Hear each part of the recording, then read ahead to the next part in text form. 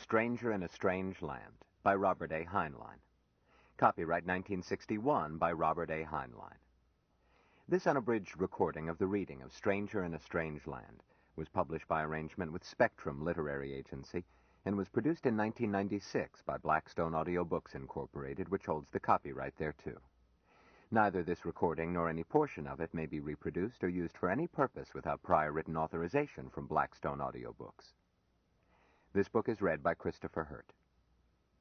This book is 438 pages long. The following material appears on the book's dust jacket. Name, Valentine Michael Smith. Ancestry, human. Origin, Mars. Here is Heinlein's masterpiece, the brilliant, spectacular, and incredibly popular novel that grew from a cult favorite to a bestseller to a classic in a few short years. It is the story of Valentine Michael Smith, the man from Mars who taught humankind grokking and water sharing, and love.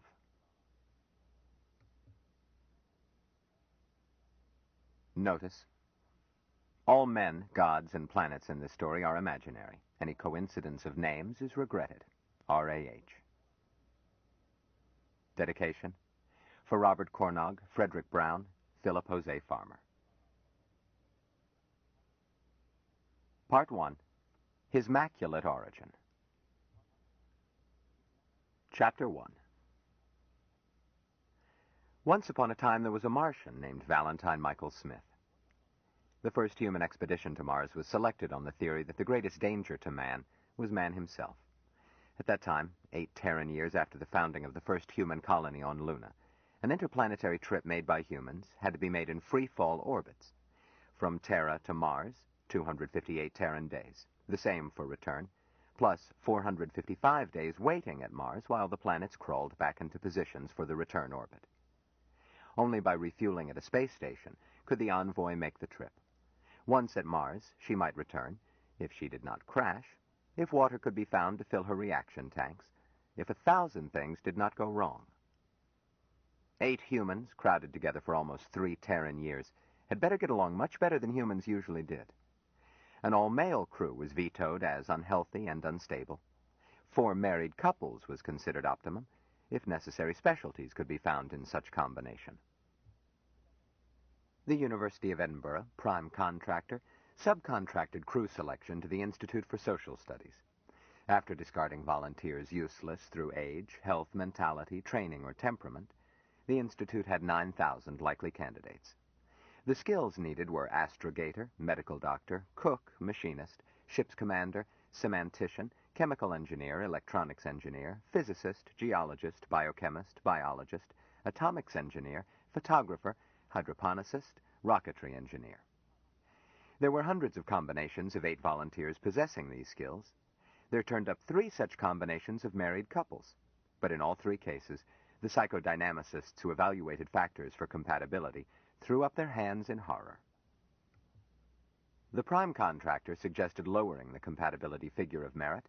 The Institute offered to return its $1 fee. The machines continued to review data, changing through deaths, withdrawals, new volunteers. Captain Michael Brandt, MS, Commander, DF Reserve, pilot, and veteran at 30 of the moon run, had an inside track at the Institute, someone who looked up for him names of single female volunteers who might, with him, complete a crew, then paired his name with these to run problems through the machines to determine whether a combination would be acceptable. This resulted in his jetting to Australia and proposing marriage to Dr. Winifred Coburn, a spinster 9 years his senior. Lights blinked, cards popped out. A crew had been found. Captain Michael Brandt, commanding. Pilot, astrogator, relief cook, relief photographer, rocketry engineer. Dr. Winifred Coburn Brandt, 41, semantician, practical nurse, stores officer, historian. Mr. Francis X. Seeney, 28, executive officer, second pilot, astrogator, astrophysicist, photographer. Dr. Olga Kovalik Seeney, 29, cook, biochemist, hydroponicist. Dr. Ward Smith, 45, physician and surgeon, biologist. Dr. Mary Jane Lyle Smith, 26, atomics engineer, electronics and power technician. Mr. Sergei Rimsky, 35, electronics engineer, chemical engineer, practical machinist and instrumentation man, cryologist. Mrs. Eleonora Alvarez Rimsky, 32, geologist and selenologist, hydroponicist. The crew had all needed skills, some having been acquired by intensive coaching during the weeks before blastoff. More important, they were mutually compatible. The Envoy departed. During the first weeks, her reports were picked up by private listeners. As signals became fainter, they were relayed by Earth's radio satellites. The crew seemed healthy and happy. Ringworm was the worst that Dr. Smith had to cope with. The crew adapted to freefall, and anti-nausea drugs were not needed after the first week. If Captain Brand had disciplinary problems, he did not report them. The Envoy achieved a parking orbit inside the orbit of Phobos and spent 2 weeks in photographic survey. Then Captain Brand radioed, "We will land at 1200 tomorrow GST, just south of Lake Soli." No further message was received.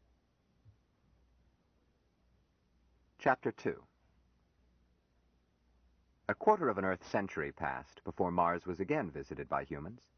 6 years after the Envoy went silent, the drone probe Zombie, sponsored by La Société Astronautique Internationale, bridged the void and took up an orbit for the waiting period, then returned. Photographs by the robot vehicle showed a land unattractive by human standards. Her instruments confirmed the thinness and unsuitability of Aryan atmosphere to human life.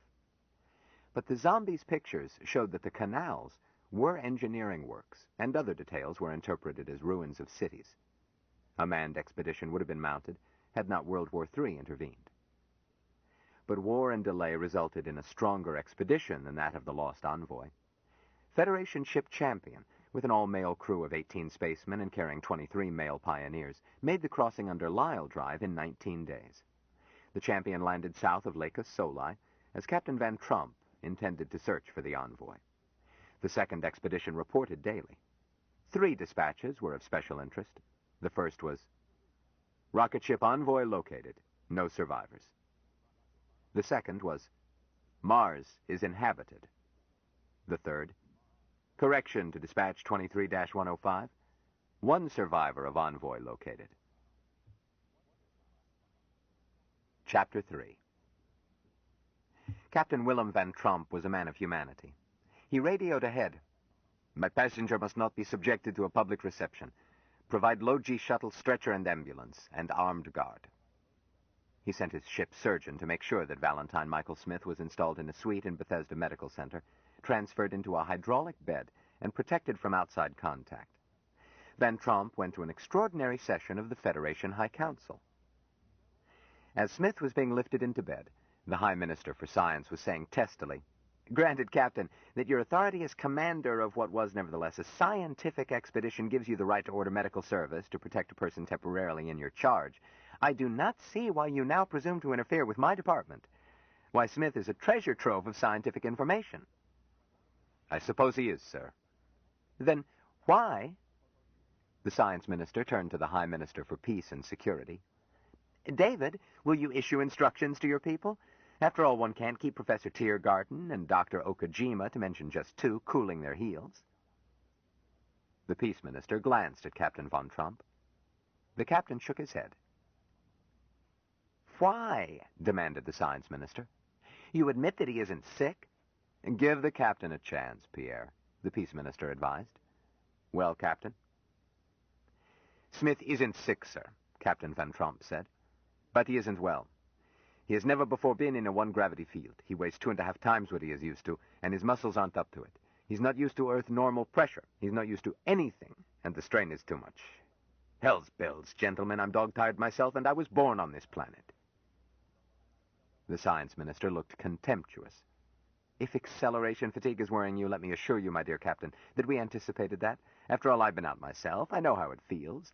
This man Smith must—" Captain Van Trump decided that it was time to throw a tantrum. He could excuse it by his own very real fatigue. He felt as if he had just landed on Jupiter. So he interrupted. "Humph! This man Smith, this man! Can't you see that he is not—" "Eh?" "Smith is not a man." "Huh? Explain yourself, Captain." Smith is an intelligent creature with the ancestry of a man, but he is more Martian than man. Until we came along, he had never laid eyes on a man.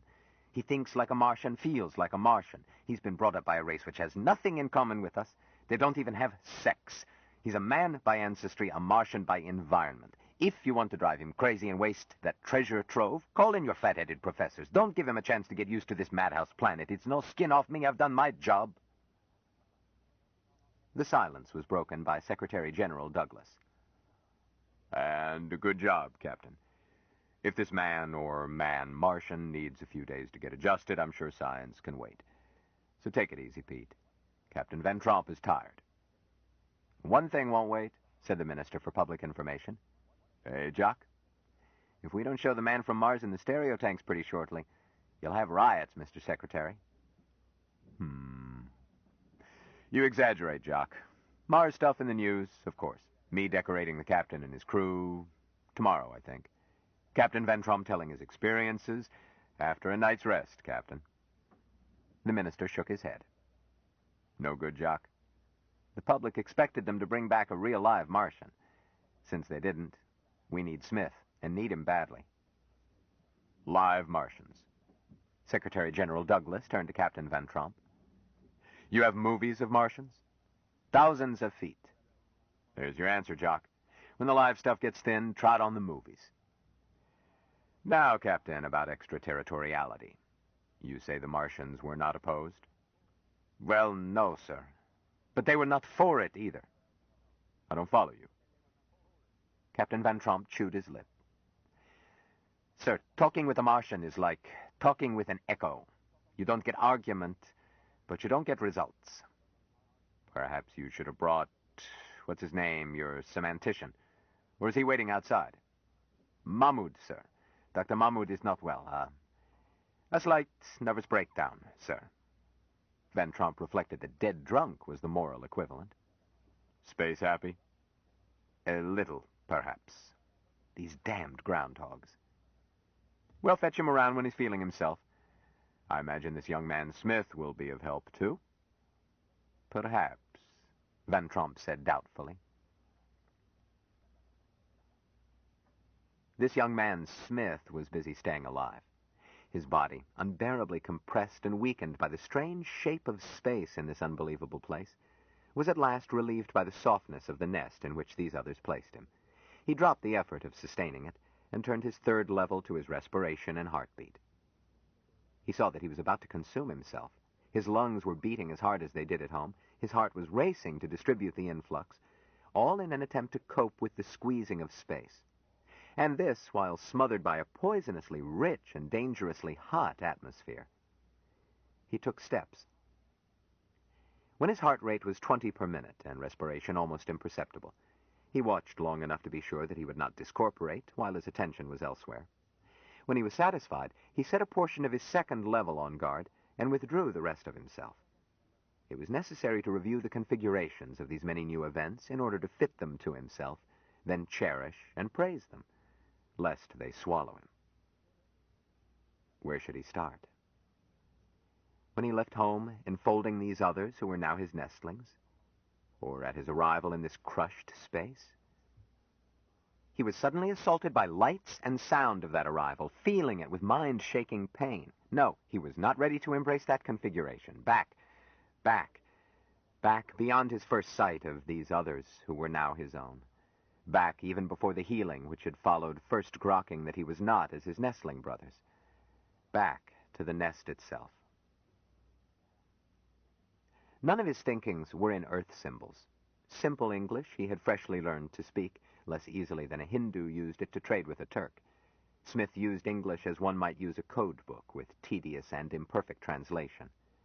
Now his thoughts, abstractions from 500,000 years of wildly alien culture, traveled so far from human experience as to be untranslatable.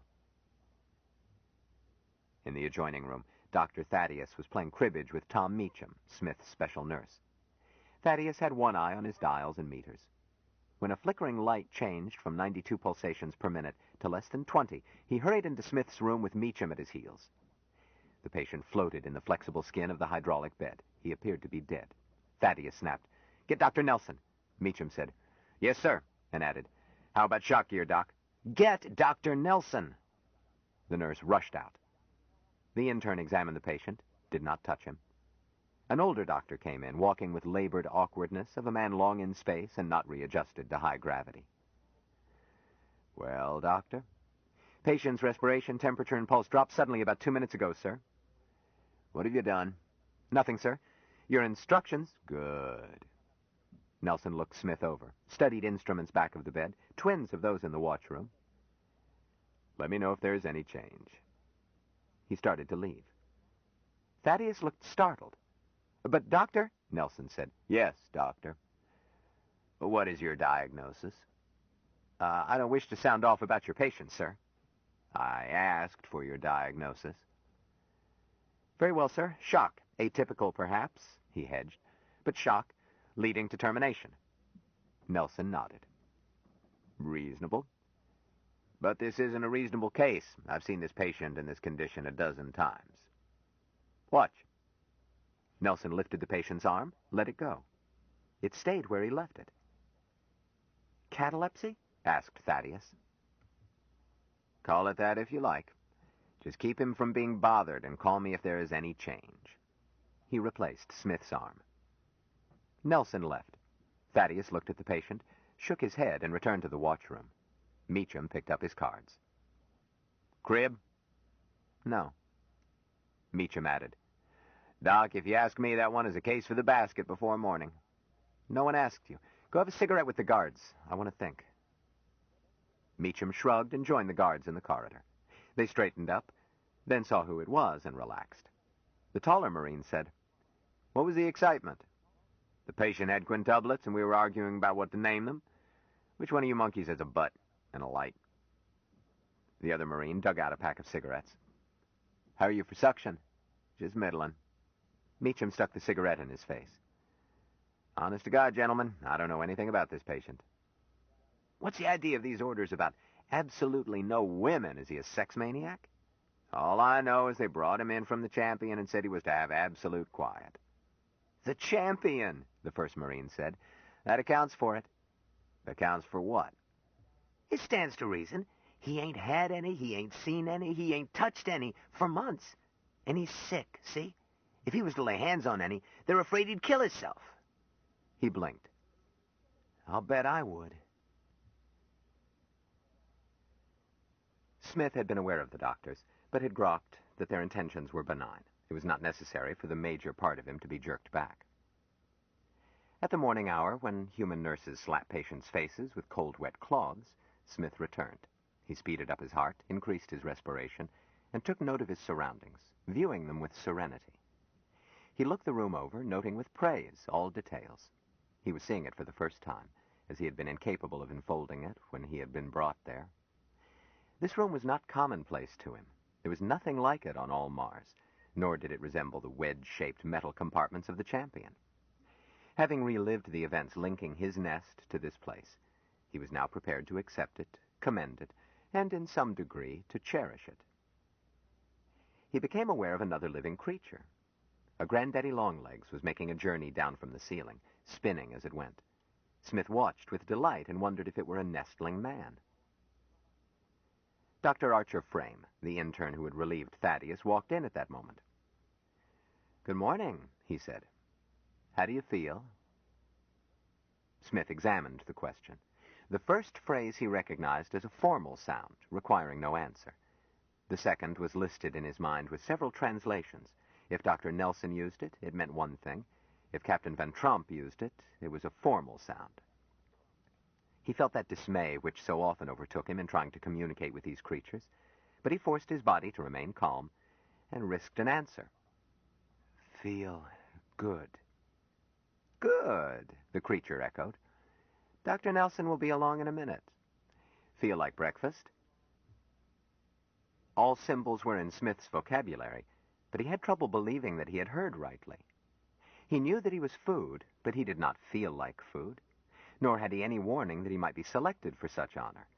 He had not known that the food supply was such that it was necessary to reduce the corporate group. He was filled with mild regret, since there was still so much to grok of new events, but no reluctance. but he was excused from the effort of translating an answer by the entrance of Dr. Nelson. The ship's doctor inspected Smith and the array of dials, then turned to Smith. Bowels move?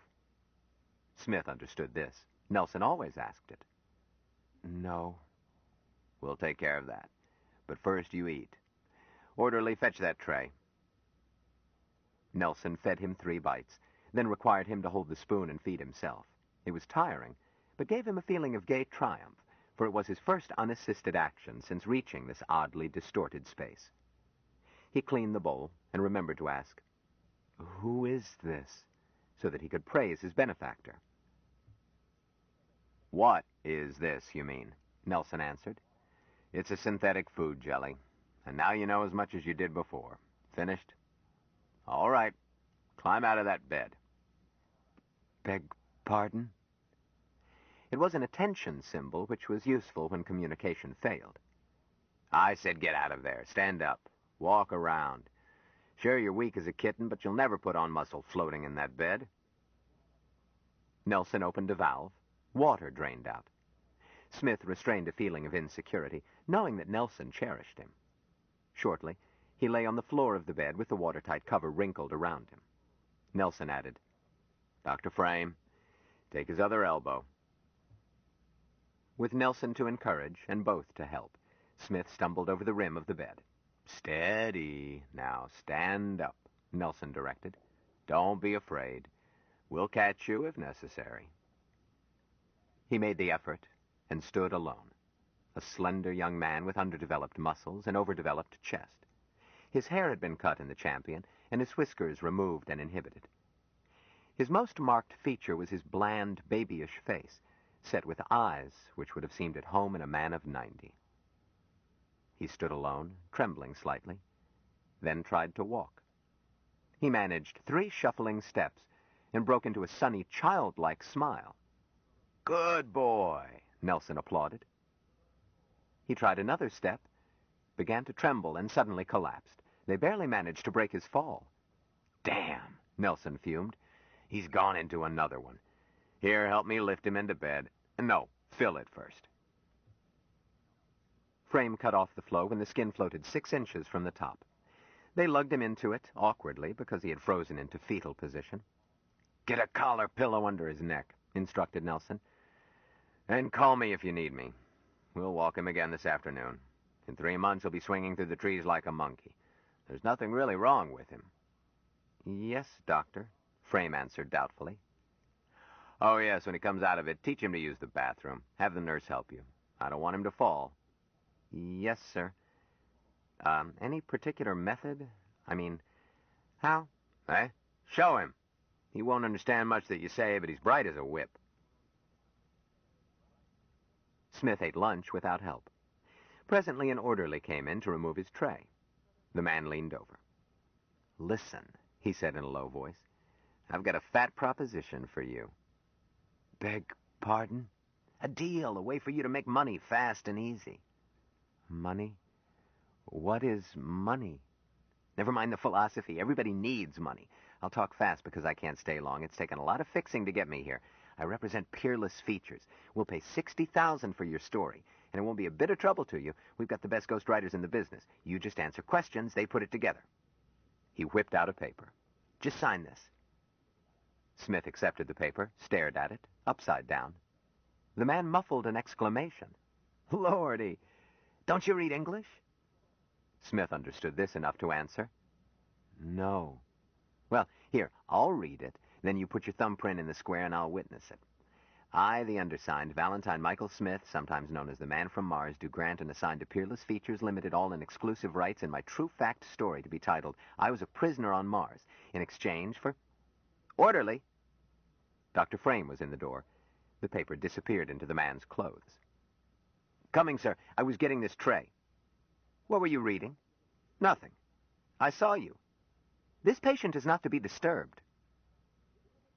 They left. Dr. Frame closed the door behind them. Smith lay motionless for an hour, but try as he might, he could not grok it at all.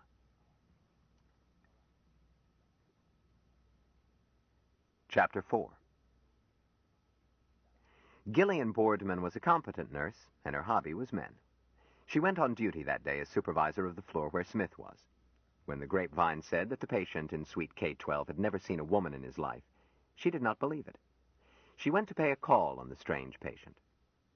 She knew of the no female visitors rule, and while she did not consider herself to be a visitor, she sailed past without attempting to use the guarded door. Marines had a stuffy habit of construing orders literally.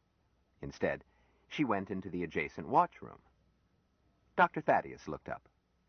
"Well, if it ain't Dimples. Hi, honey, what brings you here?" "This is part of my rounds." "What about your patient?" "Don't worry your head, honey child. He's not your responsibility. See your order book." "I read it. I want to look at him." "In one word, no." "Oh, Tad, don't go regulation." He gazed at his nails. "If I let you put your foot inside that door, I'd wind up in Antarctica. I wouldn't want Dr. Nelson even to catch you in this watchroom." She stood up. "Is Dr. Nelson likely to pop in?" "Not unless I send for him. He's sleeping off low G fatigue." "Then what's the idea of being so duty-struck?" "That's all, nurse." "Very well, doctor." She added, "Stinker." "Jill! A stuffed shirt, too." He sighed. "Still okay for Saturday night?" She shrugged. "I suppose. A girl can't be fussy these days." She went back to her station, picked up the pass key. She was balked, but not beaten, as Suite K-12 had a door joining it to the room beyond, a room used as a sitting room when the suite was occupied by a high official. The room was not then in use. She let herself into it. The guards paid no attention, unaware that they had been flanked. She hesitated at the door between the two rooms, feeling the excitement she used to feel when sneaking out of student nurses' quarters. She unlocked it and looked in. The patient was in bed. He looked at her as the door opened. Her first impression was that he was a patient too far gone to care. His lack of expression seemed to show the apathy of the desperately ill. Then she saw that his eyes were alive with interest. She wondered if his face was paralyzed. She assumed her professional manner. "Well, how are we today? Feeling better?" Smith translated the questions. The inclusion of both of them in the query was confusing. He decided that it might symbolize a wish to cherish and grow close. The second part matched Nelson's speech forms. "Yes," he answered. "Good."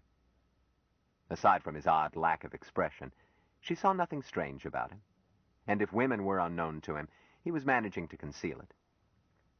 "Is there anything I can do?" She noted that there was no glass on the bedside shelf. "May I get you water?" Smith spotted at once that this creature was different from the others. He compared what he was seeing with pictures Nelson had shown him on the trip from home to this place, pictures intended to explain a puzzling configuration of this people group.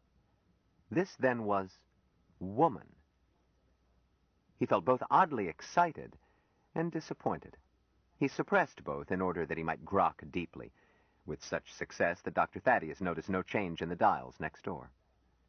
But when he translated the last query, he felt such a surge of emotion that he almost let his heartbeat increase.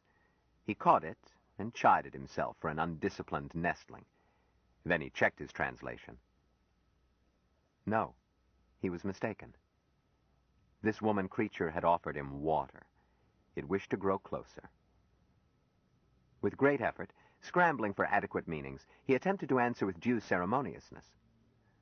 "I thank you for water. May you always drink deep." Nurse Boardman looked startled. "Why, how sweet." She found a glass, filled it, and handed it to him. He said, "You drink." "Wonder if he thinks I'm trying to poison him," she asked herself. But there was a compelling quality to his request. She took a sip, whereupon he took one also, after which he seemed content to sink back, as if he had accomplished something important. Jill told herself that, as an adventure, this was a fizzle. She said, "Well, if you don't need anything, I must get on with my work." She started for the door. He called out, "No." She stopped. "Eh?" "Don't go away." "Well, I'll have to go pretty quickly." She came back. Is there anything you want? He looked her up and down. You are woman? The question startled Jill Boardman. Her impulse was to answer flippantly, but Smith's grave face and oddly disturbing eyes checked her. She became aware, emotionally, that the impossible fact about this patient was true. He did not know what a woman was. She answered carefully, "Yes, I am a woman." Smith continued to stare. Jill began to be embarrassed, to be looked at by a male she expected, but this was like being examined under a microscope. She stirred. "Well, I look like a woman, don't I?" "I do not know," Smith answered slowly. "How does woman look? What makes you woman?" "Well, for pity's sake." This conversation was further out of hand than any she had had with a male since her 12th birthday. "You don't expect me to take off my clothes and show you?" Smith took time to examine these symbols and try to translate them. The first group he could not grok at all. It might be one of those formal sounds these people used. Yet it had been spoken with force, as if it might be a last communication before withdrawal. Perhaps he had so deeply mistaken right conduct in dealing with a woman creature that it might be ready to discorporate. He did not want the woman to die at that moment, even though it was its right and possibly its obligation. The abrupt change from rapport of water ritual to a situation in which a newly won water brother might be considering withdrawal or discorporation would have thrown him into panic had he not been consciously suppressing such disturbance. But he decided that if it died now, he must die at once also. He could not grok it any otherwise, not after giving of water. The second half contained symbols he had encountered before. He grokked imperfectly the intention, but there seemed to be a way to avoid this crisis, by acceding to the suggested wish. Perhaps if the woman took its clothes off, neither of them need discorporate. He smiled happily.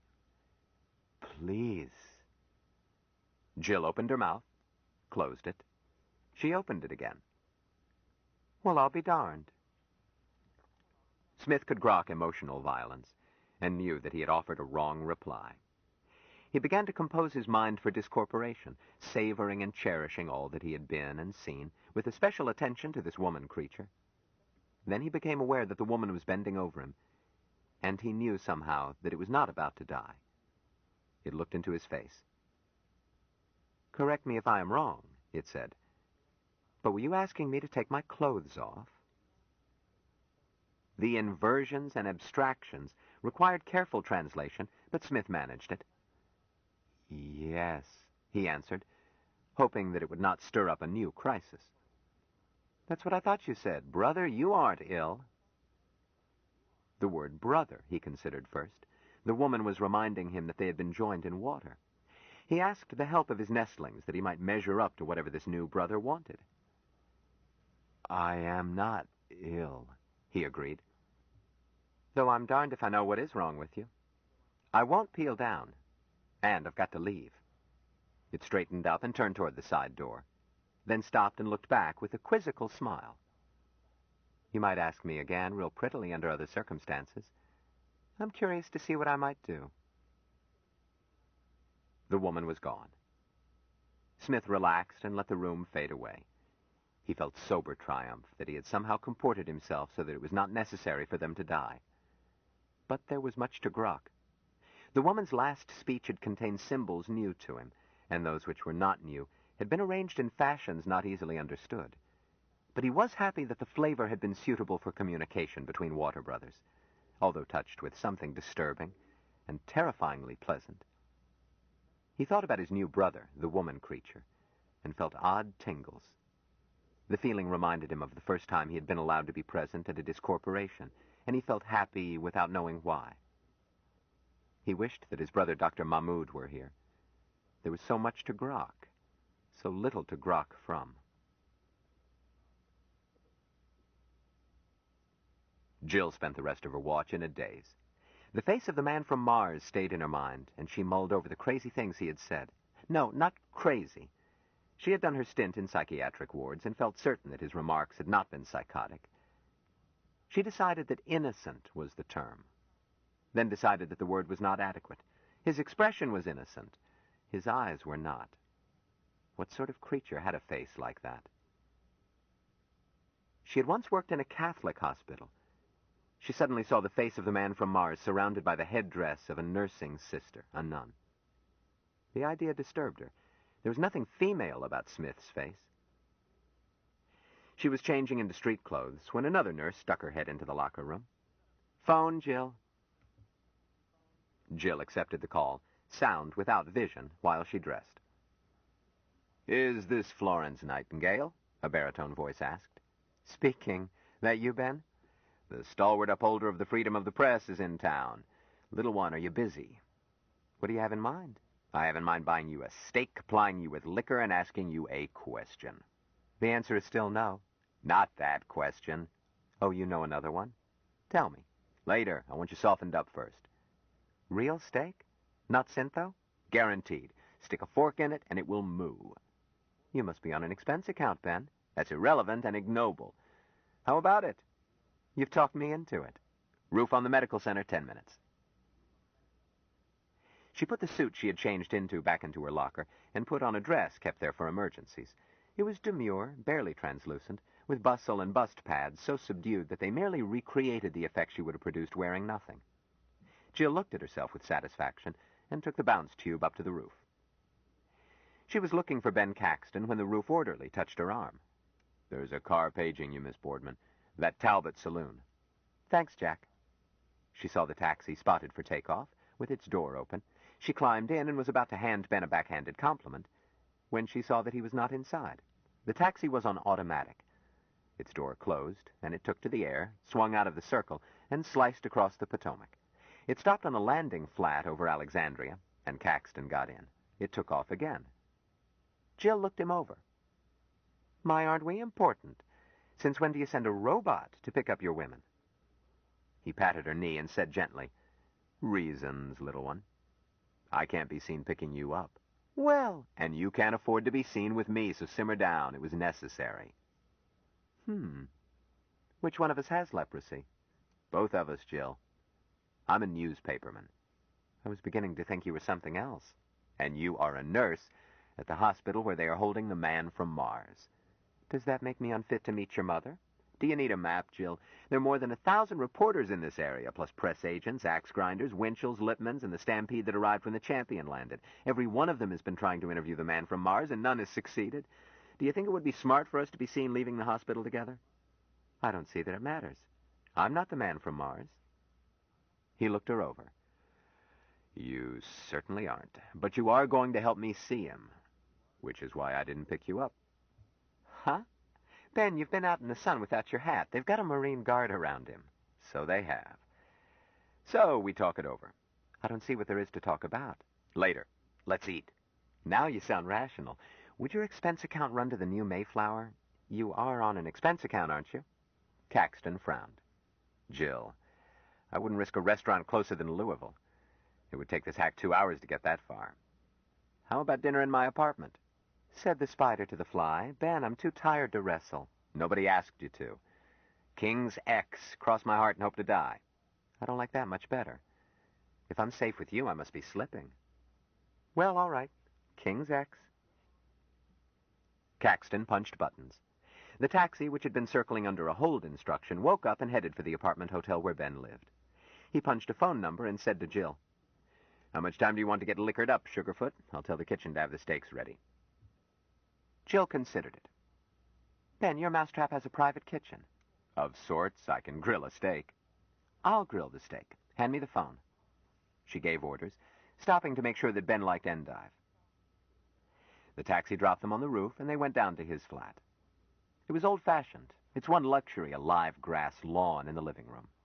Jill stopped, slipped off her shoes, stepped barefooted into the living room, and wiggled her toes among the cool green blades. She sighed. "My, that feels good. My feet have hurt ever since I entered training." "Sit down." "No, I want my feet to remember this tomorrow." "Suit yourself." He went into his pantry and mixed drinks. Presently she followed and became domestic. Steak was in the package lift. With it were pre-baked potatoes. She tossed the salad, handed it to the refrigerator, set up a combination to grill the steak and heat the potatoes, but did not start the cycle. Ben, doesn't this stove have remote control? He studied the setup, flipped a switch. Jill, what would you do if you had to cook over an open fire? I'd do darned well. I was a Girl Scout. How about you, smarty? They went to the living room. Jill sat at his feet, and they applied themselves to martinis. Opposite his chair was a stereovision tank disguised as an aquarium. He switched it on. Guppies and tetras gave way to the face of the well-known Winchell, Augustus Greaves. It can be stated authoritatively, the image was saying, that the man from Mars is being kept under drugs to keep him from disclosing these facts. The administration would find it extremely... Caxton flipped it off. Gus, old boy, he said pleasantly, you don't know a darn thing more than I do. He frowned. Though you might be right about the government keeping him under drugs. No, they aren't, Jill said suddenly. Eh? How's that, little one? The man from Mars isn't under hypnotics. Having blurted more than she had meant to, she added, he's got a doctor on continuous watch, but there aren't any orders for sedation. Are you sure? You aren't one of his nurses? No. Matter of fact, there's an order to keep women away from him and some tough Marines to make sure of it. Caxton nodded. So I heard. Fact is, you don't know whether they are drugging him or not. Jill bit her lip. She would have to tell on herself to back up what she had said. Ben, you wouldn't give me away. How? Any way at all. That covers a lot, but I'll go along. All right, pour me another.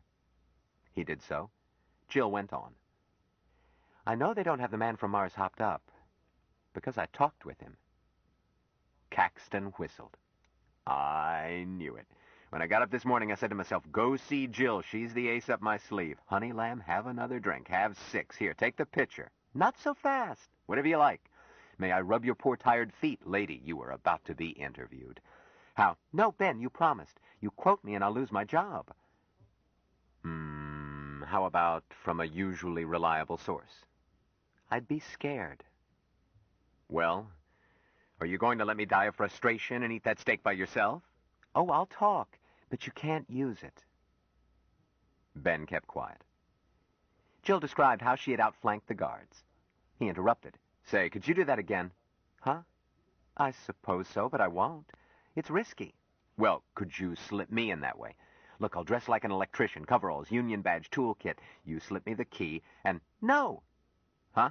Look, baby girl, be reasonable. This is the greatest human interest story since Columbo conned Isabella into hawking her jewels. The only thing that worries me is that I may find another electrician. The only thing that worries me is me, Jill interrupted. To you, it's a story. To me, it's my career. They take away my cap, my pin, and ride me out of town on a rail. There is that. There sure is that. Lady, you are about to be offered a bribe.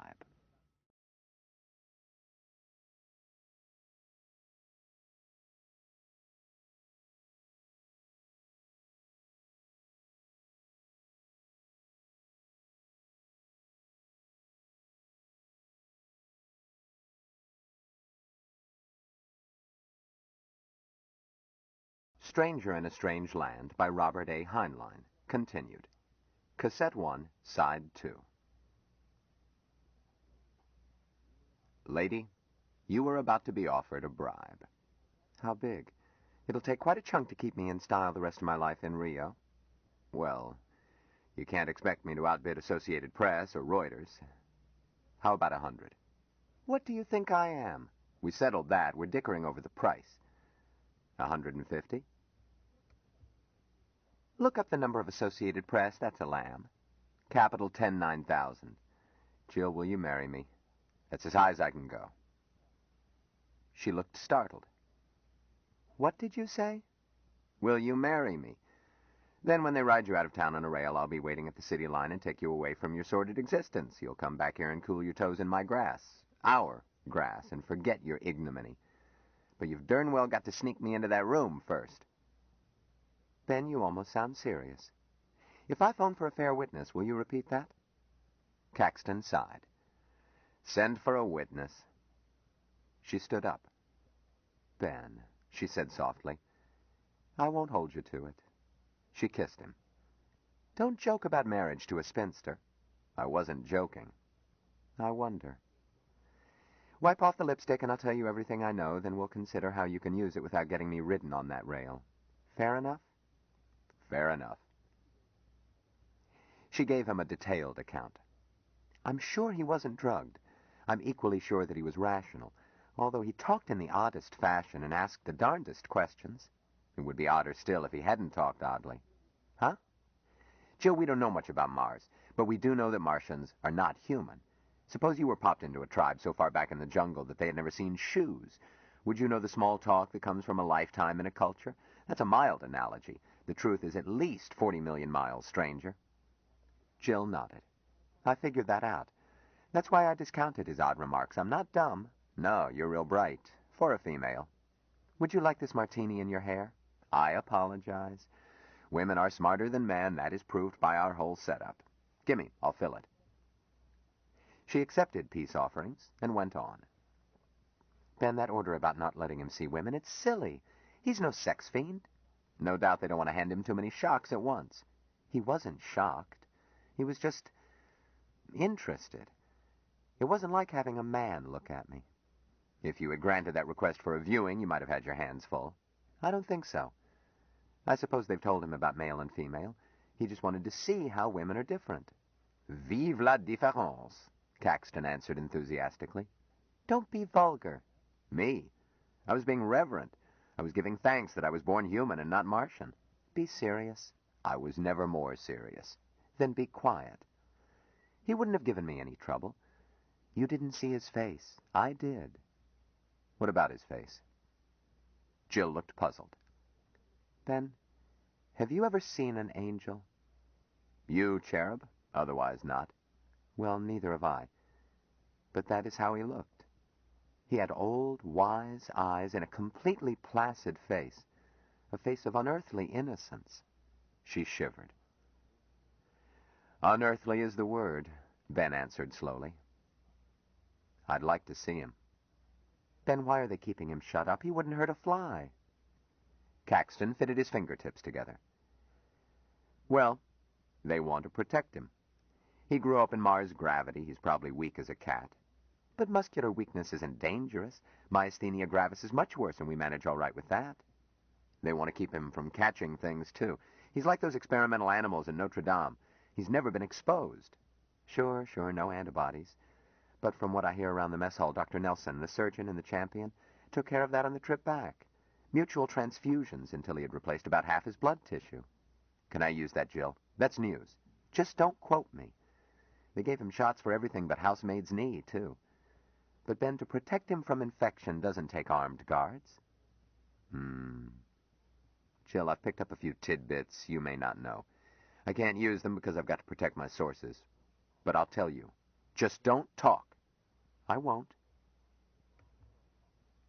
It's a long story. Want a refill? No, let's start the steak. Where's the button? Right here. Well, push it. Me?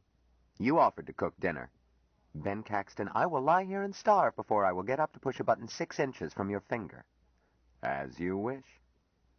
He pressed the button. But don't forget who cooked dinner. Now, about Valentine Michael Smith. There is grave doubt as to his right to the name Smith. Huh? Honey, your pal is the first interplanetary bastard of record.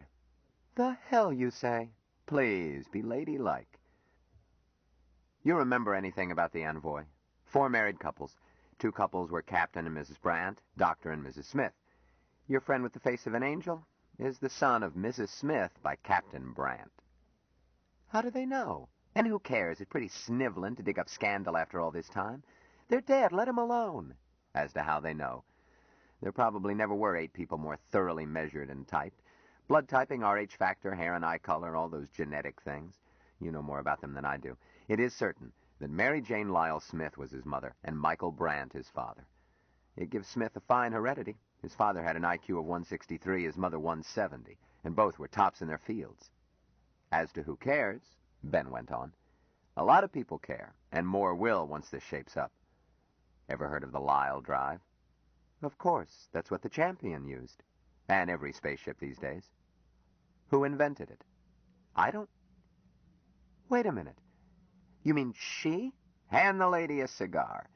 Dr. Mary Jane Lyles Smith. She had it worked out before she left, even though development remained to be done. So she applied for basic patents and placed it in trust. Not a non-profit corporation, mind you, then assigned control and interim income to the Science Foundation. So eventually the government got control, but your friend owns it. It's worth millions, maybe hundreds of millions, I couldn't guess. They brought in dinner. Caxton used ceiling tables to protect his lawn. He lowered one to his chair and another to Japanese height so that Jill could sit on the grass. Tender? He asked. Wonderful, she answered. Thanks. Remember, I cooked. Ben, she said after swallowing, how about Smith being, illegitimate? Can he inherit? He's not illegitimate. Dr. Mary Jane was at Berkeley. California laws deny the concept of bastardy.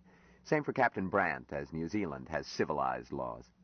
While in the home state of Dr. Ward Smith, Mary Jane's husband, a child born in wedlock is legitimate come hell or high water. We have here, Jill, a man who is the legitimate child of 3 parents. Huh? Now, wait, Ben, he can't be. I'm not a lawyer, but you sure ain't. Such fictions don't bother a lawyer. Smith is legitimate different ways in different jurisdictions, even though a bastard in fact. So, he inherits. Besides that, while his mother was wealthy, his fathers were well-to-do. Brandt plowed most of his scandalous salary as a pilot on the moon run into lunar enterprises. You know how that stuff boomed. They just declared another stock dividend. Brandt had one vice, gambling, but the bloke won regularly and invested that too. Ward Smith had family money. Smith is heir to both. Phew. That ain't half, honey. Smith is heir to the entire crew. Huh? All 8 signed a gentleman adventurers contract, making them mutually heirs to each other, all of them, and their issue. They did it with care, using as models contracts in the 16th and 17th centuries that had stood up against every effort to break them. These were high-powered people. Among them they had quite a lot. Happened to include considerable lunar enterprises stock, too, besides what Brandt held. Smith might own a controlling interest, or at least a key block. Jill thought about the childlike creature who had made such a touching ceremony of a drink of water, and felt sorry for him. Caxton went on. I wish I could sneak a look at the envoy's log. They recovered it, but I doubt if they'll release it. Why not, Ben? It's a nasty story. I got that much before my informant sobered up. Dr. Ward Smith delivered his wife by cesarean section, and she died on the table. What he did next shows that he knew the score. With the same scalpel, he cut Captain Brandt's throat, then his own. Sorry, hon. Jill shivered. I'm a nurse. I'm immune to such things. You're a liar, and I love you for it. I was on police beat 3 years, Jill. I never got hardened to it. What happened to the others? If we don't break the bureaucrats loose from that log, we'll never know. And I'm a starry-eyed newsboy who thinks we should. Secrecy begets tyranny.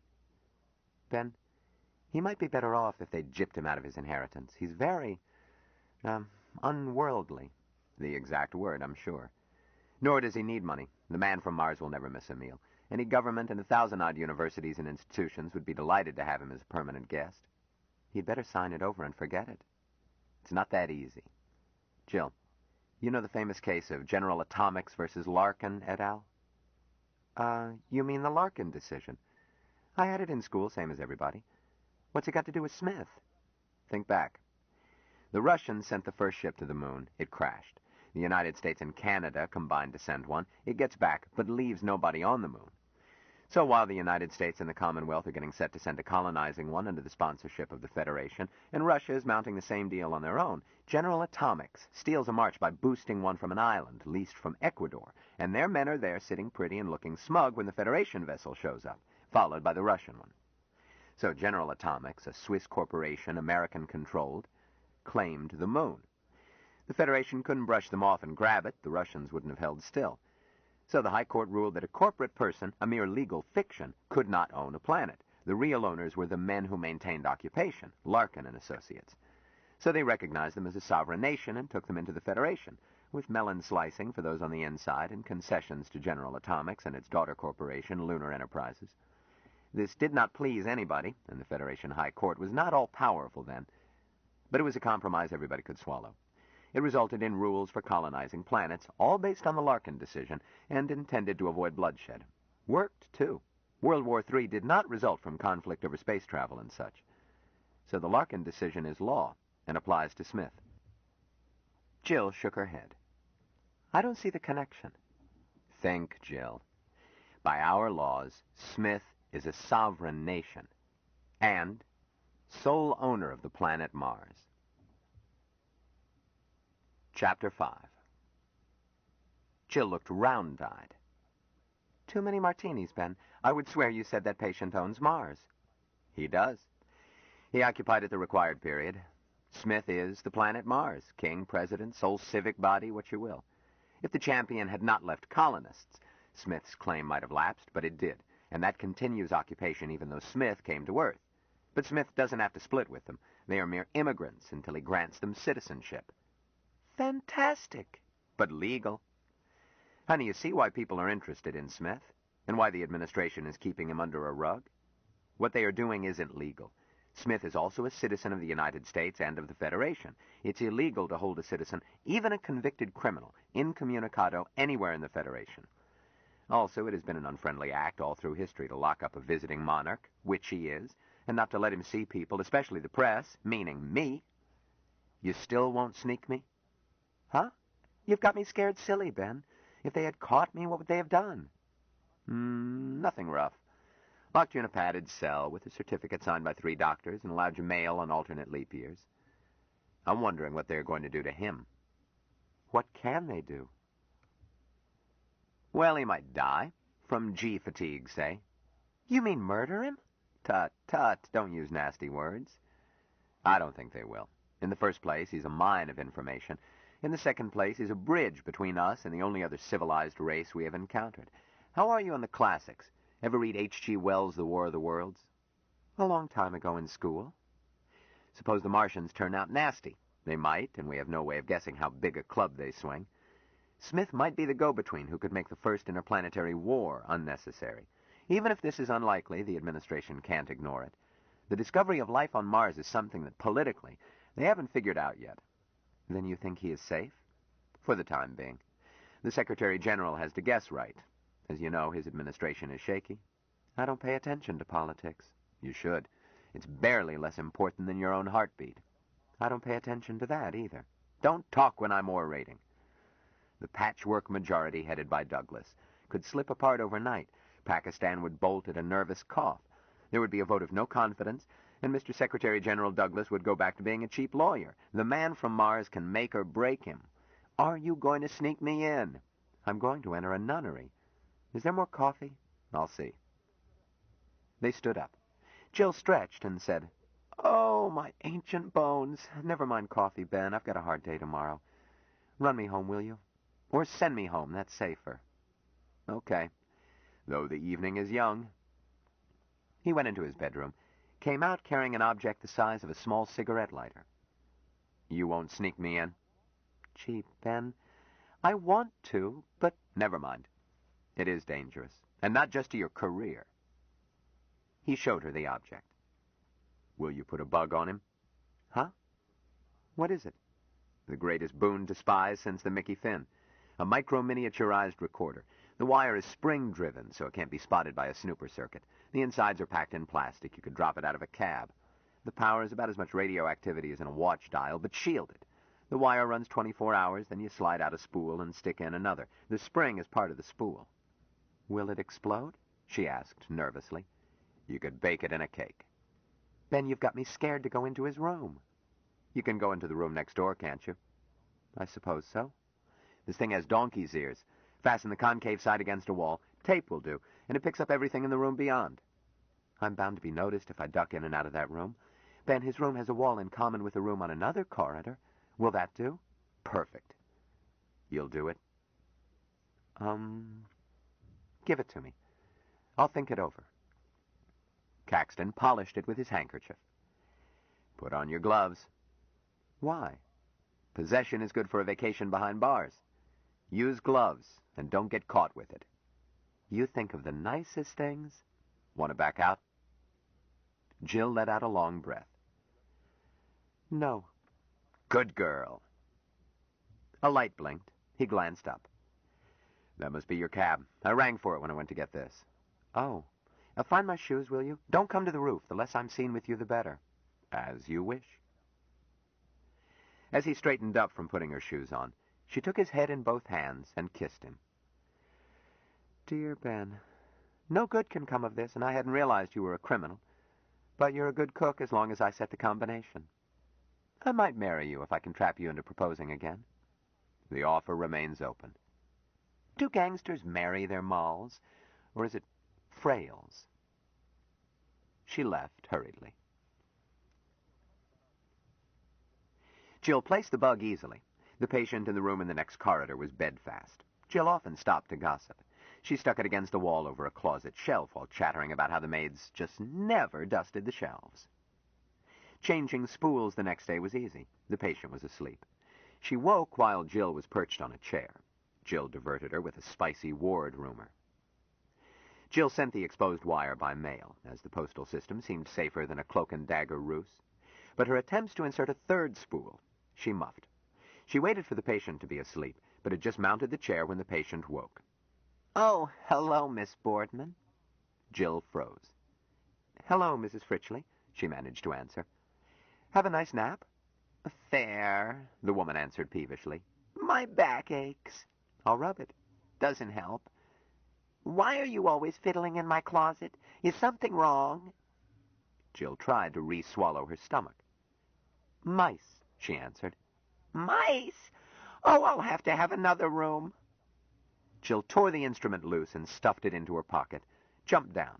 Now, Mrs. Fritchley, I was just looking to see if there were mouse holes. There aren't. You're sure? Quite sure. Now let's rub the back. Easy over.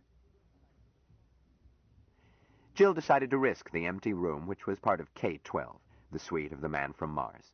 She got the passkey, only to find the room unlocked and holding 2 more Marines. The guard had been doubled.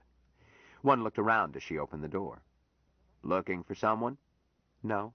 Don't sit on the bed, boys, she said crisply. If you need chairs, we'll send for them. The guard got reluctantly up. She left, trying to conceal her trembling. The bug was still in her pocket when she went off duty. She decided to return it to Caxton. Once in the air and headed toward Ben's apartment, she breathed easier. She phoned him in flight. Caxton speaking. Jill, Ben, I want to see you. He answered slowly. I don't think it's smart. Ben, I've got to. I'm on my way. Well, okay, if that's how it's got to be. Such enthusiasm. Now, look, hon, it isn't that I... Bye. She switched off, calmed down, and decided not to take it out on Ben. They were playing out of their league. At least she was. She should have left politics alone. She felt better when she snuggled into his arms. Ben was such a dear.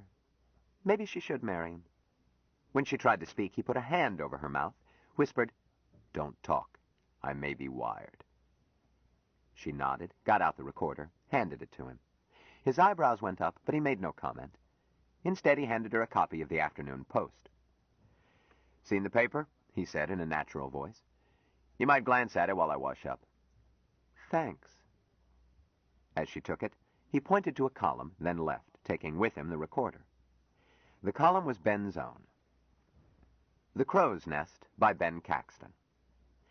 Everyone knows that jails and hospitals have one thing in common. They can be very hard to get out of. In some ways, a prisoner is less cut off than a patient. A prisoner can send for his lawyer, demand a fair witness, invoke habeas corpus, and require the jailer to show cause in open court. But it takes only a no-visitors sign, ordered by one of the medicine men of our peculiar tribe, to consign a hospital patient to oblivion more thoroughly than ever was the man in the iron mask. To be sure, the patient's next of kin cannot be kept out, but the man from Mars seems to have no next of kin. The crew of the ill-fated Envoy had few ties on Earth. If the man in the iron mask, pardon me, I mean the man from Mars, has any relative guarding his interests, a few thousand reporters have been unable to verify it. Who speaks for the man from Mars? Who ordered an armed guard placed around him? What is his dread disease that no one may glimpse him nor ask him a question? I address you, Mr. Secretary General. The explanation about physical weakness and G fatigue won't wash. If that were the answer, a 90-pound nurse would do as well as an armed guard. Could this disease be financial in nature, or Let's say it softly. Is it political? There was more of the same. Jill could see that Ben was baiting the administration, trying to force them into the open. She felt that Caxton was taking serious risk in challenging the authorities, but she had no notion of the size of the danger, nor what form it might take. She thumbed through the paper. It was loaded with stories on the Champion, pictures of Secretary General Douglas pinning medals, interviews with Captain Van Tromp and his brave company, pictures of Martians and Martian cities. There was little about Smith, merely a bulletin that he was improving slowly from the effects of his trip. Ben came out and dropped sheets of onion skin in her lap. Here's another newspaper. He left again. Jill saw that the newspaper was a transcription of what her first wire had picked up. It was marked first voice, second voice, and so on. But Ben had written in names wherever he had been able to make attributions. He had written across the top, all voices are masculine. Most items merely showed that Smith had been fed, washed, massaged, and that he had exercised under supervision of a voice identified as Dr. Nelson and one marked Second Doctor. One passage had nothing to do with care of the patient. Jill reread it. Dr. Nelson, how are you feeling, boy? Strong enough to talk? Smith, yes. Dr. Nelson, a man wants to talk to you. Smith, pause. Who? Caxton had written, all of Smith's speeches are preceded by pauses. Nelson, this man is our great, untranscribable, guttural word, Martian. He is our oldest old one. Will you talk with him? Smith, very long pause. I am great happy. The old one will talk, and I will listen and grow. Nelson, no, he wants to ask you questions. Smith, I cannot teach an old one. Nelson, the old one wishes it. Will you let him ask you questions? Smith, yes. Background noises. Nelson, this way, sir. I have Dr. Mahmood standing by to translate. Jill read, new voice. Caxton had scratched this out and written in, Secretary General Douglas, 3 exclamation points. Secretary General, I won't need him. You say Smith understands English? Nelson, well, yes and no, Your Excellency. He knows a number of words, but as Mahmood says, he doesn't have any cultural context to hang them on. It can be confusing. Secretary General, oh, we'll get along, I'm sure. When I was a youngster, I hitchhiked all through Brazil without a word of Portuguese when I started. Now, if you will introduce us, then leave us alone. Nelson, sir, I had better stay with my patient. Secretary General, really, Doctor? I'm afraid I must insist. Sorry. Nelson, and I'm afraid that I must insist. Sorry, sir, medical ethics. Secretary General, interrupting. As a lawyer, I know something of medical jurisprudence, so don't give me that medical ethics mumbo-jumbo. Did this patient select you? Nelson, not exactly. But, Secretary General, has he had the opportunity to choose physicians? I doubt it. His status is ward of the state. I am acting as next of kin de facto, and you will find de jure as well. I wish to interview him alone. Nelson, long pause, then very stiffly. If you put it that way, Your Excellency, I withdraw from the case. Secretary General, don't take it that way, Doctor. I'm not questioning your treatment. But you wouldn't try to keep a mother from seeing her son alone now, would you? Are you afraid I might hurt him? Nelson, no, but... Secretary General, then what is your objection? Come now, introduce us and let's get on with it. The fussing may be upsetting your patient. Nelson, Your Excellency, I will introduce you. Then you must select another doctor for your ward. Secretary General, I'm sorry, Doctor, I really am. I can't take that as final. We'll discuss it later. Now, if you please. Nelson, step over here, sir. Son, this is the man who wants to see you, our great old one. Smith, untranscribable. Secretary General, what did he say? Nelson, a respectful greeting. Mahmood says it translates. I am only an egg. More or less that, anyway. It's friendly. Son, talk man talk. Smith, yes. Nelson, and you had better use simple words if I may offer a last advice. Secretary General, oh, I will. Nelson, Goodbye, Your Excellency. Goodbye, son. Secretary General. Thanks, Doctor. See you later. Secretary General continued. How do you feel? Smith. Feel fine. Secretary General. Good. Anything you want, just ask for it. We want you to be happy. Now, I have something I want you to do for me.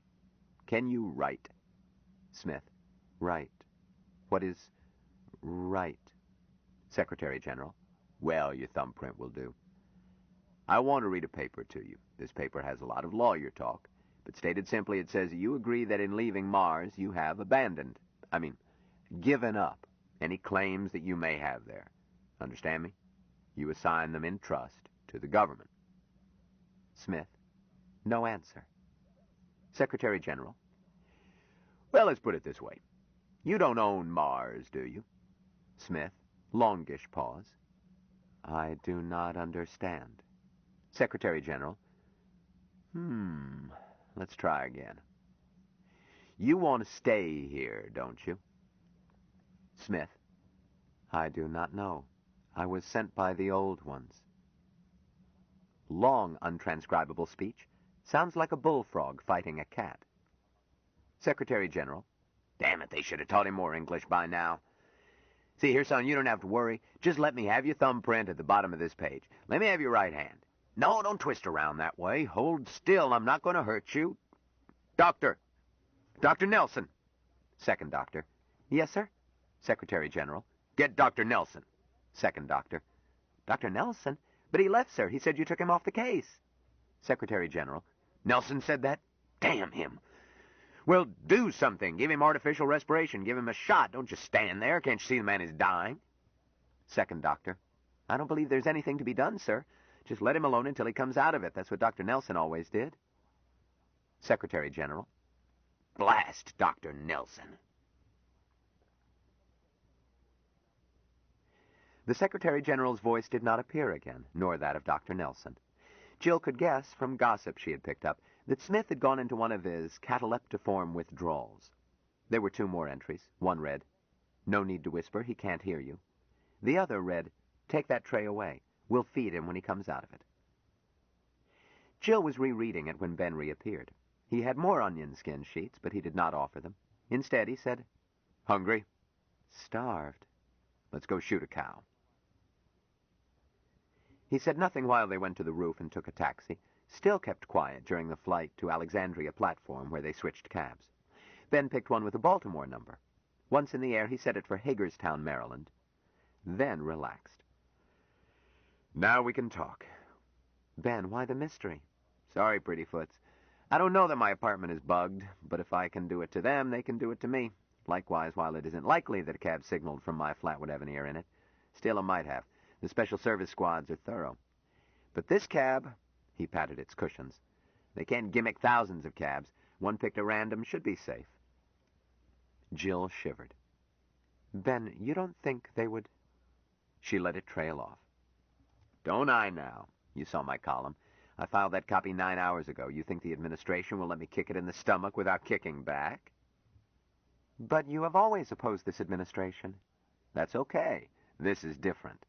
I have accused them of holding a political prisoner. Jill, a government is a living organism. Like every living thing, its prime characteristic is the instinct to survive. You hit it, it fights back. This time I've really hit it. He added, but I shouldn't have involved you. I'm not afraid. Not since I turned that gadget back to you. You're associated with me. If things get rough, that could be enough. Jill shut up. The notion that she, who had never experienced worse than a spanking as a child, and an occasional harsh word as an adult, could be in danger, was hard to believe. As a nurse, she had seen the consequences of ruthlessness, but it could not happen to her. Their cab was circling for a landing before she broke the moody silence. Ben, suppose this patient dies. What happens? Huh? He frowned. That's a good question. If there are no other questions, class is dismissed. Don't be funny. Jill, I've been awake nights trying to answer that. Here are the best answers I have. If Smith dies, his claim to Mars vanishes. Probably the group the champion left on Mars starts a new claim, And almost certainly the administration worked out a deal before they left Earth. The Champion is a Federation ship, but it is possible that such a deal leaves all strings in the hands of Secretary General Douglas. That could keep him in power a long time. On the other hand, it might mean nothing at all. Huh? Why? The Larkin decision might not apply. Luna was uninhabited, but Mars is, by Martians. At the moment, Martians are a legal zero, but the High Court might take a look at the political situation and decide that human occupancy meant nothing on a planet inhabited by non-humans. Then rights on Mars would have to be secured from the Martians. But, Ben, that would be the case anyhow. This notion of a single man owning a planet, it's fantastic. Don't use that word to a lawyer. Straining at gnats and swallowing camels is a required course in law schools. Besides, there is precedent. In the 15th century, the Pope deeded the Western Hemisphere to Spain and Portugal, and nobody cared that the real estate was occupied by Indians with their own laws, customs, and property rights. His grant was effective, too. Look at a map and notice where Spanish is spoken and where Portuguese is spoken. Yes, but, Ben, this isn't the 15th century. It is to a lawyer, Jill. If the High Court rules that the Larkin decision applies, Smith is in a position to grant concessions which may be worth millions, more likely billions. If he assigns his claim to the administration, then Secretary Douglas controls the plums. Ben, why should anybody want that much power? Why does a moth fly toward light? But Smith's financial holdings are almost as important as his position as nominal King Emperor of Mars. The High Court could knock out his squatter's rights, but I doubt if anything could shake his ownership of the Lyle Drive and a chunk of Lunar Enterprises. What happens if he dies? 1,000 alleged cousins would pop up, of course, but the Science Foundation has fought off such money-hungry vermin for years. It seems possible that, if Smith dies without a will, his fortune reverts to the state. Do you mean the Federation or the United States? Another question to which I have no answer.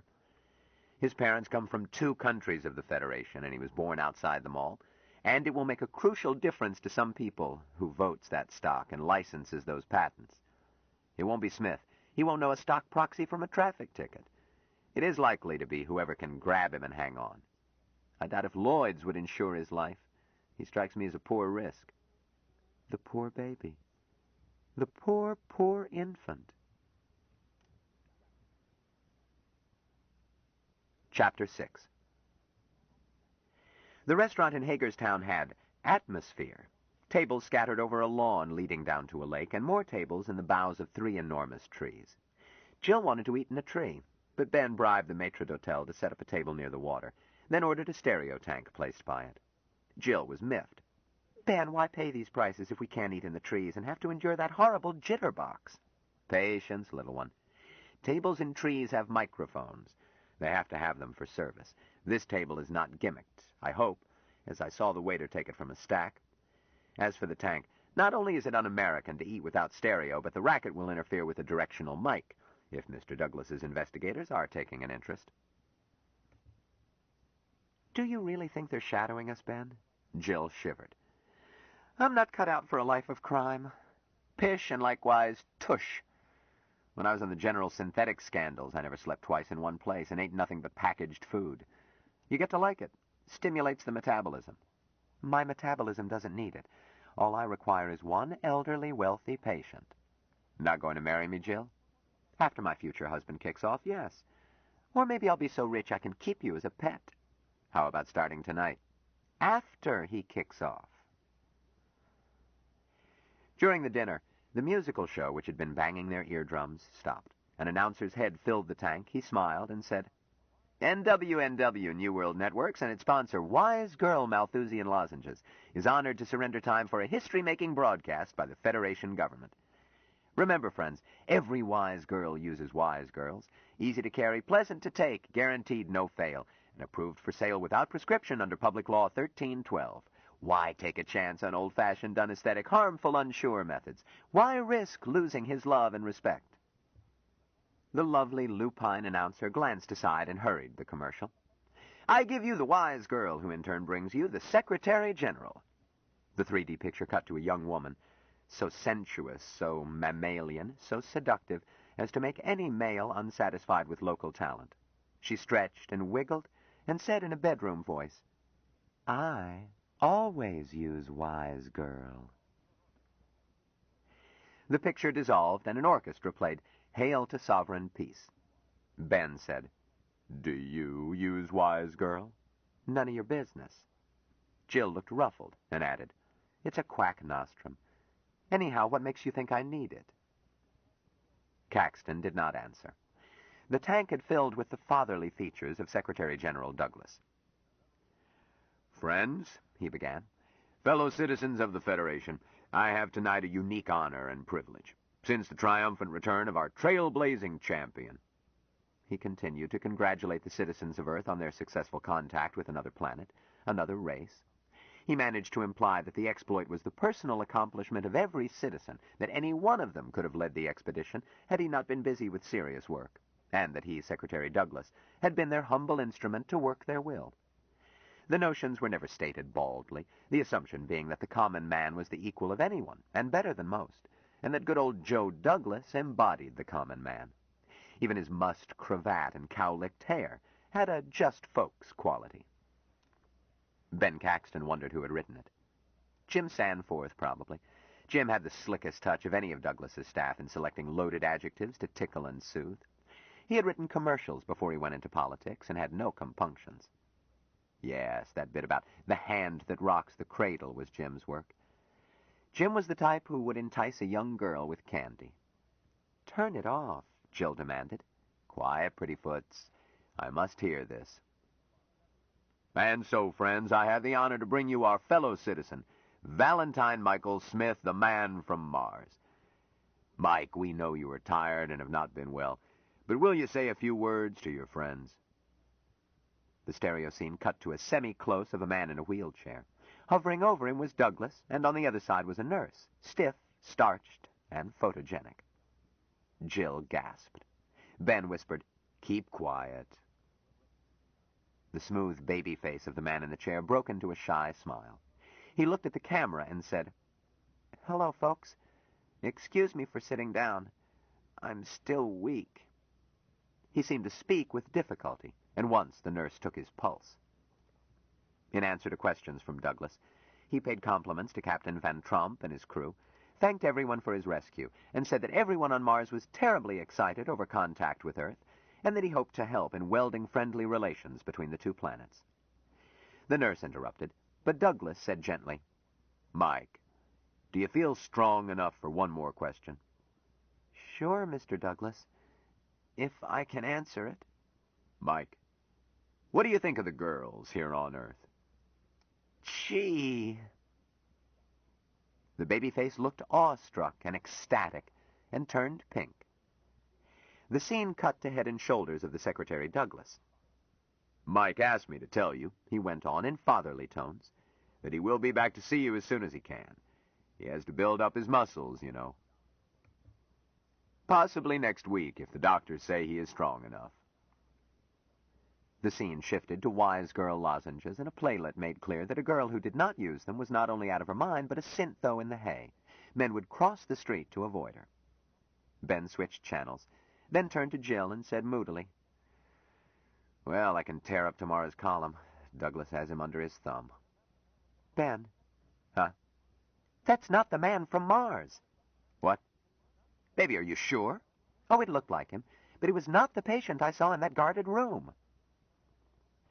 Ben pointed out that dozens of persons had seen Smith. Guards, interns, male nurses, the captain and crew of the Champion, probably others. Quite a few of them must have seen this newscast. The administration would have to assume that some of them would spot a substitution. It did not make sense. Too great a risk. Jill simply stuck out her lower lip and insisted that the person on stereo was not the patient she had met. Finally, she said angrily, "Have it your own way. Men. Now, Jill, please take me home." Ben went for a cab. He did not order one from the restaurant, but selected one from the landing flat of a hotel across the way. Jill remained chilly on the flight back. Ben got out the transcripts and reread them. He thought a while and said, "Jill." "Yes, Mr. Caxton." "Oh, Mr. you." "Look, Jill, I apologize. I was wrong." "And what leads you to this conclusion?" He slapped the papers against his palm. "This. Smith could not have shown this behavior yesterday, and then given that interview tonight. He would have flipped his controls, gone into one of those trance things." "I am gratified that you have finally seen the obvious." Jill, will you kindly kick me, then let up? Do you know what this means? It means they used an actor to fake it. I told you an hour ago. Sure, an actor and a good one, carefully typed and coached. But it implies more than that. As I see it, there are two possibilities. The first is that Smith is dead. And dead? Jill was suddenly back in that curious water-drinking ceremony and felt the strange, warm, unworldly flavor of Smith's personality. Felt it with unbearable sorrow. Maybe, in which case this ringer will stay alive as long as they need him. Then the ringer will die, and they will ship him out of town with a hypnotic injunction so strong he would choke up with asthma if he tried to spill it. Or maybe even a lobotomy.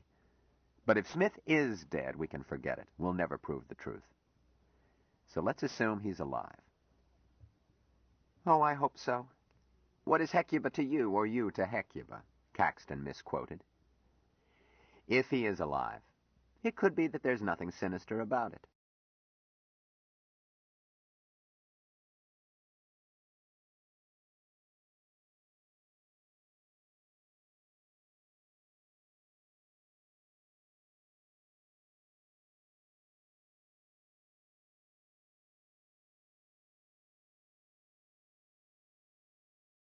Stranger in a Strange Land by Robert A. Heinlein, continued.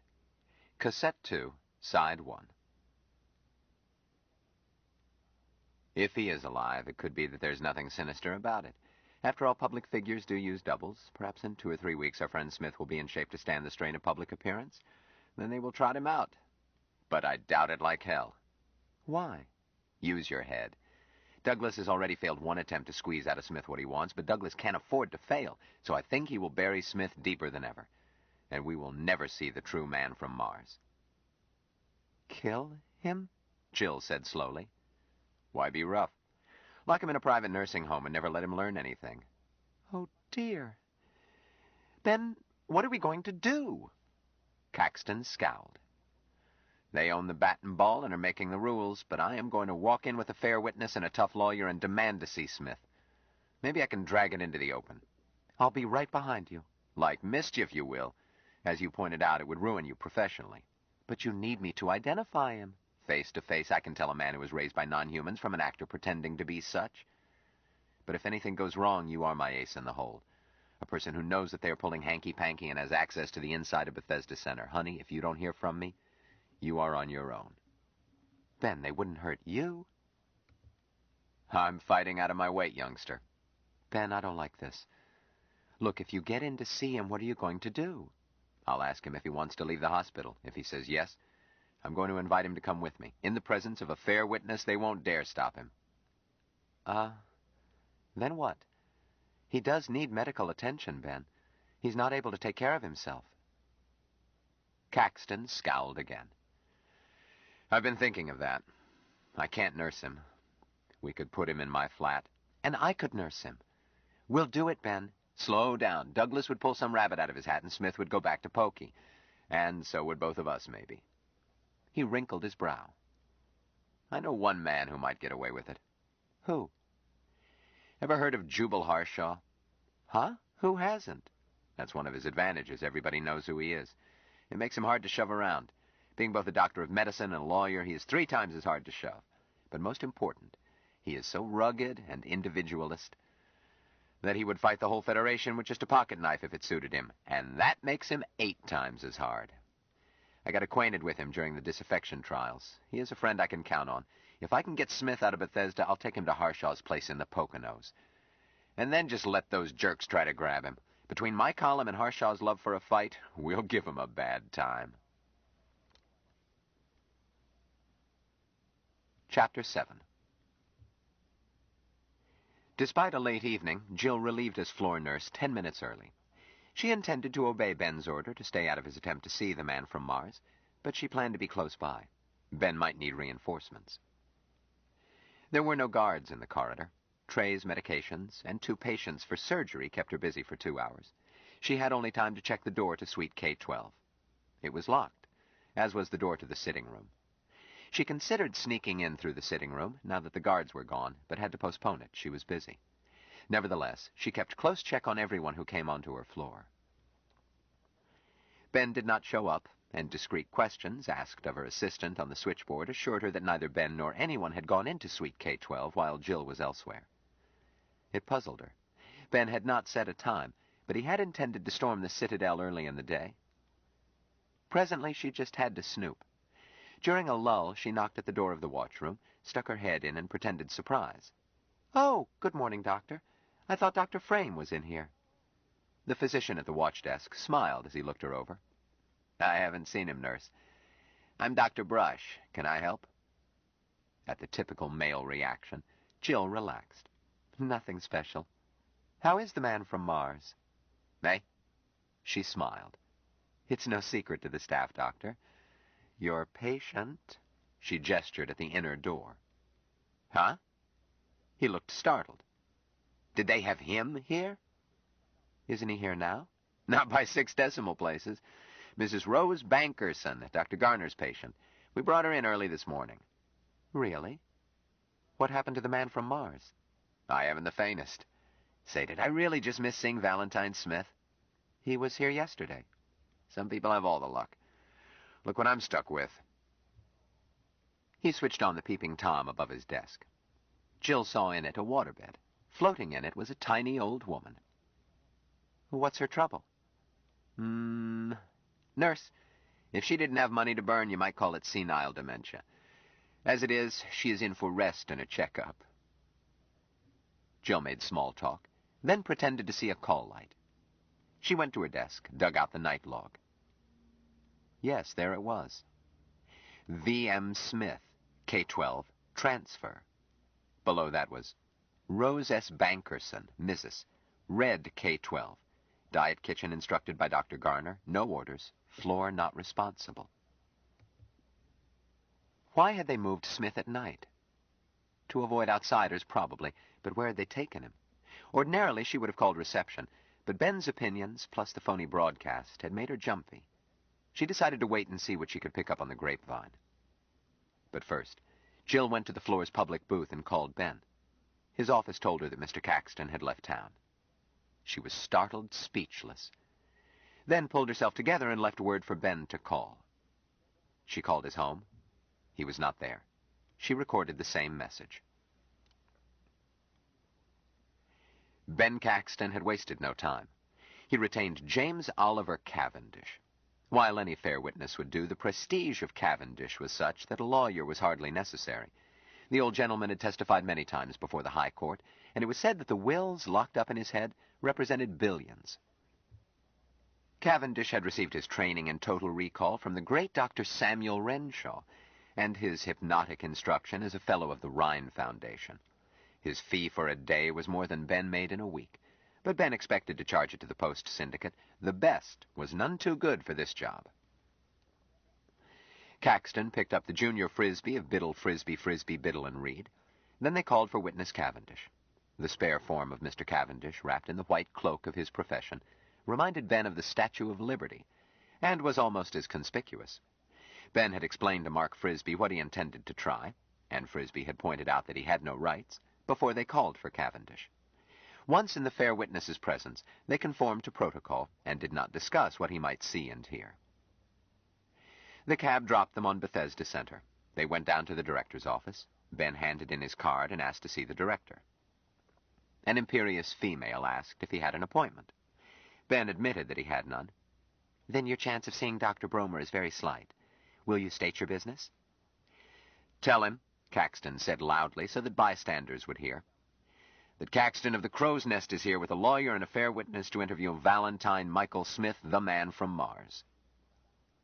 She was startled, but recovered, and said frostily, "I shall inform him. Will you be seated, please?" "Thanks, I'll wait here."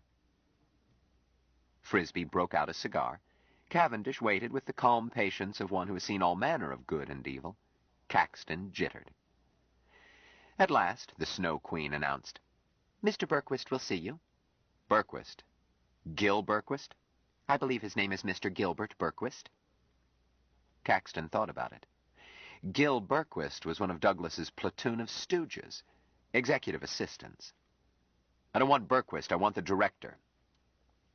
Bud Berquist was coming out, hand shoved out, greeter's grin on his face.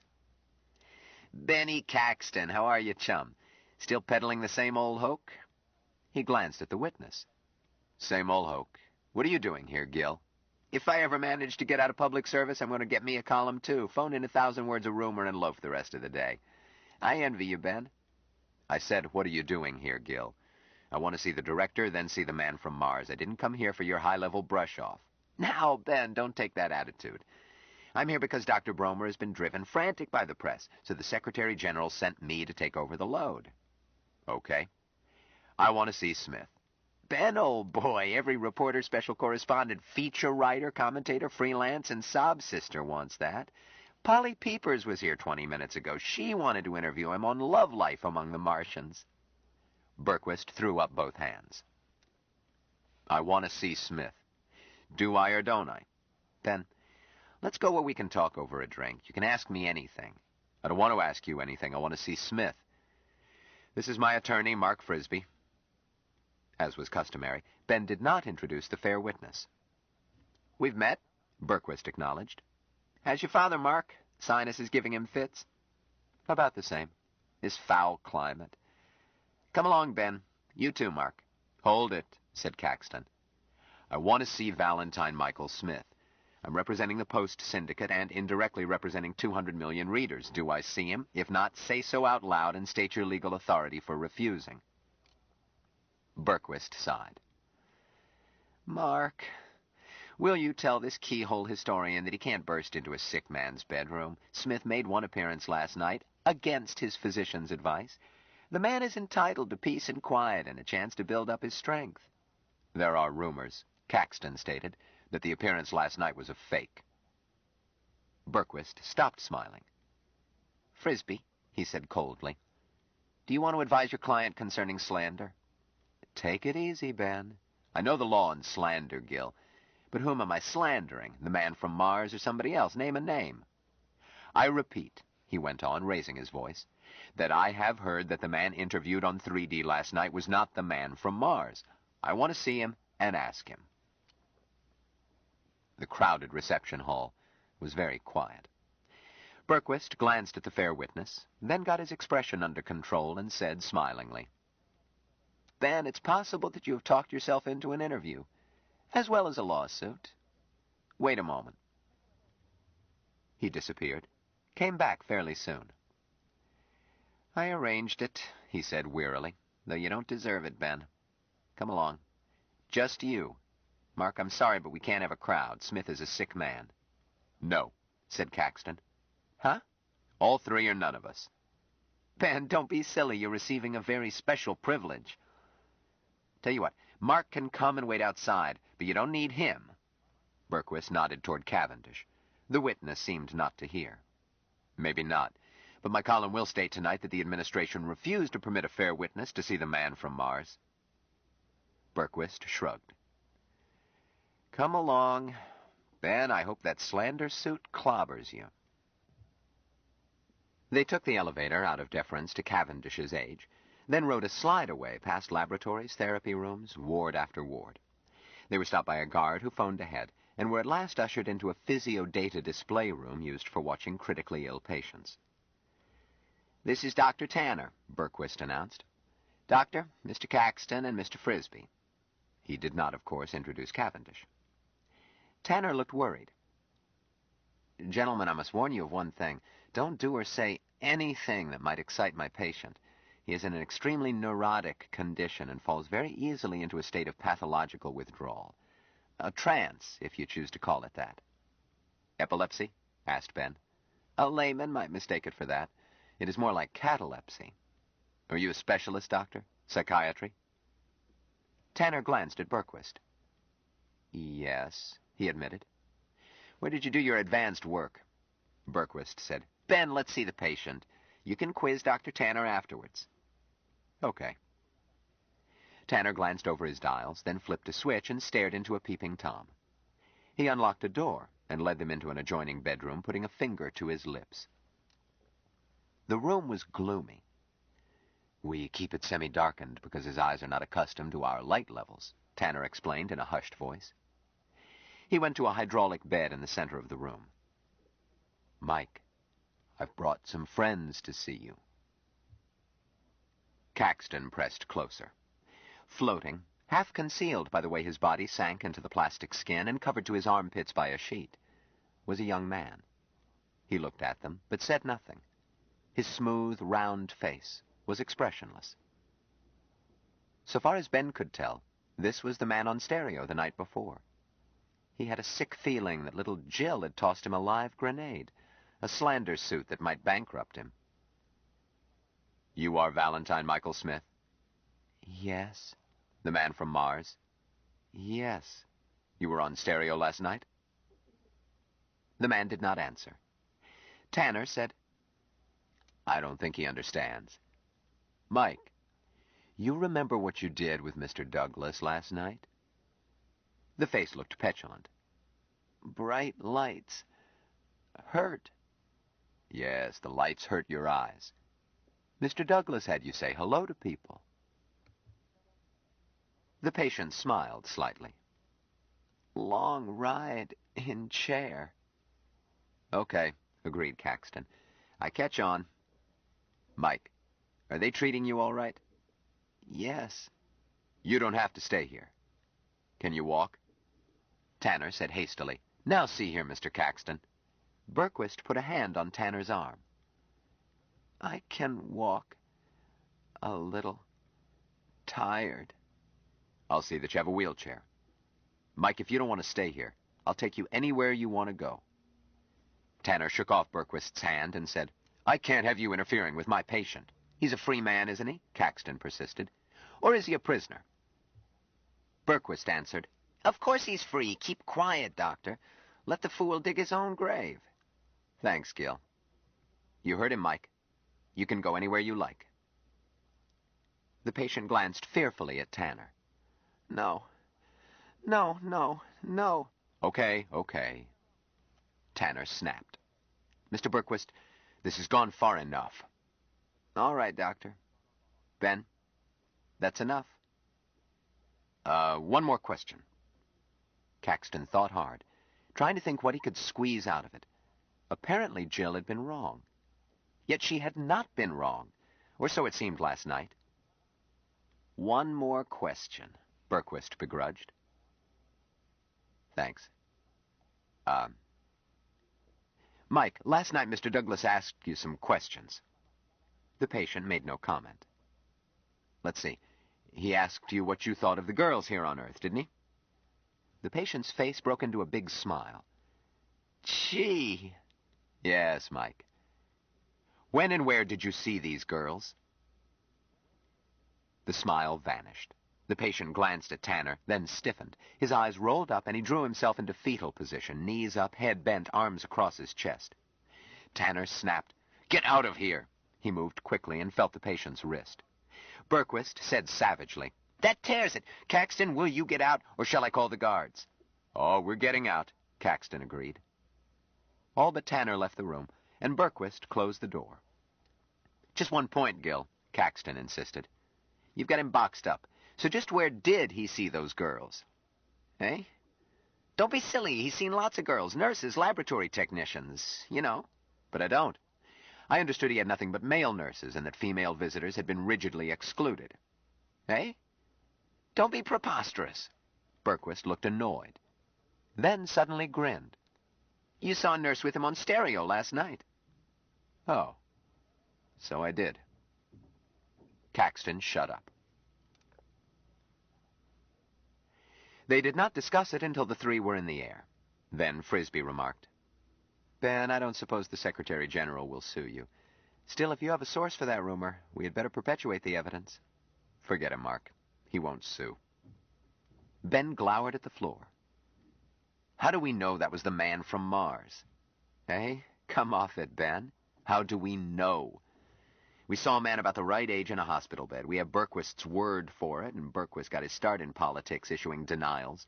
We saw a stranger supposed to be a psychiatrist, and when I tried to find out where he had studied, I got euchred out. Mr. Cavendish, did you see anything that convinced you that this bloke was the man from Mars? Cavendish answered, It is not my function to form opinions. I see, I hear. That is all. Sorry. Are you through with me in my professional capacity? Huh? Oh, sure. Thanks, Mr. Cavendish. Thank you, sir. An interesting assignment. The old gentleman took off the cloak that set him apart from ordinary mortals. He relaxed, and his features mellowed. If I'd been able to bring along a crew member of the Champion, Caxton persisted, I could have tied it down. I must admit, remarked Cavendish, that I was surprised at one thing you did not do. Huh? What did I miss? Calluses. Calluses? Surely. A man's history can be read from his calluses. I once did a monograph on them for the Witness Quarterly. This young man from Mars, since he has never worn our sort of shoes and has lived in gravity about 1/3 of ours, should display foot calluses consonant with his former environment. Damn! Mr. Cavendish, why didn't you suggest it? Sir. The old man drew himself up and his nostrils dilated. I am a fair witness, sir, not a participant. Sorry. Caxton frowned. Let's go back. We'll look at his feet, or I'll bust the place down. You will have to find another witness, in view of my indiscretion in discussing it. Yes, there's that. Caxton frowned. Calm down, Ben, advised Frisbee. You're in deep enough. Personally, I'm convinced it was the man from Mars.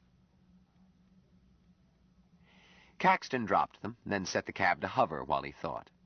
He had been in once, with a lawyer, with a fair witness. To demand to see the man from Mars a second time in one morning was unreasonable and would be refused.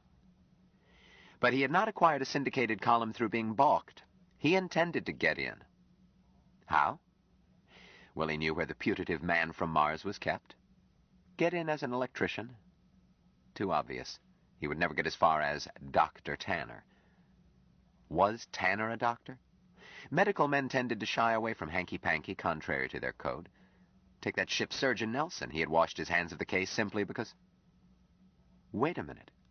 Dr. Nelson could tell whether that young fellow was the man from Mars without checking calluses or anything. Caxton tried to phone Dr. Nelson, relaying through his office since he did not know where Dr. Nelson was. Nor did Ben's assistant, Osbert Kilgallen, know, but the Post Syndicate's file on important persons placed him in the New Mayflower. A few minutes later, Caxton was talking with him. Dr. Nelson had not seen the broadcast. Yes, he had heard about it. No, he had no reason to think it had been faked. Did Dr. Nelson know that an attempt had been made to coerce Smith into surrendering his rights under the Larkin decision? No, and he would not be interested if it were true. It was preposterous to talk about anyone owning Mars. Mars belonged to Martians. So, let's propose a hypothetical question, Doctor. If someone were trying to... Dr. Nelson switched off. When Caxton tried to reconnect, a recorded voice stated, "The subscriber has suspended service temporarily. If you care to record..." Caxton made a foolish statement concerning Dr. Nelson's parentage. What he did next was much more foolish. He phoned the Executive Palace, demanded to speak to the Secretary General.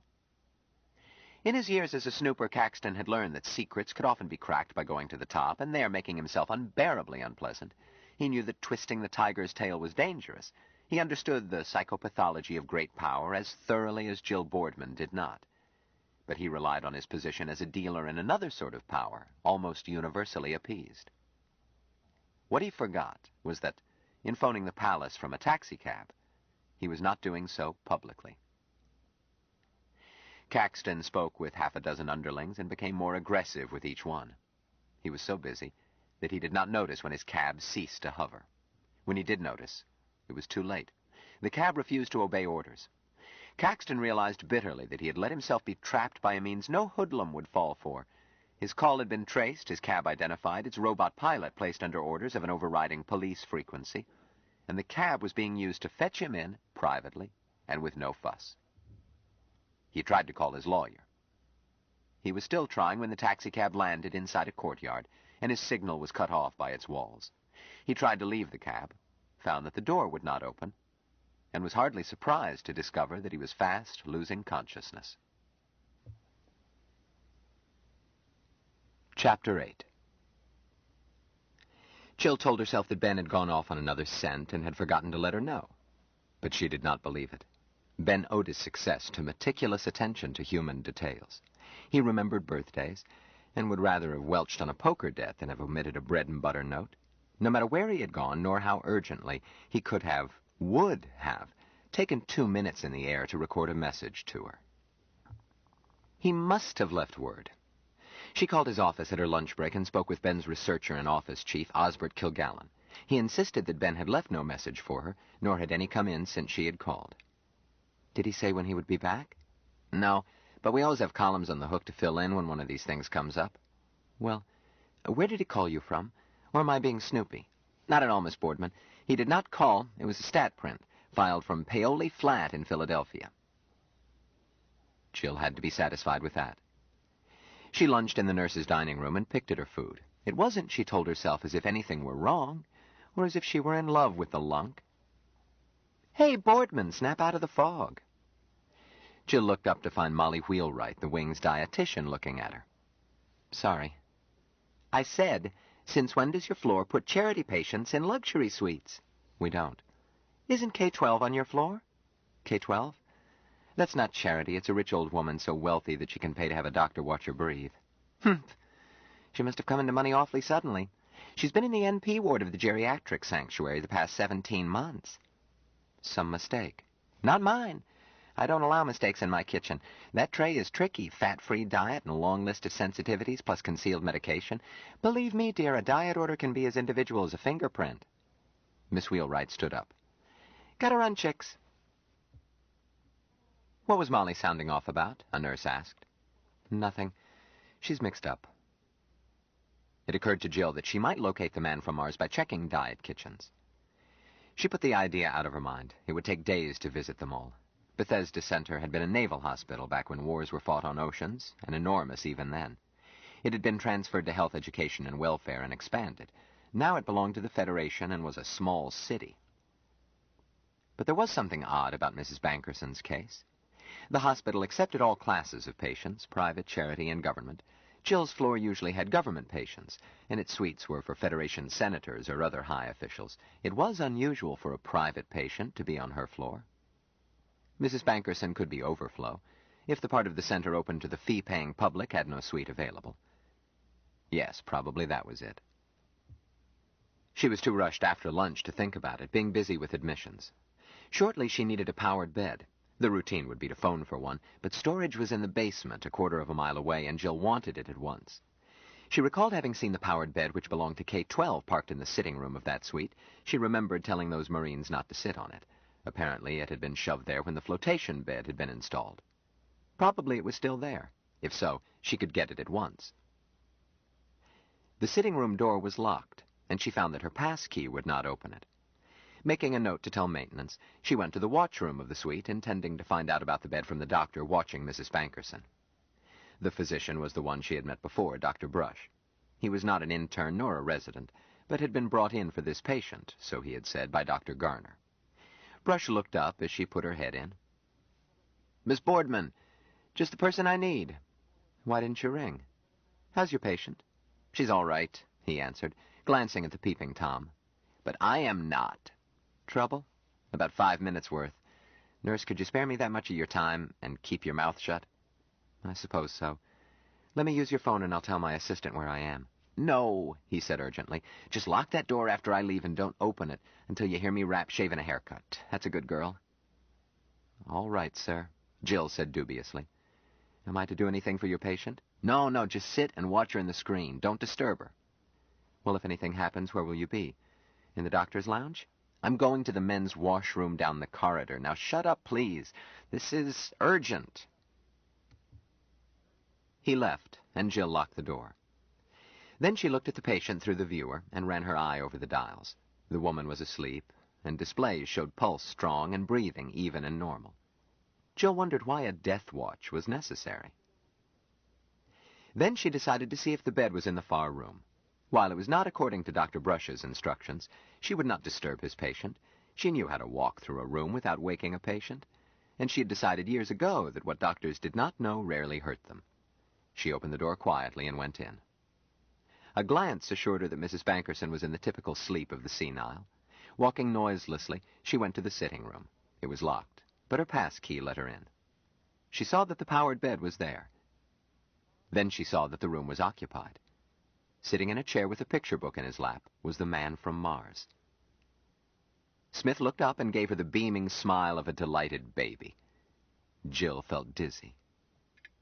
Valentine Smith? Here? He couldn't be. He had been transferred. The log showed it. Then ugly implications lined themselves up. The fake man from Mars on stereo, the old woman ready to die, but in the meantime covering the fact that there was another patient here, the door that would not open to her key, and a nightmare of the meat wagon wheeling out some night with a sheet concealing that it carried not one cadaver, but two. As this rushed through her mind, it carried fear, awareness of peril through having stumbled onto this secret. Smith got clumsily up from his chair, held out both hands, and said, "Water, brother." "Hello? How are you?" "I am well. I am happy." He added something in a strange, choking speech, corrected himself, and said carefully, "You are here, my brother. You were away. Now you are here. I drink deep of you." Jill felt herself helplessly split between emotions, one that melted her heart, and icy fear of being caught. Smith did not notice. Instead, he said, "See, I walk. I grow strong." He took a few steps, then stopped, triumphant, breathless, and smiling. She forced herself to smile. "We are making progress, aren't we? You keep growing stronger. That's the spirit. But I must go. I just stopped to say hello." His expression changed to distress. "Do not go." "Oh, I must." He looked woe-begone, then added with tragic certainty, "I have hurted you. I did not know." "Hurt me? Oh, no, not at all, but I must go, and quickly."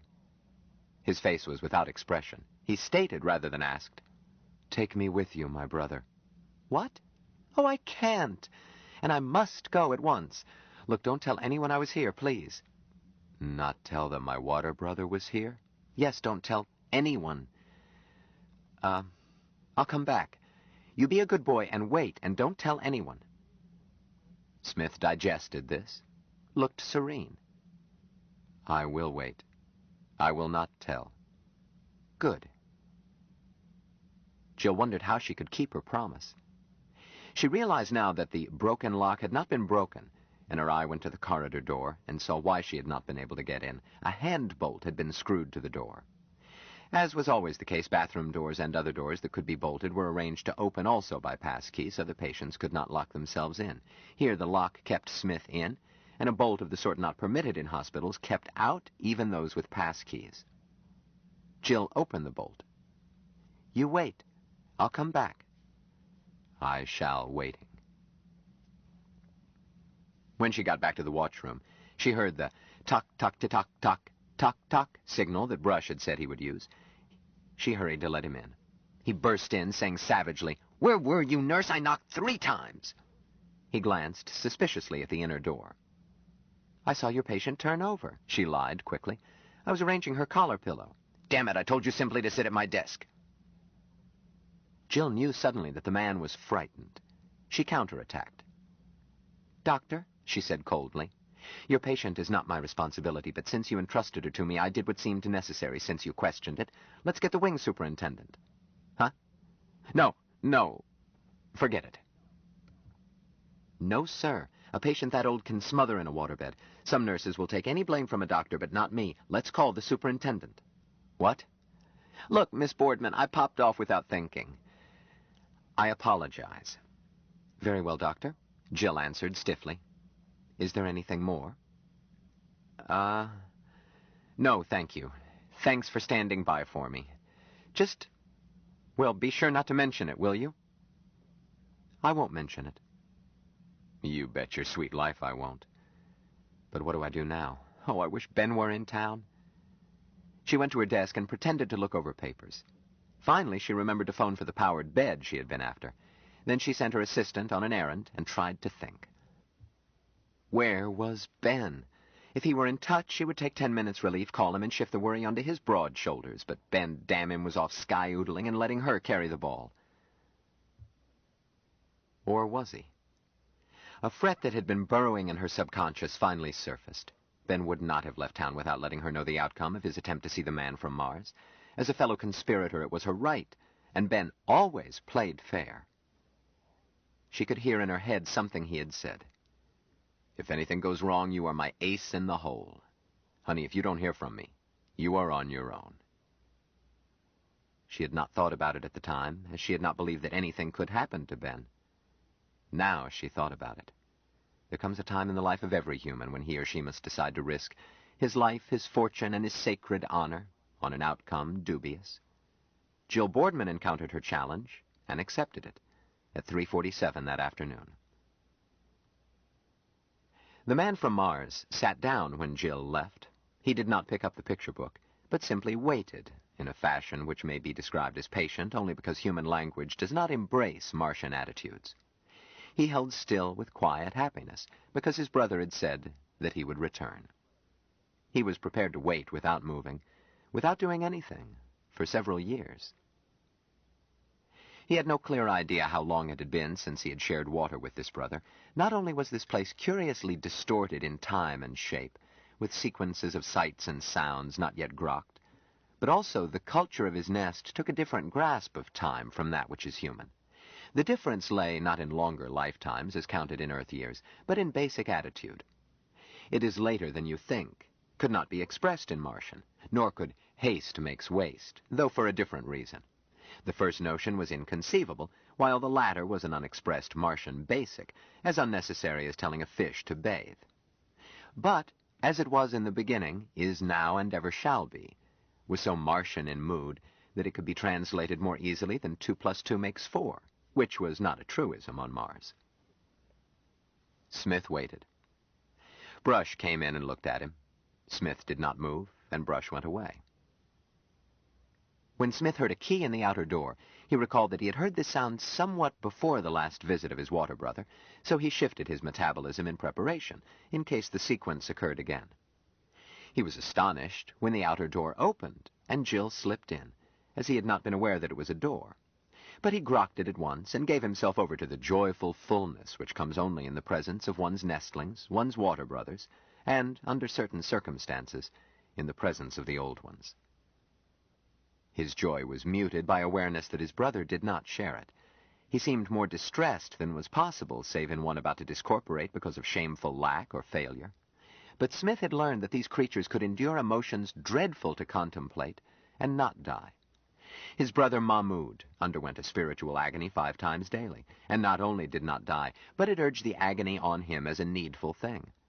His brother Captain Van Tromp suffered terrifying spasms unpredictably, any one of which should have, by Smith's standards, produced immediate discorporation to end the conflict.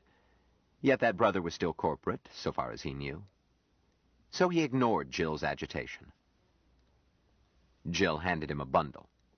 "Here, put these on. Hurry." Smith accepted the bundle and waited. Jill looked at him and said, "Oh, dear. All right, get your clothes off. I'll help." She was forced to both undress and dress him. He was wearing hospital gown, bathrobe, and slippers, not because he wanted to, but because he had been told to.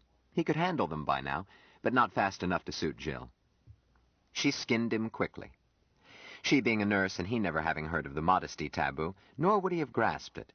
They were not slowed by irrelevancies. He was delighted by false skins Jill drew over his legs. She gave him no time to cherish them, but taped the stockings to his thighs in lieu of garter belt. The nurse's uniform she dressed him in, she had borrowed from a larger woman on the excuse that a cousin needed one for a masquerade. Jill hooked a nurse's cape around his neck and reflected that it covered most sex differences. At least she hoped so. Shoes were difficult. They did not fit well, and Smith found walking in this gravity field an effort, even barefooted. But she got him covered and pinned a nurse's cap on his head. "Your hair isn't very long," she said anxiously. "But it is as long as some girls wear it, and will have to do." Smith did not answer, as he had not fully understood the remark. He tried to think his hair longer, but realized that it would take time. "Now," said Jill, "listen carefully. No matter what happens, don't say a word. Do you understand?" "Don't talk." "I will not talk. Just come with me. I'll hold your hand. If you know any prayers, pray." "Pray?" "Never mind. Just come along and don't talk." She opened the outer door, glanced outside, and led him into the corridor. Smith found the many strange configurations upsetting in the extreme. He was assaulted by images he could not bring into focus. He stumbled blindly along with eyes and senses almost disconnected to protect himself against chaos. She led him to the end of the corridor and stepped on a slide-away leading crosswise. He stumbled and would have fallen if Jill had not caught him. A chambermaid looked at them, and Jill cursed under her breath, then was very careful in helping him off. They took an elevator to the roof, Jill being sure that she could never pilot him up a bounce tube. There they encountered a crisis, though Smith was not aware. He was undergoing the keen delight of sky. He had not seen sky since Mars. This sky was bright and colorful and joyful, a typical overcast Washington day. Jill was looking for a taxi. The roof was deserted, as she had hoped, since nurses going off duty when she did were already headed home, and afternoon visitors were gone. But the taxis were gone, too. She did not dare risk an Airbus. She was about to call a taxi when one headed in for a landing. She called to the roof attendant. "Jack, is that cab taken?" "It's one I called for Dr. Phipps." "Oh, dear. Jack, see how quick you can get me one, will you? This is my cousin Madge, works over in South Wing, and she has laryngitis and must get out of this wind." The attendant scratched his head. "Well, seeing it's you, Miss Boardman, you take this and I'll call another for Dr. Phipps." "Oh, Jack, you're a lamb. Madge, don't talk. I'll thank him. Her voice is gone. I'm going to bake it out with hot rum." "That ought to do it. Old-fashioned remedies are best," my mother used to say. He reached into the cab and punched the combination for Jill's home from memory, then helped them in. Jill got in the way and covered up Smith's unfamiliarity with this ceremonial. "Thanks, Jack. Thanks loads." The cab took off, and Jill took a deep breath. "You can talk now." "What should I say?" "Huh? Whatever you like." Smith thought this over. The scope of the invitation called for a worthy answer, suitable to brothers. He thought of several, discarded them because he could not translate, settled on one which conveyed, even in the strange, flat speech, some of the warm, growing closer brothers should enjoy. "Let our eggs share the same nest." Jill looked startled. "Huh? What did you say?" Smith felt distressed at the failure to respond in kind, and interpreted it as failure on his own part. He realized miserably that time after time he brought agitation to these creatures when his purpose was to create oneness. He tried again, rearranging his sparse vocabulary to enfold the thought differently. "My nest is yours, and your nest is mine." This time Jill smiled. "Why, how sweet. My dear, I'm not sure I understand you, but that is the nicest offer I've had in a long time." She added, "But right now we are up to our ears in trouble, so let's wait, shall we?" Smith understood Jill hardly more than Jill understood him, but he caught his Water Brother's pleased mood, and understood the suggestion to wait. Waiting he did without effort. He sat back, satisfied that all was well between himself and his brother, and enjoyed the scenery. It was the first he had seen, and on every side there was richness of new things to try to grok. It occurred to him that the apportation used at home did not permit this delightful viewing of what lay between. This almost led him to a comparison of Martian and human methods not favorable to the old ones, but his mind shied away from heresy. Jill kept quiet and tried to think. Suddenly she noticed that the cab was on the final leg toward her apartment house, and realized that home was the last place to go, it being the first place they would look once they figured out who had helped Smith to escape. While she knew nothing of police methods, she supposed that she must have left fingerprints in Smith's room, not to mention that people had seen them walk out. It was even possible, so she had heard, for a technician to read the tape in this cab's pilot and tell what trips it had made and where and when. She slapped the keys and cleared the instruction to go to her apartment house. The cab rose out of the lane and hovered. Where could she go? Where could she hide a grown man who was half idiot and could not even dress himself, and was the most sought-after person on the globe? Oh, if Ben were only here. Ben, where are you?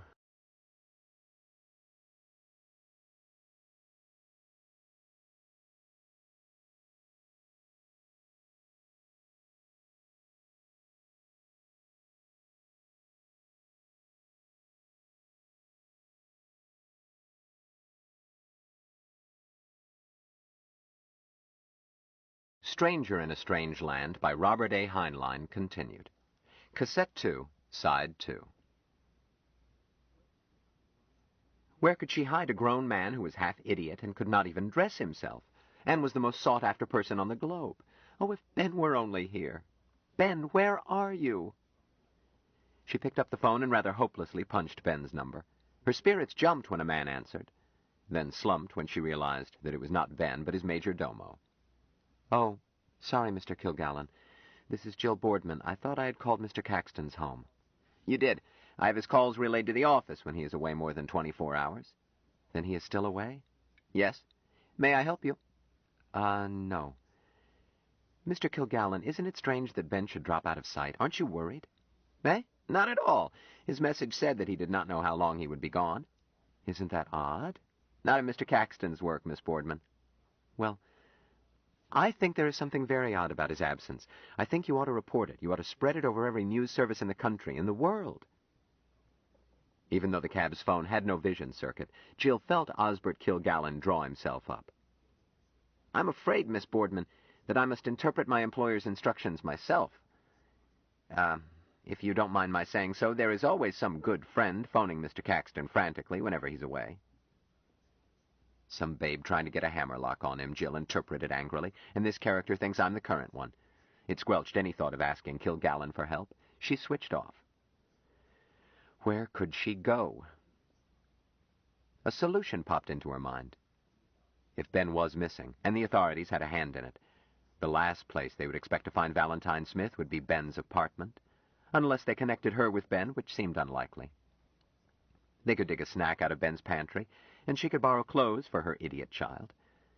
She set the combination for Ben's apartment house. The cab picked the lane and dropped into it. Outside Ben's flat, Jill put her face to the hush box and said, Carthago delenda est. Nothing happened. Oh, damn, she said to herself. He's changed the combo. She stood there, knees weak, and kept her face away from Smith. Then she again spoke into the hush box.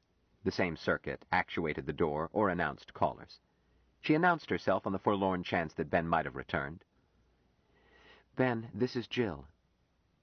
The door slid open. They went inside and the door closed. Jill thought that Ben had let them in, then realized that she had accidentally hit on his new door combination, intended, she guessed, as a compliment. She could have dispensed with the compliment to have avoided that awful panic. Smith stood quietly at the edge of the thick green lawn and stared. Here was a place so new as not to be grokked at once, but he felt immediately pleased. It was less exciting than the moving place they had been in, but more suited for enfolding the self. He looked with interest at the view window at one end, but did not recognize it as such, mistaking it for a living picture like those at home. His suite at Bethesda had no windows, it being in a new wing. He had never acquired the idea of window. He noticed with approval that simulation of depth and movement in the picture was perfect. Some very great artist must have created it. Up to now he had seen nothing to cause him to think that these people possessed art. His grokking of them was increased by this new experience, and he felt warmed. A movement caught his eye. He turned to find his brother removing false skins and slippers from its legs. Jill sighed and wiggled her toes in the grass. Gosh, how my feet hurt. She glanced up and saw Smith watching with that curiously disturbing baby-faced stare. Do it yourself, you'll love it. He blinked. How do? I keep forgetting. Come here, I'll help. She got his shoes off, untaped the stockings, and peeled them off. There, doesn't that feel good? Smith wiggled his toes in the grass, then said timidly, But these live? Sure, it's alive. It's real grass. Ben paid a lot to have it that way. Why, the special lighting circuits alone cost more than I make in a month. So walk around and let your feet enjoy it. Smith missed most of this, but did understand that grass was living beings, and that he was being invited to walk on them. Walk on living things? He asked with incredulous horror. Huh? Why not? It doesn't hurt this grass. It was specially developed for house rugs. Smith was forced to remind himself that a water brother could not lead him into wrongful action. He let himself be encouraged to walk around, and found that he did enjoy it, and the living creatures did not protest. He set his sensitivity for such as high as possible. His brother was right. This was their proper being, to be walked on. He resolved to enfold and praise it, an effort like that of a human trying to appreciate the merits of cannibalism, a custom which Smith found proper. Jill let out a sigh. I must stop playing. I don't know how long we will be safe. Safe? We can't stay here. They may be checking on everything that left the center. She frowned in thought. Her place would not do, this place would not do. And Ben had intended to take him to Jubal Harshaw, but she did not know Harshaw, nor where he lived. Somewhere in the Poconos, Ben had said. Well, she would have to find out. She had nowhere else to turn. Why are you not happy, my brother? Jill snapped out of it and looked at Smith. Why, the poor infant didn't know anything was wrong. She tried to look at it from his point of view. She failed, but did grasp that he had no notion that they were running away from... From what? The cops, the hospital authorities? She was not sure what she had done, what laws she had broken. She simply knew that she had pitted herself against the big people, the bosses. How could she tell the man from Mars what they were up against when she herself did not know? Did they have policemen on Mars? Half the time talking to him was like shouting down a rain barrel. Heavens, did they even have rain barrels on Mars? Or rain? Never mind, she said soberly. You just do what I tell you to. Yes. It was an unlimited acceptance, an eternal yay. Jill suddenly felt that Smith would jump out the window if she told him to. And she was correct. He would have jumped, enjoyed every second of the 20-story drop, and accepted without surprise or resentment discorporation on impact. Nor would he have been unaware that such a fall would kill him. Fear of death was an idea beyond him. If a water brother selected him for such strange discorporation, he would cherish it and try to grok. Well, we can't stand here. I've got to feed us. I've got to get you into different clothes, and we've got to leave. Take those off. She left to check Ben's wardrobe. She selected a travel suit, a beret, shirt, underclothes, shoes, then returned. Smith was snarled like a kitten in knitting. He had one arm prisoned, and his face wrapped in the skirt. He had not removed the cape before trying to take off the dress. Jill said, "Oh, dear," and ran to help. She got him loose from the clothes, then stuffed them down the oubliette. She would pay Etta Shear later, and she did not want cops finding them, just in case. You are going to have a bath, my good man, before I dress you in Ben's clean clothes. They've been neglecting you. Come along. Being a nurse, she was inured to bad odors, but, being a nurse, she was fanatic about soap and water, and it seemed that no one had bathed this patient recently. While Smith did not stink, he did remind her of a horse on a hot day. With delight, he watched her fill the tub. There was a tub in the bathroom of Suite K-12, but Smith had not known its use. Bed baths were what he had had, and not many of those. His trance-like withdrawals had interfered. Jill tested the temperature. All right, climb in.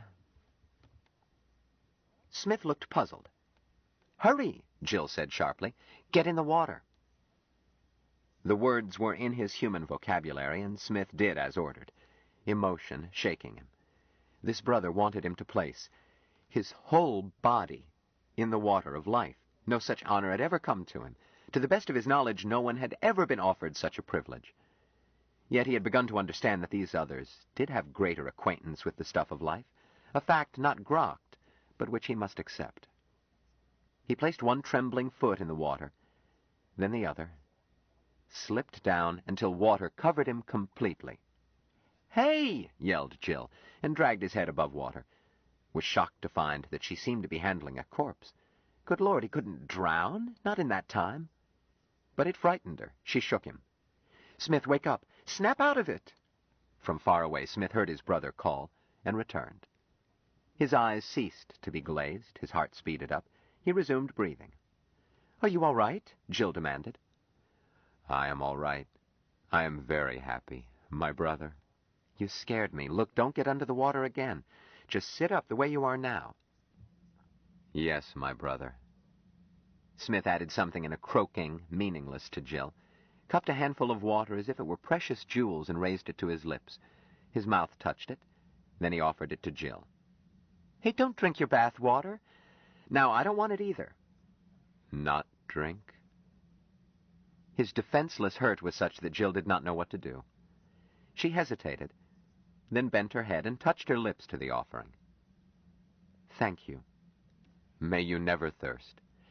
I hope you are never thirsty, too, but that's enough. If you want a drink, I'll get you one. Don't drink any more of this water. Smith seemed satisfied and sat quietly. By now, Jill knew that he had never had a tub bath and did not know what was expected. No doubt she could coach him, but they were losing precious time. Oh, well, it was not as bad as tending disturbed patients in NP wards. Her blouse was wet to the shoulders from dragging Smith off the bottom. She took it off and hung it up. She had been dressed for the street and was wearing a little pettiskirt that floated around her knees. She glanced down. Although the pleats were permanized, it was silly to get it wet. She shrugged and zipped it off. It left her in brassiere and panties. Smith was staring with the interested eyes of a baby. Jill found herself blushing, which surprised her. She believed herself to be free of morbid modesty. She recalled suddenly that she had gone on her first bearskin swimming party at 15, but this childlike stare bothered her. She decided to put up with wet underwear rather than do the obvious. She covered discomposure with heartiness. Let's get busy and scrub the hide. She knelt beside the tub, sprayed soap on him, and started working it into a lather. Presently, Smith reached out and touched her right mammary gland. Jill drew back hastily. Hey, none of that. He looked as if she had slapped him. Not, he said tragically. Not, she agreed firmly, then looked at his face and added softly, It's all right.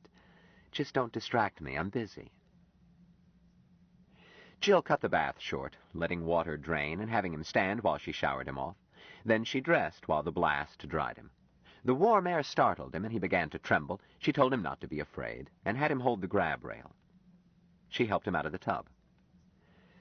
There, you smell better, and I bet you feel better. Feel fine. Good. Let's get clothes on you.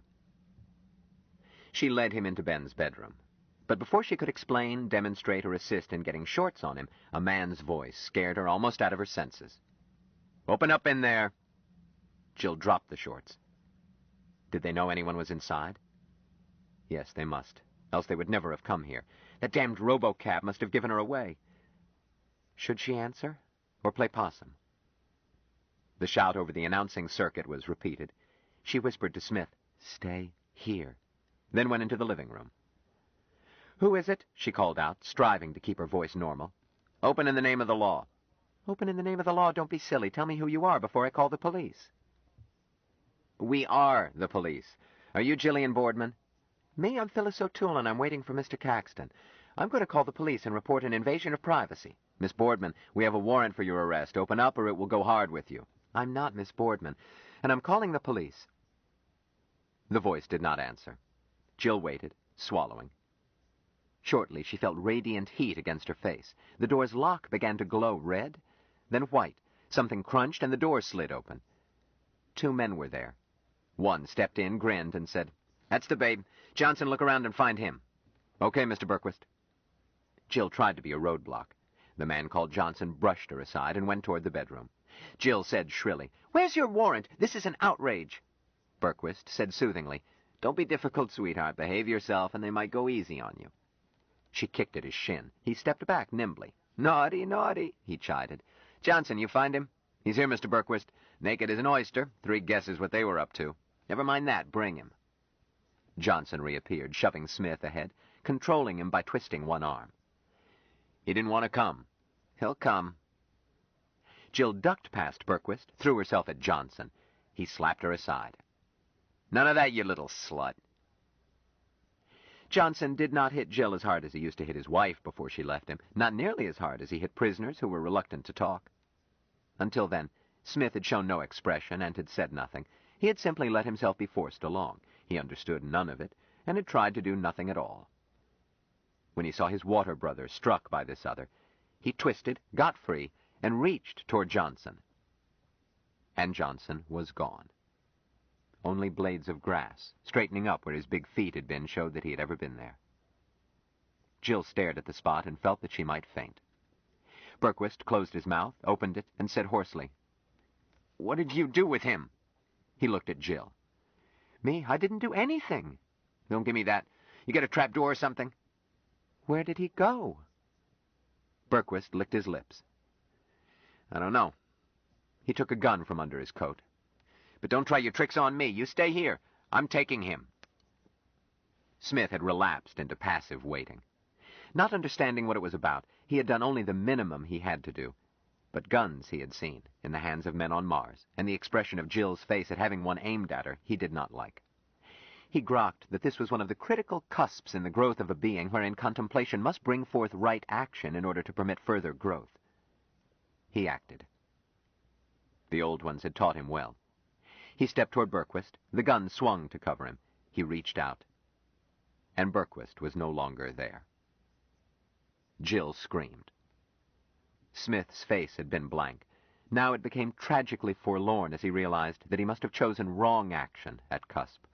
He looked imploringly at Jill and began to tremble. His eyes rolled up. He slowly collapsed, pulled himself into a ball, and was motionless. Jill's hysteria chopped off. A patient needed her. She had no time for emotion, no time to wonder how men disappeared. She dropped to her knees and examined Smith. She could not detect respiration nor pulse. She pressed an ear to his ribs. She thought that heart action had stopped, but after a long time she heard a lazy lub-dub, followed in 4 or 5 seconds by another. The condition reminded her of schizoid withdrawal, but she had never seen a trance so deep, not even in class demonstrations of hypnoanesthesia. She had heard of such death-like states among East Indian fakirs, but had never really believed the reports. Ordinarily, she would not have tried to rouse a patient in such a state, but would have sent for a doctor. These were not ordinary circumstances. Far from shaking her resolve, the last events made her more determined not to let Smith fall back into the hands of the authorities. But 10 minutes of trying everything she knew convinced her that she could not rouse him. In Ben's bedroom, she found a battered flight case, too big for hand luggage, too small to be a trunk. She opened it, found it packed with voice writer, toilet kit, and outfit of clothing, everything a busy reporter might need if called out of town. Even a licensed audio link to patch into phone service. Jill reflected that this packed bag showed that Ben's absence was not what Kilgallen thought it was. But she wasted no time on it. She emptied the bag and dragged it into the living room.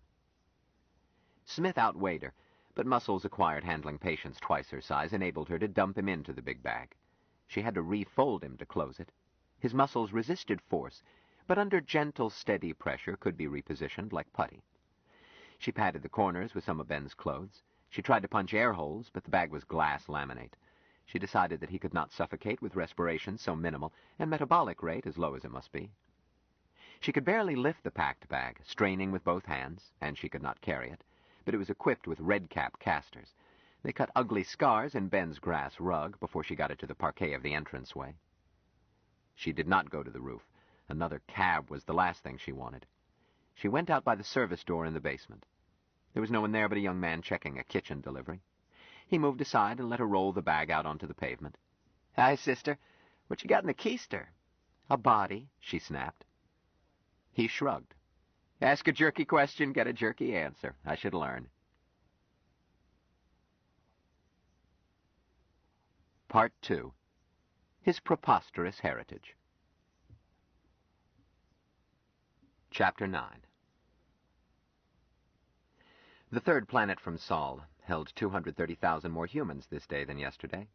Among 5 billion terrestrials, such increase was not noticeable. The Kingdom of South Africa, Federation Associate, was again cited before the High Court for persecution of its white minority. The Lords of Fashion, gathered in Rio, decreed that hemlines would go down and navels would be covered. Federation defense stations swung in the sky, promising death to any who disturbed the planet's peace. Commercial space stations disturbed the peace with endless clamor of endless trademarked trade goods. 500,000 more mobile homes had set down on the shores of Hudson Bay than had migrated by the same date last year. The Chinese Rice Belt was declared an emergency malnutrition area by the Federation Assembly. Cynthia Duchess, known as the richest girl in the world, paid off her 6th husband. The Reverend Dr. Daniel Digby, Supreme Bishop of the Church of the New Revelation, Fosterite, announced that he had nominated the angel Azrael to guide Federation Senator Thomas Boone, and that he expected heavenly confirmation later today. News services carried it as straight news, the Fosterites having wrecked newspaper offices in the past. Mr. and Mrs. Harrison Campbell VI had a son and heir by host mother at Cincinnati Children's Hospital, while the happy parents were vacationing in Peru. Dr. Horace Quackenbush, professor of leisure arts at Yale Divinity School, called for a return to faith and cultivation of spiritual values. A betting scandal involved half the professionals of the West Point football squad. 3 bacterial warfare chemists were suspended at Toronto for emotional instability. They announced that they would carry their cases to the High Court. The High Court reversed the United States Supreme Court in re-primaries involving Federation assemblymen in the case of Rhinesburg versus the state of Missouri. His Excellency, the Most Honorable Joseph E. Douglas, Secretary General of the World Federation of Free States, picked at his breakfast and wondered why a man could not get a decent cup of coffee. His morning newspaper, prepared by the night shift of his information staff, moved past his eyes at his optimum reading speed in a feedback scanner. The words flowed as long as he looked in that direction. He was looking at it now, but simply to avoid the eyes of his boss across the table. Mrs. Douglas did not read newspapers. She had other ways of finding things out. "Joseph." He looked up. The machine stopped. "Yes, my dear?" "You have something on your mind." "Eh? What makes you say that, my dear?" "Joseph, I've coddled you and darned your socks and kept you out of trouble for 35 years. I know when something is on your mind." "The hell of it is," he admitted, "she does know." He looked at her and wondered why he had ever let her bully him into a no-termination contract. She had been his secretary back in the good old days when he had been a state legislator. Their first contract had been a 90-day cohabitation agreement to economize campaign funds by saving on hotel bills. Both had agreed that it was merely a convenience, with cohabitation to be construed simply as living under one roof, and she hadn't darned his socks even then. He tried to remember how it had changed. Mrs. Douglas's biography, Shadow of Greatness, One Woman's Story, stated that he had proposed during ballot counting in his first election, and such was his romantic need that nothing would do but old-fashioned, death-do-us-part marriage.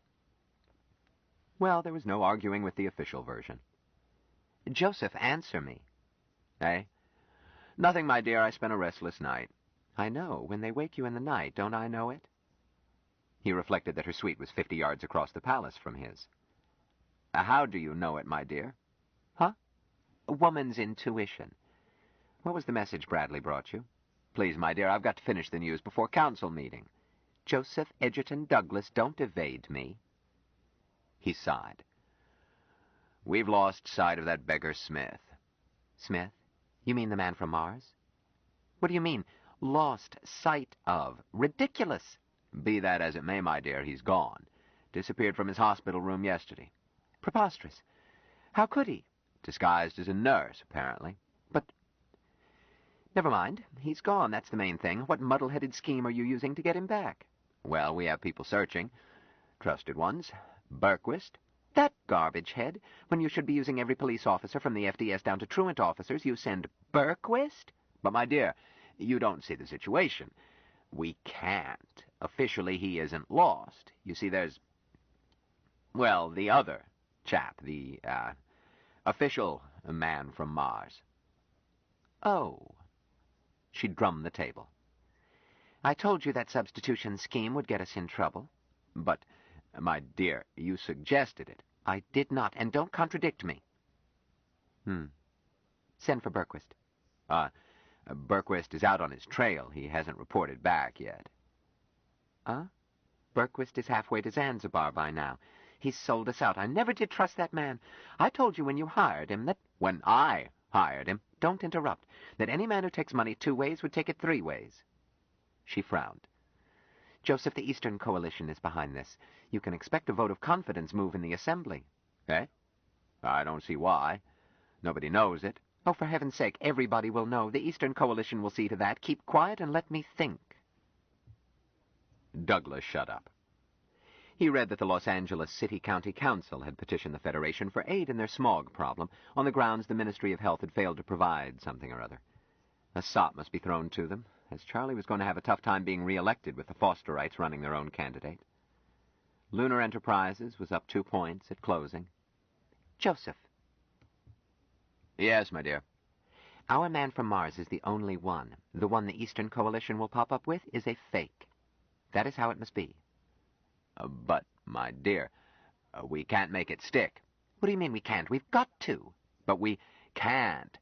Scientists would spot the substitution at once. I've had the devil's own time keeping them away from him this long. scientists. But they can, you know. I don't know anything of the sort. Scientists, indeed. Half guesswork and half superstition. They ought to be locked up. They ought to be prohibited by law. Joseph, I've told you repeatedly, the only true science is astrology. Well, I don't know, my dear. I'm not running down astrology. You'd better not. After all, it's done for you. But these science professors are pretty sharp. One was telling me the other day about a star that weighs 6,000 times as much as lead. Or was it 60,000? Let me see. Bosh, how could they know a thing like that? Keep quiet, Joseph. We admit nothing. Their man is a fake. In the meantime, we make full use of our special service squads and grab him back, if possible, before the Eastern Coalition makes its disclosure. If strong measures are necessary and this Smith person gets shot resisting arrest or something, well, it's just too bad. He's been a nuisance all along. Agnes, do you know what you are suggesting? I'm not suggesting anything. People get hurt every day. This matter must be cleared up, Joseph, for everybody. The greatest good of the greatest number, as you were always saying. I don't want the lad hurt. Who said anything about hurting him? You must take firm steps, Joseph. It's your duty. History will justify you. Which is more important, to keep things on an even keel for 5 billion people, or to go soft and sentimental about one man who isn't even properly a citizen? Douglas didn't answer. Mrs. Douglas stood up. Well, I can't waste time arguing intangibles. I've got to get Madame Vesant to cast a new horoscope. I didn't give the best years of my life, putting you where you are, to throw it away through lack of backbone. Wipe the egg off your chin. She left. The chief executive of the planet stayed for 2 more cups of coffee before he felt up to going to the council chamber. Poor old Agnes.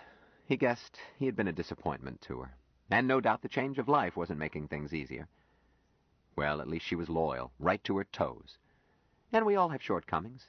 She was probably as sick of him as he... No point in that. He straightened up. One damn sure thing, he wasn't going to let them be rough with that Smith lad. He was a nuisance, granted, but rather appealing in a helpless, half-witted way. Agnes should have seen how easily he was frightened. Then she wouldn't talk that way. Smith would appeal to the maternal in her. But did Agnes have any maternal in her? When she set her mouth, it was hard to see it. Oh, shucks, all women had maternal instincts. Science had proved that. Well, hadn't they? Anyhow, damn her guts, he wasn't going to let her push him around. She kept reminding him that she had put him into the top spot, but he knew better, and the responsibility was his alone. He got up, squared his shoulders, and went to council. All day he kept expecting someone to drop the other shoe, but no one did. He was forced to conclude that the fact that Smith was missing was close held in his own staff, unlikely as that seemed. The Secretary General wanted to close his eyes and have the whole horrid mess go away, but events would not let him, nor would his wife. Agnes Douglas did not wait for her husband to act in the case of the man from Mars. Her husband's staff took orders as readily from her as from him, or more readily. She sent for the executive assistant for civil information, as Mr. Douglas's flack was called, then turned to the most urgent need, a fresh horoscope. There was a scrambled private link from her suite to Madame Vesant's studio. The astrologer's plump features came on screen at once. Agnes? What is it, dear? I have a client. Your circuit is hushed? Of course. Get rid of the client. Madame Alexandra Vesant showed no annoyance. Just a moment. Her features faded out, were replaced by the hold signal. A man entered and stood by Mrs. Douglas's desk. She saw that it was James Sanforth, the press agent she had sent forth. Have you heard from Berquist? She demanded. I wasn't handling that. That's McCrary's pigeon. She brushed it aside. You've got to discredit him before he talks. You think Berquist sold us out? Don't be naive. You should have checked with me before you used him. But I didn't. It was McCrary's job. You were supposed to know what's going on. Madame Vesant's face came back on screen. Wait over there, Mrs. Douglas said to Sanforth. She turned to the screen. Allie, dear, I want fresh horoscopes for Joseph and myself right away. Very well. The astrologer hesitated. I can be of greater assistance, dear, if you tell me the nature of the emergency. Mrs. Douglas drummed on the desk. You don't have to know? Of course not. Anyone possessing the necessary rigorous training, mathematical skill, and knowledge of the stars could calculate a horoscope, knowing nothing but the hour and place of birth of the subject. You could learn it if you weren't so terribly busy. But remember, the stars incline, but do not compel. If I'm to make a detailed analysis to advise you in a crisis, I must know in what sector to look. Are we most concerned with the influence of Venus? Or possibly with Mars? Or... Mrs. Douglas decided. With Mars, she interrupted. Allie, I want a third horoscope. Very well. Whose? Allie, can I trust you? Madame Vasant looked hurt. Agnes, if you do not trust me, you had best not consult me. Others can give you scientific readings. I'm not the only student of the ancient knowledge. Professor von Krausmeyer is well thought of, even though he is inclined to... She let her voice trail off. Please, please, I wouldn't think of letting anyone else perform a calculation for me. Now listen. No one can hear from your side? Of course not, dear. I want a horoscope for Valentine Michael Smith. Valentine Mike... The man from Mars? Yes, yes. Allie, he's been kidnapped. We've got to find him. 2 hours later, Madame Alexandra Vasant pushed back from her desk and sighed. She had had her secretary cancel all appointments. Sheets covered with diagrams and figures and a dog-eared nautical almanac testified to her efforts. Alexandra Vasant differed from some astrologers in that she did attempt to calculate the influences of heavenly bodies, using a paperbacked book titled The Arcane Science of Judicial Astrology and Key to Solomon's Stone, which had belonged to her late husband, Professor Simon Magus, mentalist, stage hypnotist, and illusionist, and student of the Arcanum. She trusted the book as she had trusted him. There was no one who could cast a horoscope like Simon. When he was sober, half the time he had not needed the book. She knew that she would never have that degree of skill. She always used both almanac and manual. Her calculations were sometimes fuzzy. Becky Vesey, as she had been known, had never really mastered multiplication tables and was inclined to confuse sevens with nines. Nevertheless, her horoscopes were eminently satisfactory. Mrs. Douglas was not her only distinguished client. She had been a touch panicky when Mrs. Douglas demanded a horoscope for the man from Mars. She had felt the way she used to feel when some idiot from the audience had retied her blindfold just before the professor was to ask her questions. But she had discovered way back then as a girl that she had a talent for the right answer. She had suppressed her panic and gone on with the show. So she had demanded of Agnes the exact hour, date, and place of birth of the man from Mars, being fairly sure that they were not known. But precise information had been supplied after short delay from the envoy's log. By then she was not panicky, had simply accepted the data and promised to call back with the horoscopes. But after 2 hours of painful arithmetic, although she had completed findings for Mr. and Mrs. Douglas, she had nothing for Smith. The trouble was simple and insuperable. Smith had not been born on Earth. Her astrological Bible did not include such an idea. Its anonymous author had died before the first rocket to the moon. She had tried to find a way out of the dilemma on the assumption that principles were unchanged and that she must correct for displacement, but she grew lost in a maze of unfamiliar relationships. She was not sure the signs of the zodiac were the same from Mars, and what could one do without signs of the zodiac? She could as easily have extracted a cube root, that being the hurdle that had caused her to quit school. She got out a tonic she kept for difficult occasions. She took one dose quickly, poured another, and thought about what Simon would have done. Presently she could hear his steady tones. Confidence, kiddo. Have confidence, and the yokels will have confidence in you. You owe it to them. She felt much better, and started writing the horoscopes for the Douglases. It then turned out to be easy to write one for Smith. She found, as always, that words on paper proved themselves. They were so beautifully true. She was finishing as Agnes Douglas called again. Allie, have you finished? Just completed, Madame Vasant answered briskly. You realize that young Smith's horoscope presented an unusual and difficult problem in the science. Born as he was on another planet, every aspect had to be recalculated. The influence of the sun is lessened. That of Diana is almost missing. Jupiter is thrown into a novel, I should say unique aspect, as I'm sure you see. This required computation of... Allie, never mind that. Do you know the answers? Naturally. Oh, thanks goodness. I thought you were telling me that it was too much for you. Madame Vasant showed injured dignity. My dear, the science never alters, only configurations alter. The means that predicted the instant and place of the birth of Christ that told Julius Caesar the moment and method of his death. How could it fail? Truth is truth, unchanging. Yes, of course. Are you ready? Let me switch on recording. Go ahead. Very well. Agnes, this is a most critical period in your life. Never have the heavens gathered in such strong configuration. Above all, you must be calm, not hasty, and think things through. On the whole, the portents are in your favor, provided you avoid ill-considered action. Do not let your mind be distressed by surface appearances. She went on giving advice. Becky Vesey always gave good advice, and gave it with conviction because she believed it. She had learned from Simon that even when the stars seemed darkest, there was always a way to soften the blow, some aspect the client could use toward happiness. The tense face opposite her in the screen calmed, and began nodding agreement as she made her points. So you see, she concluded, the absence of young Smith is a necessity. Under the joint influences of 3 horoscopes. Do not worry. He will return, or you will hear from him, very shortly. The important thing is to take no drastic action. Be calm. Yes, I see. One more point. The aspect of Venus is most favorable and potentially dominant over that of Mars. Venus symbolizes yourself, of course, but Mars is both your husband and young Smith, as a result of the unique circumstances of his birth. This throws a double burden on you, and you must rise to the challenge. You must demonstrate those qualities, calm, wisdom, and restraint, which are peculiarly those of women.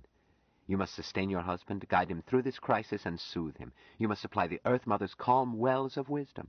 That is your special genius. You must use it. Mrs. Douglas sighed.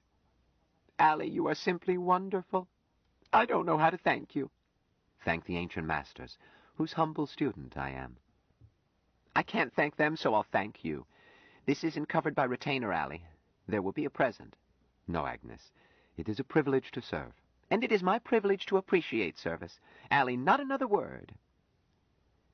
Madame Vasant let herself be coaxed, then switched off, feeling warmly content from having given a reading that she just knew was right.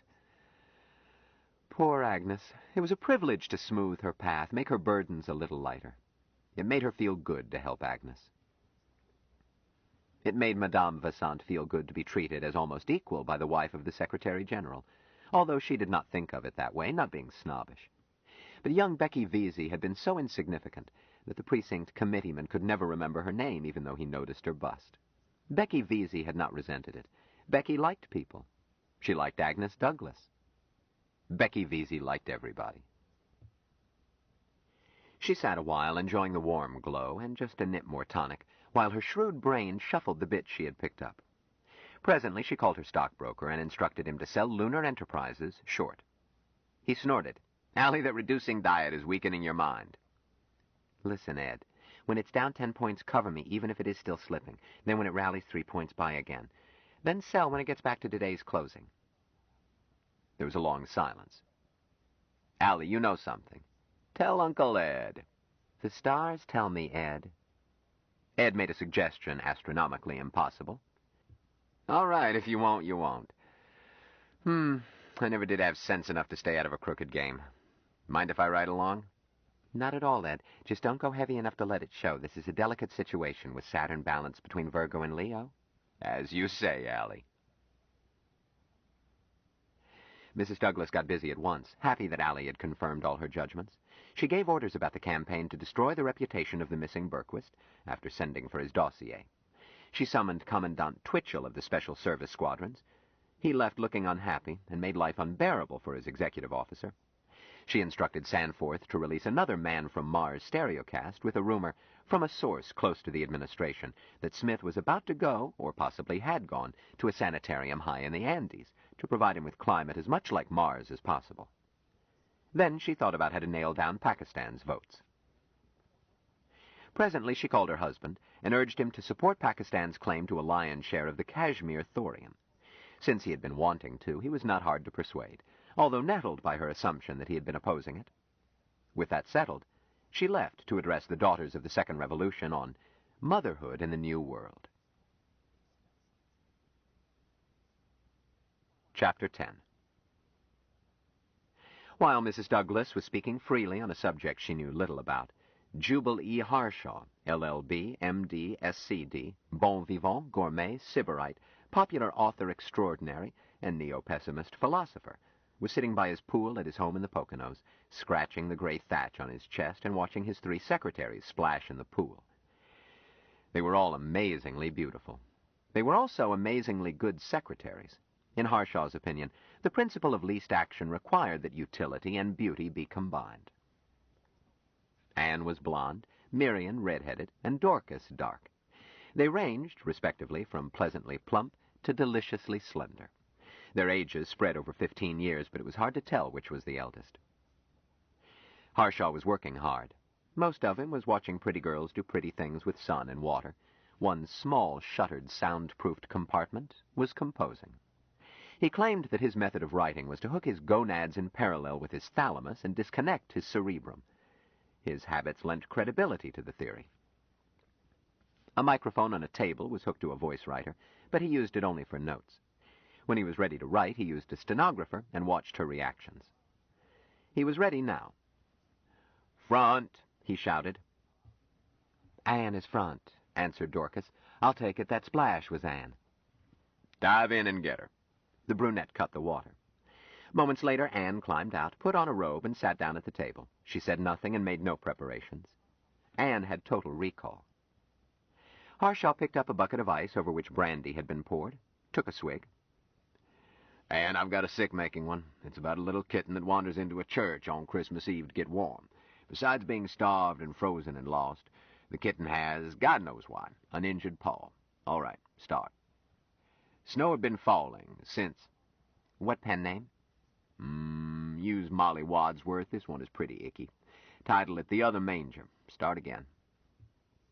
He went on talking while watching her. When tears started to leak from her closed eyes, he smiled slightly and closed his own. By the time he finished, tears were running down his cheeks as well as hers, both bathed in catharsis of schmaltz. 30, he announced. "Blow your nose, send it off, and for God's sake, don't let me see it."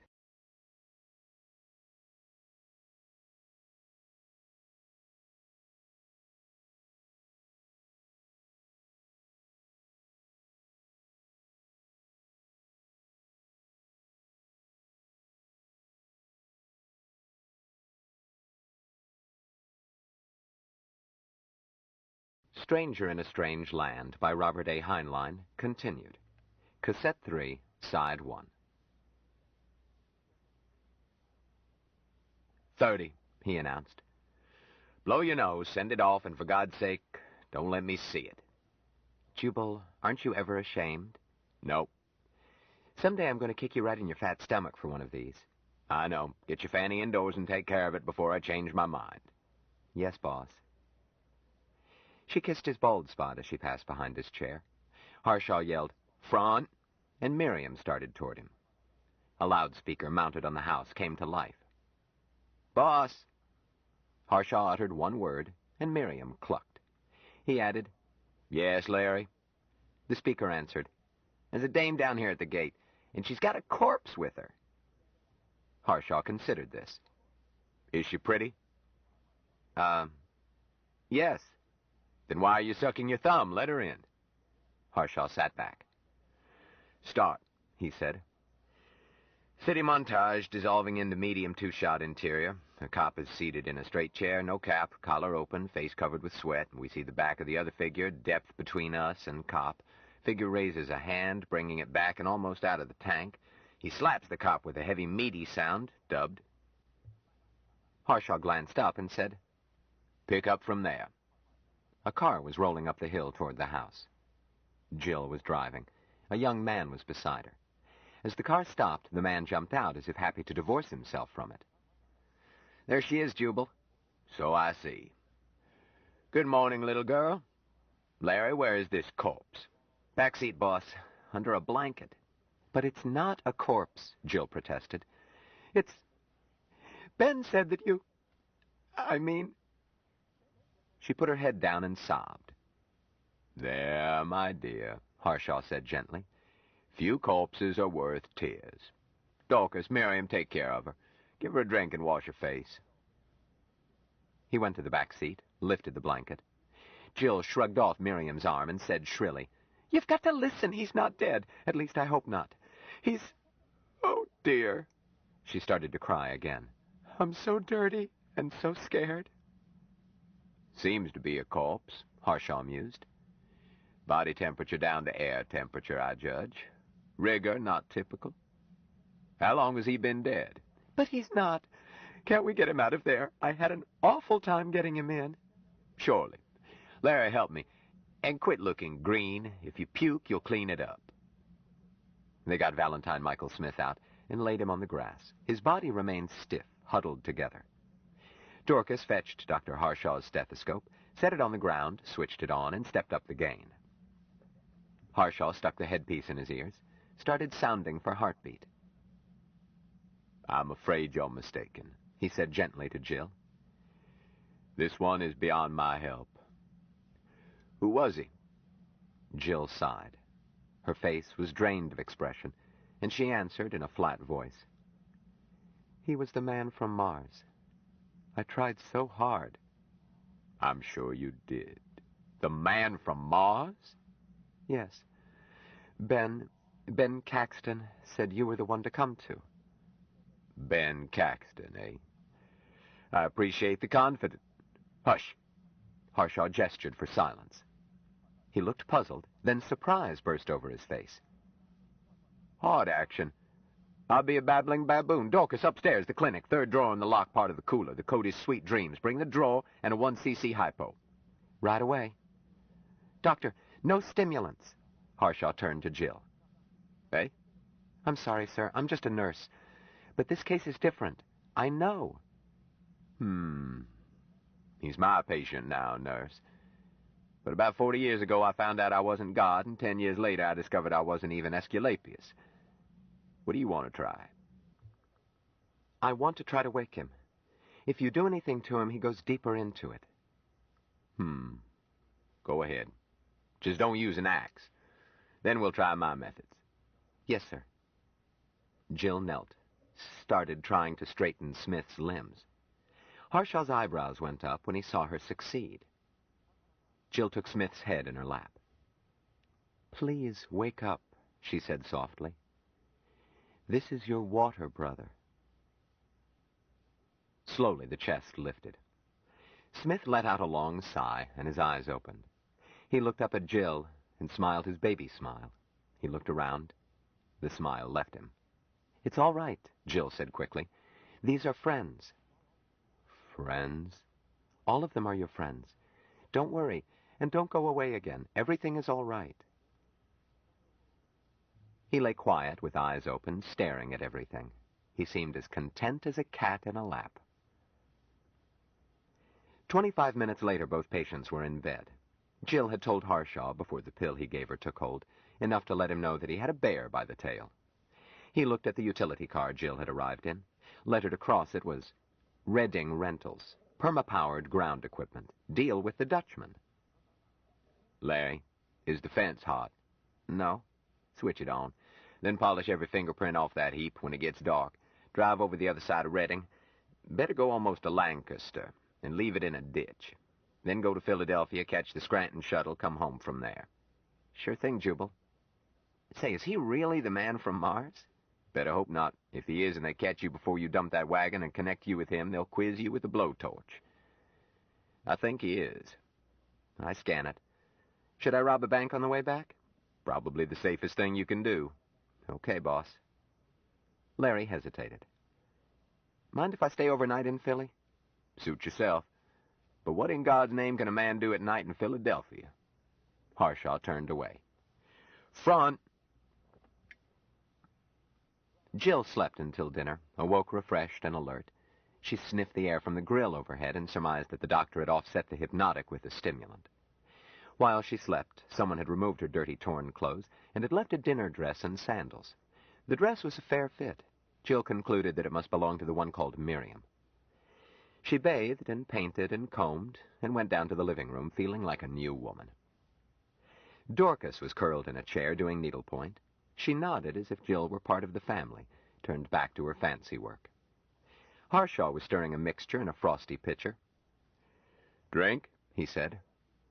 Yes, thank you. He poured large cocktail glasses to their brims, handed her one. What is it? She asked. My own recipe, 1/3 vodka, 1/3 muriatic acid, 1/3 battery water, 2 pinches of salt, and add pickled beetle. Better have a highball, Dorcas advised. Mind your business, Harshaw said. Hydrochloric acid aids digestion. The beetle adds vitamins and protein. He raised his glass and said solemnly, Here's to our noble selves. There are damned few of us left. He emptied it. Jill took a sip, then a bigger one. Whatever the ingredients, it seemed to be what she needed. Well-being spread from her center toward her extremities. She drank about half, let Harshaw add a dividend. Look in on our patient? He asked. No, sir. I didn't know where he was. I checked a few minutes ago, sleeping like a baby. I think I'll rename him Lazarus. Would he like to come down to dinner? Jill looked thoughtful. Doctor, I don't know. Well, if he wakes, I'll know it. He can join us or have a tray. This is Freedom Hall, my dear. Everyone does as he pleases. Then if he does something I don't like, I kick him the hell out. Which reminds me, I don't like to be called doctor. Sir? Oh, I'm not offended. But when they began handing out doctorates for comparative folk dancing and advanced fly fishing, I became too stinking proud to use the title. I won't touch watered whiskey and take no pride in watered-down degrees. Call me Jubal. Oh. But the degree in medicine hasn't been watered down. Time they called it something else so as not to confuse it with playground supervisors. Little girl, what is your interest in this patient? Eh? I told you, Jubal. You told me what happened. You didn't tell me why. Jill, I saw the way you spoke to him. Are you in love with him? Jill gasped. Why, that's preposterous. Not at all. You're a girl, he's a boy. That's a nice setup. But, no, Jubal, it's not that. Well, he was a prisoner, and I thought, or Ben thought, that he was in danger. We wanted to see him get his rights. My dear, I'm suspicious of a disinterested interest. You look as if you had a normal glandular balance, so it's my guess that it is either Ben or this poor boy from Mars. You had better examine your motives, then judge which way you are going. In the meantime, what do you want me to do? The scope of the question made it hard to answer. From the time Jill crossed her Rubicon, she had thought of nothing but escape. She had no plans. I don't know. I thought not. On the assumption that you might wish to protect your license, I took the liberty of leaving a message sent from Montreal to your chief of nursing. You asked for leave because of illness in your family. Okay? Jill felt sudden relief. She had buried all worry about her own welfare. Nevertheless, down inside was a heavy lump caused by what she had done to her professional standing. Oh, Jubal, thank you, she added. I'm not delinquent in watch standing yet. Today was my day off. Good. What do you want to do? I haven't had time to think. I should get in touch with my bank and get some money. She paused, trying to recall her balance. It was never large, and sometimes she forgot to. Jubal cut in. If you do, you will have cops pouring out of your ears. Hadn't you better stay here until things level off? Jubal, I wouldn't want to impose on you. You already have. Don't worry, child. There are always freeloaders around here. Nobody imposes on me against my will, so relax. Now, our patient, you said you wanted him to get his rights. You expected my help? Well, Ben said. Ben seemed to think you would help. Ben does not speak for me. I'm not interested in this lad's so-called rights. His claim to Mars, his lawyer's hogwash. As a lawyer myself, I need not respect it. As for the wealth that is supposed to be his, the situation results from other people's passions and our odd tribal customs. He has earned none of it. He would be lucky if they bilked him of it. But I would not scan a newspaper to find out. If Ben expected me to fight for Smith's rights, you have come to the wrong house. Oh. Jill felt forlorn. I had better arrange to move him. Oh, no. Not unless you wish. But you said... I said I was not interested in legal fictions. But a guest under my roof is another matter. He can stay if he likes.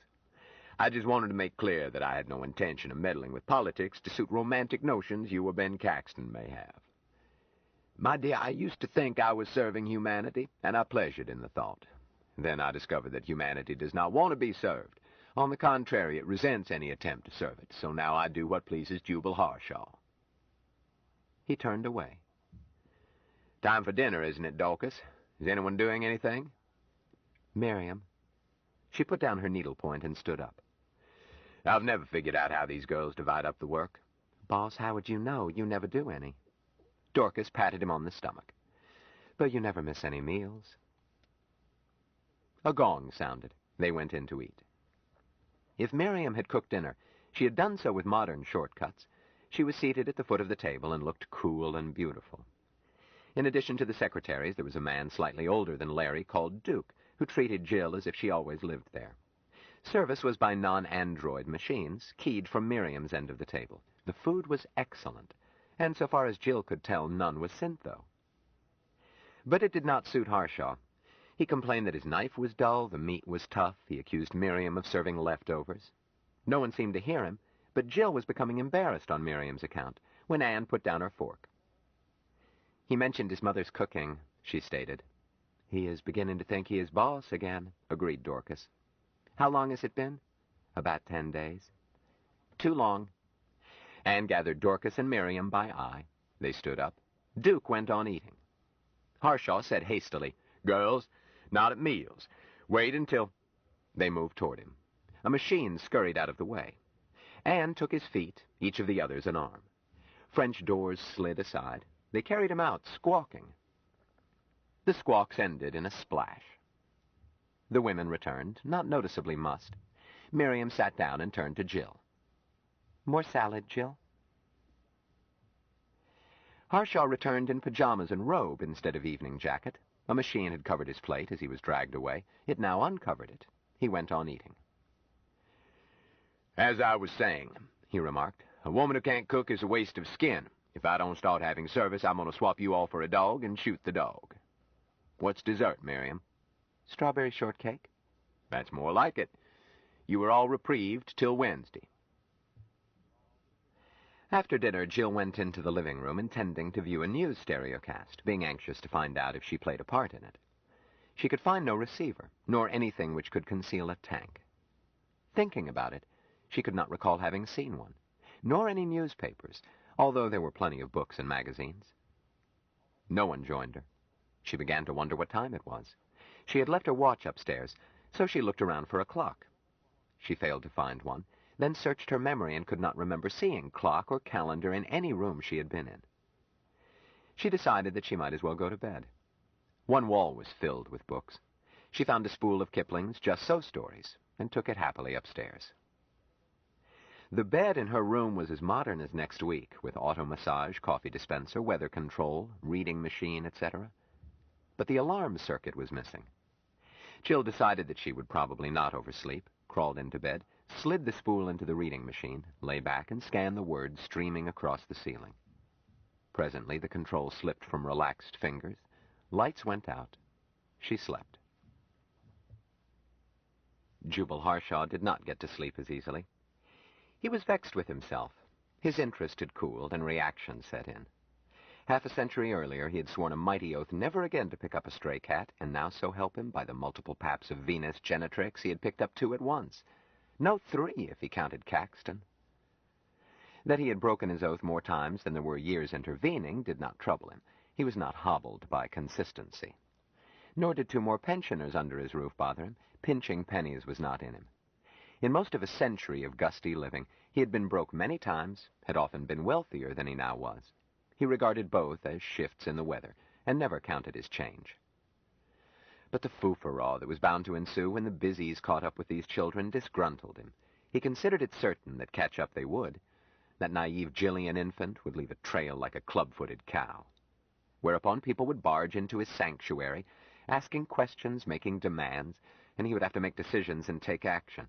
He was convinced that all action was futile. The prospect irritated him.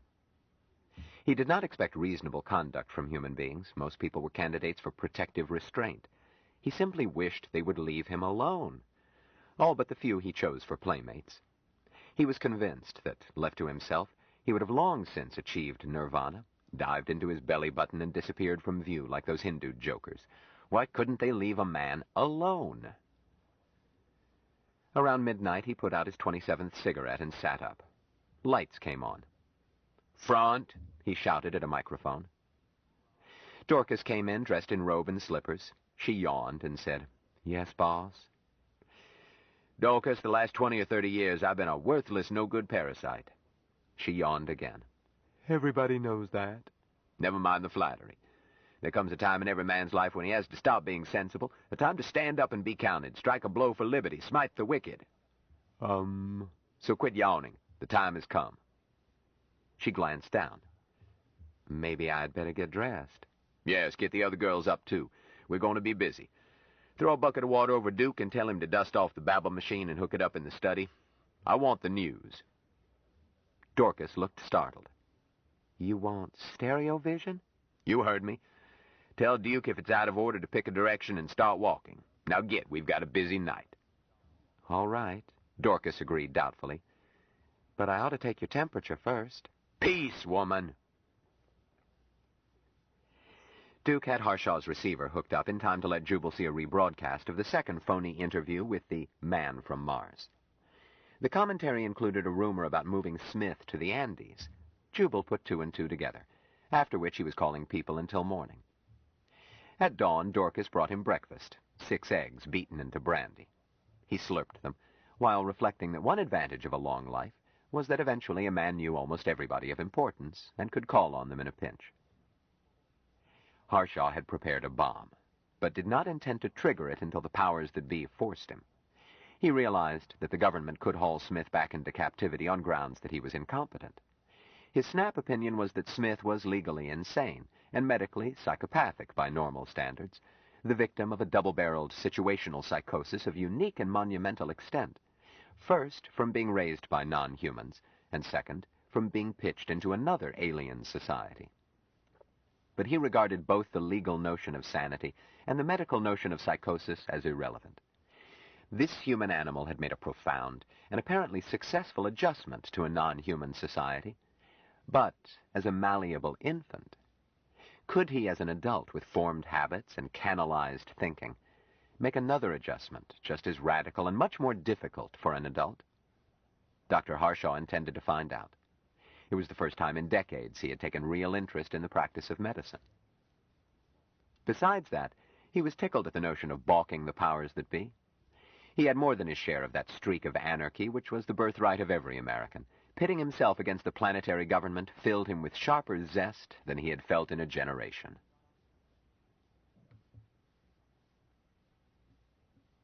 Chapter 11. Around a minor G-type star, toward one edge of a medium-sized galaxy, planets swung, as they had for billions of years, under a modified inverse square law that shaped space. 4 were big enough as planets go to be noticeable. The rest were pebbles, concealed in the fiery skirts of the primary, or lost in black reaches of space.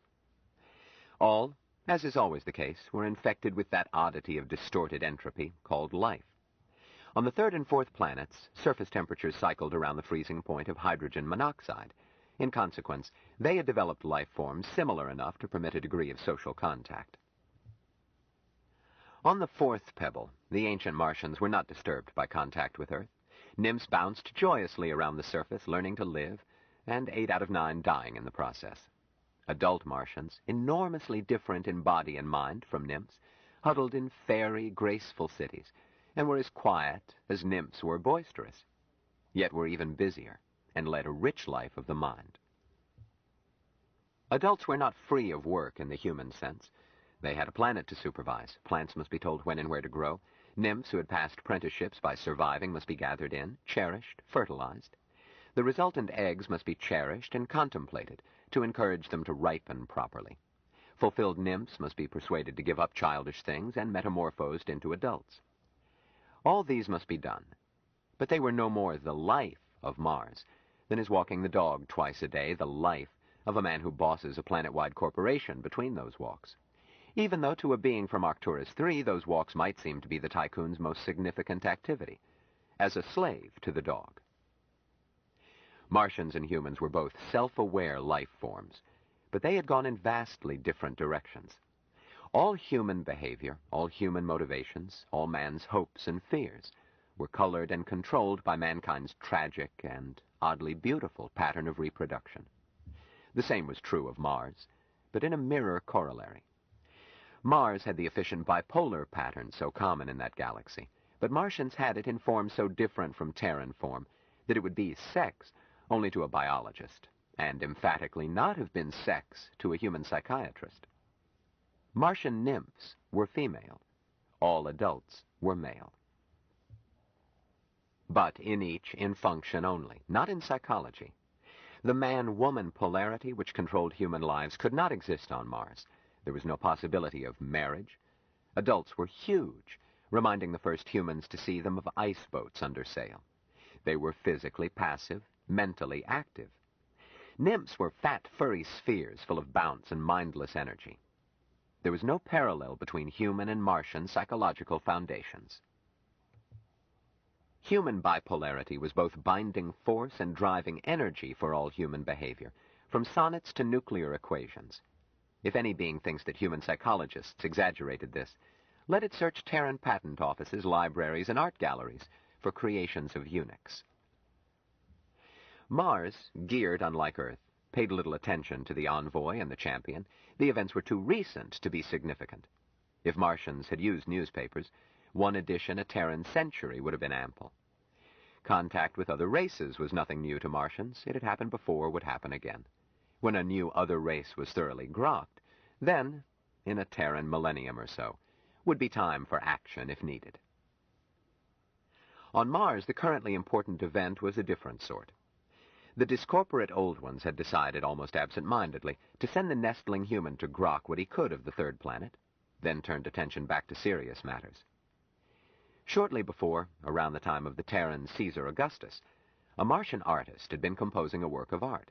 It could have been called a poem, a musical opus, or a philosophical treatise.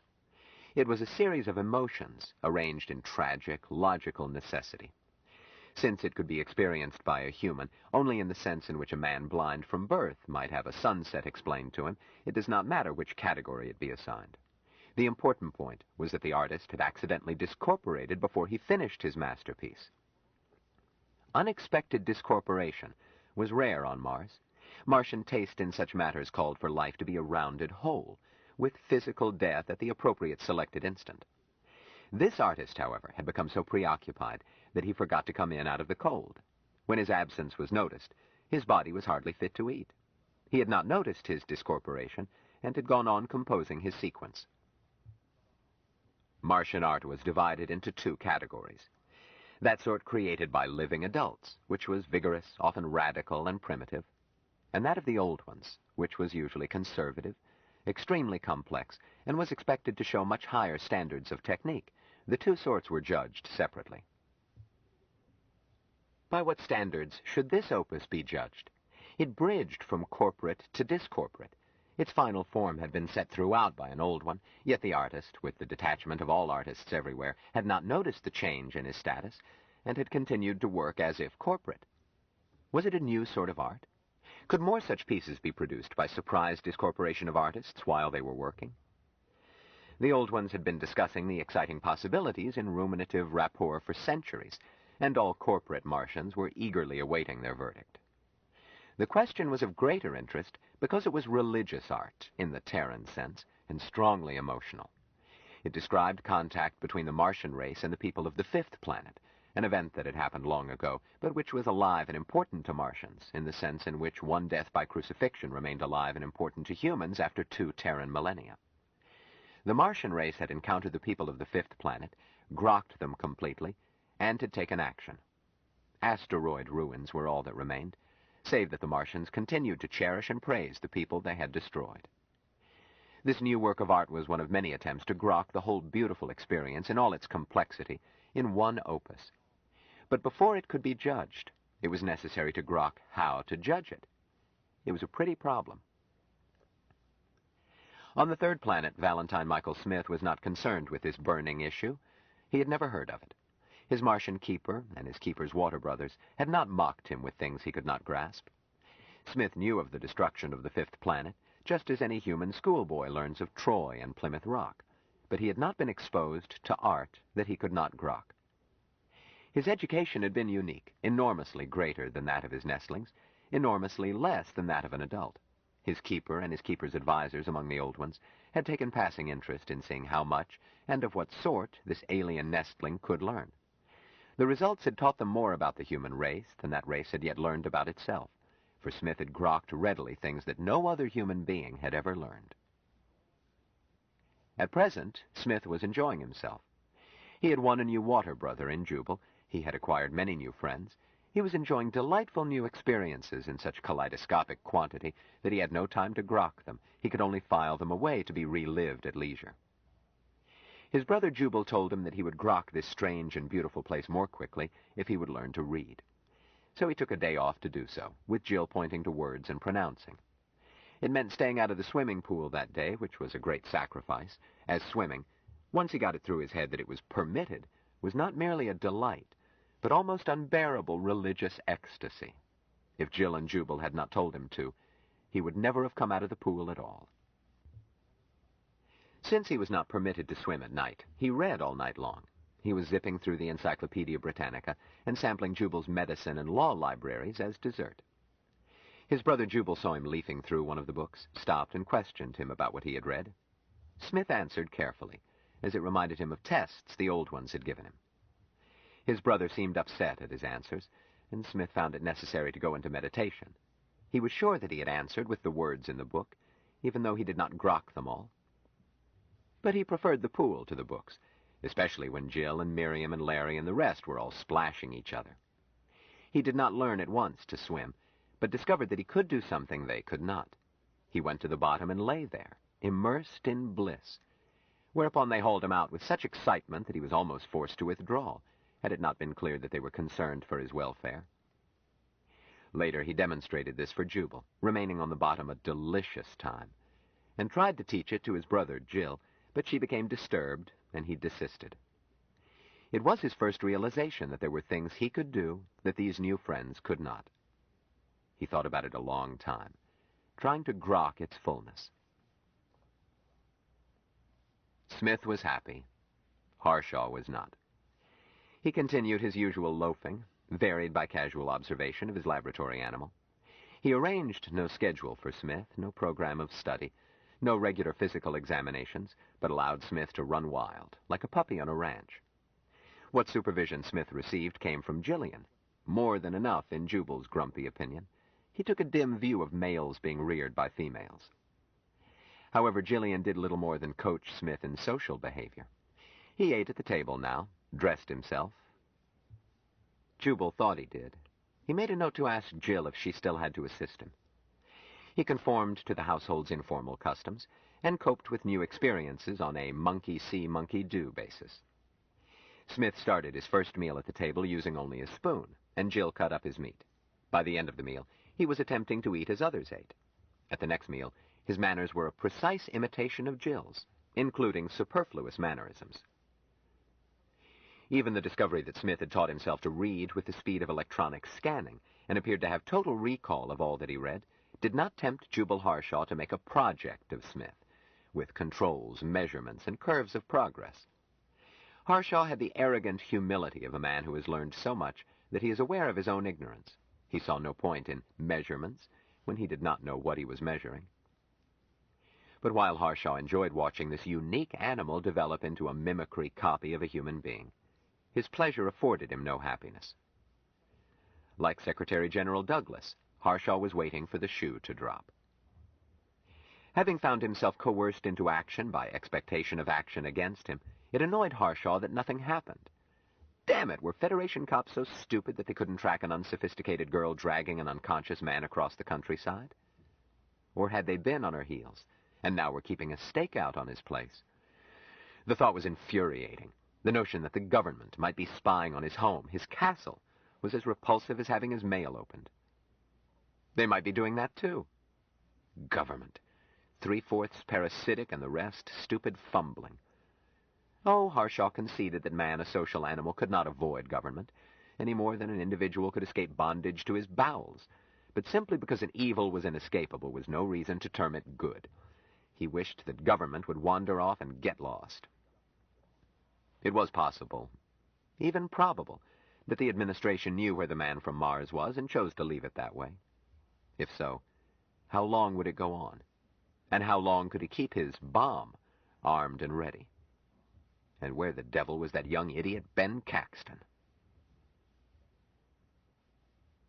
Jill Boardman forced him out of his spiritual thumb-twiddling. Jubal? Eh? Oh, it's you, Bright Eyes. Sorry, I was preoccupied. Sit down. Have a drink? No, thank you. Jubal, I'm worried. Normal. That was a pretty swan dive. Let's see another like it. Jill bit her lip and looked about 12 years old. Jubal, please listen. I'm terribly worried. He sighed.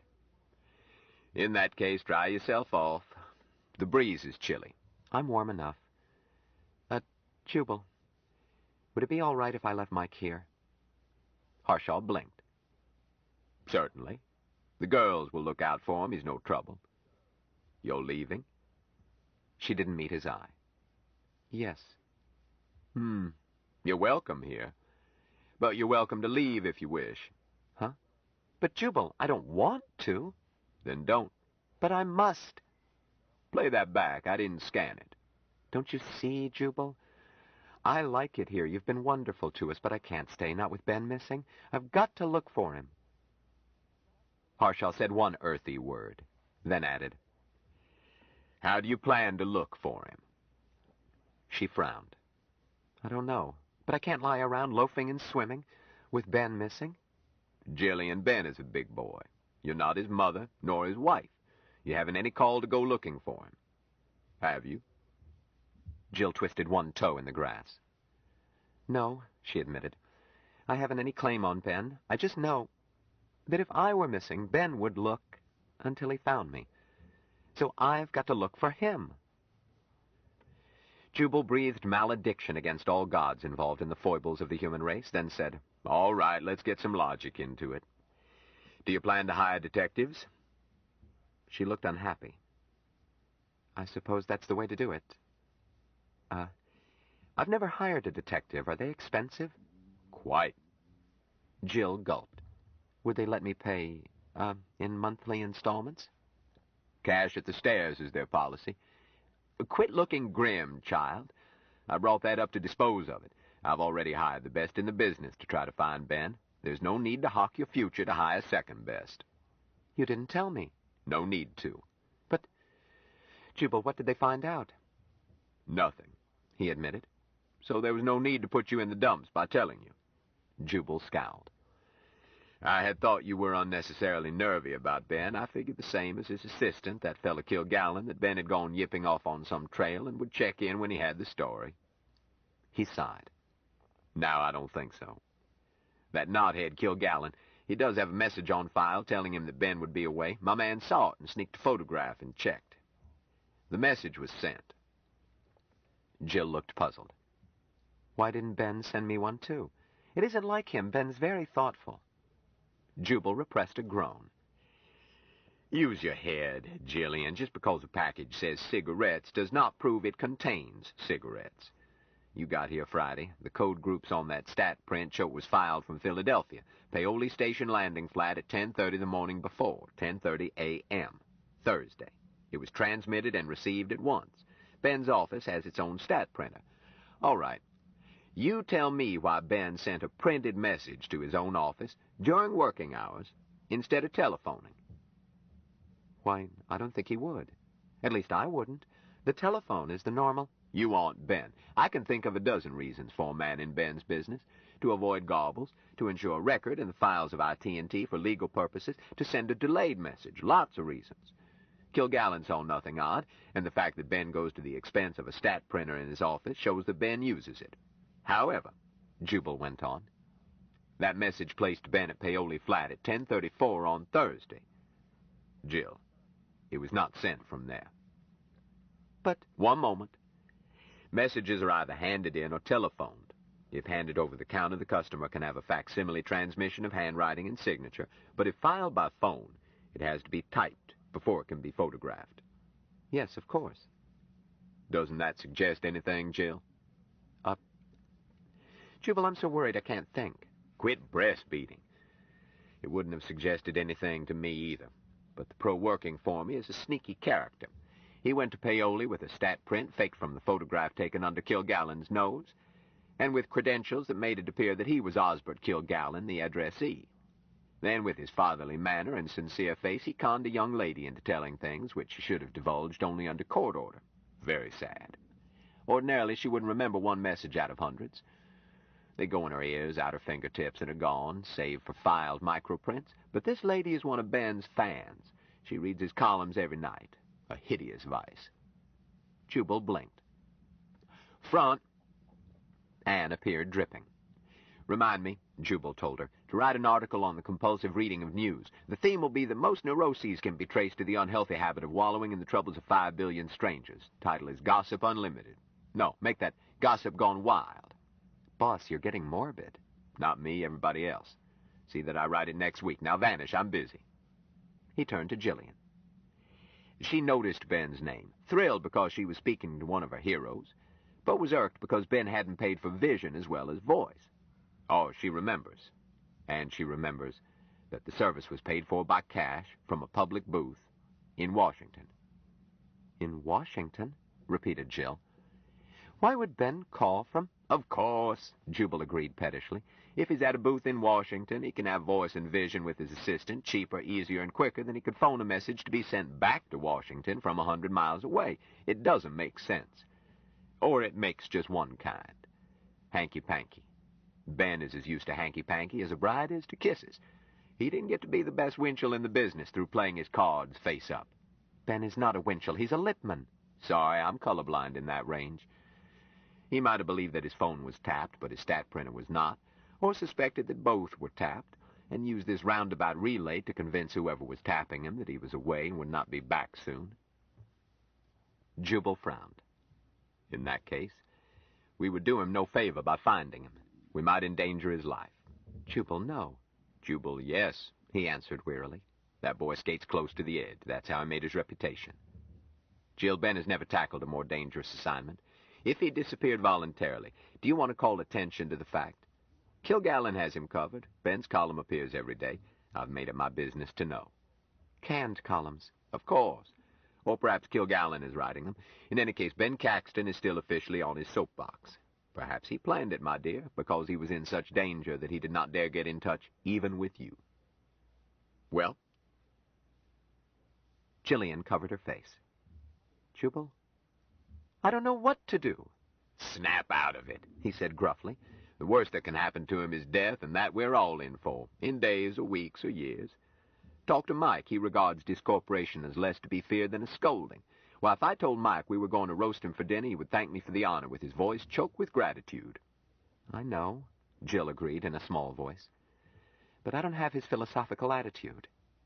Nor I, Harshaw agreed cheerfully. But I'm beginning to grasp it, and it is a consoling one to a man my age, a capacity for enjoying the inevitable. Well, I've been cultivating that all my life, but this infant, barely old enough to vote and too unsophisticated to stand clear of the horse cars, has me convinced that I've just reached kindergarten. Jill, you asked if Mike was welcome. Child, I want to keep that boy until I've found out what he knows, and I don't. This discorporation thing, it's not the Freudian death wish, none of that, even the weariest river stuff. It's more like Stevenson's glad did I live and gladly die, and I lay me down with a will. I suspect that Stevenson was whistling in the dark, enjoying the euphoria of consumption, but Mike has me halfway sold that he knows what he's talking about. I don't know, Jill answered dully. I'm just worried about Ben. So am I, agreed Jubal. Jill, I don't think Ben is hiding. But you said... Sorry. My snoops didn't limit themselves to Ben's office in Paoli Flat. On Thursday morning, Ben called at Bethesda Medical Center with a lawyer and a fair witness. James Oliver Cavendish, in case you follow such things. I don't, I'm afraid. No matter. The fact that Ben retained Cavendish shows how serious he was. You don't hunt rabbits with elephant guns. They were taken to see the man from Mars. Jillian gasped, then said, That's impossible. Jill, you're disputing a fair witness. And not just any fair witness. If Cavendish says it, it's gospel. I don't care if he's the 12 apostles. He wasn't on my floor last Thursday morning. You didn't listen. I didn't say that they were taken to see Mike. I said they were taken to the man from Mars. The phony one, obviously. That fellow they stereovised. Oh, of course. And Ben caught them. Jubal looked pained. Little girl. Ben did not catch them. Even Cavendish did not. At least he won't say so. You know how fair witnesses behave. Well, no, I don't. I've never met one. So? Anne! Anne was on the springboard. She turned her head. Jubal called out, That house on the hilltop. Can you see what color they painted it? Anne looked, then answered, It's white on this side. Jubal went on to Jill. You see, it doesn't occur to Anne to infer that the other side is white, too. All the king's horses couldn't force her to commit herself, unless she went there and looked, and even then she wouldn't assume that it stayed white after she left. Anne is a fair witness? Graduate, unlimited license, admitted to testify before the High Court.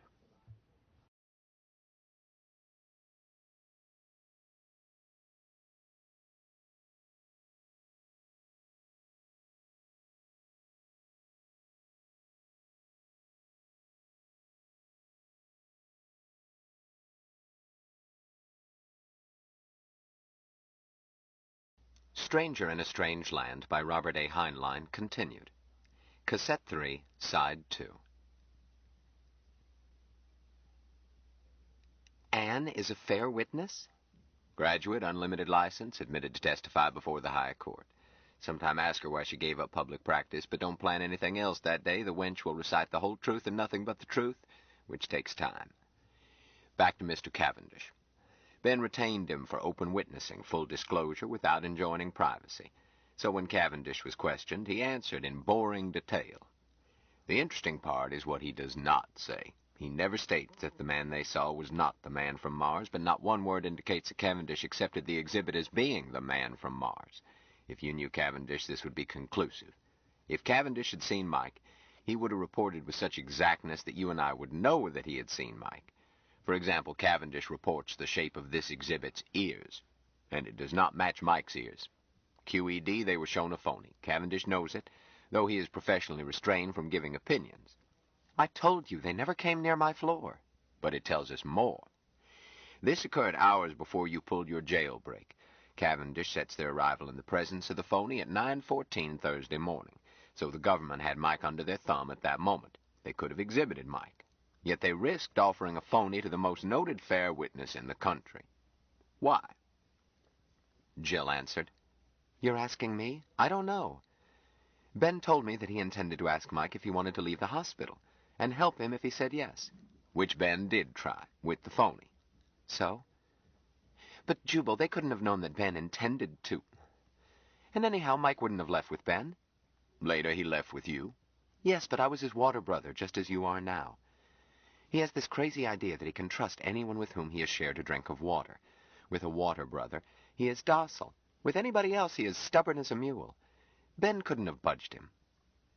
She added, At least, that is the way he was last week. He's changing awfully fast. So he is. Too fast, maybe. I've never seen muscle tissue develop so rapidly. Never mind. Back to Ben.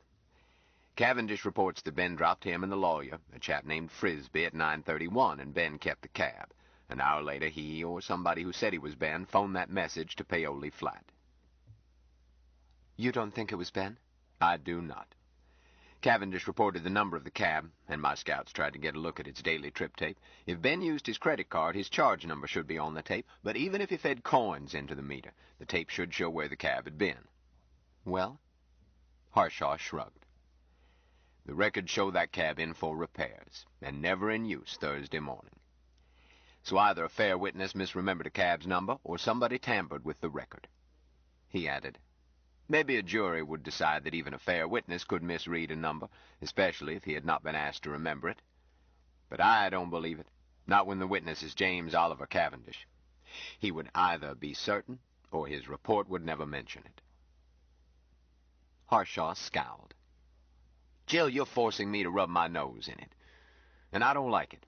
Granted that Ben could have sent that message, it is most unlikely that he could tamper with the record of that cab, and still less believable that he had reason to. Ben went somewhere, and somebody who could get at the records of a public carrier went to a lot of trouble to conceal where he went, and sent a phony message to keep anyone from realizing that he had disappeared. Disappeared? Kidnapped, you mean? Softly, Jill. Kidnapped is a dirty word. It's the only word. Jubal, how can you sit there when you ought to be shouting it from the... Stop it, Jill. Instead of kidnapped, Ben might be dead. Jillian slumped. Yes, she agreed dully. But we'll assume he is not until we see his bones. Jill, what's the greatest danger about kidnapping?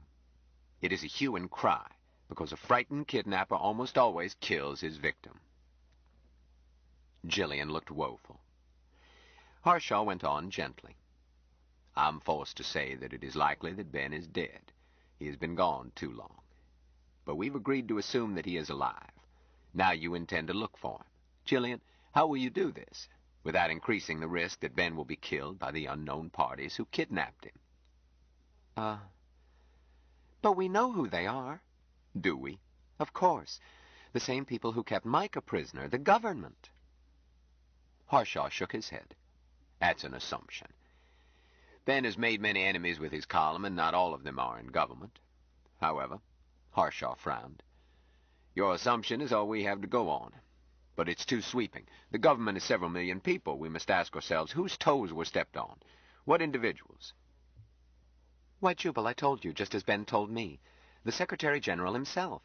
No, Harshaw denied. No matter who did what. If it is rough or illegal, it won't be the Secretary General. Even if he benefits, nobody could prove that he even knew it. It is likely he would not know it. Not about rough stuff. Jill, we need to find out which lieutenant in the Secretary General's staff of stooges handled this operation. That isn't as hopeless as it sounds, I think. When Ben was taken to see that phony, one of Douglas's assistants was with him. Tried to talk him out of it, then went with him.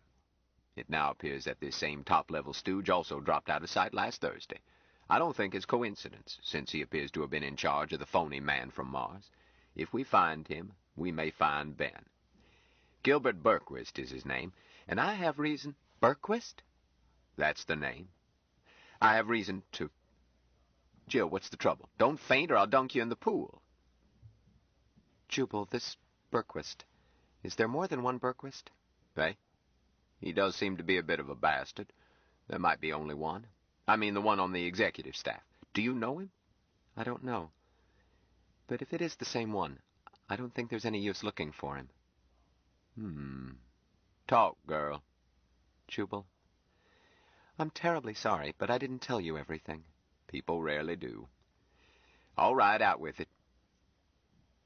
Stumbling and stammering, Jillian told about the men who had disappeared.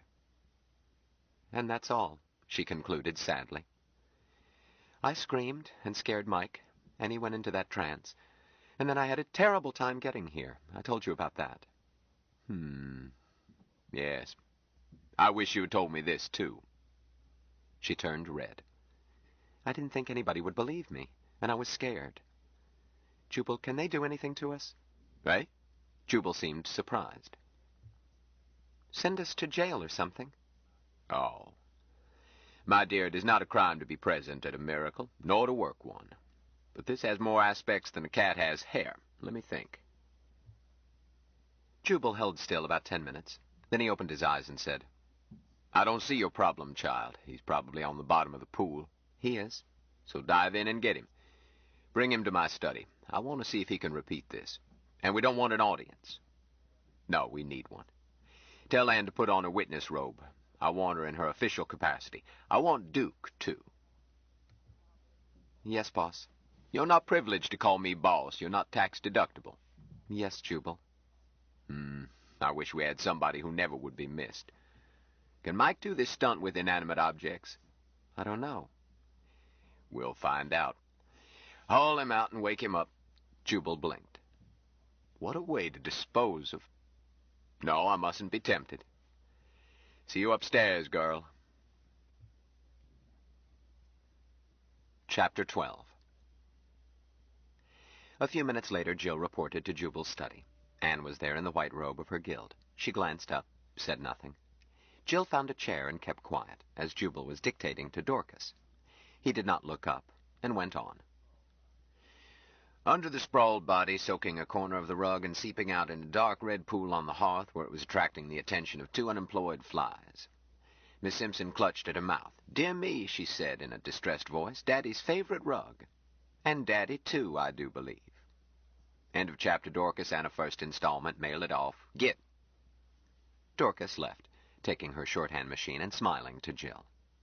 Jubal said, "Where's Mike?" "Dressing," answered Jillian. "He'll be along soon." "Dressing," Jubal repeated peevishly. "I didn't say the party was formal."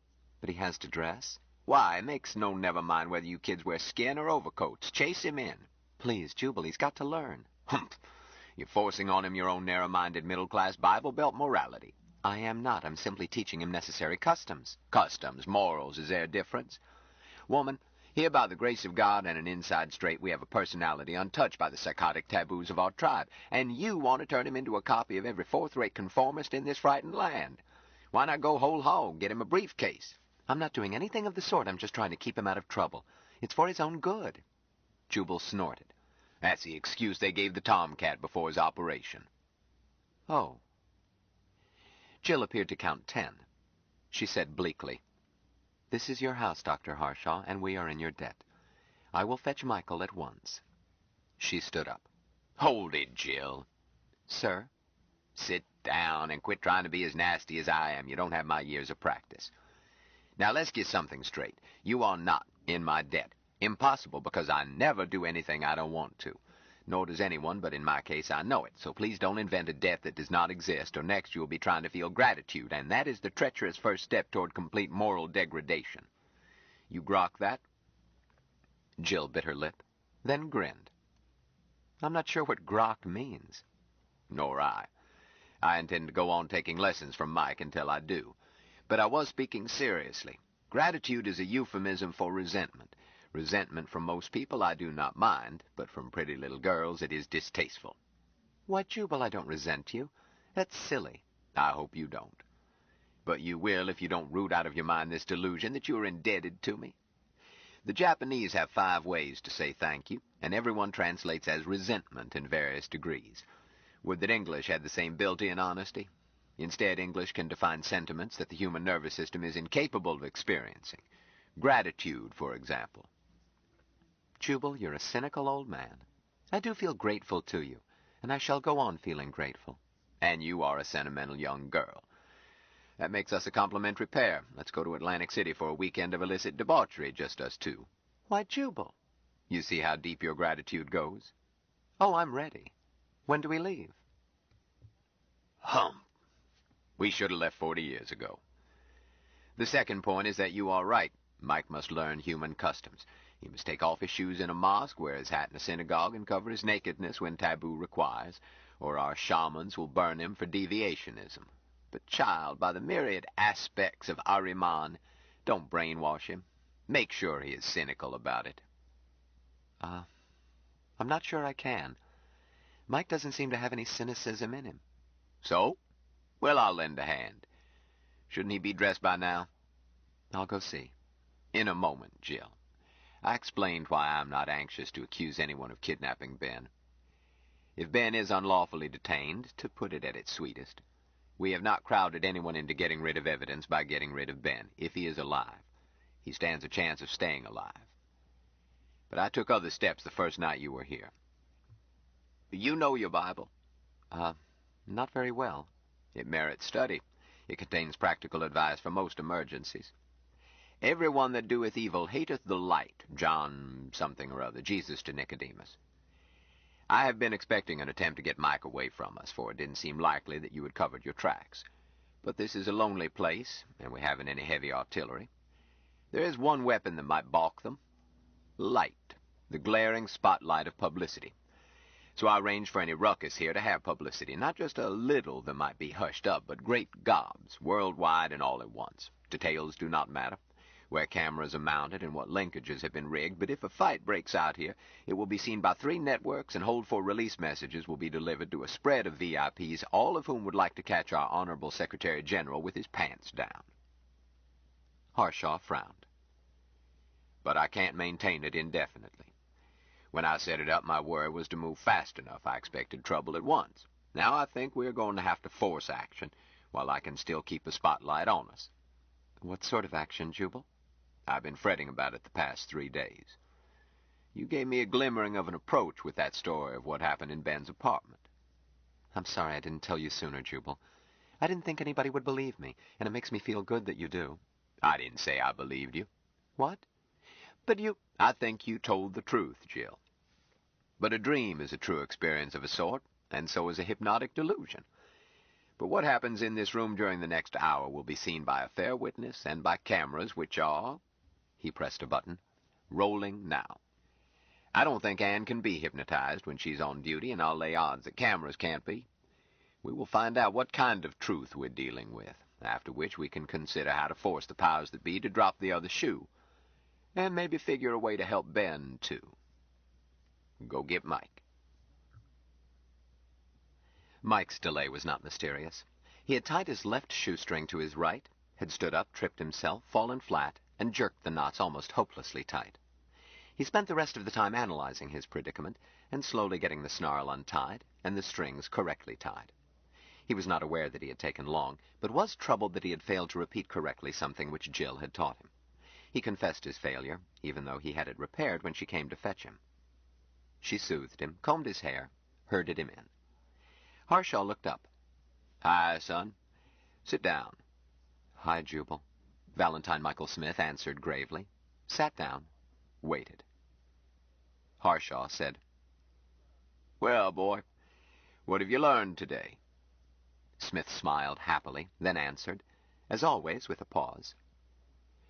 I have today learned to do a 1.5 gainer, that is a jumping, a dive, for entering our water by... I know, I saw you. Keep your toes pointed, knees straight, and feet together. Smith looked unhappy. I rightly did not it do? You did it very rightly for a first time. Watch Dorcas. Smith considered this.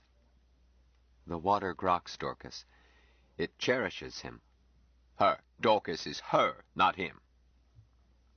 Her, Smith corrected. Then my speaking was false? I have read in Webster's New International Dictionary of the English Language, 3rd edition, published in Springfield, Massachusetts, that the masculine gender includes the feminine gender in speaking. In Hagworth's Law of Contracts, 5th edition, Chicago, Illinois, 1978, on page 1012, it says, Hold it, Harshaw said hastily. Masculine forms do include the feminine when you're speaking in general, but not when talking about a particular person. Dorcas is always she or her, never he or him. I will remember. You had better, or you may provoke Dorcas into proving just how female she is. Harshaw blinked thoughtfully. Jill, is the lad sleeping with you, or one of you? She hesitated, then answered flatly. So far as I know, Mike doesn't sleep. You evaded my question. Then you can assume that I intended to. However, he is not sleeping with me. Damn it. My interest is scientific. Mike, what else have you learned? I have learned 2 ways to tie my shoes. One way is only good for lying down. The other way is good for walking.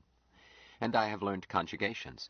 I am, thou art, he is, we are, you are, they are, I was, thou wast. Okay, that's enough. What else? Mike smiled delightedly. To yesterday I am learning to drive the tractor, brightly, and with beauty. Eh? Jubal turned to Jill. When was this? Yesterday while you were napping, Jubal. It's all right. Duke was careful not to let him get hurt. Well, obviously he didn't. Mike, have you been reading? Yes, Jubal. What? I have read, Mike recited, 3 more volumes of the encyclopedia, Mary B. to Mush E, Mush R to Ozon, P to Plant I. You have told me not to read too much of the encyclopedia at one reading, so I then stopped. I then read the Tragedy of Romeo and Juliet by Master William Shakespeare of London. I then read the Memoirs of Jacques Casanova de Saint-Galt, as translated into English by Arthur Machen. I then read The Art of Cross-Examination by Francis Wellman. I then tried to grok what I'd read until Jill told me that I must come to breakfast. And did you grok it? Smith looked troubled. Jubal, I do not know. Something bothering you? I do not grok all fullness of what I read. In the history written by Master William Shakespeare, I found myself full of happiness at the death of Romeo. Then I read on and learned that he had discorporated too soon. Or so I thought I grokked. Why? He was a blithering young idiot. Beg pardon? I don't know, Mike. Smith considered this.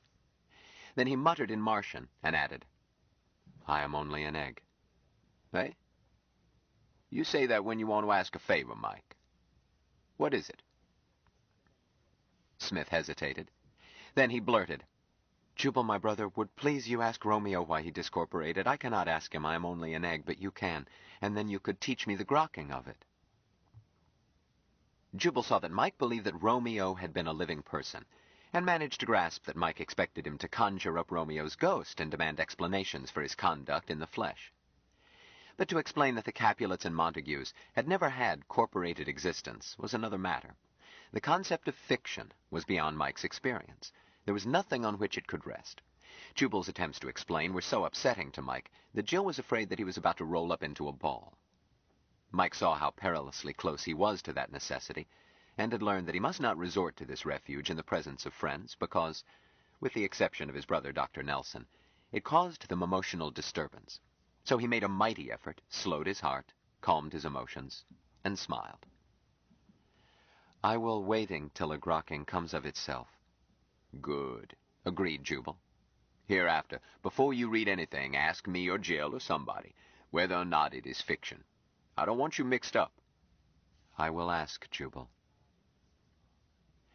Mike decided that when he did grok this strange idea, he must report the fullness to the old ones, and found himself wondering if the old ones knew about fiction. The incredible idea that there might be something as strange to the old ones as it was to himself was so much more revolutionary than the weird concept of fiction that he put it aside to cool, saved it for meditation. But I didn't, his brother Jubal was saying, call you in to discuss literary forms. Mike, remember the day that Jill took you away from the hospital? Hospital? Mike repeated. I'm not sure, Jubal, Jill interrupted, that Mike knew it was a hospital. Let me try. Go ahead. Mike, you remember where you were, where you lived alone in a room before I dressed you and took you away? Yes, Jill. Then we went to another place, and I undressed you and gave you a bath? Smith smiled in recollection. Yes, it was great happiness. Then I dried you off, and 2 men came? Smith's smile wiped away. He began to tremble and huddle into himself. Jill said, Mike, stop it! Don't you dare go away! Mike took control of his being. Yes, Jill. Listen, Mike. I want you to think about that time, but you mustn't get upset. There were 2 men. One of them pulled you out into the living room. The room with the joyful grasses, he agreed. That's right. He pulled you into the room with the grass floor, and I tried to stop him. He hit me. Then he was gone. You remember? You are not angry? What? No, not at all. One man disappeared. Then the other pointed a gun at me. And then he was gone. I was frightened, but I was not angry. You are not angry with me now? Mike, dear, I have never been angry with you. Jubal and I want to know what happened. Those 2 men were there. You did something, and they were gone. What was it you did? Can you tell us?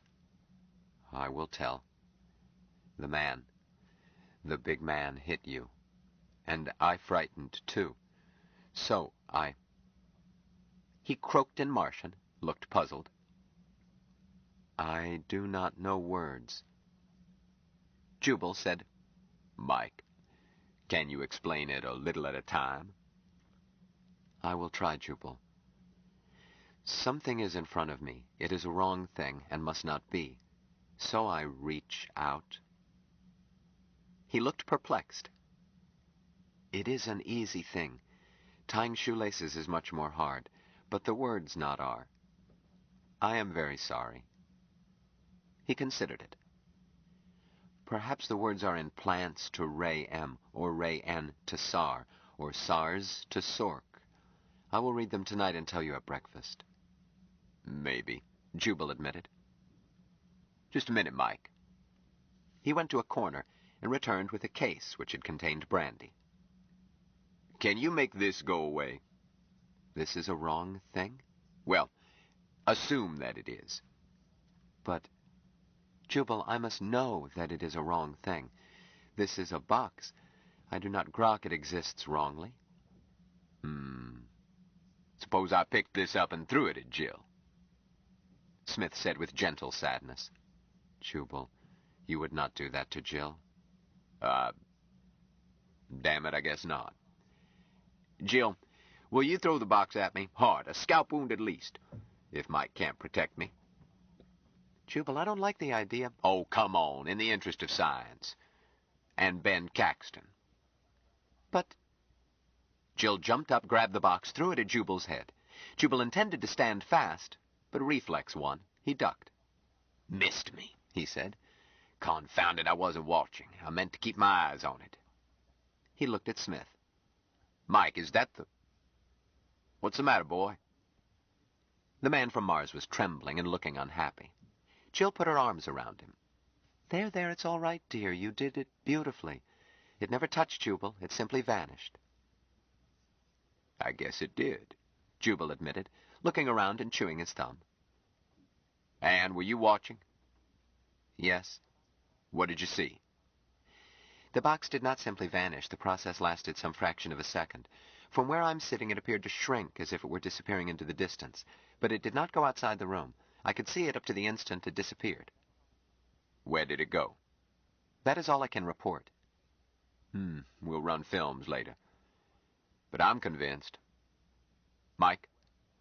Yes, Jubal? Where is that box? The box is... Smith paused. Again, I have not words. I am sorry. I'm confused. Son, can you reach in and haul it out? Beg pardon? You made it go away, now make it come back. How can I?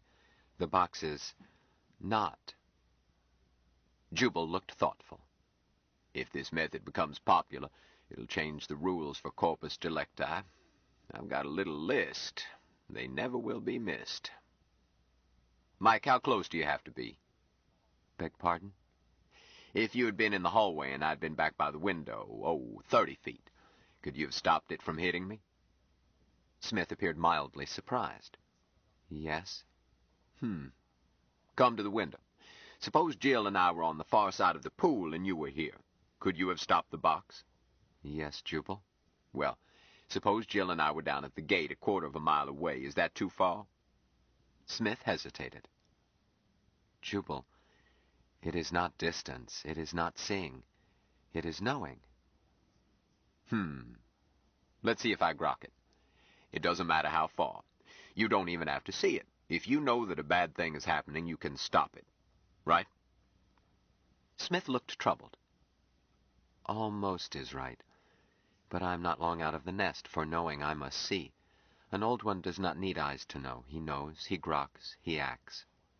I am sorry. I don't know why you're sorry, Jubal said gruffly. The High Minister for Peace would have declared you top secret 10 minutes ago. Beg pardon? Never mind. Jubal returned to his desk, picked up a heavy ashtray. Jill, don't aim at my face. Okay, Mike. Stand in the hallway. Jubal, my brother. Please not. What's the trouble? I want one more demonstration, and this time I won't take my eyes off it. Jubal. Yes, Jill? I grok what is bothering Mike. Well, tell me. We did an experiment where I was about to hurt you with that box, but we are his water brothers, so it upset Mike that I even tried. I think there is something very un-Martian about such a situation. Harshaw frowned. Maybe it should be investigated by the Committee on Un-Martian Activities. I'm not joking, Jubal. Nor I. All right, Jill. I'll re-rig it. Harshaw handed the ashtray to Mike. Feel how heavy it is, son?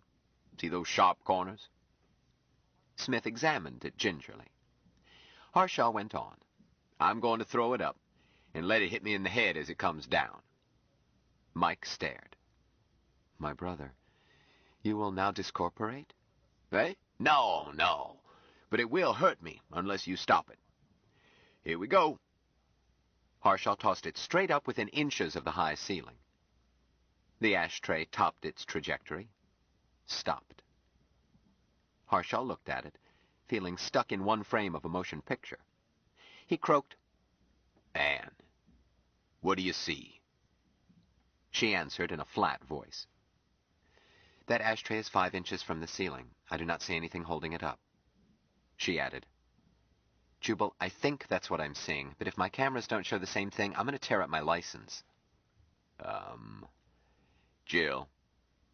It floats. Jubal went to his desk and sat down without taking his eyes off the ashtray. Mike, he said, why didn't it disappear? But Jubal, Mike said apologetically, you said to stop it. You did not say to make it go away. When I made the box go away, you wanted it to be again. Have I done wrongly? Oh, no, you have done exactly right. I keep forgetting that you take things literally. Harshaw recalled insults common in his early years, and reminded himself never to use such to Mike. If he told the boy to drop dead or get lost, Harshaw felt certain that the literal meaning would ensue. I am glad, Smith answered soberly. I am sorry I could not make the box be again. I am sorry twice that I wasted food. Then a necessity was. Or so I grokked. Eh? What food? Jill said hastily. He's talking about those men, Jubal. Berquist and the man with him. Oh, yes.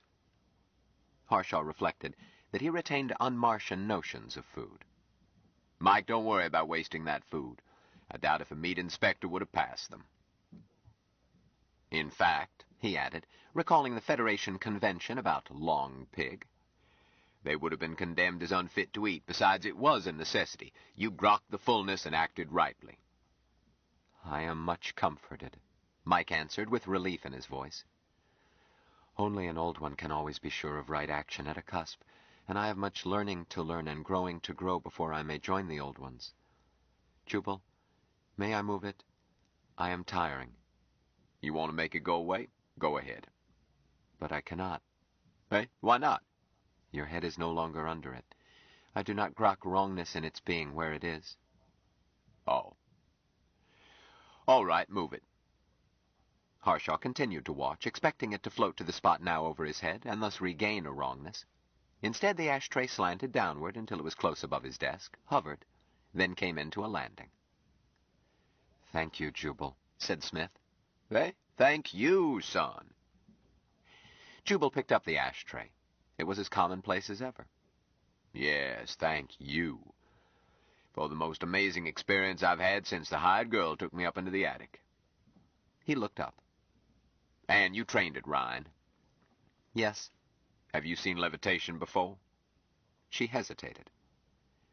I've seen what was called telekinesis with dice, but I'm no mathematician and cannot testify that it was telekinesis. Hell's bells, you wouldn't testify that the sun had risen if the day was cloudy.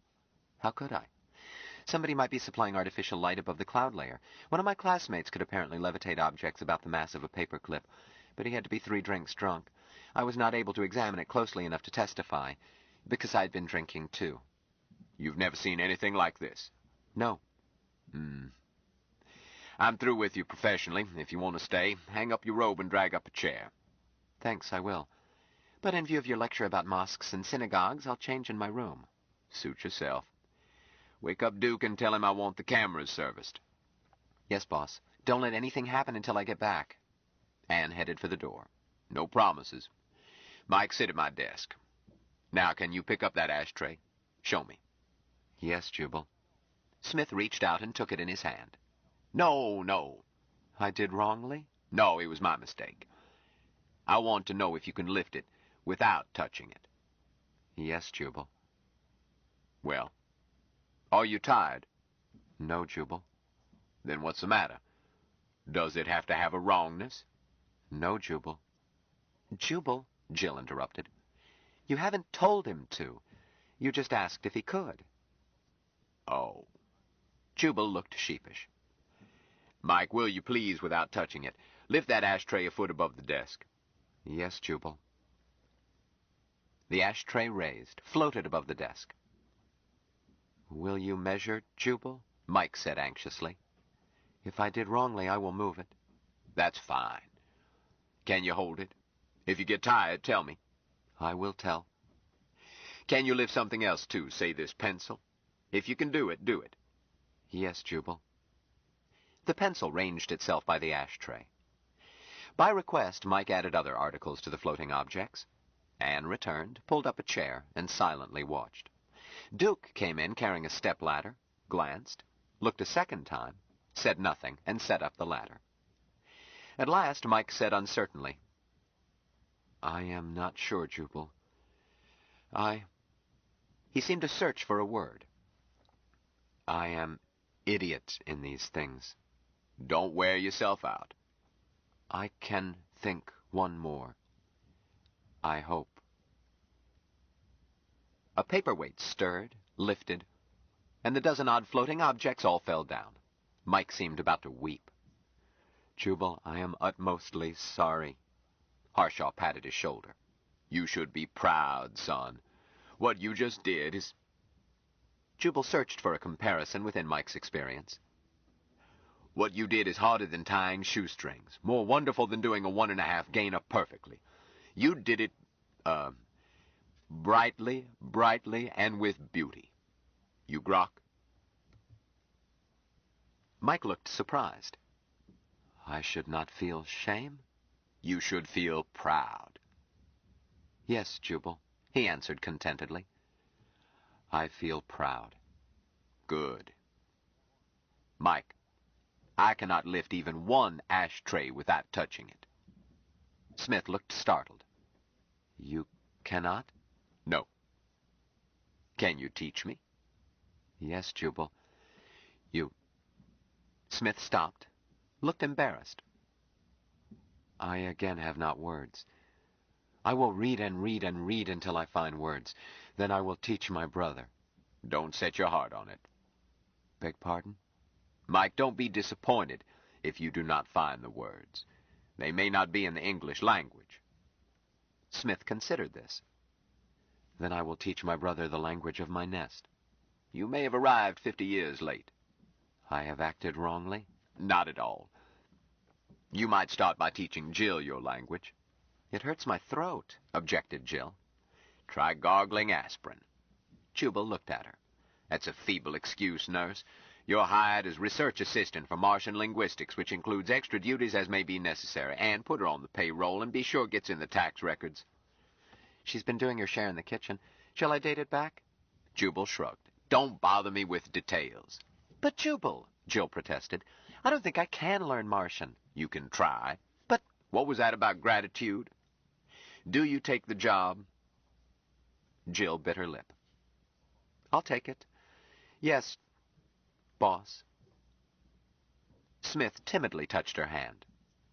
Jill, I will teach. Jill patted his. Thanks, Mike. She looked at Harshaw.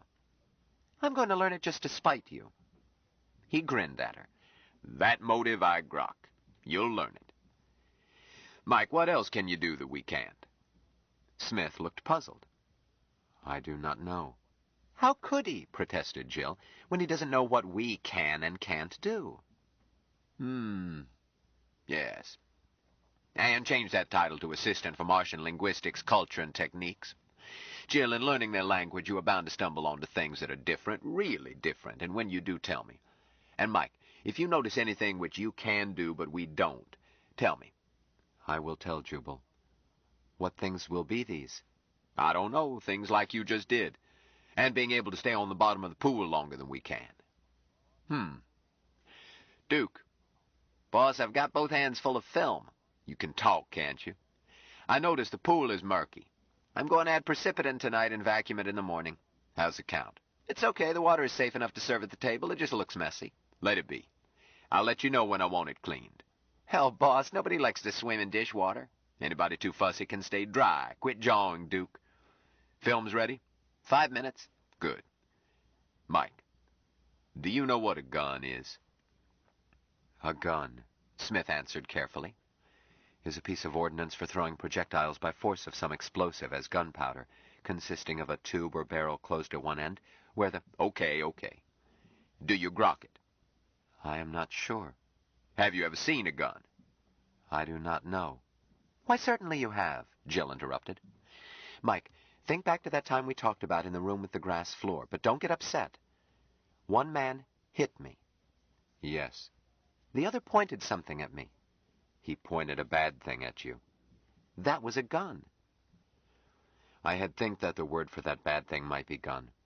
Webster's New International Dictionary of the English Language, 3rd edition, published in... That's fine, son, Harshaw said hastily. Now listen. If someone points a gun at Jill, what will you do?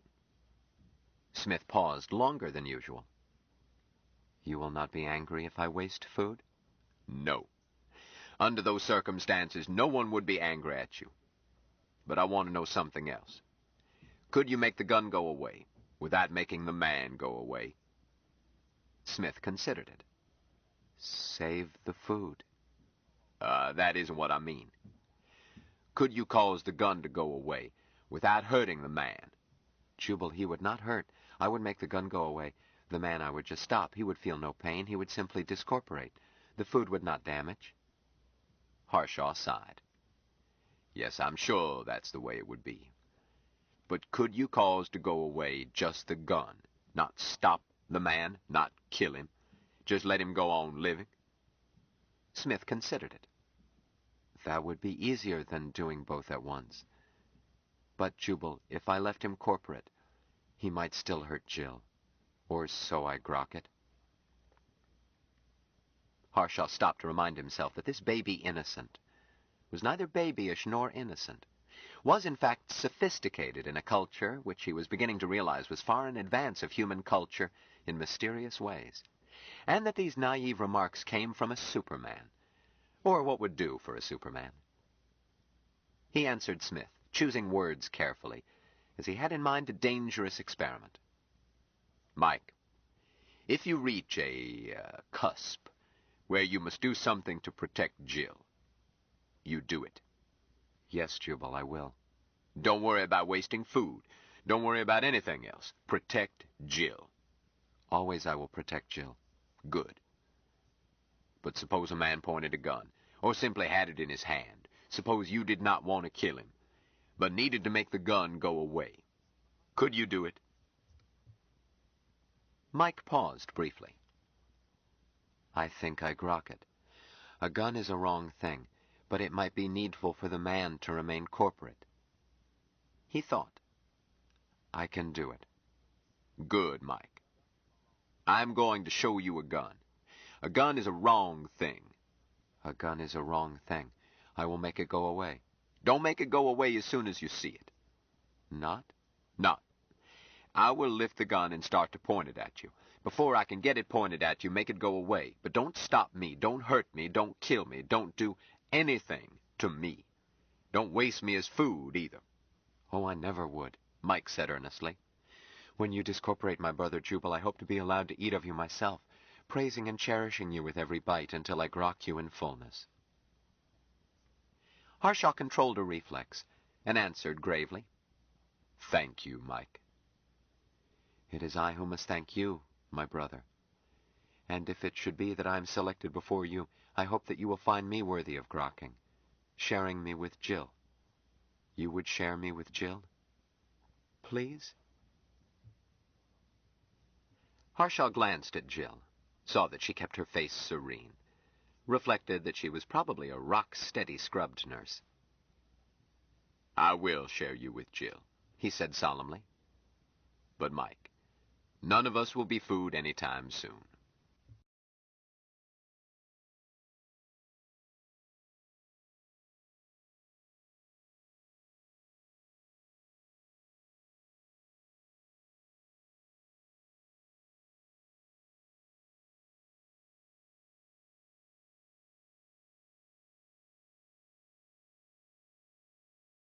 Stranger in a Strange Land by Robert A. Heinlein continued. Cassette 4, Side 1.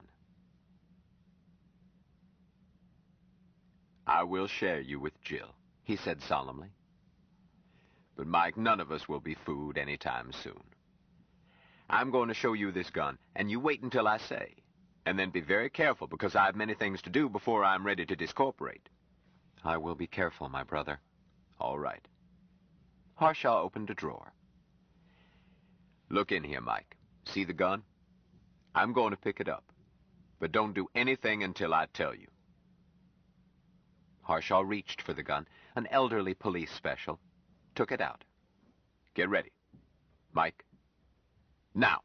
Harshaw did his best to aim the weapon at Smith. His hand was empty. Jubal found that he was shaking, so he stopped. Perfect, he said. You got it before I had it aimed. I am happy. So am I. Duke, did that get in the camera? Yep. Good. Harshaw sighed. That's all, kids. Run along.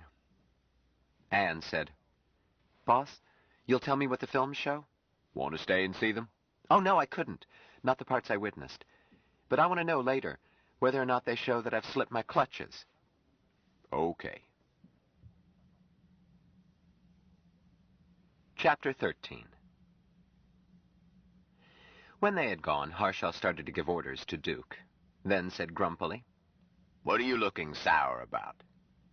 Boss, when do we get rid of that ghoul? Ghoul? Why, you provincial lout. Okay, so I'm from Kansas. Never was any cannibalism in Kansas. I'm eating in the kitchen until he leaves. Harshaw said icily. So? Anne can have your check ready in 5 minutes. It ought not to take more than 10 to pack your comic books and your other shirt. Duke had been setting up a projector. He stopped. Oh, I didn't mean I was quitting. It means that to me, son. But what the hell? I've eaten in the kitchen lots of times. Other circumstances. Nobody under my roof refuses to eat at my table because he won't eat with others who eat there. I am an almost extinct breed, an old-fashioned gentleman, which means I can be a cast-iron son of a bitch when it suits me. It suits me right now, which is to say that no ignorant, superstitious, prejudiced bumpkin is permitted to tell me who is fit to eat at my table. I dine with publicans and sinners. That is my business. I do not break bread with Pharisees. Duke said slowly, I ought to pop you one. And I would if you were my age. Don't let that stop you. I may be tougher than you think. If not, the commotion will fetch the others. Do you think you can handle the man from Mars? Him? I could break him in two with one hand. Probably. If you could lay a hand on him. Huh? You saw me try to point a pistol at him. Duke, where's that pistol? Find that pistol, then tell me whether you still think you can break Mike in two. But find the pistol first. Duke went ahead setting up the projector. Some sleight of hand. The films will show it, Harshaw said. Duke, stop fiddling with that. Sit down. I'll take care of it after you've left. Huh? Jubal, I don't want you touching this projector. You always get it out of whack. Sit down, I said. But, Duke, I'll bust the damn thing if it suits me. I do not accept service from a man after he is resigned. Hell, I didn't resign. You got nasty and fired me. For no reason. Sit down, Duke, Harshaw said quietly, and let me try to save your life. Or get off this place as fast as you can. Don't stop to pack. You might not live that long. What the hell do you mean? Exactly what I say. Duke, it's irrelevant whether you resigned or were fired. You ended your employment when you announced that you would not eat at my table. Nevertheless, I would find it distasteful for you to be killed on my premises. So sit down and I will do my best to avoid it. Duke looked startled and sat down. Harshaw went on. Are you Mike's water brother? Huh? Of course not. Oh, I've heard such chatter. It's nonsense if you ask me. It is not nonsense, and nobody asked you. You aren't competent to have an opinion. Harshaw frowned. Duke, I don't want to fire you. You keep the gadgetry working and save me from annoyance by mechanical buffoonery, but I must get you safely off the place, and then find out who else is not a water brother to Mike, and see that they become such, or send them away too. Jubal chewed his lip. Maybe it would be enough to extract a promise from Mike not to hurt anyone without my permission. No, too much horseplay around here. and Mike is prone to misinterpret things. Say if you, or Larry, since you won't be here, picked up Jill and tossed her into the pool. Larry might wind up where that pistol went before I could explain to Mike that Jill was not in danger. Larry is entitled to live his life without having it cut short through my carelessness. Duke, I believe in everyone's working out his own damnation, but that is no excuse to give a dynamite cap to a baby. Duke said slowly, "Boss, you've come unzipped." Mike wouldn't hurt anybody. Shucks, his cannibalism talk makes me want to throw up, but don't get me wrong. He's a savage, he doesn't know any better, but he's gentle as a lamb. He would never hurt anybody. You think so? I'm certain. So? You've got guns in your room? I say he's dangerous. It's open season on Martians. Pick a gun, go down to the pool and kill him. Don't worry about the law. I guarantee you'll never be indicted. Go ahead, do it. Jubal, you don't mean that? No, not really. Because you can't. If you tried, your gun would go where my pistol went, and if you hurt him, you'd go with it. Duke, you don't know what you're fiddling with. Mike is not gentle as a lamb, and he is not a savage. I suspect we are savages. Ever raised snakes? No. I did when I was a kid. One winter down in Florida, I caught what I thought was a scarlet snake. Know what they look like? I don't like snakes. Prejudice again. Most snakes are harmless, useful, and fun to raise. The scarlet snake is a beauty. Red, black, and yellow, docile, and makes a fine pet. I think this little fellow was fond of me. I knew how to handle snakes, how not to alarm them and not give them a chance to bite. Even the bite of a non-poisonous snake is a nuisance. This baby was my prize. I used to take him out and show him to people, holding him back of his head and letting him wrap himself around my wrist. I got a chance to show my collection to the herpetologist of the Tampa Zoo. I showed him my prize first. He almost had hysterics. My pet was not a scarlet snake, it was a young coral snake, the most deadly snake in North America. Duke, do you see my point? That raising snakes is dangerous? I could have told you. Oh, for Pete's sake. I had rattlesnakes and water moccasins, too. A poisonous snake is not dangerous, no more than a loaded gun is dangerous. In each case, you must handle it properly. The thing that made that snake dangerous was that I hadn't known what it could do. If in my ignorance I'd handled it carelessly, it would have killed me as casually and innocently as a kitten scratches. That's what I'm trying to tell you about Mike. He seems like an ordinary young male human, rather underdeveloped, clumsy, abysmally ignorant, but bright and docile and eager to learn. But like my snake, Mike is more than he appears to be. If Mike does not trust you, he can be much more deadly than that coral snake. Especially if he thinks you are harming one of his water brothers, such as Jill, or me. Harshaw shook his head. Duke, if you had given way to your impulse to take a poke at me, and if Mike had been standing in that doorway, you would have been dead before you knew it, much too quickly for me to stop him. Mike would then have been apologetic over having wasted food, namely your beefy carcass, but he wouldn't feel guilty about killing you. That would be a necessity you forced on him, and not important even to you. You see, Mike believes that your soul is immortal. Huh? Well, hell, so do I. But do you? Jubal said bleakly. I wonder. Why, certainly I do. Oh, I don't go to church much, but I was brought up right. I've got faith. Good. Though I've never understood how God could expect his creatures to pick the one true religion by faith, it strikes me as a sloppy way to run a universe. However, since you believe in immortality, we need not trouble over the probability that your prejudices will cause your demise. Do you want to be cremated or buried? Oh, for cripe's sake, Jubal, quit trying to get my goat. Not at all. I can't guarantee your safety since you persist in thinking that a coral snake is a harmless scarlet snake. Any blunder may be your last. But I promise I won't let Mike eat you. Duke's chin dropped. Then he answered, explosively, profanely, incoherently. Harshaw listened, then said testily, All right, pipe down. Make any arrangements with Mike you like. Harshaw bent over the projector. I want to see these pictures. Damn, he added. The pesky thing savaged me. You tried to force it. Here. Duke completed the adjustment Harshaw had muffed, then inserted a spool. Neither reopened the question of whether Duke was or was not working for Jubal. The projector was a tabletop tank with adapter to receive solid sight-sound 4mm film. Shortly, they were watching events leading up to the disappearance of the empty brandy case. Jubal saw the box hurtle toward his head, saw it wink out in midair. And we'll be pleased to know that the cameras back her up. Duke, let's repeat that in slow motion. Okay. Duke spooled back, then announced, "This is 10-1. The scene was the same, but slowed down sound was useless. Duke switched it off. The box floated from Jill's hands toward Jubal's head, then ceased to be.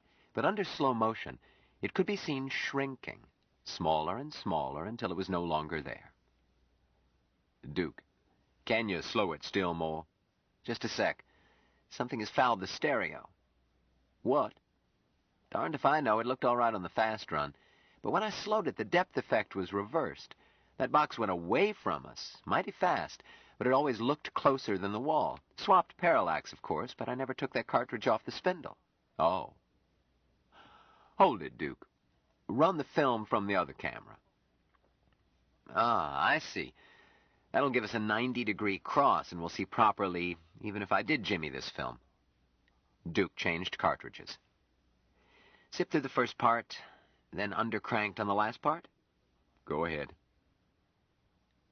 The scene was unchanged, save for angle. When the image of Jill grabbed the box, Duke slowed action, and again they watched the box go away. Duke cursed. Something fouled the second camera, too. So? It was shooting from the side, so the box should have gone out of frame to one side. Instead, it went straight away from us again. You saw it? Yes, agreed Jubal. Straight away from us. But it can't. Not from both angles. What do you mean, it can't? It did. Harshaw added, if we had used Doppler radar in place of cameras, I wonder what it would have shown. How should I know? I'm going to take these cameras apart. Don't bother. But, Duke, the cameras are okay. What is 90 degrees from everything else? I'm no good at riddles. It's not a riddle. I could refer you to Mr. A Square from Flatland, but I'll answer it. What is perpendicular to everything else? Answer. 2 bodies, 1 pistol, and an empty case. What the deuce do you mean, boss? I never spoke more plainly in my life. Try believing the evidence instead of insisting that the cameras must be at fault because what they saw was not what you expected. Let's see the other films. They added nothing to what Harshaw already knew. The ashtray when near the ceiling had been out of camera, but its leisurely descent had been recorded. The pistol's image in the tank was small, but so far as could be seen, the pistol had shrunk away into the distance without moving. Since Harshaw had been gripping it tightly when it had left his hand, he was satisfied. If satisfied was the word. Duke, I want duplicate prints of all those. Duke hesitated. I'm still working here? What? Oh, damn it. You can't eat in the kitchen, that's flat. Duke, try to forget your prejudices and listen. I'll listen. When Mike asked for the privilege of eating my stringy old carcass, he was doing me the greatest honor he knows of, by the only rules he knows. What he learned at his mother's knee, so to speak. He was paying me his highest compliment and asking a boon. Never mind what they think in Kansas. Mike uses values taught him on Mars. I'll take Kansas. Well, admitted Jubal, so will I. But it is not free choice for me, nor you, nor Mike. It is almost impossible to shake off one's earliest training. Duke, can you get it through your skull that if you had been brought up by Martians, you would have the same attitude toward eating and being eaten that Mike has? Duke shook his head. I won't buy it, Jubal.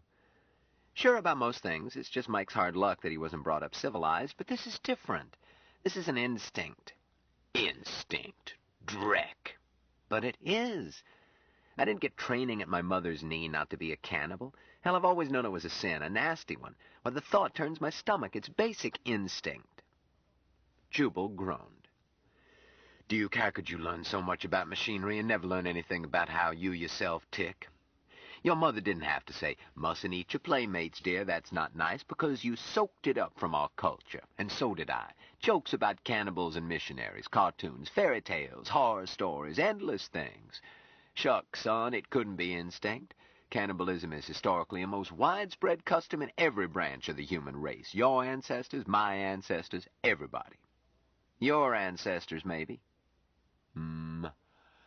Duke, didn't you tell me you had some Indian blood? Huh? Yeah, an eighth.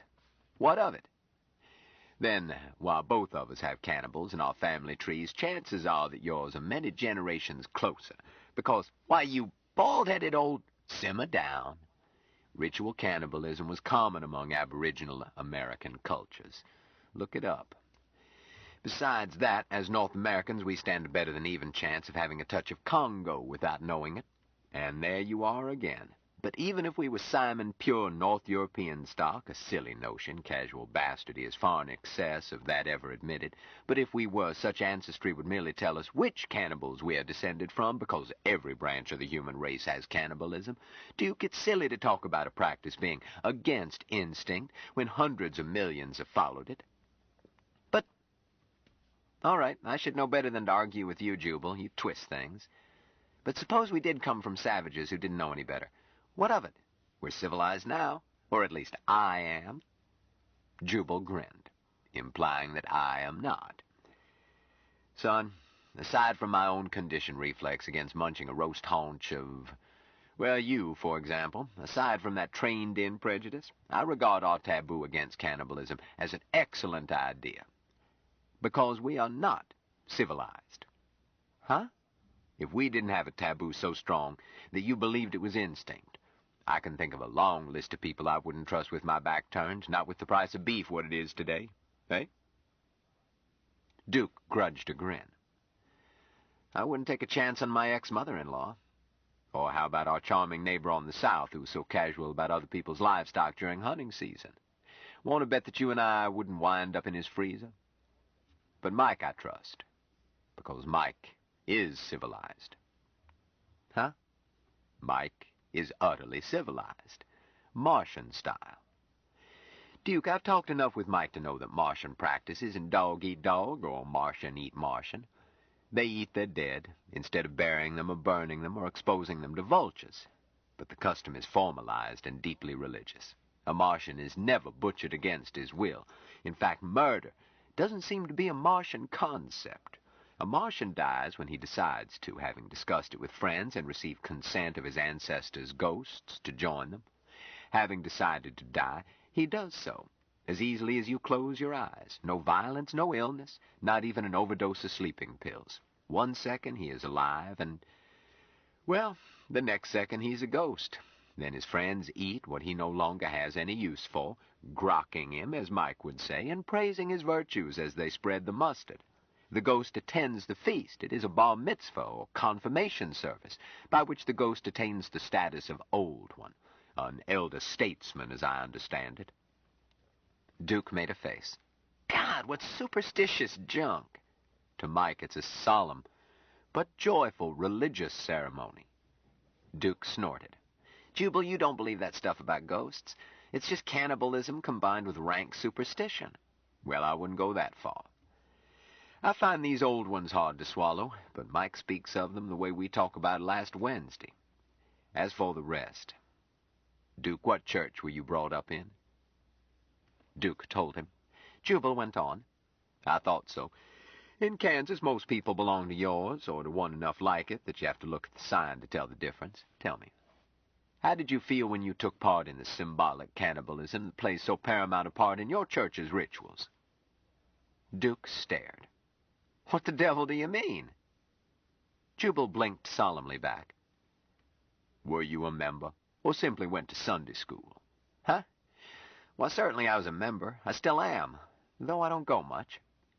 I thought perhaps you weren't entitled to receive it. Well, you know what I'm talking about if you stop to think. Jubal stood up.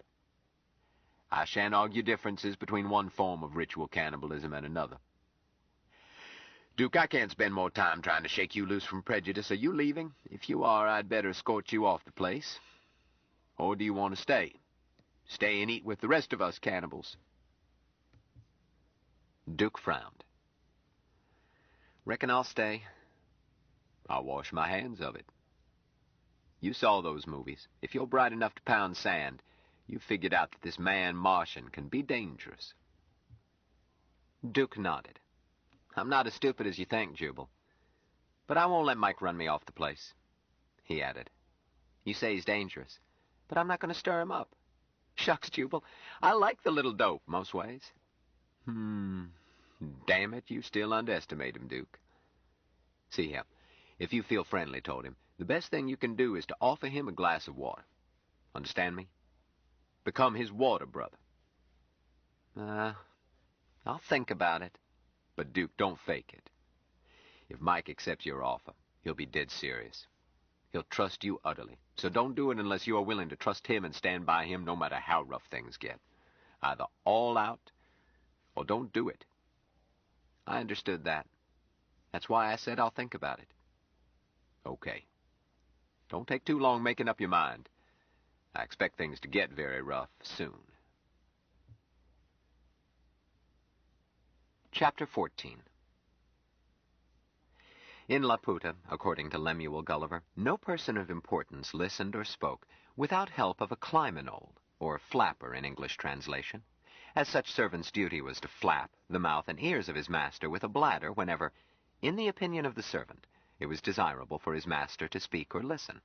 Without the consent of his flapper, it was impossible to converse with any Laputian of the master class. The flapper system was unknown on Mars. Martian old ones would have as little use for flappers as a snake has for shoes. Martians, still corporate, could have used flappers, but did not. The concept ran contrary to their way of living. A Martian needing a few minutes or years of contemplation simply took it. If a friend wished to speak with him, the friend would wait. With eternity to draw on, there could be no reason for hurrying. Hurry was not a concept in Martian. Speed, velocity, simultaneity, acceleration, and other abstractions of the pattern of eternity were part of Martian mathematics, but not of Martian emotion. Contrariwise, the unceasing rush of human existence came not from mathematical necessities of time, but from the frantic urgency implicit in human sexual bipolarity. On the planet Terra, the flapper system developed slowly. Time was when any Terran sovereign held public court, so that the lowliest might come before him without intermediary. Traces of this persisted long after kings became scarce. An Englishman could cry herald, although none did, and the smarter city bosses still left their doors open to any Gandhi dancer or Bindle stiff far into the 20th century. A remnant of the principle was embalmed in Amendments 1 and 9 of the United States Constitution, although superseded by the Articles of World Federation. By the time the champion returned from Mars, the principle of access to the sovereign was dead, in fact, regardless of the nominal form of government, and the importance of a personage could be told by the layers of flappers cutting him off from the mob. They were known as executive assistants, private secretaries, secretaries to private secretaries, press secretaries, receptionists, appointment clerks, etc. But all were flappers, as each held arbitrary veto over communication from the outside. These webs of officials resulted in unofficials who flapped the great man without permission from official flappers, using social occasions or backdoor access or unlisted telephone numbers. These unofficials were called golfing companion, kitchen cabinet, lobbyist, elder statesman, 5%er, and so forth. The unofficials grew webs, too, until they were almost as hard to reach as the great man, and secondary unofficials sprang up to circumvent the flappers of primary unofficials. With a personage of foremost importance, the maze of unofficials was as complex as the official phalanxes surrounding a person merely very important. Dr. Jubal Harshaw, professional clown, amateur subversive, and parasite by choice, had an almost Martian attitude toward hurry. Being aware that he had but a short time to live, and having neither Martian nor Kansan faith in immortality, he purposed to live each golden moment as eternity, without fear, without hope, with sybaritic gusto. To this end he required something larger than Diogenes' tub, but smaller than Kubla's pleasure dome. His was a simple place, a few acres kept private with electrified fence, a house of 14 rooms or so with running secretaries and other modern conveniences. To support his austere nest and rabble staff, he put forth minimum effort for maximum return, because it was easier to be rich than poor. Harshaw wished to live in lazy luxury, doing what amused Harshaw. He felt aggrieved when circumstances forced on him a necessity for hurry, and would never admit that he was enjoying himself. This morning, he needed to speak to the planet's chief executive. He knew that the flapper system made such contact all but impossible. Harshaw disdained to surround himself with flappers suitable to his own rank. He answered his telephone himself if he happened to be at hand, because each call offered odds that he could be rude to some stranger for daring to invade his privacy without cause. Cause by Harshaw's definition. He knew that he would not find such conditions at the Executive Palace. Mr. Secretary General would not answer his own phone. But Harshaw had years of practice in outwitting human customs. He tackled the matter cheerfully after breakfast. His name carried him slowly through several layers of flappers. He was sufficiently a narrow-gauge VIP that he was never switched off. He was referred from secretary to secretary, and wound up speaking to an urbane young man who seemed willing to listen endlessly, no matter what Harshaw said, but would not connect him with the Honorable Mr. Douglas. Harshaw knew that he would get action if he claimed to have the man from Mars with him, but he did not think that the result would suit him. He calculated that mention of Smith would kill any chance of reaching Douglas, while producing reaction from subordinates, which he did not want. With Caxton's life at stake, Harshaw could not risk failure through a subordinate's lack of authority or excess of ambition. But this soft brush-off tried his patience. Finally, he snarled, "Young man, if you have no authority, let me speak to someone who has. Put me through to Mr. Berquist." The stooge suddenly lost his smile, and Jubal thought gleefully that he had at last pinked him. So he pushed on. "Well, don't just sit there. Get Gil on your inside line and tell him you've kept Jubal Harshaw waiting." The face said woodenly, "We have no Mr. Berquist here." "I don't care where he is. Get him. If you don't know Gil Berquist, ask your boss. Mr. Gilbert Berquist, personal assistant to Mr. Douglas. If you work around the palace, you've seen Mr. Berquist. 35, 6 feet and 180 pounds, sandy hair, thin on top, smiles a lot and has perfect teeth. If you don't dare disturb him, dump it in your boss's lap. Quit biting your nails and move." The young man said, "Please hold on. I will inquire." "I certainly will. Get me Gil." The image was replaced by an abstract pattern. A voice said, "Please wait while your call is completed. This delay is not charged to your account. Please relax while—" Soothing music came up. Jubal sat back and looked around. Anne was reading, out of the telephone's vision angle. On his other side, the man from Mars was also out of pickup and was watching stereovision and listening via earplugs. Jubal reflected that he must have that obscene babble box returned to the basement. "What you got, son?" he asked, reached over and turned on the speaker. Mike answered. "I don't know, Jubal." The sound confirmed what Jubal had feared. Smith was listening to a Fosterite service. The shepherd was reading church notices. "Junior's Spirit in Action team will give a demonstration, so come early and see the fur fly. Our team coach, Brother Hornsby, has asked me to tell you boys to fetch only your helmets, gloves, and sticks. We aren't going after sinners this time. However, the little cherubim will be on hand with their first aid kits in case of excessive zeal." The shepherd paused and smiled broadly. "And now wonderful news, my children. A message from Angel Ramsay for Brother Arthur Renwick and his good wife Dorothy. Your prayer has been approved, and you will go to heaven at dawn Thursday morning. Stand up, Art. Stand up, Dottie. Take a bow." Camera made reverse cut, showing the congregation and centering on Brother and Sister Renwick. To wild applause and shouts of "Hallelujah!" Brother Renwick was responding with a boxer's handshake, while his wife blushed and smiled and dabbed at her eyes beside him. Camera cut back as the shepherd held up his hand for silence. He went on briskly. "The Bon Voyage party starts at midnight and doors will be locked at that time. So get here early, and let's make this the happiest revelry our flock has ever seen. We're all proud of Art and Dottie. Funeral services will be held 30 minutes after dawn, with breakfast immediately following for those who have to get to work early." The shepherd suddenly looked stern, and camera zoomed in until his head filled the tank. "After our last Bon Voyage, the sexton found an empty pint bottle in one of the happiness rooms, of a brand distilled by sinners. That's past and done. The brother who slipped confessed and paid penance sevenfold, even refusing the usual cash discount. I'm sure he won't backslide. But stop and think, my children. Is it worth risking eternal happiness to save a few pennies on an article of worldly merchandise? Always look for that happy, holy seal of approval with Bishop Digby's smiling face on it. Don't let a sinner palm off on you something just as good. Our sponsors support us. They deserve your support. Brother Art, I'm sorry to have to bring up such a subject. That's okay, Shepherd. Pour it on. At a time of such great happiness. But we must never forget that... Jubal switched off the speaker circuit. Mike, that's not anything you need. Not? Shucks, the boy's going to have to learn about such things.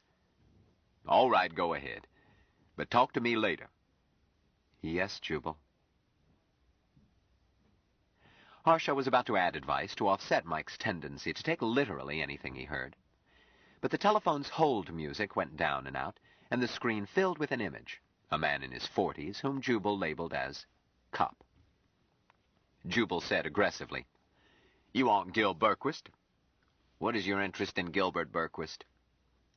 Jubal answered with pained patience, "I wish to speak to him." "See here, my good man, are you a public employee?" The man hesitated. "Yes. You must—" "I must nothing. I'm a citizen and my taxes help pay your wages. All morning I've been trying to make a simple phone call and I've been passed from one butterfly-brain bovine to another, every one of them feeding out of the public trough. And now, you. Give me your name, job title, and pay number, then I'll speak to Mr. Berquist." "You didn't answer my question." Come, I don't have to. I'm a private citizen. You are not, and the question I asked, any citizen may demand of any public servant, O'Kelly versus State of California, 1972. I demand that you identify yourself, name, job, number. The man answered tonelessly. "You are Dr. Jubal Harshaw. You were calling from..." "So that's what took so long?" "That was stupid. My address can be obtained from any library, post office, or telephone information. As to who I am, everyone knows. Everyone who can read. Can you read?" "Dr. Harshaw, I am a police officer, and I require your cooperation." "What is your reason?" "Pooh, sir, I'm a lawyer. A citizen is required to cooperate with police under certain conditions only. For example, during hot pursuit, in which case the police officer may still be required to show credentials. Is this hot pursuit, sir? Are you about to dive through this blasted instrument? Second, a citizen may be required to cooperate within reasonable and lawful limits in the course of police investigation." "This is an investigation." "Of what, sir?" "Before you may require my cooperation, you must identify yourself, satisfy me as to your bona fides, state your purpose, and if I so require, cite the code and show that reasonable necessity exists. You have done none of these. I wish to speak to Mr. Berquist." The man's jaw muscles were jumping, but he answered, "I'm Captain Heinrich of the Federation SS Bureau. The fact that you reached me by calling the Executive Palace should be proof that I am who I say I am. However..." He took out a wallet, flipped it open, and held it to his pickup. Harshaw glanced at the ID. "Very well, Captain," he growled. "Will you now explain why you are keeping me from speaking with Mr. Berquist?" "Mr. Berquist is not available." "Then why didn't you say so? Transfer my call to someone of Berquist's rank. I mean one of the people who work directly with the Secretary General, as Gil does. I don't propose to be fobbed off on some junior assistant flunky with no authority to blow his own nose. If Gil isn't there, then for God's sake get me someone of equal rank." "You've been trying to telephone the Secretary General." "Precisely." "Very well. You may explain what business you have with the Secretary General." "And I may not." "Are you a confidential assistant to the Secretary General? Are you privy to his secrets?" "That's beside the point." "That's exactly the point. As a police officer, you know better. I shall explain to some person known to me to be cleared for sensitive material and in Mr. Douglas's confidence, just enough to make sure that the Secretary General speaks to me. Are you sure Mr. Berquist can't be reached?" "Quite sure." "Then it will have to be someone else of his rank." "If it's that secret, you shouldn't be calling over a phone." "My good Captain, since you had this call traced, you know that my phone is equipped to receive a maximum security return call." The SS officer ignored this. Instead, he answered, "Doctor, I'll be blunt. Until you explain your business, you aren't going to get anywhere. If you call again, your call will be routed to this office. Call 100 times or a month from now. Same thing. Until you cooperate." Jubal smiled happily. "It won't be necessary now, as you have let slip. Unwittingly, or was it intentional? The one datum needed before we act, if we must. I can hold them off the rest of the day." But the code word is no longer Berquist. What the devil do you mean? My dear Captain, please, not over an unscrambled circuit. But you know, or should know, that I am a senior philosophunculist on active duty. Repeat? Haven't you studied Amphigory? Gad, what they teach in schools these days. Back to your pinochle game, I don't need you. Jubal switched off, set the phone for 10 minutes refusal, said, "Come along, kids," and returned to his loafing spot near the pool. He cautioned Anne to keep her witness robe at hand, told Mike to stay in earshot, and gave Miriam instructions concerning the telephone. Then he relaxed. He was not displeased. He had not expected to reach the Secretary General at once. His reconnaissance had uncovered one weak spot in the wall surrounding the Secretary, and he expected that his bout with Captain Heinrich would bring a return call from a higher level. If not, the exchange of compliments with the SS cop had been rewarding in itself, and had left him in a warm glow. Harshaw held that certain feet were made for stepping on, in order to improve the breed, promote the general welfare, and minimize the ancient insolence of office. He had seen at once that Heinrich had such feet. But he wondered how long he could wait. In addition to the pending collapse of his bomb, and the fact that he had promised Jill to take steps on behalf of Caxton, something new was crowding him. Duke was gone. Gone for the day? Gone for good or for bad? Jubal did not know. Duke had been at dinner, had not shown up for breakfast. Neither was noteworthy in Harshaw's household, and no one else seemed to miss Duke. Jubal looked across the pool, watched Mike attempt to perform a dive exactly as Dorcas had just performed it, and admitted to himself that he had not asked about Duke this morning on purpose.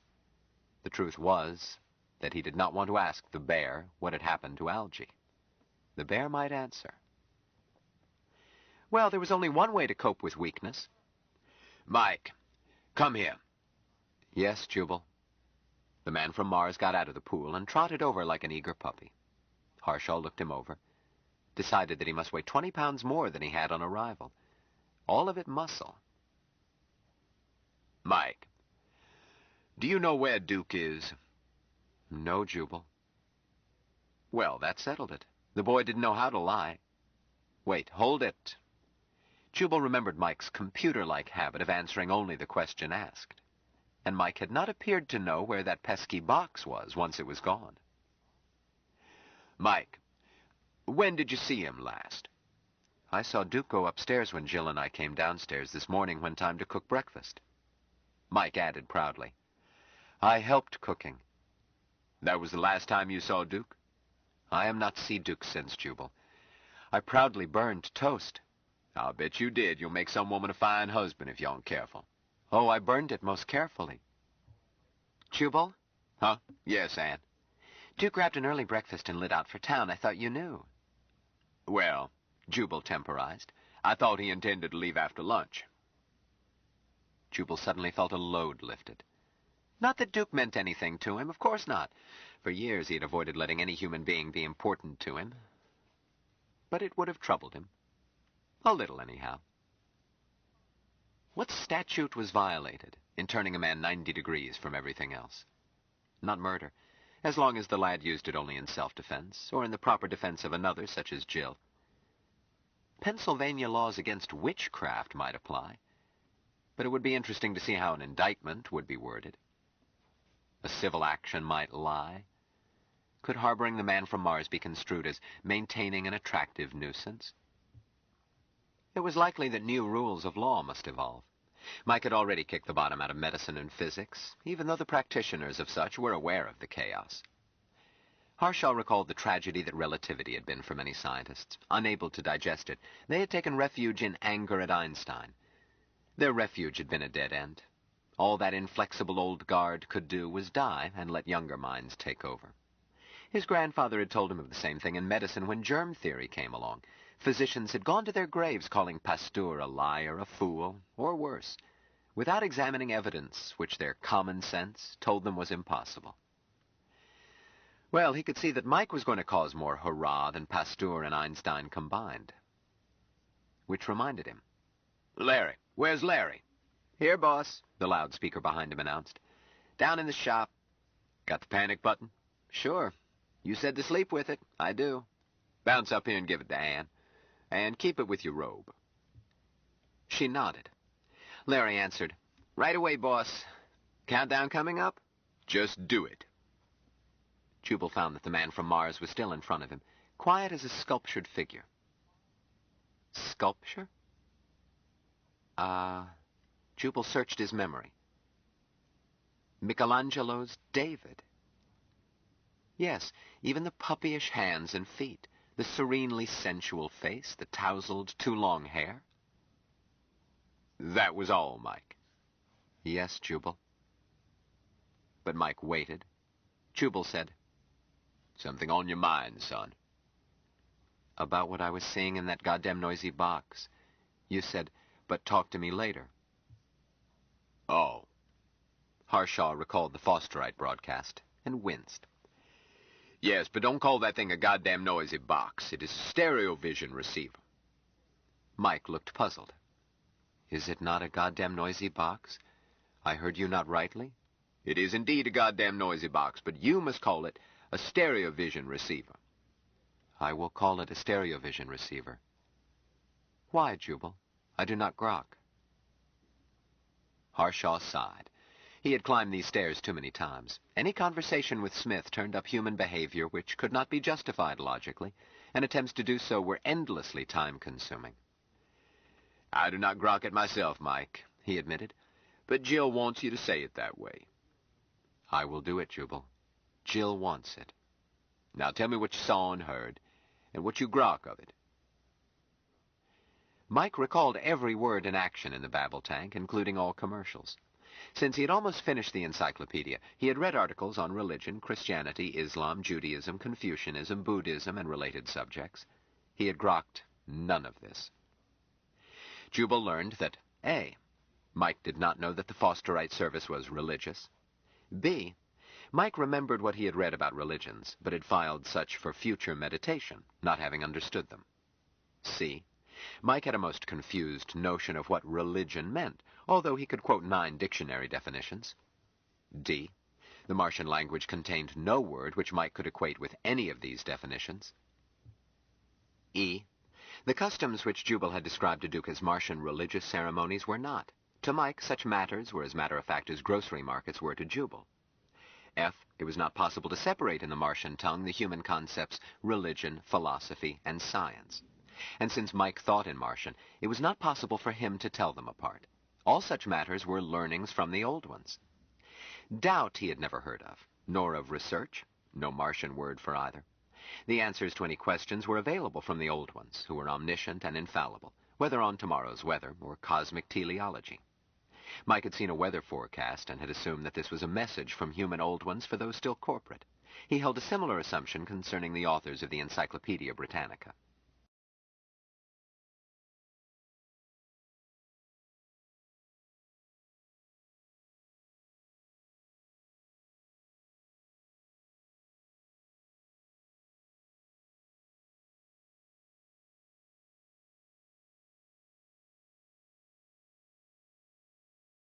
Stranger in a Strange Land by Robert A. Heinlein continued.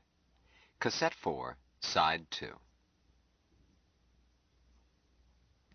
Mike had seen a weather forecast and had assumed that this was a message from human old ones for those still corporate.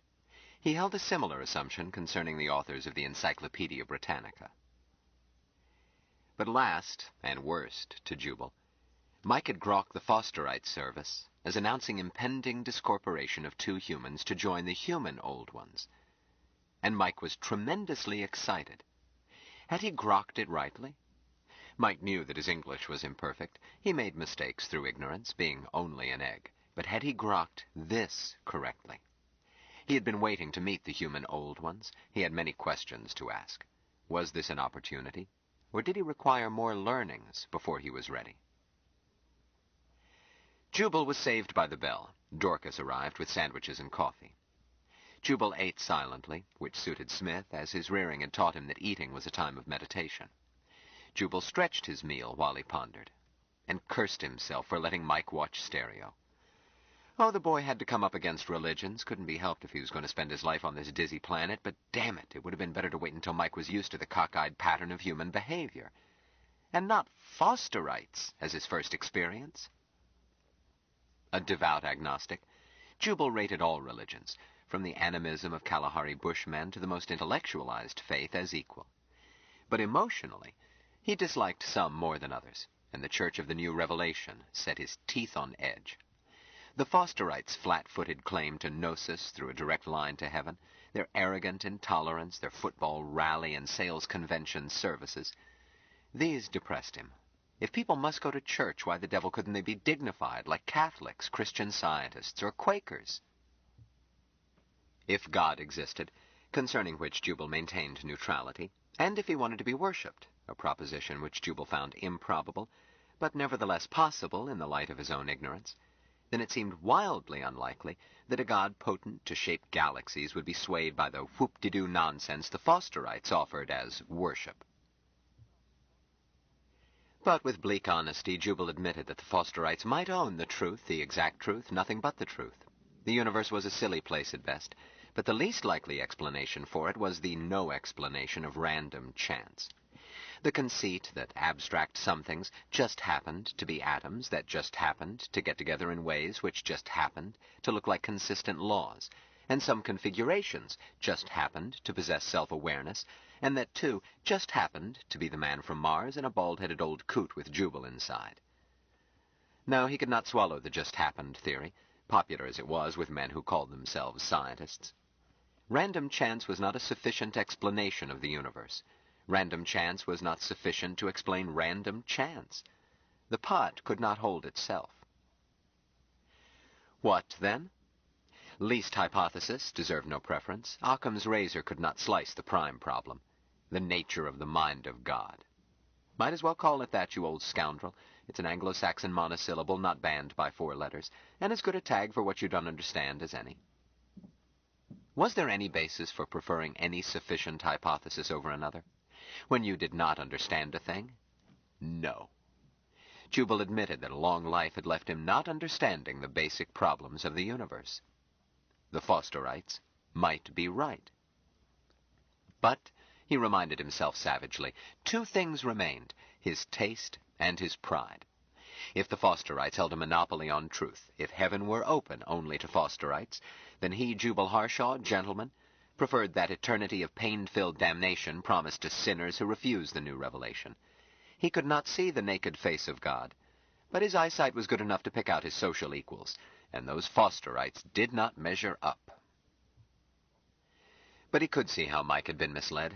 The Fosterite going to heaven at a selected time did sound like the voluntary discorporation, which Jubal did not doubt was the practice on Mars. Jubal suspected that a better term for the Fosterite practice was murder, but such had never been proved, and rarely hinted. Foster had been the first to go to heaven on schedule, dying at a prophesied instant. Since then, it had been a Fosterite mark of special grace. It had been years since any coroner had had the temerity to pry into such deaths. Not that Jubal cared. A good Fosterite was a dead Fosterite. But it was going to be hard to explain. No use stalling. Another cup of coffee wouldn't make it easier. Mike, who made the world? Beg pardon? Look around you. All this. Mars, too, the stars, everything. You and me and everybody. Did the old ones tell you who made it? Mike looked puzzled. No, Jubal. Well, have you wondered? Where did the sun come from? Who put the stars in the sky? Who started it? All. Everything. The whole world. The universe. So that you and I are here talking. Jubal paused, surprised at himself.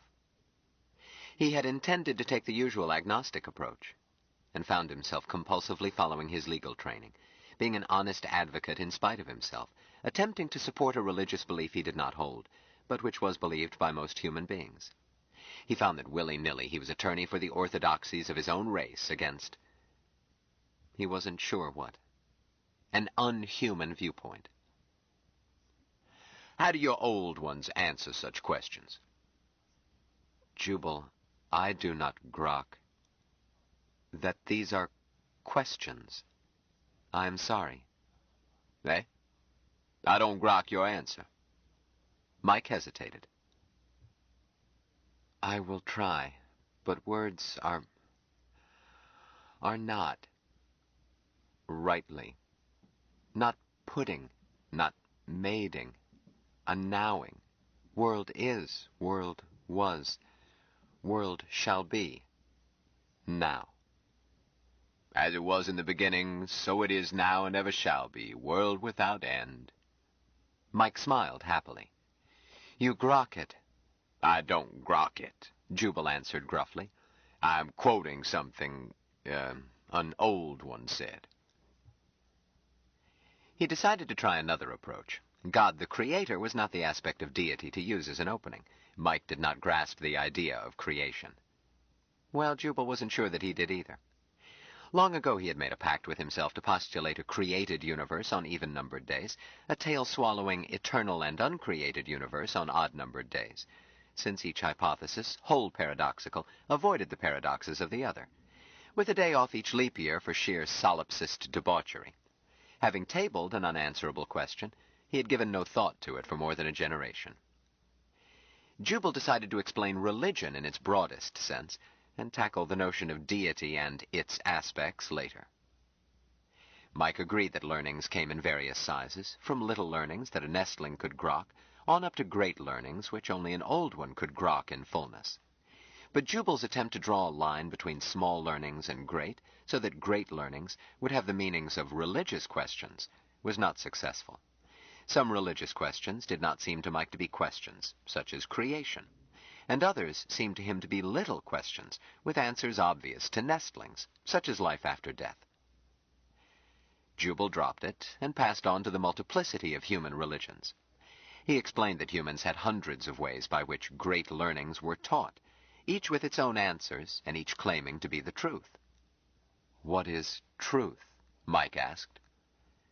What is truth? Asked a Roman judge and washed his hands. Jubal wished that he could do likewise. An answer is truth when you speak rightly, Mike. How many hands do I have? 2 hands. I see 2 hands, Mike amended. Anne glanced up from reading. In 6 weeks I could make a witness of him. Quiet, Anne. Things are tough enough.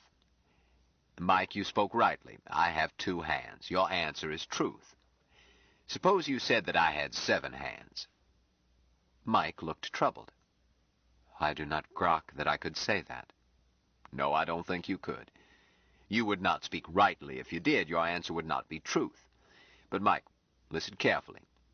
Each religion claims to be truth, claims to speak rightly, yet their answers are as different as 2 hands and 7 hands.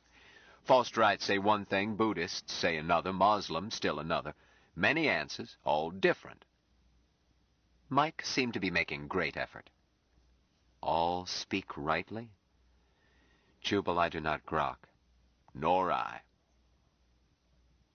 The man from Mars looked troubled, then suddenly smiled. I will ask the Fosterites to ask your old ones, and then we will know, my brother. How will I do this? A few minutes later, Jubal found, to his disgust, that he had promised Mike an interview with some Fosterite bigmouth. Nor had he been able to dent Mike's assumption that Fosterites were in touch with human old ones. Mike's difficulty was that he didn't know what a lie was.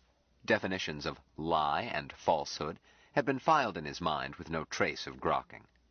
One could speak wrongly only by accident. So he had taken the Fosterite service at its face value. Jubal tried to explain that all human religions claimed to be in touch with old ones one way or another. Nevertheless, their answers were all different. Mike looked patiently troubled. Jubal, my brother, I try. But I do not grok how this can be right speaking. With my people, old ones speak always rightly. Your people? Hold it, Mike. Beg pardon?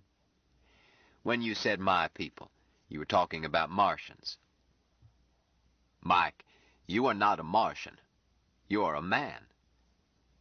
What is man? Jubal groaned. Mike could, he was sure, quote the dictionary definitions, yet the lad never asked a question to be annoying. He asked always for information, and expected Jubal to be able to tell him. I am a man. You are a man. Larry is a man. But Anne is not a man? Um, Anne is a man, a female man, a woman. Thanks, Jubal. Shut up, Anne. A baby is a man? I have seen pictures, and in the goddamn in stereovision. A baby is not shaped like Anne, and Anne is not shaped like you, and you are not shaped like I. But a baby is a nestling man? Yes, a baby is a man. Jubal, I think I grok that my people, Martians, are man. Not shape. Shape is not man. Man is grokking. I speak rightly? Jubal decided to resign from the Philosophical Society and take up tatting. What was grokking? He had been using the word for a week, and he didn't grok it. But what was man? A featherless biped, God's image, or a fortuitous result of survival of the fittest in a circular definition? The heir of death and taxes? The Martians seemed to have defeated death, and they seemed not to have money, property, nor government in any human sense, so how could they have taxes? Yet the boy was right. Shape was irrelevant in defining man, as unimportant as the bottle containing the wine. You could even take a man out of his bottle, like that poor fellow whose life those Russians had saved by placing his brain in a vitreous envelope and wiring him like a telephone exchange. Gad, what a horrible joke. He wondered if the poor devil appreciated the humor. But how, from the viewpoint of a Martian, did man differ from other animals? Would a race that could levitate, and God knows what else, be impressed by engineering? If so, would the Aswan Dam or 1,000 miles of coral reef win first prize? Man's self-awareness? Sheer conceit. There was no way to prove that sperm whales or sequoias were not philosophers and poets exceeding any human merit. There was one field in which man was unsurpassed. He showed unlimited ingenuity in devising bigger and more efficient ways to kill off, enslave, harass, and in all ways make an unbearable nuisance of himself, to himself. Man was his own grimmest joke on himself. The very bedrock of humor was... Man is the animal who laughs, Jubal answered. Mike considered this. Then I am not a man. Huh? I do not laugh. I have heard laughing, and it frightened me. Then I grokked that it did not hurt. I have tried to learn. Mike threw his head back and gave out a raucous cackle. Jubal covered his ears. Stop! You heard, Mike agreed sadly. I cannot rightly do it, so I am not a man. Wait a minute, son. You simply haven't learned yet, and you'll never learn by trying. But you will, I promise you. If you live among us long enough, one day you will see how funny we are, and you will laugh. I will? You will. Don't worry, just let it come. Why, son, even a Martian would laugh once he grokked us. I will wait, Smith agreed placidly. And while you are waiting, don't doubt that you are man. You are. Man born of woman and born to trouble. And someday you will grok its fullness and laugh, because man is the animal that laughs at himself. About your Martian friends, I do not know. But I grok that they may be man. Yes, Jubal. Harshaw thought that the interview was over and felt relieved. He had not been so embarrassed since a day long ago when his father had explained the birds and the bees and the flowers. Much too late.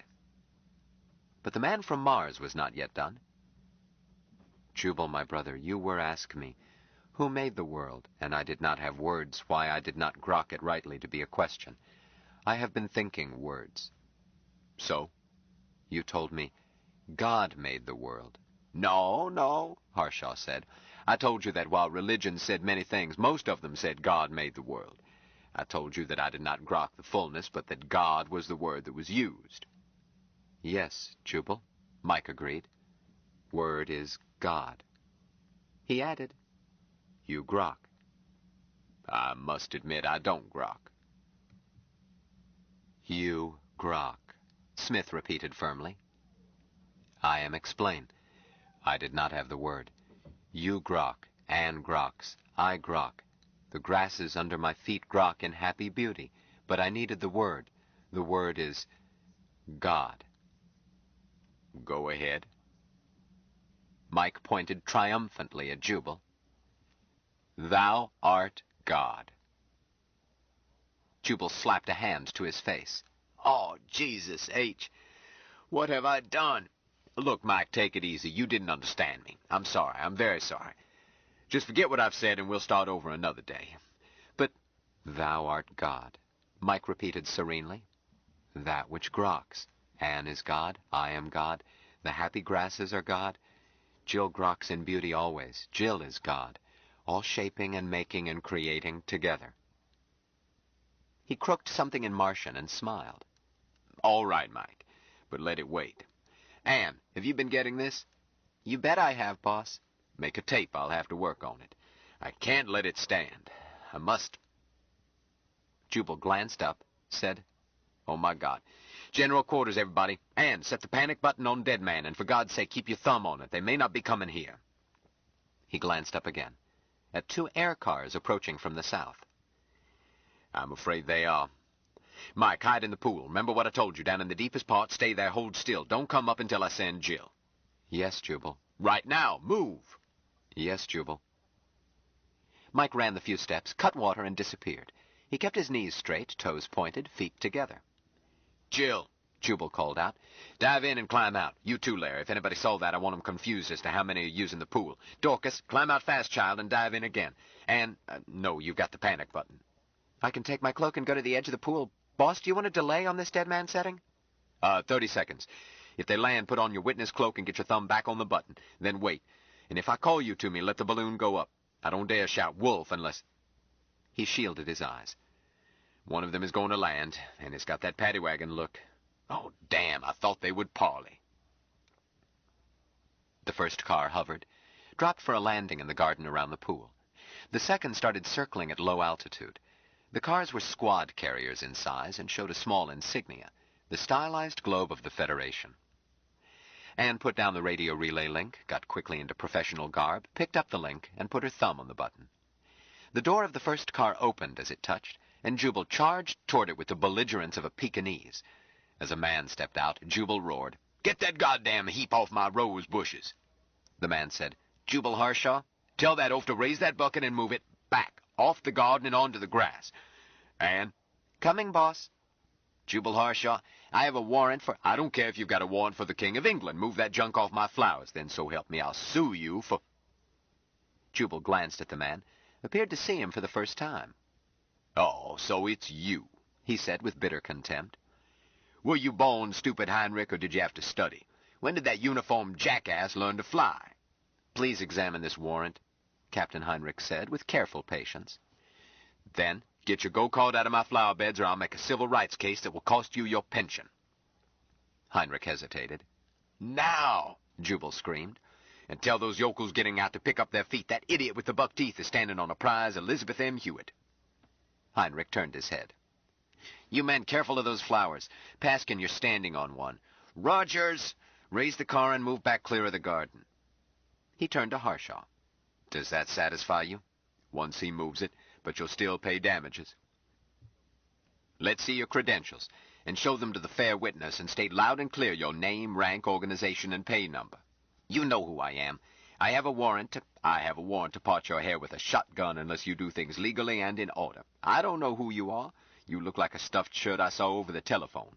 But I don't identify you. You must identify yourself in specified fashion, World Code Paragraph 1602, Part 2, before you may serve a warrant, and that goes for those other apes, too, and that Pithecan parasite piloting for you. They are police officers, acting under my orders. I don't know that they are. They might have hired those ill-fitting clown suits at a costumer's. The letter of the law, sir. You've come barging into my castle. You say you are a police officer, and you allege that you have a warrant for this intrusion, but I say you are trespassers until you prove otherwise, which invokes my sovereign right to use force to eject you, which I shall start to do in about 3 seconds. I wouldn't advise it. Why are you to advise? If I'm hurt in attempting to enforce this my right, your action becomes constructive assault with deadly weapons. If the things those mules are toting are guns, as they appear to be, civil and criminal both. Why, my man, I'll have your hide for a doormat. Jubal drew back a skinny arm and clenched a fist. Off my property. Hold it, Doctor. We'll do it your way. Heinrich had turned red, but he kept his voice under tight control. He offered his identification, which Jubal glanced at, then handed back for Heinrich to show to Anne. He then stated his full name, said that he was a captain of police, Federation Special Service Bureau, and recited his pay number. One by one, the other troopers and the driver went through the rigmarole at Heinrich's frozen-faced orders. When they were done, Jubal said sweetly, "And now, Captain, how may I help you?" "I have a warrant for Gilbert Berquist, which warrant names this property, its buildings, and grounds." "Show it to me, then show it to the witness." "I will do so. I have another warrant similar to the first for Jillian Boardman." "Who?" "Jillian Boardman. The charge is kidnapping." "My goodness." "And another for Hector C. Johnson, and one for Valentine Michael Smith." "And one for you, Jubal Harshaw." "Me? Taxes again?" "No, accessory to this and that, and material witness on other things. And I'd take you in on my own for obstructing justice if the warrant didn't make it unnecessary." "Oh, come, Captain. I've been most cooperative since you identified yourself and started behaving in a legal manner, and I shall continue to be. Of course, I shall still sue you and your immediate superior and the government for your illegal acts before that time, and I'm not waiving any rights or recourses with respect to anything any of you may do hereafter." Quite a list of victims. I see why you brought an extra wagon. But, dear me, something odd here. This, Mrs. Bachman, I see that she is charged with kidnapping this Smith fella, but in this other warrant, he seems to be charged with fleeing custody. I'm confused. It's both. He escaped, and she kidnapped him. Isn't that difficult to manage? Both, I mean. And on what charge was he being held? The warrant does not seem to state. How the devil do I know? He escaped, that's all. He's a fugitive. Gracious me, I think I shall have to offer my services as counsel to each of them. Interesting case. If a mistake has been made, or mistakes, it could lead to other matters.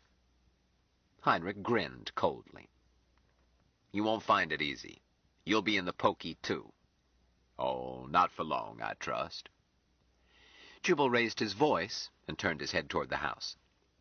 "I think, if Judge Holland were listening, habeas corpus proceedings for all of us might be rather prompt. And if the Associated Press happened to have a courier car nearby, there would be no time lost in knowing where to serve such writs." "Always the shyster, eh, Harshaw?" "Slander, my dear sir. I take notice. A fat lot of good it will do you. We're alone." "Are we?"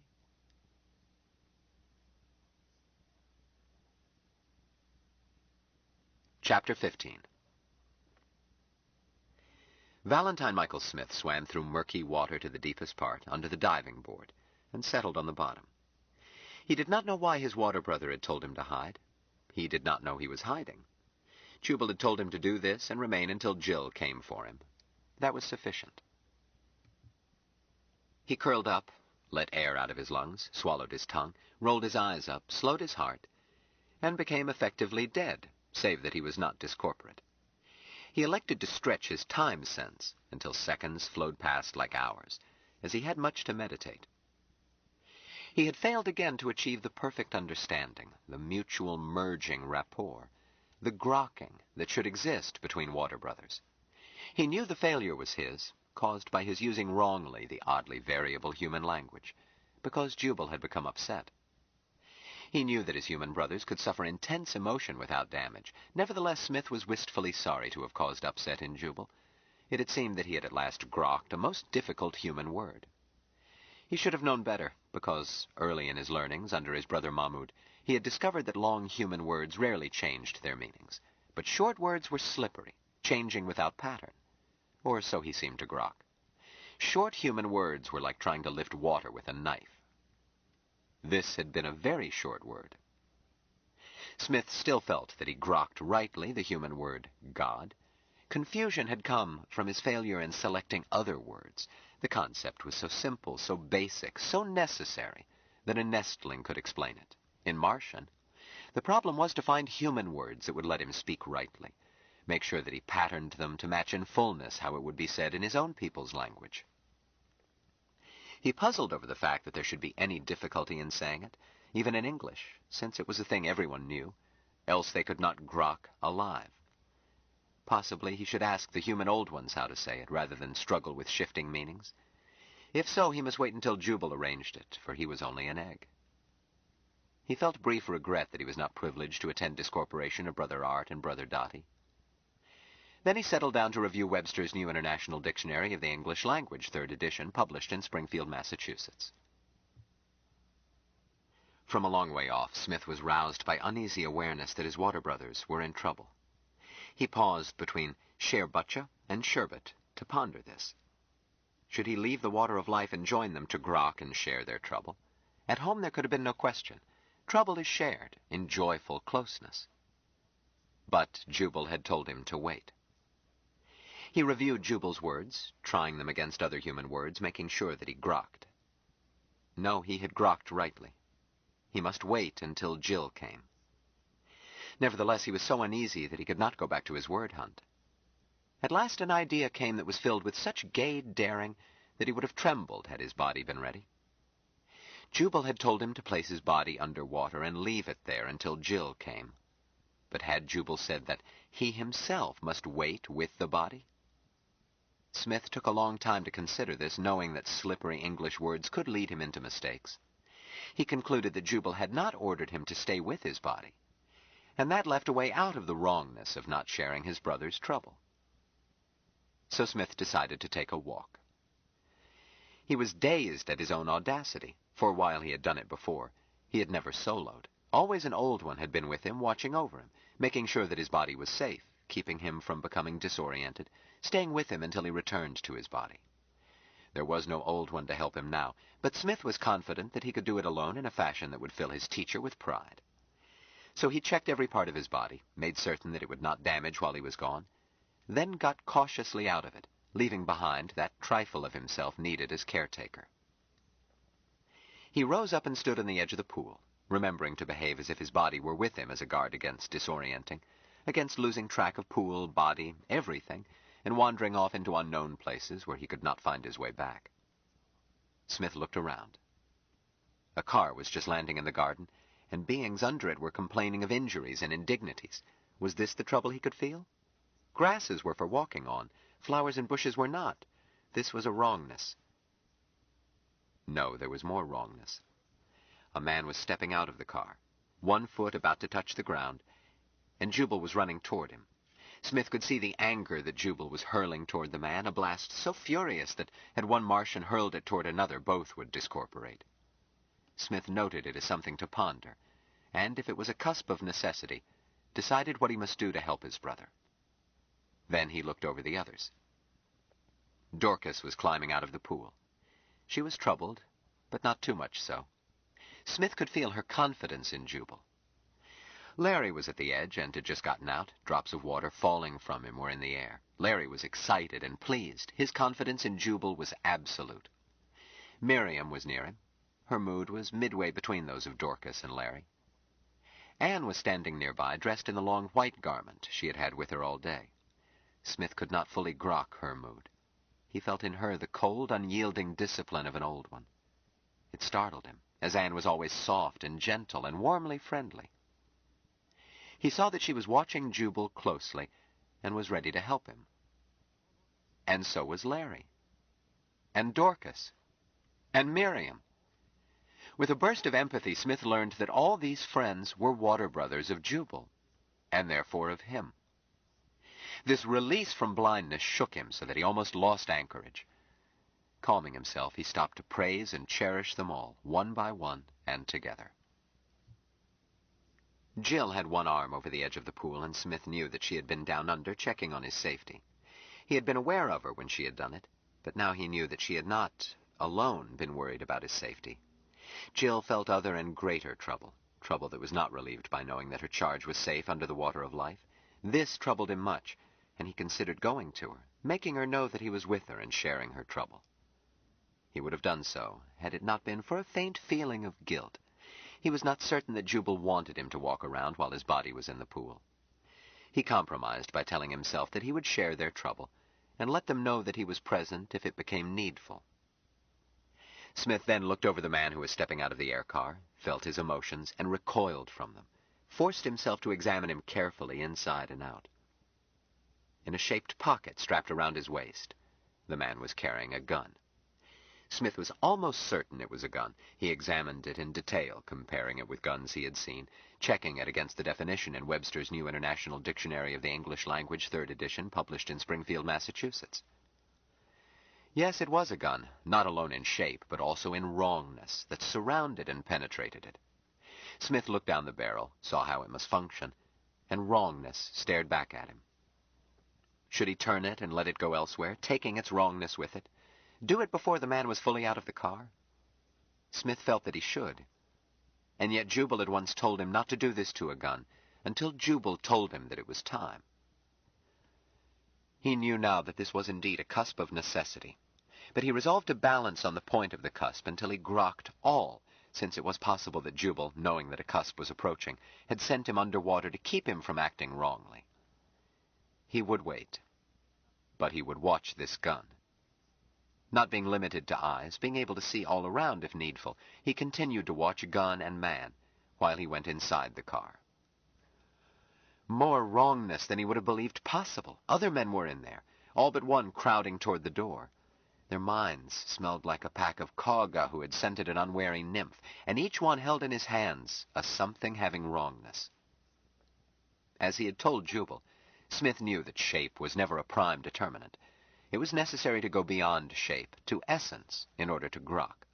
His own people passed through 5 major shapes: egg, nymph, nestling, adult, and old one, which had no shape. Yet the essence of an old one was patterned in the egg. These somethings seemed like guns, but Smith did not assume that they were. He examined one most carefully. It was larger than any gun he had ever seen. Its shape was different. Its details were quite different. It was a gun. He examined each of the others just as carefully. They were guns. The one man still seated had strapped to him a small gun. The car had built into it 2 enormous guns, plus other things which Smith could not grok, but in which he felt wrongness. He considered twisting car, contents, and all, letting it topple away. But in addition to his lifelong inhibition against wasting food, he knew that he did not grok what was happening. Better to move slowly, watch carefully, and help and share at cusp by following Jubal's lead. And if right action was to remain passive, then go back to his body when cusp had passed and discuss it with Jubal later. He went outside the car and watched and listened and waited. The first man to get out talked with Jubal concerning things which Smith could only file without grokking. They were beyond his experience. The other men got out and spread out. Smith spread his attention to watch them all. The car raised, moved backwards, stopped again, which relieved the beings it had sat on. Smith grokked with them, trying to soothe their hurtings. The first man handed papers to Jubal. They were passed to Anne. Smith read them with her. He recognized their word shapings as being concerned with human rituals of healing and balance. But since he had encountered these rituals only in Jubal's law library, he did not try to grok the papers, especially as Jubal seemed untroubled by them. The wrongness was elsewhere. He was delighted to recognize his own human name on 2 papers. He always got an odd thrill out of reading it, as if he were 2 places at once, impossible as that was for any but an old one. Jubal and the first man walked toward the pool, with Anne close behind. Smith relaxed his time sense to let them move faster, keeping it stretched just enough so that he could comfortably watch all the men at once. 2 men closed in and flanked the group. The first man stopped near Smith's friends by the pool, looked at them, took a picture from his pocket, looked at it, looked at Jill. Smith felt her fear mount, and he became very alert. Jubal had told him, "Protect Jill. Don't worry about wasting food. Don't worry about anything else. Protect Jill." He would protect Jill in any case, even at the risk of acting wrongly. But it was good to have Jubal's reassurance. It left his mind undivided and untroubled.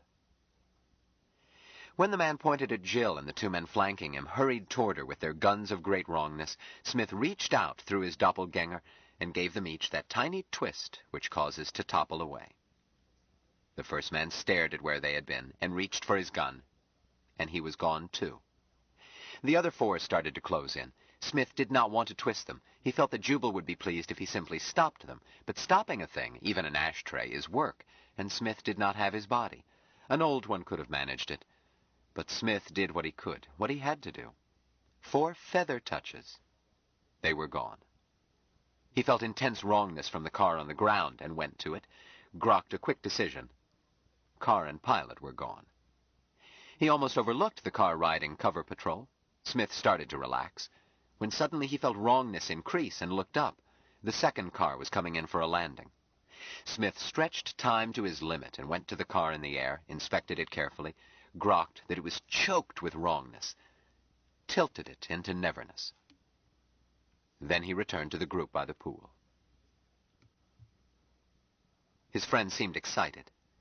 Dorcas was sobbing, and Jill was holding and soothing her. Anne alone seemed untouched by emotions Smith felt seething around him.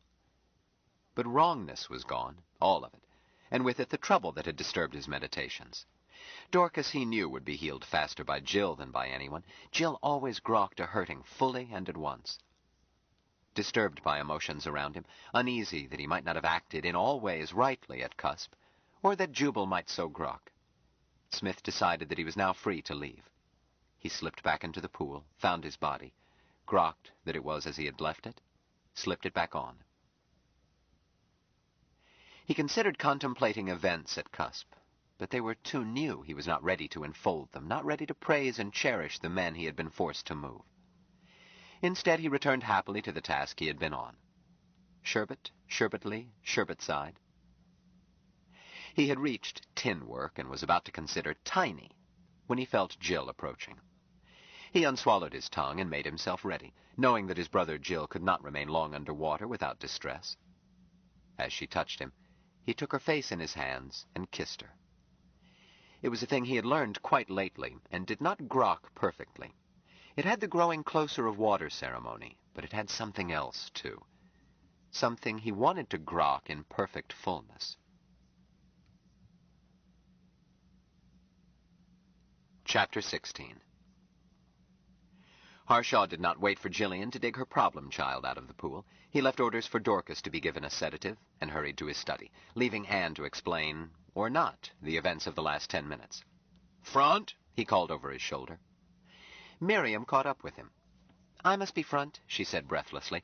"But, boss, what in the—" "Girl, not one word." "But, boss—" "Zip it, I said. Miriam, a week from now we'll sit down and get Ann to tell us what happened, but right now everybody and his cousins will be phoning and reporters will crawl out of trees, and I've got to make some calls first. Are you the sort of female who comes unstuck when she's needed?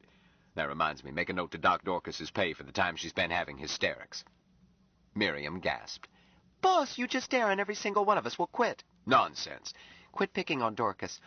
Why, I would have had hysterics myself if she hadn't beaten me to it," she added. "I think I'll have hysterics now." Harshaw grinned. "You do and I'll spank you." "All right, put Dorcas down for a bonus for hazardous duty. Put all of you down for a bonus, me especially. I earned it." "All right. Who pays your bonus?" "The taxpayers will find a way to clip." "Damn." They had reached the study. The telephone was already demanding attention. He slid into the seat and keyed in. "Harshaw speaking. Who the devil are you?" "Skip it, Doc," a face answered. "You haven't frightened me in years. How's everything?" Harshaw recognized Thomas Mackenzie, production manager-in-chief for New World Networks. He mellowed slightly. "Well enough, Tom, but I'm rushed as can be, so—" "You're rushed. Try my 48-hour day. Do you still think you're going to have something for us? I don't mind the equipment. I can overhead that, but I have to pay 3 crews just to stand by for your signal. I want to do you any favor I can. We've used lots of your script, and we expect to use more in the future. But I wonder what to tell our controller." Harshaw stared. "Don't you think that spot coverage was enough?" "What spot coverage?" Shortly, Harshaw knew that New World Networks had seen nothing of recent events at his home. He stalled Mackenzie's questions because he was certain that truthful answers would convince Mackenzie that poor old Harshaw had gone to pieces. Instead, they agreed that if nothing worth picking up happened in 24 hours, New World could remove cameras and equipment. As the screen cleared, Harshaw ordered, "Get Larry. Have him fetch that panic button. Ann has it." He made 2 more calls. By the time Larry arrived, Harshaw knew that no network had been watching when the special service squads attempted to raid his home. It was not necessary to check on the hold messages. Their delivery depended on the same signal that had failed to reach the networks. Larry offered him the panic button, portable radio link. You wanted this, boss? I wanted to sneer at it. Larry, let this be a lesson. Never trust machinery more complicated than a knife and fork. Okay. Anything else? Is there a way to check that dingus without hauling 3 networks out of bed? Sure. The transceiver they set up down in the shop has a switch for that. Throw the switch, push the panic button, a light comes on. To test on through, you call them right from the transceiver and tell them you want a hot test to the cameras and back to the stations. Suppose the test shows that we aren't getting through. Can you spot what's wrong? Maybe, Larry said doubtfully. If it was just a loose connection. But Duke is the electron pusher. I'm more the intellectual type. I know, son. I'm not bright about practical matters either. Well, do the best you can. Anything else, Jubal? If you see the man who invented the wheel, send him up. Meddler. Jubal considered the possibility that Duke had sabotaged the panic button, but rejected the thought. He allowed himself to wonder what had really happened in his garden, and how the lad had done it from 10 feet underwater. He had no doubt that Mike had been behind those impossible shenanigans. What he had seen the day before in this very room was just as intellectually stupefying, but the emotional impact was not.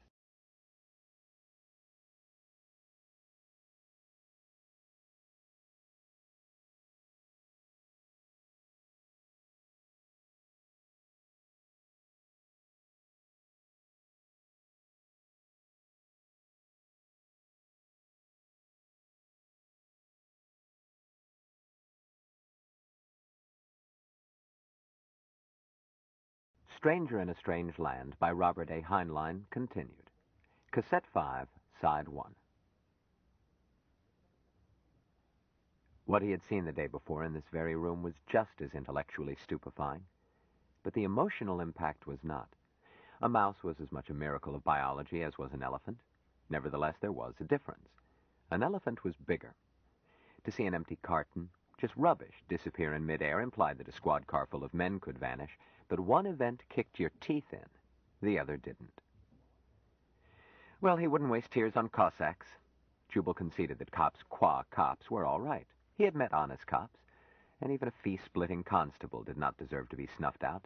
The Coast Guard was an example of what cops ought to be, and frequently were. But to be in the SS, a man had to have larceny in his heart and sadism in his soul. Gestapo. Stormtroopers for whatever Politico was in power. Jubal longed for the days when a lawyer could cite the Bill of Rights and not have some overriding Federation trickery defeat him. Never mind. What would happen now? Heinrich's force certainly had had radio contact with its base. Ergo, its loss would be noted. More SS troopers would come looking. Already headed this way if that second car had been chopped off in the middle of an action report. Miriam? Yes, boss. I want Mike, Jill, and Ann at once. Then find Larry, in the shop probably. And both of you come back, lock all doors and ground floor windows. More trouble? Get moving, gal. If the apes showed up? No. When they showed up. If their leader chose to break into a locked house, well, he might have to turn Mike loose on them. But this warfare had to stop, which meant that Jubal must get through to the Secretary General. How? Call the palace? Heinrich had probably been telling the truth when he said that a renewed attempt would simply be referred to Heinrich or whatever SS boss was warming that chair. Well, it would surprise them to have a man they had sent a squad to arrest blandly phoning in face to face. He might be able to bull his way to the top. Commandant, what's his name? Chap with a face like a well-fed ferret. Twitchell. The commanding officer of the SS Buccos would have access to the boss. No good. It would be a waste of breath to tell a man who believes in guns that you've got something better. Twitchell would keep on throwing men and guns till he ran out of both, but he would never admit he couldn't bring in a man whose location was known. Well, when you couldn't use the front door, you slipped in through the back. Elementary politics. Damn it, he needed Ben Caxton. Ben would know who had keys to the back door. But Ben's absence was the reason for this donkey derby. Since he couldn't ask Ben, whom did he know who would know? Hell's half-wit, he'd been talking to one. Jubal turned to the phone and tried to raise Tom Mackenzie, running into 3 layers of interference, all of whom knew him and passed him along. While he was doing this, his staff and the man from Mars came in. They sat down, Miriam stopping to write on a pad. Doors and windows locked. Jubal nodded and wrote below it, Larry, panic button. Then said to the screen, Tom, sorry to bother you again. A pleasure, Jubal. Tom, if you wanted to talk to Secretary General Douglas, how would you go about it? Eh? I'd phone his press secretary, Jim Sanforth. I wouldn't talk to the Secretary General. Jim would handle it. But suppose you wanted to talk to Douglas himself. Why, I'd let Jim arrange it. Be quicker to tell Jim my problem, though. Look, Jubal, the network is useful to the administration, and they know it, but we don't presume on it. Tom, suppose you just had to speak to Douglas in the next 10 minutes. Mackenzie's eyebrows went up. Well, if I had to, I would explain to Jim why it was. No. Be reasonable. That's what I can't be. Assume that you had caught Sanforth stealing the spoons, so you couldn't tell him what the emergency was, but you had to speak to Douglas immediately. Mackenzie sighed. I would tell Jim that I had to talk to the boss, and that if I wasn't through to him right away, the administration would never get another trace of support from the network. Okay, Tom, do it. Huh? Call the palace on another instrument, and be ready to cut me in instantly. I've got to talk to the Secretary General right now. Mackenzie looked pained. Jubal, old friend? Meaning you won't. Meaning I can't. You've dreamed up a hypothetical situation in which a, major executive of a global network could speak to the Secretary General, but I can't hand this entree to somebody else. Look, Jubal, I respect you. The network would hate to lose you, and we are painfully aware that you won't let us tie you down to a contract, but I can't do it. One does not telephone the world chief of government unless he wants to speak to you. Suppose I sign an exclusive 7-year contract. Mackenzie looked as if his teeth hurt. I still couldn't. I'd lose my job, and you would have to carry out your contract. Jubal considered calling Mike in to pick up and naming him. But Mackenzie's own programs had run the fake Man from Mars interviews, and Mackenzie was either in on the hoax, or he was honest, as Jubal thought, and would not believe that he had been hoaxed. All right, Tom. But you know your way around in the government. Who calls Douglas whenever he likes and gets him? I don't mean Sanforth. No one. Damn it, no man lives in a vacuum. There must be people who can phone him and not get brushed off by a secretary. Some of his cabinet, I suppose. Not all of them. I don't know any of them either. I don't mean politicos. Who can I call him on a private line and invite him to play poker? You don't want much, do you? Well, there's Jake Allenby. I've met him. He doesn't like me. I don't like him. He knows it. Douglas doesn't have many intimate friends. His wife rather discourages. Say, Jubal, how do you feel about astrology? Never touched the stuff. Prefer brandy. Well, that's a matter of taste, but... See here, Jubal, if you ever let on I told you this, I'll cut your lying throat. Noted. Agreed. Proceed. Well, Agnes Douglas does touch the stuff, and I know where she gets it. Her astrologer can call Mrs. Douglas any time, and believe you me, Mrs. Douglas has the ear of the Secretary General. You can call her astrologer, and the rest is up to you. I don't recall any astrologers on my Christmas card list, Jubal answered dubiously. What's his name? Her. Her name is Madame Alexandra Vesant, Washington Exchange. That's Vesant. I've got it, Jubal said happily. Tom, you've done me a world of good. Hope so. Anything for the network? Hold it. Jubal glanced at a note Miriam had placed at his elbow. It read, Larry says the transceiver won't trans. He doesn't know why. Jubal went on. That spot coverage failed through a transceiver failure. I'll send somebody. Thanks. Thanks twice. Jubal switched off, placed the call by name, and instructed the operator to use hush and scramble if the number was equipped for it. It was, not to his surprise. Soon Madame Vesant's dignified features appeared in his screen. He grinned at her and called, Hey, Rube. She looked startled, then stared. Why, Doc Harshaw, you old scoundrel. Lord love you, it's good to see you. Where have you been hiding? Just that, Becky. Hiding. The clowns are after me. Becky Vesey answered instantly. What can I do to help? Do you need money? I've got plenty of money, Becky. I'm in much more serious trouble than that. And nobody can help me but the Secretary General himself. I need to talk to him. Right away. She looked blank. That's a tall order, Doc. Becky, I know.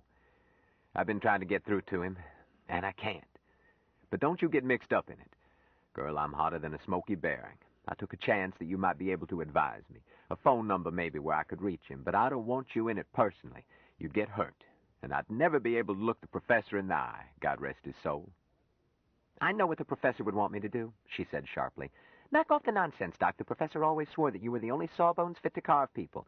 He never forgot that time in Elkton. Now, Becky, we won't bring that up. I was paid. You saved his life. I did no such thing. It was his will to fight. And your nursing. Doc, we're wasting time. Just how hot are you? They're throwing the book, and anybody near me will get splashed. There's a warrant out, a Federation warrant, and they know where I am, and I can't run. It will be served any minute, and Mr. Douglas is the only person who can stop it. You'll be sprung. I guarantee that. Becky, I'm sure you would. But it might take a few hours. It's that back room, Becky. I'm too old for a session in the back room. Oh, goodness, Doc, can't you give me some details? I ought to cast a horoscope, then I'd know what to do. You're Mercury, of course, since you're a doctor, but if I knew what house to look in, I could do better. Girl, there isn't time. Jubal thought rapidly. Whom to trust? Becky, just knowing could put you in as much trouble as I'm in.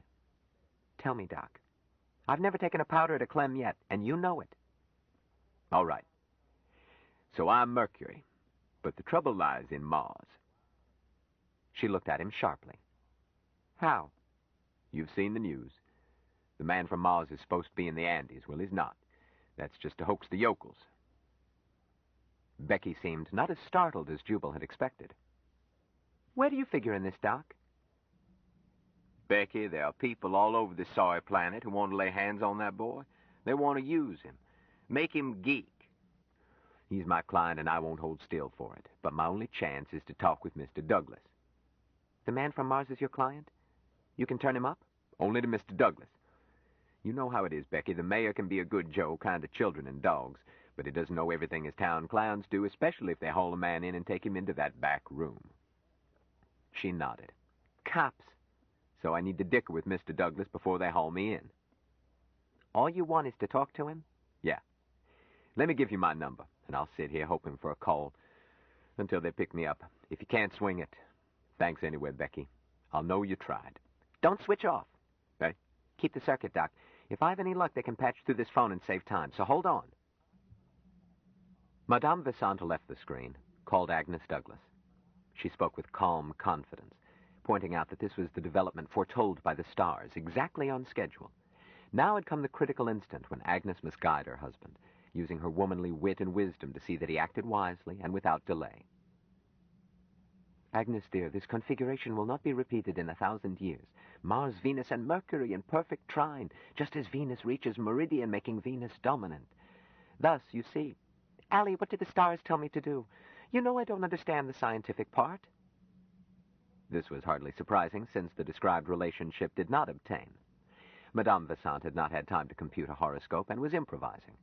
She was untroubled by it. She was speaking a higher truth, giving good advice and helping her friends. To help two friends at once made Becky Vesey especially happy. Dear, you do understand it.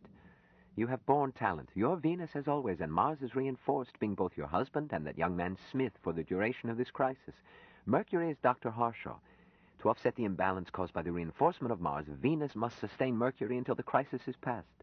But you have very little time. Venus waxes in influence until reaching meridian. Only 7 minutes from now. After that, your influence will decline. You must act quickly. You should have warned me. My dear, I've been waiting by my phone all day, ready to act instantly. The stars tell us the nature of each crisis. They never tell details. But there is still time. I have Dr. Harshaw on the phone. All that is necessary is to bring them face to face before Venus reaches meridian. Well, all right, Allie. I must dig Joseph out of some silly conference. Give me the number of the phone you have this Dr. Rackshaw on, or can you transfer the call? I can switch it here. Just get Mr. Douglas. Hurry, dear. I will. When Agnes Douglas left the screen, Becky went to another phone. Her profession required ample phone service. It was her largest business expense. Humming happily, she called her brother. Chapter 17. As Becky left the screen, Jubal leaned back. Front, he said. Okay, boss? Miriam acknowledged. This is for the Real Experiences group. Specify that the narrator must have a sexy contralto voice. Maybe I should try for it. Not that sexy. You got that list of null surnames we got from the Census Bureau. Pick one and put an innocent mammalian first name with it for pen name. A girl's name ending in A, that always suggests a C cup. Huh. And not one of us with a name ending in A. You're allowed. Flat-chested, on charge. And her name is Andy. Title. I married a Martian. Stop. All my life, I had longed to become an astronaut. Paragraph. When I was just a tiny thing with freckles on my nose and stars in my eyes, I played box tops just like my brothers, and cried when Mummy wouldn't let me wear my space cadet helmet to bed. Paragraph. In those carefree childhood days, I did not dream to what strange, bittersweet fate my tomboy ambition would... Boss? Yes, Dorcas? Here come 2 more loads. Hold for continuation. Miriam, sit at the phone. Jubal went to the window, saw 2 air cars about to land. Larry, bolt this door. And your robe. Jill, stick close to Mike. Mike, do what Jill tells you to do. Yes, Jubal, I will do. Jill, don't turn him loose unless you have to. And I'd much rather he snatched guns and not men. Yes, Jubal. This indiscriminate liquidation of cops must stop. Telephone, boss? All of you stay out of pickup. Miriam, note another title. I married a human. Jubal slid into his seat and said, Yes. A bland face looked at him. Dr. Harshaw? Yes. The Secretary General will speak with you. Okay. The screen changed to the tousled image of His Excellency, the Honorable Joseph Edgerton Douglas, Secretary General of the World Federation of Free Nations. Dr. Harshaw, understand you need to speak with me? No, sir. May? Let me rephrase it, Mr. Secretary. You need to speak with me. Douglas looked surprised, then grinned. Doctor, you have 10 seconds to prove that. Very well, sir. I am attorney for the man from Mars. Douglas stopped, looking tousled. Repeat. I am attorney for Valentine Michael Smith. It may help to think of me as de facto ambassador from Mars, in the spirit of the Larkin decision. You must be out of your mind. Nevertheless, I am acting for the man from Mars, and he is prepared to negotiate. The man from Mars is in Ecuador. Please, Mr. Secretary. Smith, the real Valentine Michael Smith, not the one who appeared in newscasts, escaped from Bethesda Medical Center on Thursday last in company with Nurse Jillian Boardman. He kept his freedom and will continue to keep it. If your staff has told you anything else, then someone has been lying. Douglas looked thoughtful. Someone spoke to him from off-screen. At last, he said, Even if what you said were true, Doctor, you can't speak for young Smith. He's a ward of the state. Jubal shook his head. Impossible. The Larkin decision. Now, see here, as a lawyer, I assure you, as a lawyer myself, I must follow my own opinion and protect my client. You were a lawyer? I thought you claimed to be attorney in fact rather than counselor. Both. I am an attorney admitted to practice before the High Court. Jubal heard a dull boom from below and glanced aside. Larry whispered, The front door, I think, boss. Shall I go look? Jubal shook his head. Mr. Secretary, time is running out. Your men, your SS hooligans, are breaking into my house. Will you abate this nuisance so that we can negotiate? Or shall we fight it out in the High Court with all the stink that would ensue? Again, the Secretary appeared to consult off-screen. Doctor, if Special Service Police are trying to arrest you, it is news to me. If you'll listen, you'll hear them tromping up my staircase, sir. Mike, Ann, come here. Jubal shoved his chair back to allow the angle to include them. Mr. Secretary General, the man from Mars. He could not introduce Anne, but she and her white cloak of probity were in view. Douglas stared at Smith. Smith looked back and seemed uneasy. Jubal. Just a moment, Mike. Well, Mr. Secretary, your men have broken into my house. I hear them pounding on my study door. Jubal turned his head. Larry, open the door. He put a hand on Mike. Don't get excited, lad. Yes, Jubal. That man, I have known him. And he knows you. Over his shoulder, Jubal called out, Come in, Sergeant. An SS sergeant stood in the doorway, mob gun at ready. He called out, Major, here they are. Douglas said, Let me speak to the officer commanding them, Doctor. Jubal was relieved to see that the major showed up with his sidearm holstered. Mike had been trembling ever since the sergeant's gun had come into view. Jubal lavished no love on these troopers, but he did not want Smith to display his powers. The Major glanced around. "You're Jubal Harshaw?" "Yes, come here. Your boss wants you." "None of that. Come along. I'm also looking for—" "Come here. The Secretary General wants a word with you." The SS Major looked startled, came into the study, and in sight of the screen, looked at it, snapped to attention, and saluted. Douglas nodded. "Name, rank, and duty." "Sir, Major C.D. Block, Special Services Squadron, Cheerio, Enclave Barracks." "Tell me what you were doing." "Sir, that's rather complicated. Then unravel it. Speak up, Major." "Yes, sir. I came here pursuant to orders. You see?" "I don't see." "Well, sir, an hour and a half ago, a flying squad was sent here to make several arrests. When we couldn't raise them by radio, I was sent to find them and render assistance." "Whose orders?" The Commandant, sir." "And did you find them?" "No, sir. Not a trace." Douglas looked at Harshaw. "Counselor, did you see anything of another squad?" "It's not my duty to keep track of your servants, Mr. Secretary." "That is hardly an answer to my question." "You are correct, sir. I'm not being interrogated. Nor will I be other than by due process. I'm acting for my client. I'm not nursemaid to these uniformed, persons. But I suggest, from what I've seen, that they could not find a pig in a bathtub." Possibly. Major, round up your men and return." "Yes, sir." The Major saluted. "Just a moment," Harshaw interrupted. "These men broke into my house. I demand to see their warrant." "Oh. Major, show him your warrant." Major Block turned red. "Sir, the officer ahead of me had the warrants." Douglas stared. "Young man, are you telling me that you broke into a citizen's home without a warrant?" "But, sir, you don't understand. There are warrants. Captain Heinrich has them." "Sir." Douglas looked disgusted. "Get on back. Place yourself under arrest. I'll see you later." "Yes, sir." "Hold it," Harshaw demanded. "I exercise my right to make citizens arrest. I shall have him placed in our local lockup. Armed breaking and entering." Douglas blinked. "Is this necessary?" "I think it is. These fellows seem awfully hard to find. I don't want this one to leave our local jurisdiction. Aside from criminal matters, I haven't had opportunity to assess property damage." "You have my assurance, sir, that you will be fully compensated." "Thank you, sir. But what is to keep another uniformed joker from coming along later? He wouldn't even need to break down the door.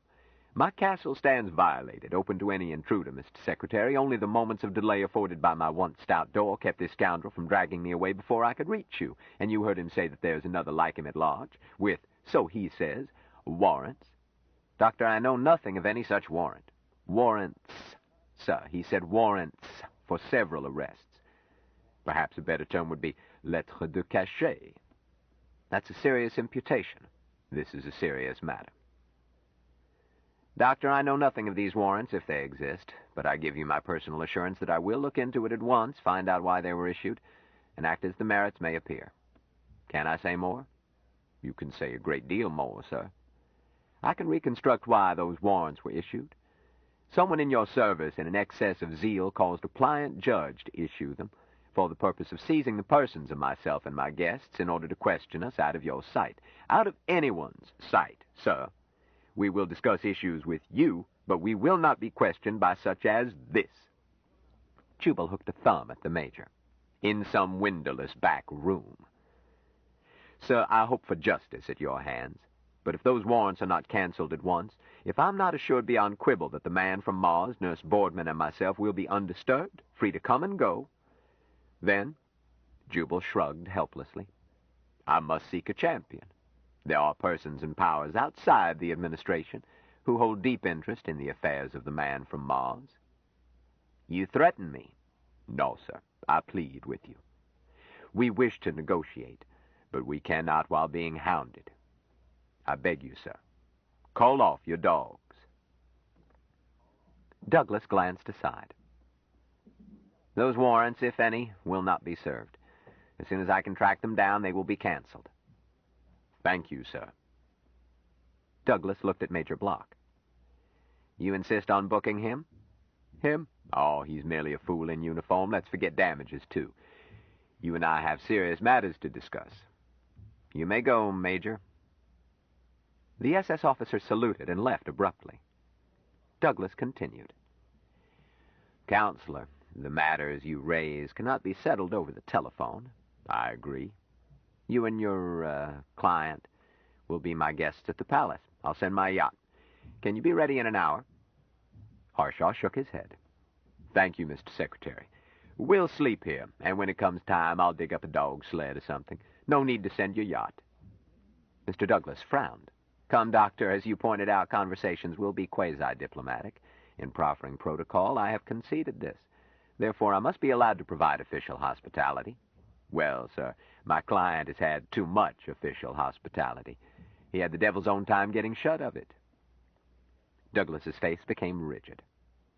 Sir, are you implying... I'm not implying anything. Smith has been through a lot and is not used to high-level ceremony. He'll sleep sounder here, and so shall I. I'm an old man, sir. I prefer my own bed.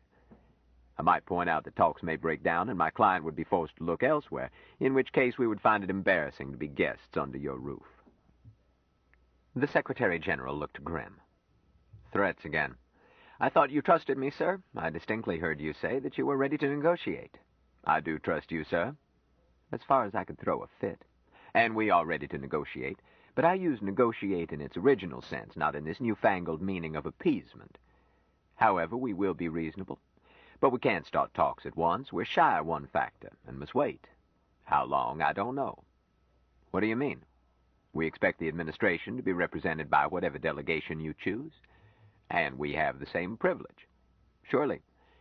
But let's keep it small. I shall handle this myself with an assistant or two. The Solicitor General, our experts in space law. To transact business requires a small group. The smaller, the better. Most certainly. Our group will be small. Smith, myself. I'll bring a fair witness. Oh, come now. A witness does not hamper. We'll have one or two others, but we lack one man. I have instructions that a fellow named Ben Caxton must be present, and I can't find the beggar. Jubal, having spent hours of maneuvering in order to toss in this one remark, waited. Douglas stared. Ben Caxton? Surely you don't mean that cheap Winchell? The Caxton I refer to has a column with one of the syndicates. Out of the question. Harshaw shook his head. Then that's all, Mr. Secretary. My instructions give me no leeway. I'm sorry to have wasted your time. I beg to be excused. He reached out as if to switch off. Hold it, sir. I'm not through speaking to you. I beg the Secretary General's pardon. We will wait until he excuses us. Yes, never mind. Doctor, do you read the tripe that comes out of this Capitol labeled news? Good heavens, no. I wish I didn't have to. It's preposterous to talk about having journalists present. We'll see them after everything is settled, but even if we were to admit them, Caxton would not be one. The man is poisonous, a keyhole sniffer of the worst sort, Mr. Secretary. We have no objections to publicity. In fact, we insist on it. Ridiculous, possibly. But I serve my client as I think best. If we reach agreement affecting the man from Mars and the planet, which is his home, I want every person on this planet to know how it was done and what was agreed. Contrariwise, if we fail, people must hear how the talks broke down. There will be no star chamber, Mr. Secretary. Damn it, I wasn't speaking of a star chamber, and you know it. I mean quiet, orderly talks without elbows jostled. Then let the press in, sir, through cameras and microphones, but with elbows outside. Which reminds me, we will be interviewed, my client and I, over the networks later today, and I shall announce that we want public talks. What? You mustn't give out interviews now. Why, that's contrary to the whole spirit of this discussion. I can't see that it is. Are you suggesting that a citizen must have your permission to speak to the press? No, of course not. But I'm afraid it's too late. Arrangements have been made, and the only way you could stop it would be by sending more carloads of thugs. My reason for mentioning it is that you might wish to give out a news release in advance, telling the public that the man from Mars has returned and is vacationing in the Poconos, so as to avoid any appearance that the government was taken by surprise. You follow me? I follow you. The Secretary General stared at Harshaw. Please wait. He left the screen.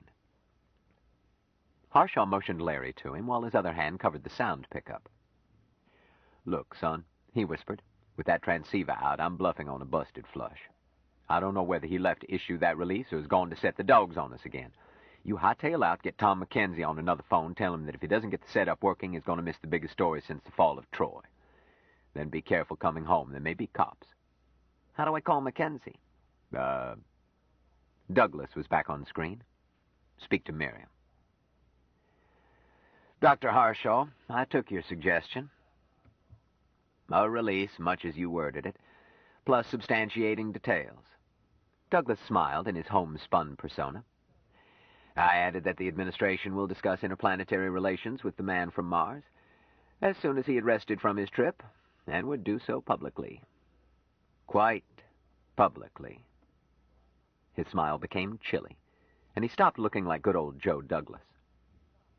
Harshaw grinned in admiration. Why, the old thief had rolled with the punch and turned a defeat into a coup for the administration. That's perfect, Mr. Secretary.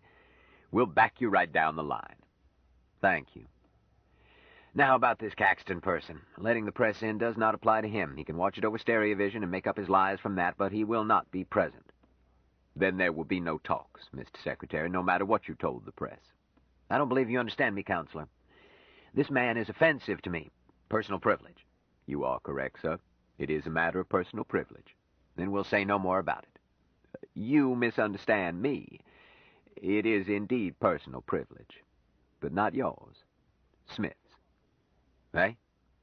You are privileged to select your advisors, and you can fetch the devil himself, and we shall not complain. Smith is privileged to select his advisors and have them present.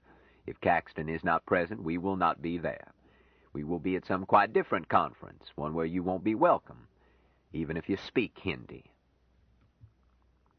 Harshaw thought clinically that a man of Douglas's age should not indulge in rage. At last, Douglas spoke to the man from Mars. Mike had stayed on screen, as silently and as patiently as the witness. Douglas said, Smith, why do you insist on this ridiculous condition? Harshaw said instantly, Don't answer, Mike. Then to Douglas, Tut, Mr. Secretary, the canons. You may not inquire why my client has instructed me, and the canons are violated with exceptional grievance in that my client has but lately learned English and cannot hold his own against you. If you will learn Martian, I may permit you to put the question in his language, but not today. Douglas frowned. I might inquire what canons you have played fast and loose with, but I haven't time. I have a government to run. I yield. But don't expect me to shake hands with this Caxton. As you wish, sir. Now back to the first point. I haven't been able to find Caxton. Douglas laughed.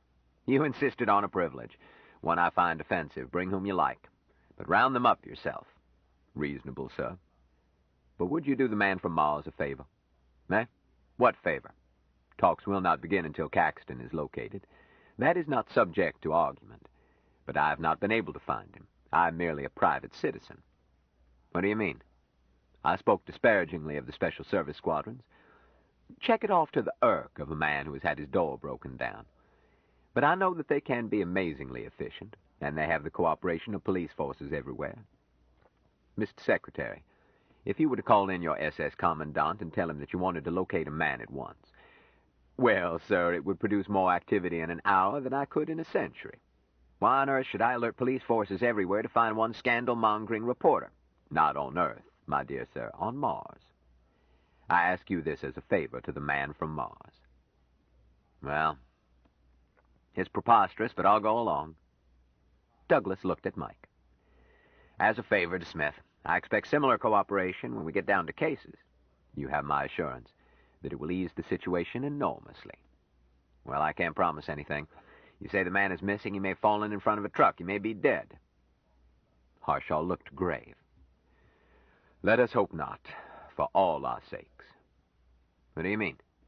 I've tried to point out the possibility to my client, but he won't listen to the idea. Harshaw sighed. A shambles, sir. If we can't find this Caxton, that is what we will have, a shambles.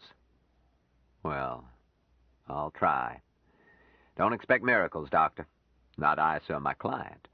He has the Martian viewpoint, and does expect miracles. Let's pray for one. You'll hear from me. That's all I can say. Harshaw bowed without getting up. Your servant, sir. As Douglas's image cleared, Jubal stood up and found Jillian's arms around his neck. Oh, Jubal, you were wonderful. We on out of the woods, child. But if anything can save Ben, you've just done it. She kissed him. Hey, none of that. I swore off before you were born. Kindly show respect for my years. He kissed her carefully and thoroughly. That's to take away the taste of Douglas. Between kicking him and kissing him, I was getting nauseated. Go smooch Mike. He deserves it for holding still to my lies. Oh, I shall. Jill let go of Harshaw, put her arms around the man from Mars. Such wonderful lies, Jubal. She kissed Mike. Jubal watched as Mike initiated a second section of the kiss himself, performing it solemnly, but not quite as a novice. Harshaw awarded him B-, with A for effort. Son, he said, you amaze me. I would have expected you to curl up in one of your faints. I so did, Mike answered seriously, without letting go, on first kissing time. Well, congratulations, Jill. AC or DC? Jubal, you're a tease, but I love you anyhow and refuse to let you get my goat. Mike got a little upset once, but no longer, as you can see. Yes, Mike agreed. It is a goodness. For Water Brothers, it is a growing closer. I will show you. He let go of Jill. Jubal put up a palm. No. No? You'd be disappointed, son.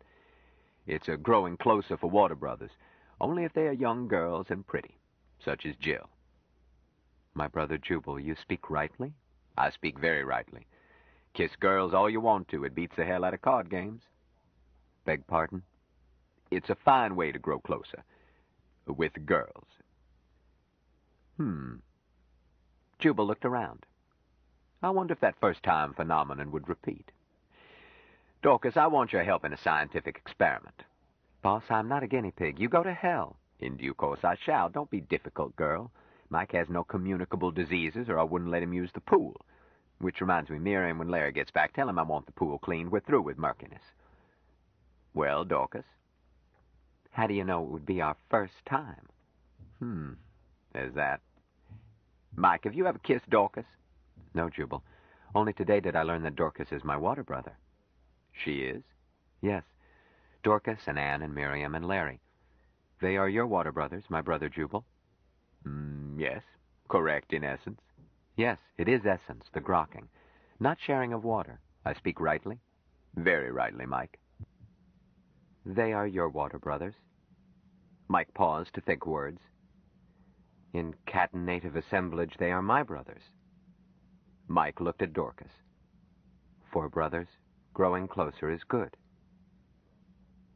Jubal said, Well, Dorcas? Huh? Oh, heavens, boss, you're the world's worst tease. But Mike isn't teasing. He's sweet. She went to him, stood on tiptoes, held up her arms. Kiss me, Mike. Mike did. For some seconds they grew closer. Dorcas fainted. Jubal kept her from falling. Jill had to speak sharply to Mike to keep him from trembling into withdrawal. Dorcas came out of it and assured Mike that she was all right and would happily grow closer again, but needed to catch her breath. Whew! Miriam had watched, round-eyed. I wonder if I dare risk it. Anne said, By seniority, please. Boss, are you through with me as a witness? For the time being. Then hold my cloak. Want to bet on it? Which way? 7-2. I don't faint, but I wouldn't mind losing. Done. Dollars, not hundreds. Mike, dear, let's grow lots closer. Anne was forced to give up through hypoxia. Mike, with Martian training, could have gone without oxygen much longer. She gasped for air and said, I wasn't set right. Boss, I'm going to give you another chance. She started to offer her face again, but Miriam tapped her shoulder. Out. Don't be so eager. Out, I said. The foot of the line, wench. Oh, well. Anne gave way. Miriam moved in, smiled, and said nothing. They grew closer, and continued to grow closer. Front. Miriam looked around. Boss, can't you see I'm busy? All right, get out of the way. I'll answer the phone myself. Honest, I didn't hear it. Obviously. But we've got to pretend to a modicum of dignity. It might be the Secretary General. It was Mackenzie. Jubal, what the devil is going on? Trouble? I got a call from a man who urged me to drop everything and get cracking because you've got something for me. I had ordered a mobile unit to your place. Never got here. I know. They called in after wandering around north of you. Our dispatcher straightened them out, and they should be there any moment. I tried to call you. Your circuit was busy. What have I missed? Nothing yet. Damnation. Should have had someone monitor the babble box. Was Douglas committed? Or would a new passel of cops show up? While the kids played post office. Jubal, you're senile. Has there been any special news flash this past hour? Why, no. Oh, one item. The palace announced that the man from Mars had returned and was vacationing in the... Jubal, are you mixed up in that? Just a moment. Mike, come here. And grab your robe. Got it, boss. Mr. Mackenzie, meet the man from Mars. Mackenzie's jaw dropped. Hold it. Let me get a camera on this. We'll pick it up off the phone and repeat in stereo as quick as those jokers of mine get there. Jubal, I'm safe on this. You wouldn't? Would I swindle you with a fair witness at my elbow? I'm not forcing this on you. We should wait and tie in Argus and transplant it. Jubal, you can't do this to me. I won't. The agreement with all of you was to monitor the cameras when I signaled and use it if newsworthy. I didn't promise not to give interviews in addition, Jubal added. Not only did you loan equipment, but you've been helpful personally, Tom. I can't express how helpful. You mean, that telephone number? Correct. But no questions about that, Tom. Ask me privately next year. Oh, I wouldn't think of it. You keep your lip buttoned and I'll keep mine. Now, don't go away. One more thing. Those messages you're holding, send them back to me. Eh? All right. I've kept them in my desk. You were so fussy, Jubal. I've got a camera on you. Can we start? Shoot. I'm going to do this one myself. Mackenzie turned his face and apparently looked at the camera. Flash news. This is your NWNW reporter on the spot. While it's hot, the man from Mars just phoned and wants to talk to you. Cut. Monitor, insert flash news acknowledgement to sponsor. Jubal, anything special I should ask? Don't ask about South America. Swimming is your safest subject. You can ask me about his plans. End of cut. Friends, you are now face-to-face and voice-to-voice with Valentine Michael Smith, the man from Mars. As NWNW, always first with the burst, told you earlier, Mr. Smith has just returned from high in the Andes, and we welcome him back. Wave to your friends, Mr. Smith. Wave at the telephone, son. Smile and wave. Thank you, Valentine Michael Smith. We're happy to see you so healthy and tan. I understand you have been gathering strength by learning to swim. Boss, visitors or something? Cut. After the word swim. What the hell, Jubal? I'll see. Geo Wright heard on Mike. It might be general quarters. But it was the NWNW unit landing, and again rose bushes were damaged. Larry returning from phoning Mackenzie, and Duke returning. Mackenzie decided to finish the telephone interview quickly, since he was now assured of depth and color through his unit. In the meantime, its crew would check equipment on loan to Jubal. Larry and Duke went with them. The interview finished with inanities, Jubal fielding questions Mike failed to understand. Mackenzie signed off with the promise that a color and depth interview would follow. Stay synced with this station. He waited for his technicians to report. Which the crew boss did promptly. Nothing wrong with this field setup, Mr. Mackenzie. Then what was wrong before? The technician glanced at Larry and Duke. It works better with power. The breaker was open at the board. Harshaw stopped to wrangle about whether Duke had or had not told Larry that a circuit breaker must be reset if the equipment was to be used. Jubal did not care who was to blame. It all confirmed his conviction that technology had reached its peak with the Model T Ford and had been growing decadent ever since. They got through the depth and color interview. Mike sent greetings to his friends of the champion, including one to Dr. Mahmoud, delivered in throat-rasping Martian. At last, Jubal set the telephone for 2 hours' refusal, stretched, and felt great weariness. Wondered if he were getting old. Where's dinner? Which one of you wenches was supposed to cook tonight? Gad, this household has fallen into rack and ruin.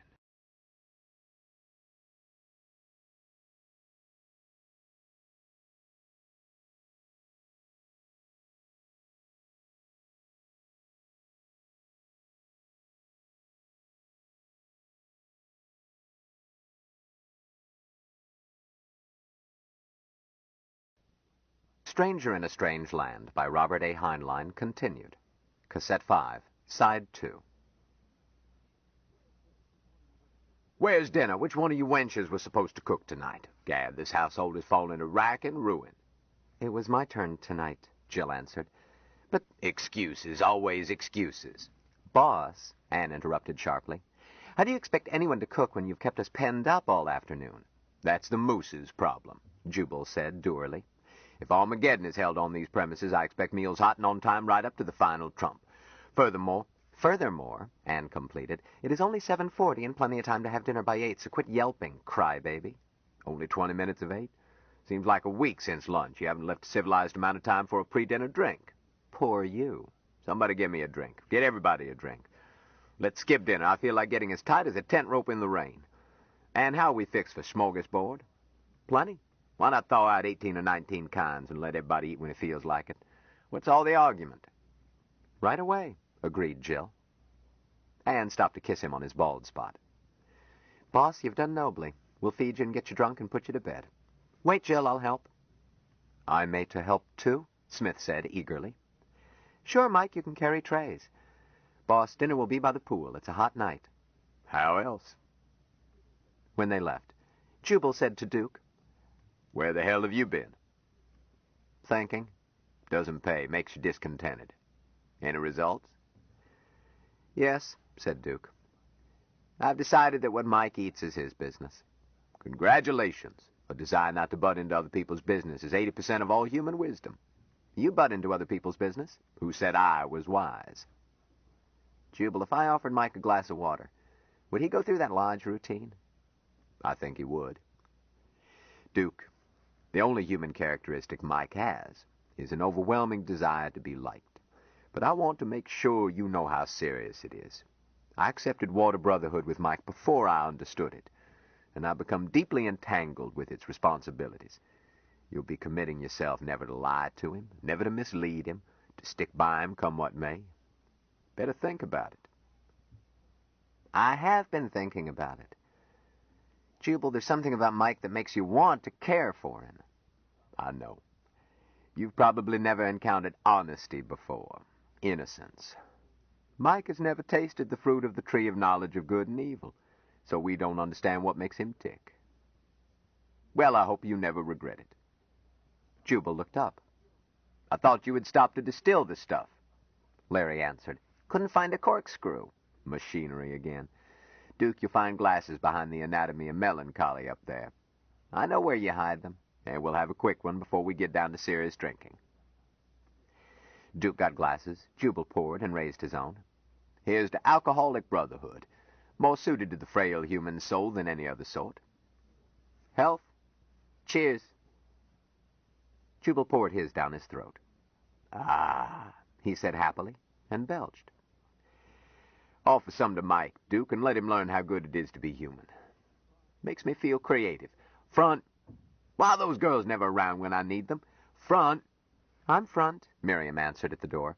But I was saying, to what strange, bittersweet fate my tomboy ambition. I finished that story while you were chatting with the Secretary General. Then you are no longer front. Send it off. Don't you want to read it? Anyhow, I've got to revise it. Kissing Mike gave me new insight. Jubal shuddered. Read it. Good God, it's bad enough to write such a thing. And don't consider revising, certainly not to fit the facts. My child, a true confession story should never be tarnished by any taint of truth. Okay, boss. Anne says to come to the pool and have a bite before you eat. Can't think of a better time. Shall we adjourn, gentlemen? The party progressed liquidly, with bits of fish and other Scandinavian comestibles added to taste. At Jubal's invitation, Mike tried brandy. Mike found the result disquieting, so he analyzed his trouble, added oxygen to ethanol in an inner process of reverse fermentation, and converted it to glucose and water. Jubal had been observing the effect of liquor on the man from Mars, saw him become drunk, saw him sober up even more quickly. In an attempt to understand, Jubal urged more brandy on Mike, which he accepted since his water brother offered it. Mike sopped up an extravagant quantity before Jubal conceded that it was impossible to get him drunk. Such was not the case with Jubal, despite years of pickling. Staying sociable with Mike during the experiment dulled his wits, so when he asked Mike what he had done, Mike thought that he was inquiring about the raid by the SS, concerning which Mike felt latent guilt. He tried to explain, and, if needed, receive Jubal's pardon. Jubal interrupted when he realized what the boy was talking about. Son, I don't want to know. You did what was needed, just perfect.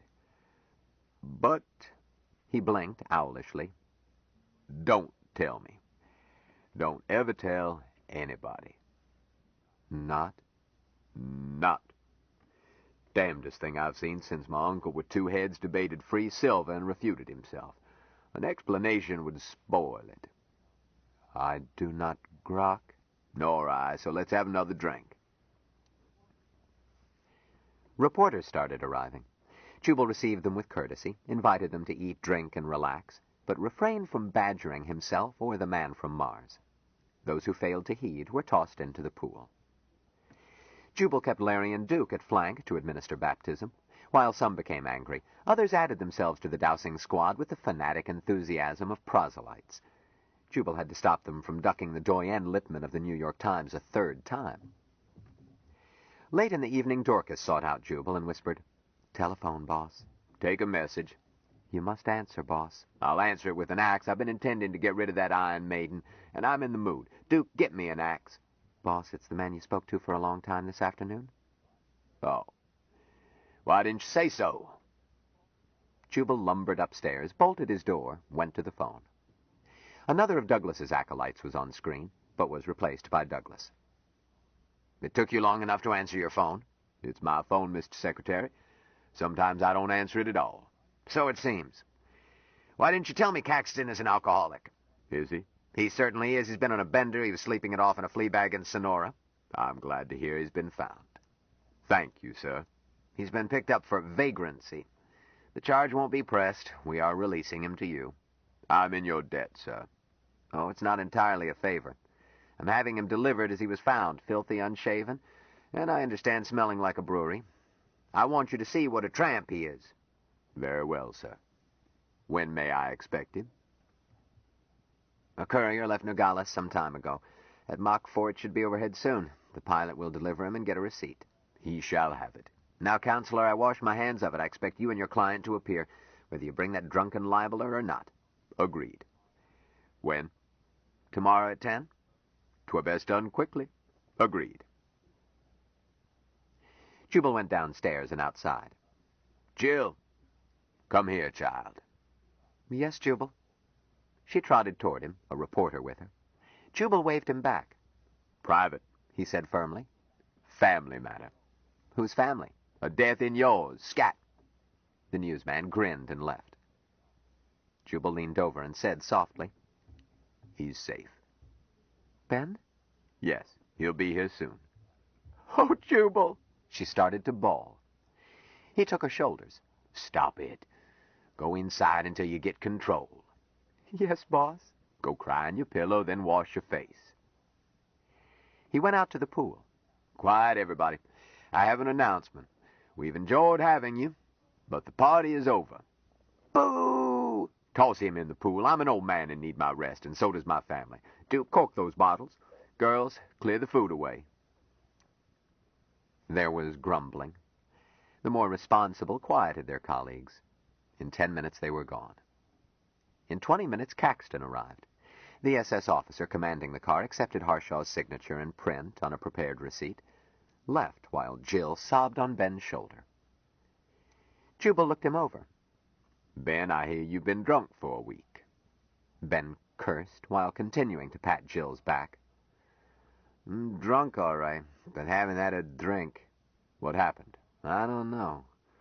I don't know. An hour later, Ben's stomach had been pumped.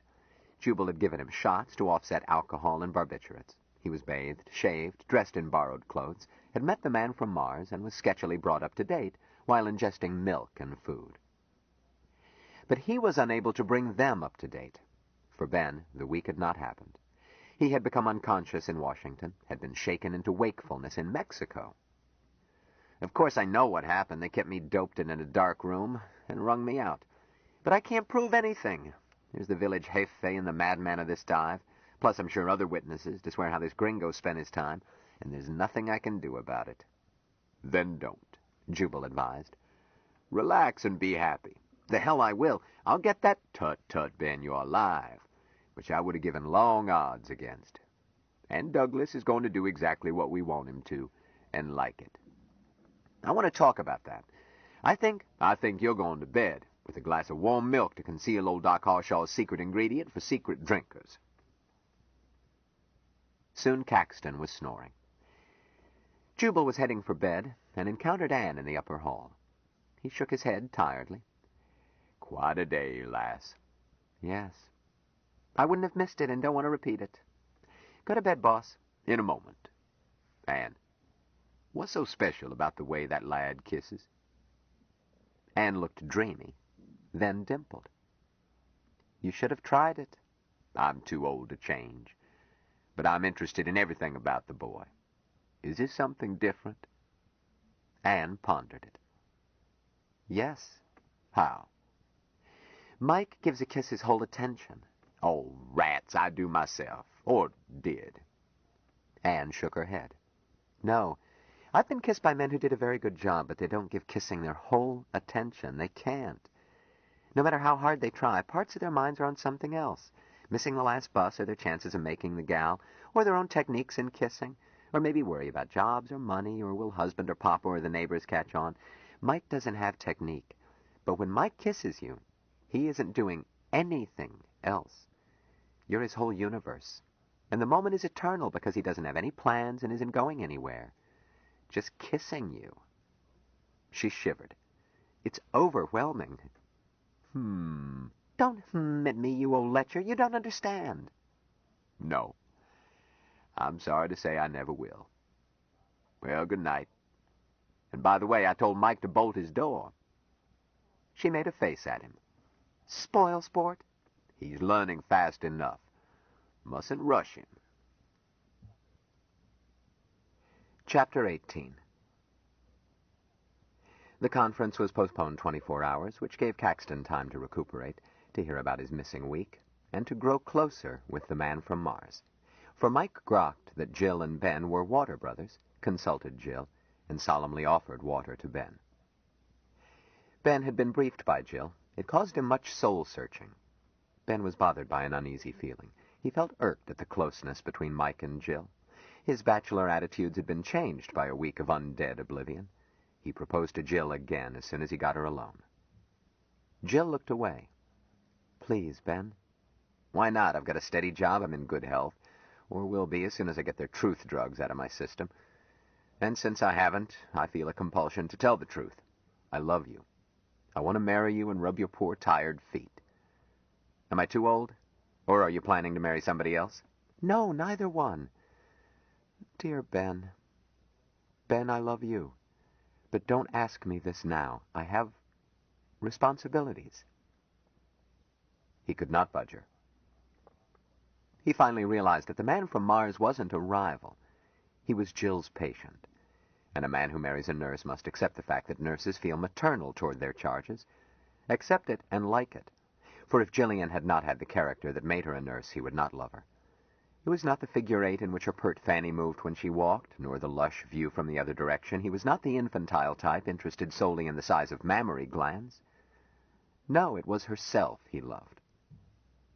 Since what she was would make it necessary for him to take second place to patients who needed her, then he was bloody-be-damned not going to be jealous. Mike was a nice kid, as innocent and guileless as Jill had described him. And he wasn't offering Jill a bed of roses. The wife of a newspaper man had things to put up with. He might be gone for weeks at a time, and his hours were always irregular. He wouldn't like it if Jill bitched, but Jill wouldn't. Having reached this summing up, Ben accepted water from Mike wholeheartedly. Jubal needed the extra day to plan. Ben, when you dumped this in my lap, I told Jillian that I would not lift a finger to get this boy his so-called rights. I've changed my mind. We're not going to let the government have the swag. Certainly not this administration, nor any. The next will be worse. Ben, you undervalue Joe Douglas. He's a cheap politician with morals to match. Yes, and ignorant to 6 decimal places. But he is also a fairly conscientious world chief, better than we deserve. I would enjoy poker with him. He wouldn't cheat, and he would pay up with a smile. Oh, he's an SOB. But that reads swell old boy, too. He's middling decent. Jubal, I'm damned if I understand you. You told me that you had been fairly certain that Douglas had had me killed. And it wasn't far from it. You juggled eggs to get me out alive, and God knows I'm grateful, but do you expect me to forget that Douglas was behind it? It's none of his doing that I'm alive. He would rather see me dead. I suppose he would. But, yep, just that. Forget it. I'm damned if I will. You'd be silly not to. You can't prove anything, and there's no call to be grateful to me, and I won't let you lay this burden on me. I didn't do it for you. Huh? I did it for a little girl who was about to go charging out and maybe get herself killed. I did it because she was my guest, and I stood in loco parentis. I did it because she was all guts and gallantry, but too ignorant to monkey with such a buzzsaw. But you, my cynical and sin-stained chum, know all about buzzsaws. If your carelessness causes you to back into one, who am I to tamper with your karma? Okay, Jubal, you can go to hell for monkeying with my karma. If I have one. A moot point. The predestinationers and free willers were tied in the fourth quarter, last I heard. Either way, I have no wish to disturb a man sleeping in a gutter. Do-gooding is like treating hemophilia. The real cure is to let hemophiliacs bleed to death before they breed more hemophiliacs. You could sterilize them. You would have me play God? But we're off the subject. Douglas didn't try to have you assassinated. Says who? Says the infallible Jubal Harshaw, speaking ex-cathedra from his belly button. Son, if your deputy sheriff beats a prisoner to death, it's sweepstakes odds that the county commissioners wouldn't have permitted it had they known. At worst, they shut their eyes afterwards, rather than upset apple carts. Assassination has never been a policy in this country. I'll show you backgrounds of a number of deaths I've looked into. Jubal waved it aside. I said it wasn't a policy. We've always had assassination, from prominent ones like Huey Long to men beaten to death with hardly a page 8 story. But it's never been a policy, and the reason you are alive is that it is not Joe Douglas's policy. They snatched you clean, they squeezed you dry, and they could have disposed of you as quietly as flushing a dead mouse down a toilet. But their boss doesn't like them to play that rough, and if he became convinced that they had, it would cost their jobs, if not their necks. Jubal paused for a swig. Those thugs are just a tool. They own a Praetorian guard that picks the Caesar. So whom do you want for Caesar? Courthouse Joe, whose indoctrination goes back to when this country was a nation and not a satrapy in a polyglot empire? Douglas, who can't stomach assassination? Or do you want to toss him out? We can, just by double-crossing him. Toss him out and put in a secretary-general from a land where life is cheap and assassination a tradition. If you do, Ben, what happens to the next snoopy newspaper man who walks down a dark alley? Caxton didn't answer. As I said, the SS is just a tool. Men are always for hire who like dirty work. How dirty will that work become if you nudge Douglas out of his majority? Jubal, are you saying I ought not to criticize the administration? Nope, gadflies are necessary. But it's well to look at the new rascals before you turn your present rascals out. Democracy is a poor system.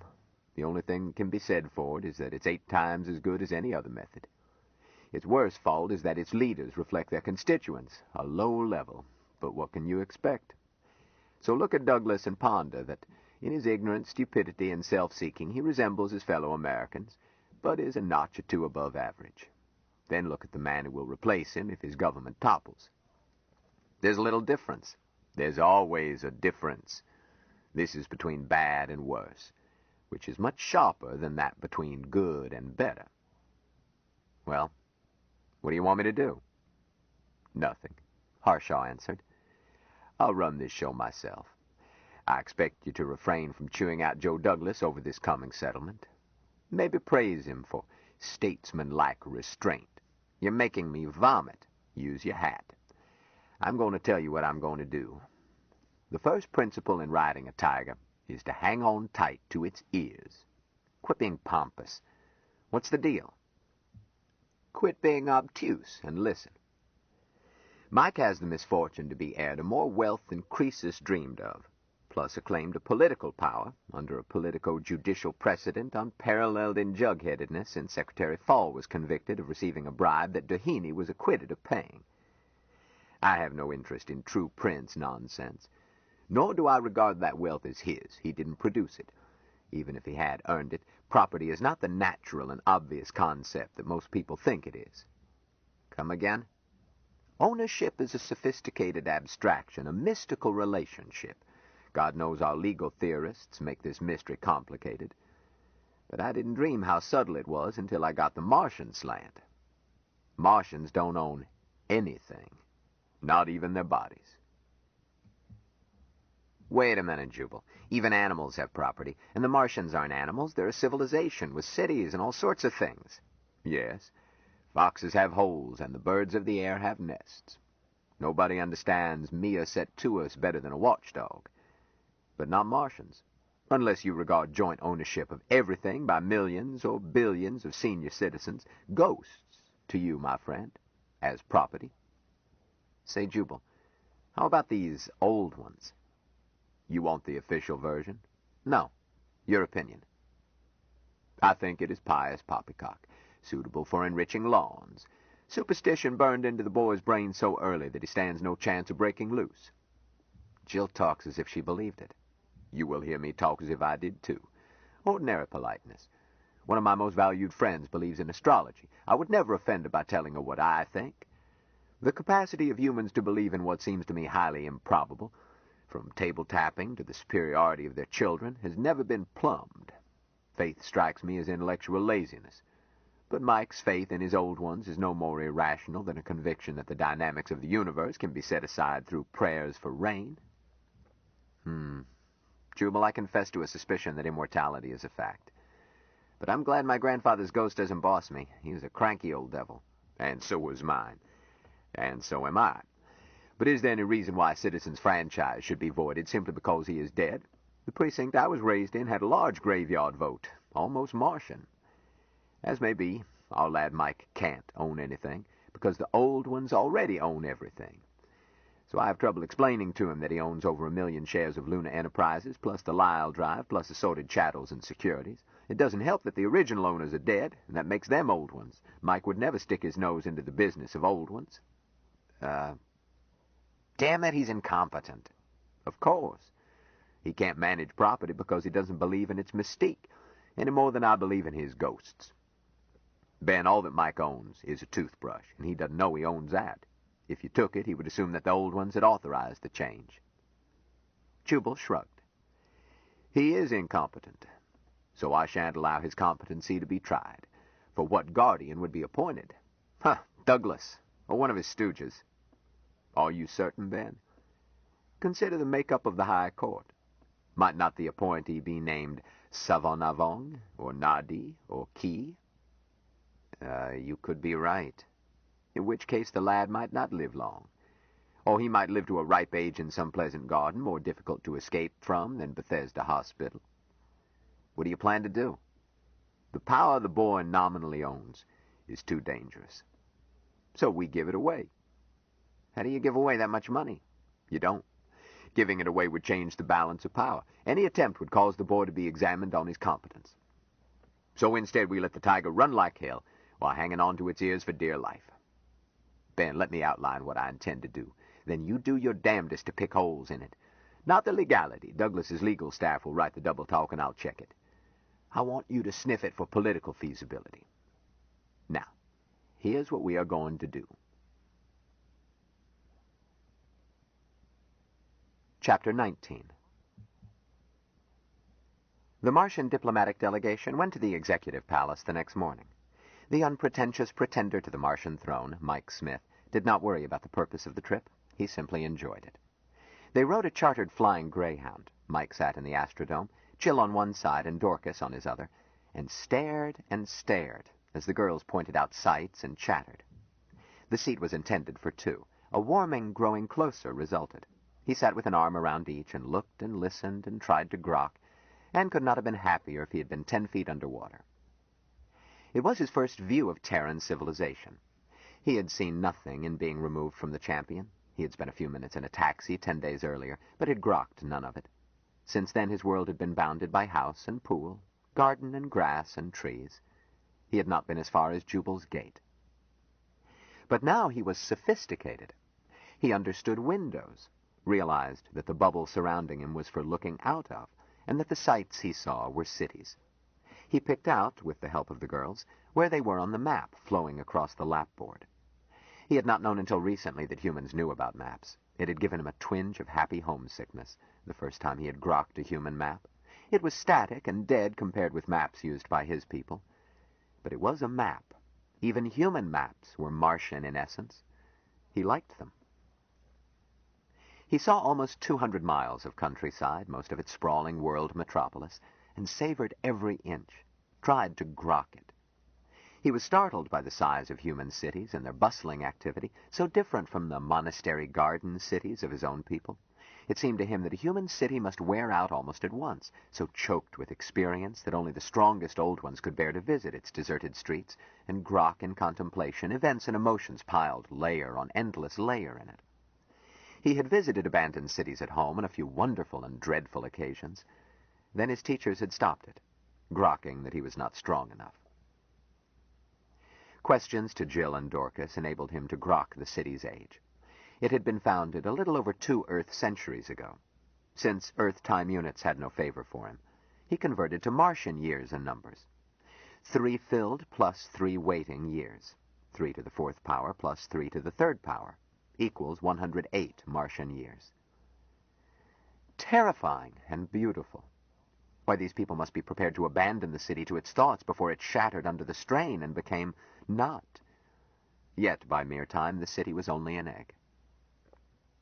Mike looked forward to returning to Washington in a century or two to walk its empty streets and try to grow close to its endless pain and beauty, grokking thirstily until he was Washington and the city was himself.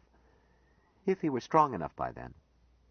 He filed the thought, as he must grow and grow and grow before he would be able to praise and cherish the city's mighty anguish. The Greyhound driver swung east in response to a rerouting of unscheduled traffic, caused, unknown to Mike, by Mike's presence. And Mike saw the sea. Jill had to tell him that it was water. Dorcas added that it was the Atlantic Ocean and traced the shoreline on the map. Mike had known since he was a nestling that the planet next nearer the sun was almost covered with the water of life, and lately he had learned that these people accepted this richness casually. He had taken the more difficult hurdle of grokking the Martian orthodoxy that water ceremony did not require water. Water was symbol for essence, beautiful, but not indispensable. But Mike discovered that knowing in abstract was not the same as physical reality. The Atlantic filled him with such awe that Jill said sharply, "Mike, don't you dare." Mike chopped off his emotion and stored it. Then he stared at water stretching to horizon and tried to measure it until his head was buzzing with threes and powers of threes and superpowers of powers. As they landed on the palace, Jubal called out, "Remember, girls, form a square around him and don't be backward about planting a heel or jabbing an elbow. And you'll be cloaked, but that's no reason not to step on a foot if you're crowded. Or is it?" Quit fretting, boss. Nobody crowds a witness. And I'm wearing spike heels and way more than you do. Okay, Duke, send Larry back with the bus as soon as possible. I grok it, boss. Quit jittering. I'll jitter as I please. Let's go. Harshaw, the 4 girls, with Mike and Caxton, got out. The bus took off. The landing flat was not crowded, but it was far from empty. A man stepped forward and said heartily, "Dr. Harshaw, I'm Tom Bradley, Senior Executive Assistant to the Secretary General. You are to go to Mr. Douglas's office. He will see you before the conference starts." "No." Bradley blinked. "I don't think you understood. These are instructions from the Secretary General." "Oh, he said that it was all right for Mr. Smith to come with you? The man from Mars, I mean." "No, we're going to the conference room. Have somebody lead the way. In the meantime, I have an errand for you. Miriam, that letter." "But, Dr. Harshaw—" "I said no. You ought to deliver this to Mr. Douglas at once and fetch his receipt to me." Harshaw signed across the flap of an envelope Miriam handed to him, pressed his thumbprint over the signature, handed it to Bradley. "Tell him that he must read this at once, before the meeting." "But the Secretary General desires—" "The Secretary desires to see that letter. Young man, I am endowed with second sight. I prophesy that you won't be here tomorrow if you waste time getting it to him." Bradley said, "Jim, take over," and left with the letter. Jubal sighed. He had sweated over that letter. Anne and he had been up most of the night preparing draft after draft. Jubal intended to arrive at an open settlement, but he had no intention of taking Douglas by surprise. A man stepped forward in answer to Bradley's order. Jubal sized him up as one of the clever young men on the make who gravitate to those in power and do their dirty work. The man smiled and said, "The name's Jim Sanforth, Doctor. I'm the Chief's press secretary. I'll be buffering for you from now on, arranging press interviews and so forth. I'm sorry to say that the conference is not ready. At the last minute, we've had to move to a larger room. It's my thought that we'll go to that conference room right now. Doctor, you don't understand. They are stringing wires and things. The room is swarming with reporters, and very well, we'll chat with them." "No, Doctor. I have instructions." "Youngster, you can take your instructions, fold them until they're all corners, and shove them in your oubliette. We are here for one purpose, a public conference. If the conference is not ready, we'll see the press in the conference room. But you're keeping the man from Mars standing on a windy roof." Harshaw raised his voice. "Is there anyone smart enough to lead us to this conference room?" Sanforth swallowed and said, "Follow me, Doctor." The conference room was alive with newsmen and technicians, but there was a big oval table, chairs, and several smaller tables. Mike was spotted, and Sanforth's protest did not keep the crowd back. Mike's flying wedge of Amazons got him to the big table. Jubal sat him against it with Dorcas and Jill flanking him, and the fair witness and Miriam seated behind him. Then, Jubal made no attempt to fend off questions or pictures. Mike had been told that people would do strange things, and Jubal had warned him to take no sudden actions, such as causing persons or things to go away or stop, unless Jill told him to. Mike took the confusion gravely. Jill was holding his hand, and her touch reassured him. Jubal wanted pictures, the more the better. As for questions, he did not fear them. A week of talking with Mike had convinced him that no reporter could get anything out of Mike without expert help. Mike's habit of answering literally and stopping would nullify attempts to pump him. Most questions Mike answered with, "I do not know," or "Beg pardon?" A Reuters correspondent, anticipating a fight over Mike's status as an heir, tried to sneak in his own test of Mike's competence.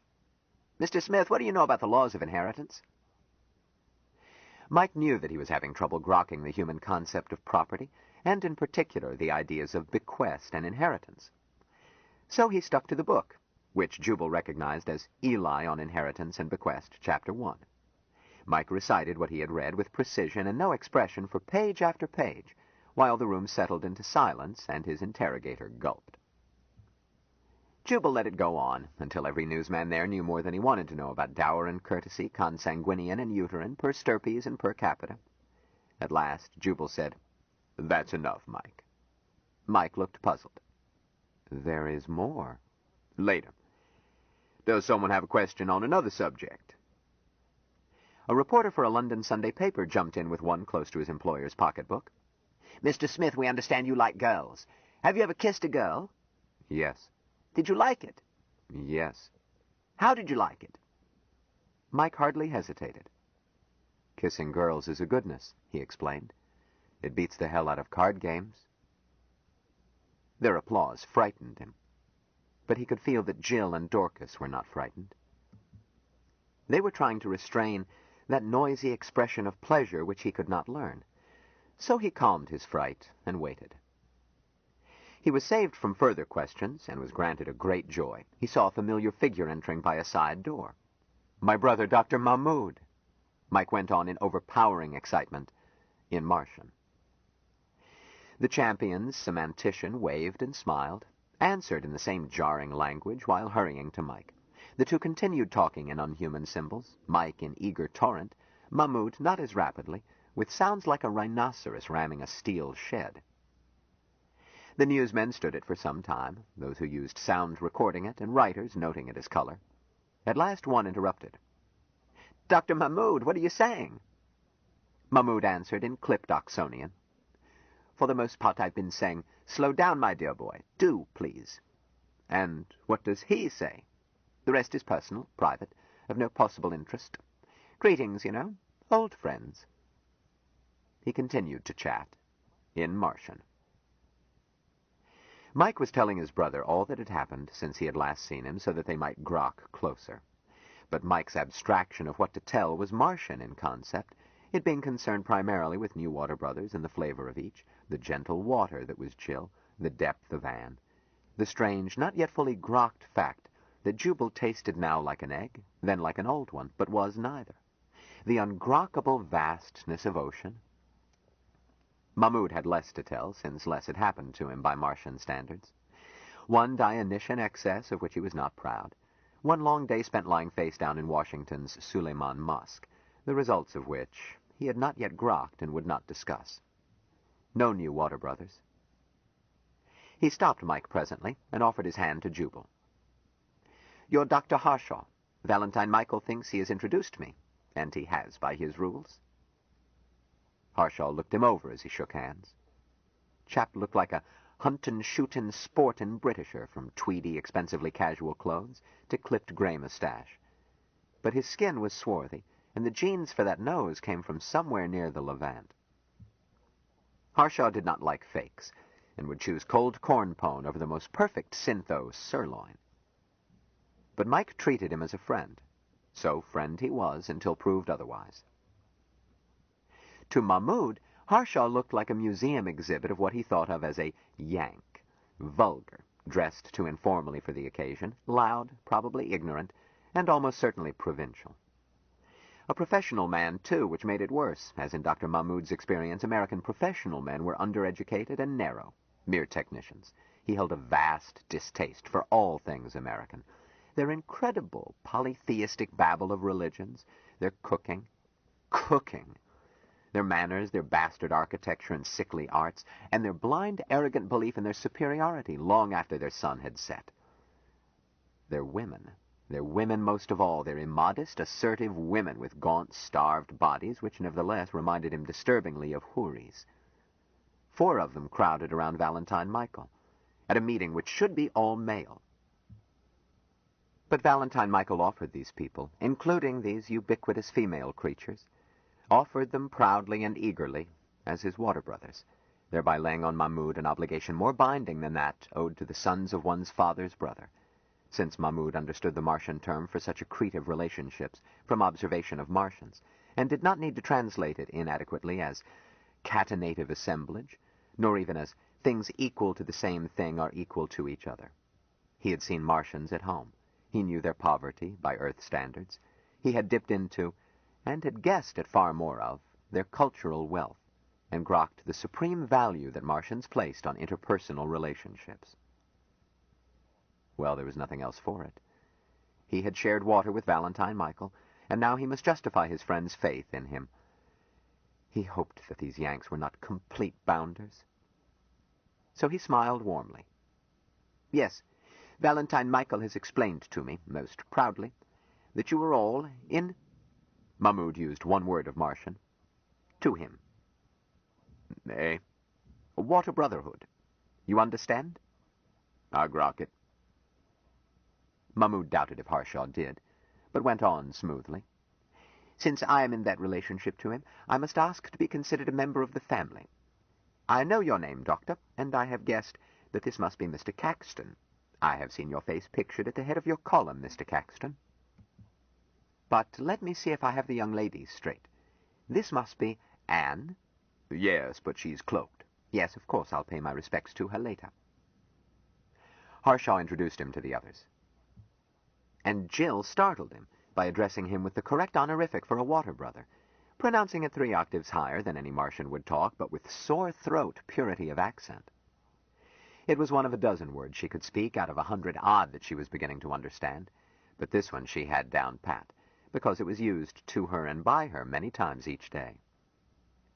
Dr. Mahmoud's eyes widened. Perhaps these people were not mere uncircumcised barbarians. His young friend did have strong intuition.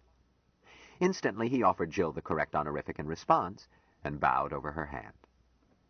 Jill saw that Mike was delighted. She managed to croak the shortest of 9 forms by which a water brother may return the response, although she did not grok it, and would not have considered suggesting in English the nearest human biological equivalent, certainly not to a man she had just met. Mahmoud, who did understand it, took its symbolic meaning rather than its humanly impossible literal meaning, and spoke rightly in response. Jill had passed her limit. She did not understand his answer, and could not reply even in English. But she got an inspiration. At intervals around the table were water pitchers, each with its clump of glasses. She got a pitcher and tumbler, filled the latter. She looked Mahmoud in the eye, said earnestly, "Water. Our nest is yours." She touched it to her lips and handed it to Mahmoud. He answered in Martian, saw that she did not understand, and translated. "Who shares water shares all." He took a sip and started to return it, checked himself, and offered Harshaw the glass. Jubal said, "I can't speak Martian, son, but thanks for water. May you never be thirsty." He drank a third of it. Ah! He passed it to Ben. Caxton looked at Mahmoud and said soberly, "Grow closer. With water of life we grow closer."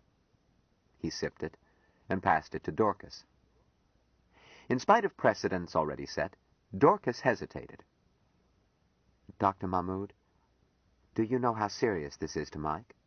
"I do, miss." "Well, it's just as serious to us. You understand? You grok?" "I grok its fullness, or I would have refused to drink." "All right. May you always drink deep. May our eggs share a nest." Tears started down her cheeks. She drank and passed the glass hastily to Miriam. Miriam whispered, "Pull yourself together, kid," then spoke to Mike. "With water we welcome our brother," then added to Mahmoud, "Nest, water, life." She drank. "Our brother." She offered him the glass. Mahmoud drank what was left and spoke, but in Arabic. "And if ye mingle your affairs with theirs, then they are your brothers." "Amen," Jubal agreed.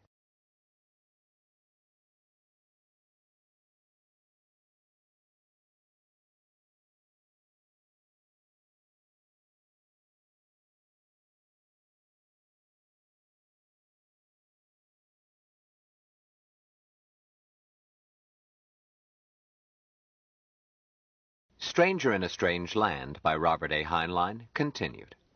Cassette 6, Side 1. "And if ye mingle your affairs with theirs, then they are your brothers." "Amen," Jubal agreed. Dr. Mahmoud looked quickly at him, decided not to inquire whether Harshaw had understood. This was not the place to say anything which might lead to unbottling his own troubles, his doubts. Nevertheless, he felt warmed in his soul, as always, by water ritual, even though it reeked of heresy. His thoughts were cut short by the assistant chief of protocol bustling up. "You're Dr. Mahmoud. You belong on the far side, Doctor. Follow me." Mahmoud smiled. "No, I belong here. Dorcas, may I pull up a chair and sit between you and Valentine Michael?" "Certainly, Doctor. I'll scrunch over." The ACFP was almost tapping his foot. "Dr. Mahmoud, please. The chart places you on the other side of the room. The Secretary General will be here any moment, and the place is still simply swarming with reporters and goodness knows who else, and I don't know what I'm going to do." "Then do it someplace else, bub," Jubal suggested. "What? Who are you? Are you on the list?" He worriedly consulted a seating chart. "Who are you?" Jubal answered. "The head waiter? I'm Jubal Harshaw. If my name is not on that list, you can tear it up. Look, Buster, if the man from Mars wants Dr. Mahmoud by him, that settles it." "But he can't sit here. Seats at the conference table are reserved for high ministers, chiefs of delegations, high court justices in equal ranks. And I don't know how I can squeeze them in if any more show up. And the man from Mars, of course." "Of course," Jubal agreed. "And of course Dr. Mahmoud has to be near the Secretary General, just back of him so that he'll be ready to interpret. I must say you're not being helpful." "I'll help." Jubal plucked the paper out of the official's hand. Let me see now. The man from Mars will sit opposite the Secretary General, near where he happens to be. Then, Jubal took a pencil and attacked the chart. This half, from here to here, belongs to the man from Mars. Jubal scratched cross marks and joined them with a thick black arc, then began scratching out names assigned to that side of the table. That takes care of half of your work, because I'll seat anybody on our side. The protocol officer was too shocked to talk. His mouth worked, but only noises came out. Jubal looked at him mildly. Something the matter?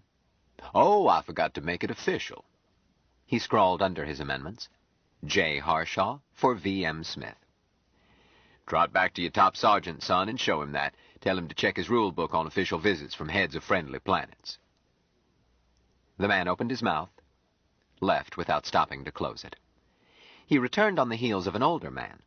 The newcomer said in a no-nonsense manner, Dr. Harshaw, I'm LaRue, Chief of Protocol. Do you actually need half the main table? I understood that your delegation was quite small. That's beside the point. LaRue smiled briefly. I'm afraid it's not beside the point. I'm at my wit's end for space. Almost every official of first rank has elected to be present. If you're expecting more people, though I do wish you had notified me, I'll have a table placed behind these 2 seats reserved for Mr. Smith and yourself. No. I'm afraid that's the way it must be. I'm sorry. So am I, for you, because if half the main table is not reserved for Mars, we are leaving. Tell the Secretary General you busted up his conference by being rude to the man from Mars. Surely you don't mean that. Didn't you get my message? Well, I took it as a jest. I can't afford to joke, son. Smith is either top man from another planet paying an official visit to the top man of this planet, in which case he is entitled to all the sideboards and dancing girls you can dig up, or he is just a tourist and gets no official courtesies of any sort. You can't have it both ways. Look around you, count the officials of first rank, as you call them, and guess whether they would be here if, in their minds, Smith is just a tourist. LaRue said slowly, There's no precedent. Jubal snorted. I saw the chief of delegation from the Lunar Republic come in. Go tell him there's no precedent. Then Duck, I hear, he's got a quick temper. But son, I'm an old man, and I had a short night, and it's none of my business to teach you your job. Tell Mr. Douglas that we'll see him another day, when he's ready to receive us properly. Come on, Mike. He started to pry himself painfully out of his chair. LaRue said hastily, No, Dr. Harshaw, we'll clear this side of the table. I'll do something. It's yours. That's better. Harshaw remained poised to get up. But where's the flag of Mars? And how about honors? I'm afraid I don't understand. Never seen a day when I had so much trouble with plain English. Look, see that Federation banner back of where the Secretary is going to sit? Where's one over here for Mars? LaRue blinked. I must admit you've taken me by surprise. I didn't know the Martians used flags. They don't. But you couldn't possibly whop up what they use for high-state occasions. Nor could I, boy, but that's beside the point. So we'll let you off easy and take an attempt for the deed. Piece of paper, Miriam? Now, like this. Harshaw drew a rectangle, sketched in the traditional human symbol for Mars, a circle with an arrow leading out to upper right. Make the field in white and the sigil of Mars in red. Should be sewed in silk, of course, but with a sheet and some paint, any Boy Scout could improvise one. Were you a scout? Some time ago. Good, you know the Scout's motto. Now about honors.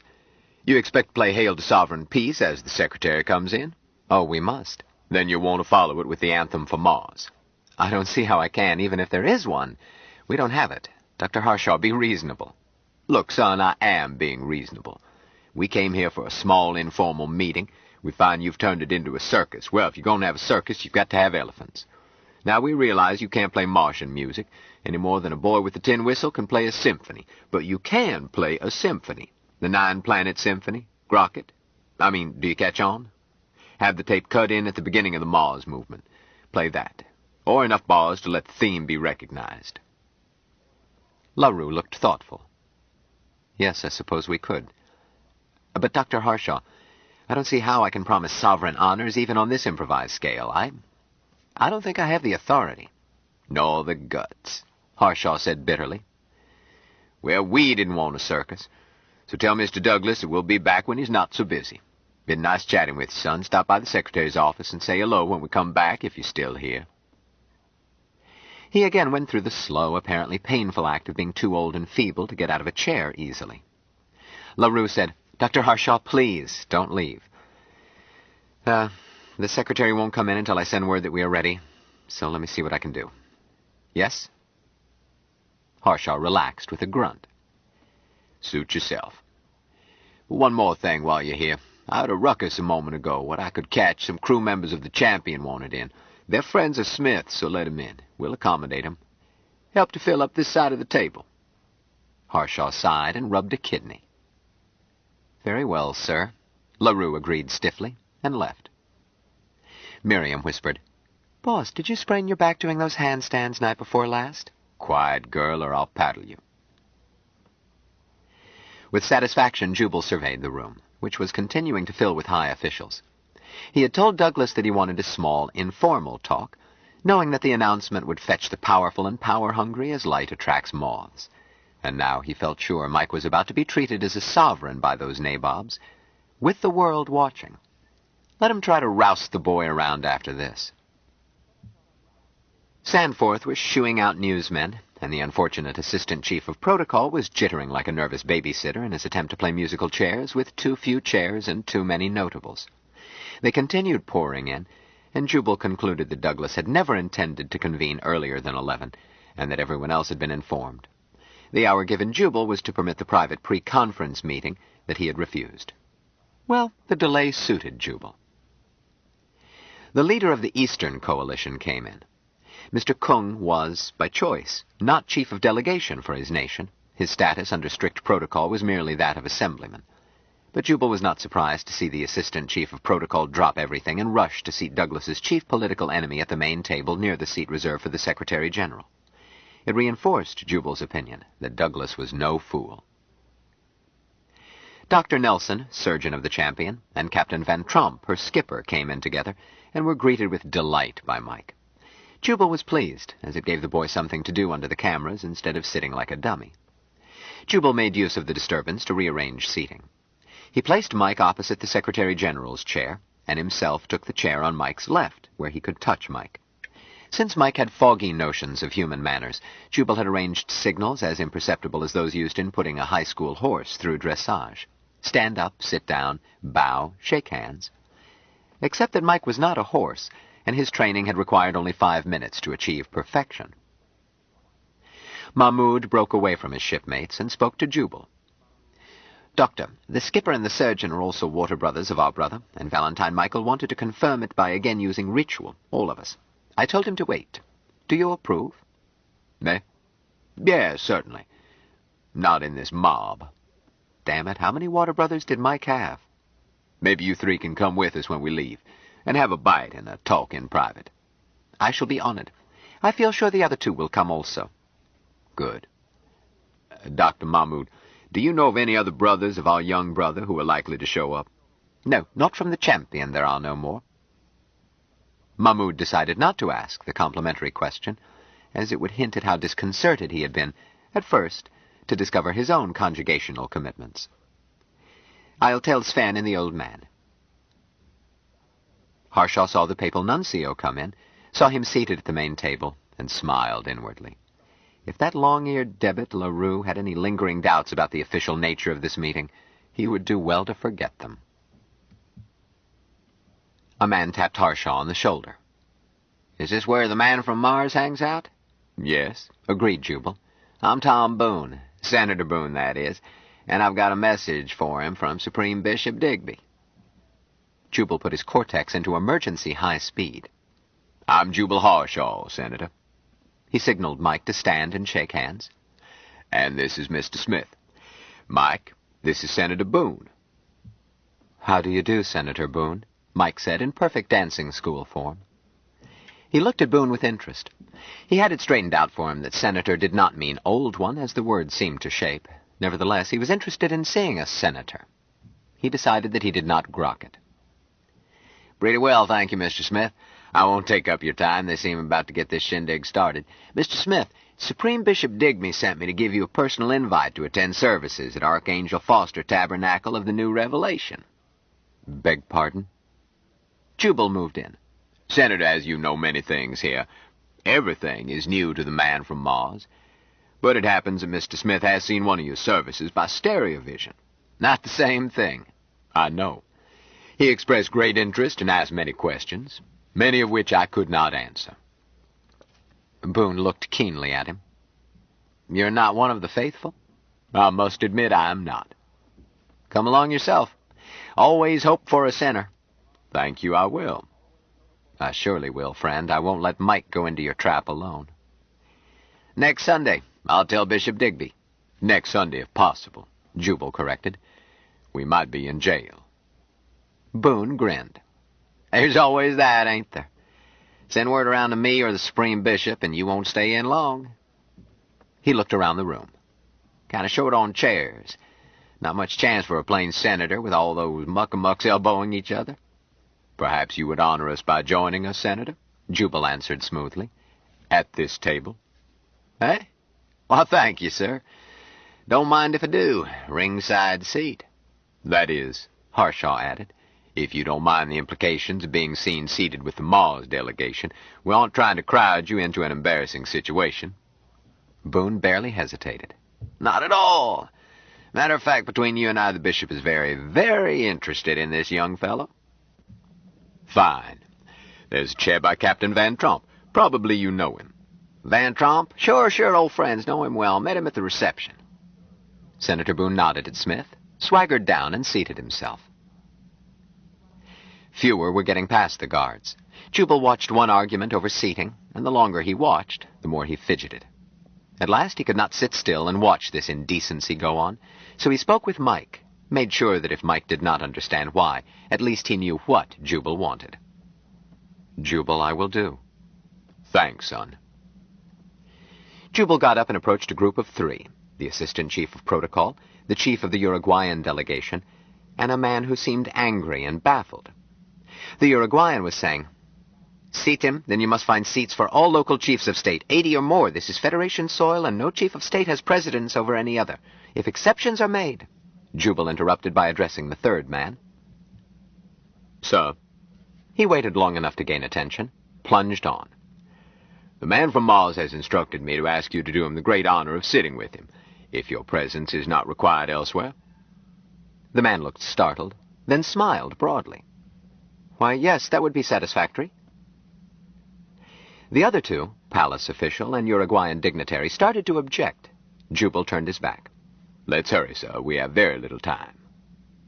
He had seen men coming in with what appeared to be a stand for a Christmas tree and a bloody sheet, but what was certainly the Martian flag. As they hurried, Mike stood up and was waiting. Jubal said, "Sir, permit me to present Valentine Michael Smith. Michael, the President of the United States." Mike bowed very low. There was barely time to seat him on Mike's right while the improvised flag was being set up. Music sounded, everyone stood, and a voice proclaimed, "The Secretary General."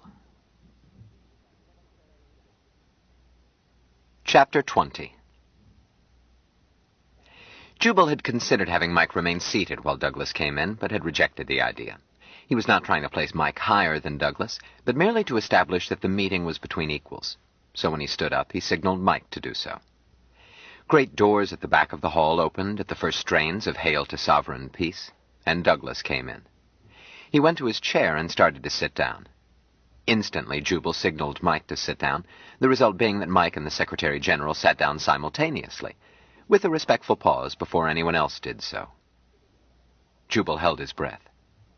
Had LaRue done it? He hadn't quite promised. The fortissimo tocsin of the Mars movement filled the room, the war god theme that startles even an audience expecting it. With his eyes on Douglas, and Douglas looking back at him, Jubal was up out of his chair like a recruit snapping to attention. Douglas stood, not as quickly, but promptly. But Mike did not. Jubal had not signaled him. He sat, unembarrassed by the fact that everyone else got back on his feet when the Secretary General did. Mike did not understand any of it, and was content to do what his water brother wanted. Jubal had puzzled over this, after he had demanded the Martian anthem. If the demand was met, what should Mike do? The answer depended on what role Mike was playing in this comedy. The music stopped. On Jubal's signals, Mike stood up, bowed quickly, and sat down, seating himself about as the Secretary General and the rest were seated. They all sat down more quickly this time, as no one missed the glaring point that Mike had remained seated through the anthem. Jubal sighed with relief. He had gotten away with it. Many years earlier, he had seen one of the vanishing tribe of royalty, a reigning queen, receive a parade, and he had noticed that the royal lady bowed after her anthem was played. That is, she had acknowledged a salute offered to her sovereign self. But the head of a democracy stands for his nation's anthem like any citizen. He is not a sovereign. As Jubal had pointed out, one couldn't have it two ways. Either Mike was a private citizen, in which case this gymkhana should never have been held, or by the theory inherent in the Larkin decision, the kid was sovereign all by his lonesome. Jubal felt tempted to offer LaRue a pinch of snuff. Well, the point had not been missed by one. The papal nuncio kept his face straight, but his eyes were twinkling. Douglas started to speak. Mr. Smith, we are honored and happy to have you as our guest. We hope that you will consider Earth your home quite as much as the planet of your birth, our neighbor, our good neighbor, Mars. He went on in rounded, pleasant periods. Mike was welcomed, but whether as a sovereign, as a tourist, or as a citizen returning home, was impossible to tell. Jubal watched Douglas, looking for some sign that would show how Douglas had taken the letter Jubal had sent to him, but Douglas never looked at him. Presently Douglas concluded, having said nothing, and said it very well. Jubal said, "Now, Mike." Smith addressed the Secretary General, in Martian. He cut it off and said gravely, "Mr. Secretary General of the Federation of Free Nations of the planet Earth." Then went on again in Martian. Then in English. "We thank you for our welcome here today. We bring greetings to the peoples of Earth from the ancient ones of Mars." And shifted again into Martian. Jubal felt that ancient ones was a good touch. It carried more bulge than old ones, and Mike had not objected. It had been Jill's idea to alternate a Martian version with the English one, and Jubal admitted with warm pleasure that her gimmick puffed up a formal little speech as devoid of content as a campaign promise into something as rollingly impressive as Wagnerian opera, and as hard to figure out. It didn't matter to Mike. He could insert the Martian as easily as he could memorize and recite the English. If it would please his water brothers to say these sayings, it made Mike happy. Someone touched Jubal's shoulder, shoved an envelope in his hand, and whispered, "From the Secretary General." Jubal looked up, saw that it was Bradley, hurrying silently away. Jubal opened the envelope, glanced inside. The note was one word. Yes, and had been signed with J.E.D. in the famous green ink. Jubal looked up, found Douglas's eyes on him. Jubal nodded, and Douglas looked away. The conference was over. All that remained was to let the world know it. Mike concluded the sonorous nullities. Jubal heard his own words. "Growing closer with mutual benefit to both worlds, and each race according to its own nature." Douglas then thanked the man from Mars, briefly but warmly. Jubal stood up. "Mr. Secretary General?" "Yes, Dr. Harshaw?" "Mr. Smith is here in a dual role. Like some visiting prince in the history of our own great race, traveling by caravan and sail across uncharted vastnesses to a distant realm, he brings the good wishes of the ancient powers of Mars. But he is also a human being, a citizen of the Federation of the United States of America. As such, he has rights and properties and obligations." Jubal shook his head. "Pesky ones. As attorney, for his capacity as a citizen and a human being, I have been puzzling over his affairs, and I've not even managed a complete list of what he owns, much less decide what to tell tax collectors." Jubal stopped to wheeze. "I'm an old man.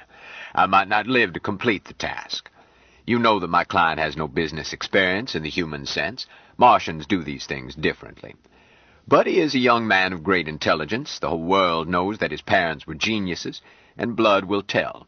There's no doubt that in a few years he could, if he wished, do nicely on his own without the aid of one old broken-down lawyer. But his affairs need attention today. Business won't wait. But he is more eager to learn the history and arts and ways of the people of this, his second home, than he is to bury himself in debentures and stock issues and royalties, and I think in this he is wise. Mr. Smith possesses a direct wisdom that continues to astonish me, and astonishes all who meet him. When I explained the trouble, he looked at me with a clear gaze and said, 'That's no problem, Jubal. We'll ask Mr. Douglas.'" Jubal paused and said anxiously, "The rest is personal business, Mr. Secretary. Should I see you privately, and let these ladies and gentlemen go home?" "Go ahead, Dr. Harshaw," Douglas added. "Protocol is dispensed with. Anyone who wishes to leave, please feel free to do so." No one left. "All right," Jubal went on. "I can wrap it up in one sentence. Mr. Smith wants to appoint you his attorney in fact, with full power to handle all his business affairs." Douglas looked convincingly astonished. "That's a tall order, Doctor." "I know it is, sir. I pointed out to him that you are the busiest man on this planet and didn't have time for his affairs." Jubal shook his head and smiled. "I'm afraid I didn't impress him. Seems on Mars the busier a person is, the more he is expected of him. Mr. Smith simply said, 'We can ask him.' So I'm asking him. Of course, we don't expect an answer offhand. That's another Martian trait. Martians are never in a hurry. Nor are they inclined to make things complicated. No bond, no auditing, none of that claptrap.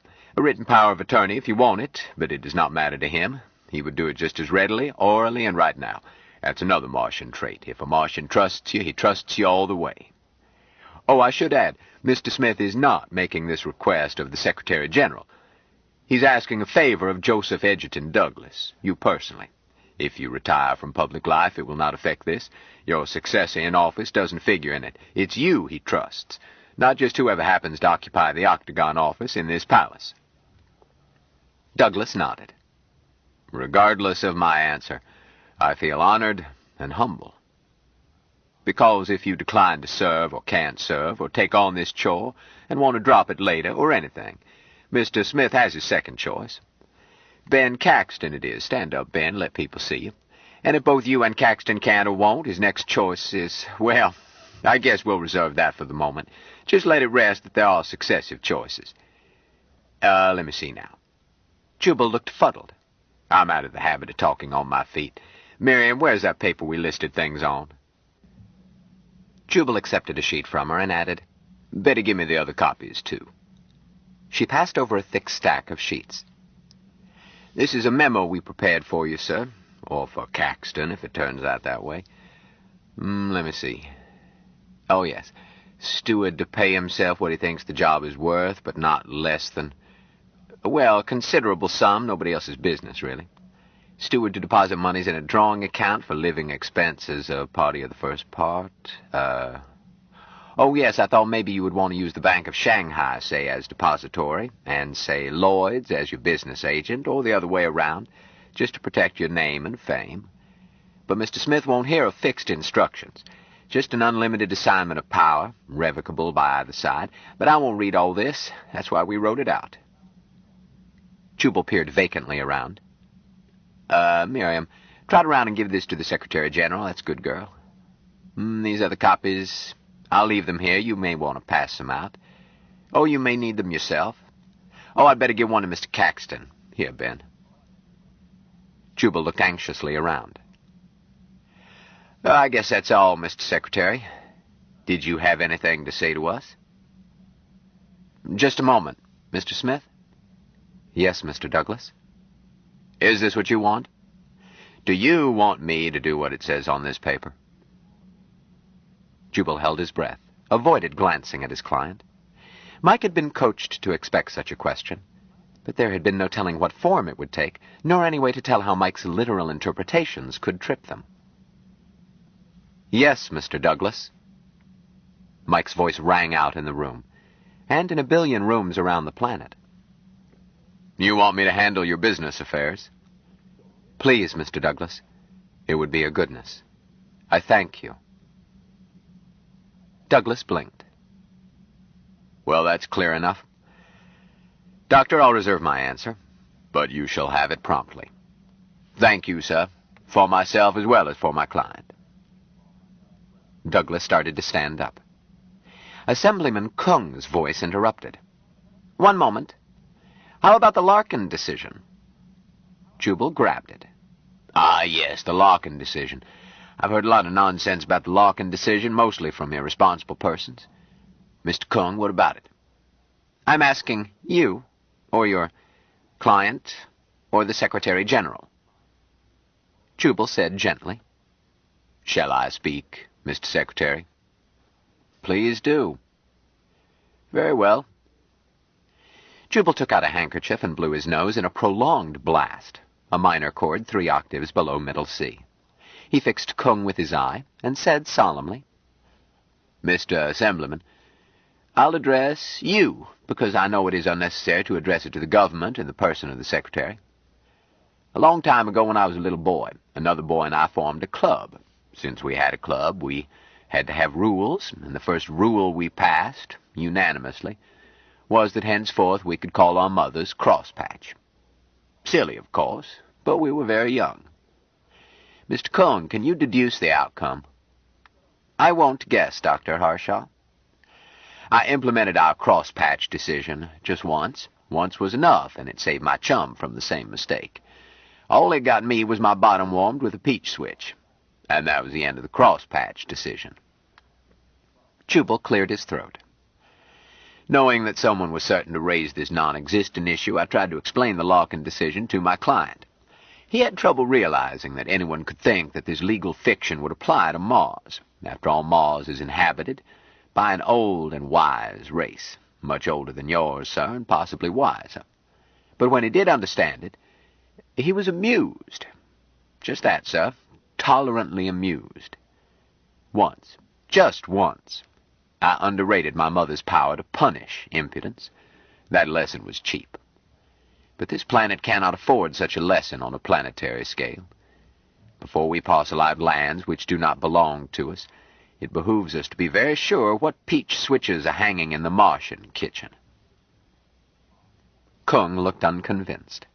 Dr. Harshaw, if the Larkin decision is no more than a small boy's folly, why were sovereign honors rendered to Mr. Smith? Jubal shrugged. That should be put to the government, not to me. But I can tell you how I interpreted them. As elementary politeness to the ancient ones of Mars. Please? Mr. Kung, those honors were no hollow echo of the Larkin decision. In a fashion beyond human experience, Mr. Smith is the planet Mars. Kung did not blink. Continue. Or rather, the Martian race. In Smith's person, the ancient ones of Mars are visiting us. Honors to him are honors to them. And harm done to him is harm to them. This is true in a literal, but utterly unhuman sense. It was prudent for us to render honors to our neighbors today, but the wisdom has nothing to do with the Larkin decision. No responsible person has argued that the Larkin precedent applies to an inhabited planet. I venture to say that none ever will. Jubal looked up, as if asking heaven for help. But Mr. Kung, be assured that the ancient rulers of Mars notice how we treat their ambassador. Honors rendered them through him were a gracious symbol. I am certain that the government of this planet showed wisdom thereby. In time, you will learn that it was a prudent act as well. Kung answered blandly. Doctor, if you were trying to frighten me, you have not succeeded. I did not expect to. But fortunately for the welfare of this planet, your opinion did not control. Jubal turned to Douglas. Mr. Secretary, this is the longest public appearance I've made in years, and I am fatigued. Could we recess while we await your decision? Chapter 21. The meeting adjourned. Jubal found his intention of getting his flock quickly away balked by the American president and Senator Boone. Both realized the enhanced value of being seen on intimate terms with the man from Mars, and both were aware that the eyes of the world were on them. Other hungry politicos were closing in. Jubal said quickly, Mr. President, Senator, we're leaving at once to have lunch. Can you join us? He reflected that 2 in private would be easier to handle than 24 in public, and he had to get Mike away before anything came unstuck. To his relief, both had duties elsewhere. Jubal found himself promising not only to fetch Mike to that obscene Fosterite service, but also to bring him to the White House. Well, the boy could get sick if necessary. Please, girls. Mike was convoyed to the roof, Anne creating a bow wave with her height, her Valkyrie beauty, her impressive cloak. Jubal, Ben, and the officers from the Champion covered the rear. Larry and the bus were waiting. Minutes later, the driver left them on the roof of the new Mayflower. Newsmen caught up with them there, but the girls guarded Mike on down to a suite Duke had taken. They were enjoying it. Miriam and Dorcas displayed ferocity that reminded Jubal of a cat defending her young. A reporter that closed within 3 feet courted a spiked instep. They found their corridor patrolled by SS troopers and an officer outside their suite. Jubal's back hair rose, but he realized that their presence meant that Douglas was carrying out the bargain. The letter Jubal had sent before the conference had included a plea to Douglas to use his power to protect Mike's privacy, so that the unfortunate lad could lead a normal life. So Jubal called out, "Jill, keep Mike under control. It's okay." "Right, boss." The officer at the door saluted. Jubal glanced at him. "Well, howdy, Major. Busted down any doors lately?" Major Block turned red and did not answer. Jubal wondered if the assignment was punishment. Duke was waiting inside. Jubal said, "Sit down, gentlemen. How about it, Duke?" Duke shrugged. "Nobody has bugged this suite since I took it. But, boss, any dumb can be bugged so you can't find it." Yes, I didn't mean that. I mean, how about our supplies? I'm hungry, boy, and thirsty, and we've got 3 more for lunch." "Oh, that. The stuff was unloaded under my eyes. I put it in the pantry." "You've got a suspicious nature, boss." "You'd better acquire one if you want to live as long as I have." "I don't hanker to." "Matter of taste. I've had a good time on the whole." "Get cracking, girls. First one back with the drink for me skips her next turn up front. After our guests, I mean." "Do sit down, gentlemen. Sven, what's your favorite poison?" "Aquavit." "Larry, duck out and buy a couple of bottles. And Bowles gin for the captain." "Hold it, Jubal," Nelson said. "I'd rather have scotch." "Me too," agreed Van Tromp. "Got enough to drown a horse." "Dr. Mahmoud?" "If you'd prefer soft drinks, I'm sure the girls tuck some in." Mahmoud looked wistful. "I should not be tempted by strong drink." "Allow me." Jubal looked him over. "Son, you've been under nervous strain. Having no meprobinate, I'm forced to substitute 2 ounces of 90-proof ethanol. Repeat as needed. Any particular flavor?" Mahmoud smiled. "Thank you, doctor. But I'll sin my own sins. Gin, please, with water on the side. Or vodka. Or whatever is available." "Or medicinal alcohol," Nelson added. "Don't let him kid you, Jubal. Stinky drinks anything, and regrets it." "I do regret it," Mahmoud said earnestly. "It is sinful." "Don't needle him, Sven," Jubal said brusquely.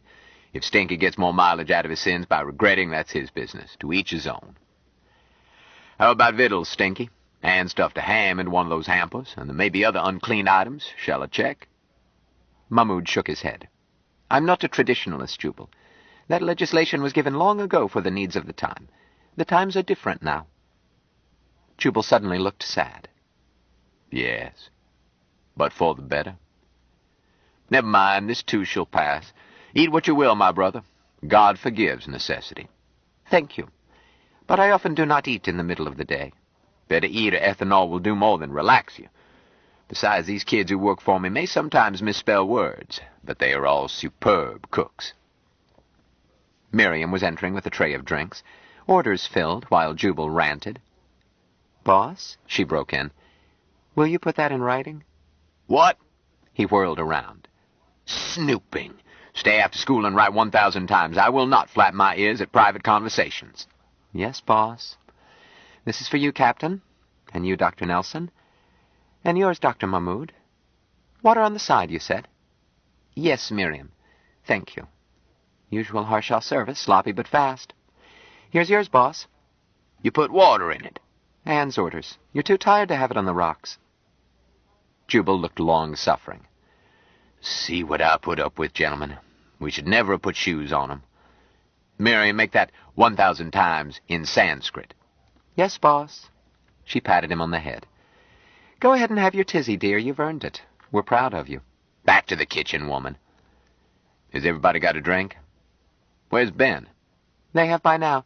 Ben is phoning in his column. His drink is at his elbow." "Very well. You may back out quietly. And send Mike in." Gentlemen, make a aloha paole. He drank. They joined him. Mike's helping. I think he's going to be a butler when he grows up. I thought you had left. Send him in anyhow. Dr. Nelson wants to examine him. No hurry, put in the ship's surgeon. Jubal, this is excellent Scotch. But what was the toast? Sorry, Polynesian. May our friendship be everlasting. Called it a footnote to the water ceremony. By the way, gentlemen, Larry and Duke are water brothers to Mike, too, but don't let it fret you. They can't cook, but they're the sort to have at your back in a dark alley. If you vouch for them, Jubal, Van Tromp assured him, admit them and tile the door. But let's drink to the girls. Sven, what's that toast to the flickers? No one tess. No one tess. No one tess. No one tess. No one tess. No one tess. No one tess. No one tess.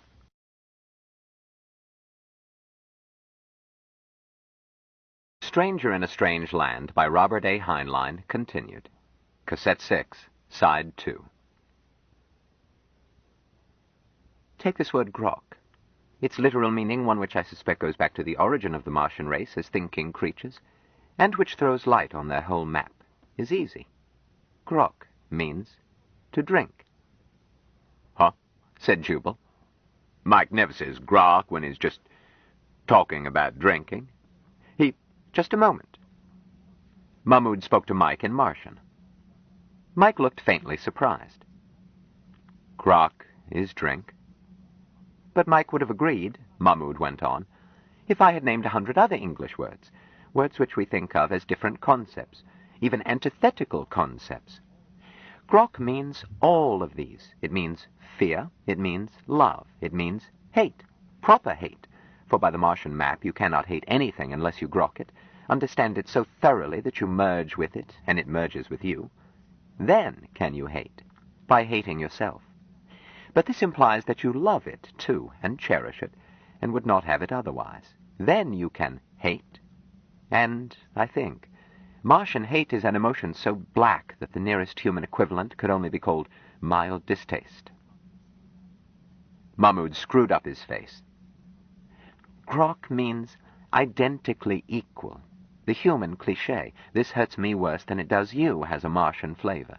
The Martians seem to know instinctively what we learned painfully from modern physics, that observer interacts with observed through the process of observation. Grok means to understand so thoroughly that the observer becomes a part of the observed. To merge, blend, intermarry, lose identity in group experience. It means almost everything that we mean by religion, philosophy, and science, and it means as little to us as color means to a blind man. Mahmoud paused. Jubal, if I chopped you up and made a stew, you and the stew, whatever was in it, would grok, and when I ate you, we would grok together, and nothing would be lost, and it would not matter which one of us did the eating. It would to me, Jubal said firmly. You aren't a Martian.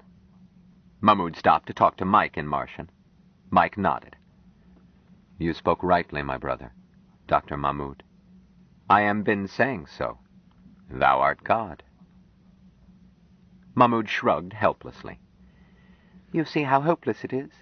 All I got was a blasphemy. We don't think in Martian. We can't. Thou art God, Mike said agreeably. God groks. Let's change the subject. Jubal, could I impose on Brotherhood for more gin? I'll get it, said Dorcas. It was a family picnic, made easy by Jubal's informality, plus the fact that the newcomers were the same sort, each learned, acclaimed, and with no need to strive. Even Dr. Mahmoud, rarely off guard with those who did not share the one true faith in submission to the will of God, always beneficent, merciful, found himself relaxed. It had pleased him greatly that Jubal read the words of the prophet. And now that he stopped to notice, the women of Jubal's household were plumper than he had thought. That dark one... He put the thought out of his mind. He was a guest. But it pleased him that these women did not chatter, did not intrude into sober talk of men, but were quick with food and drink and warm hospitality. He had been shocked at Miriam's disrespect toward her master, then recognized it.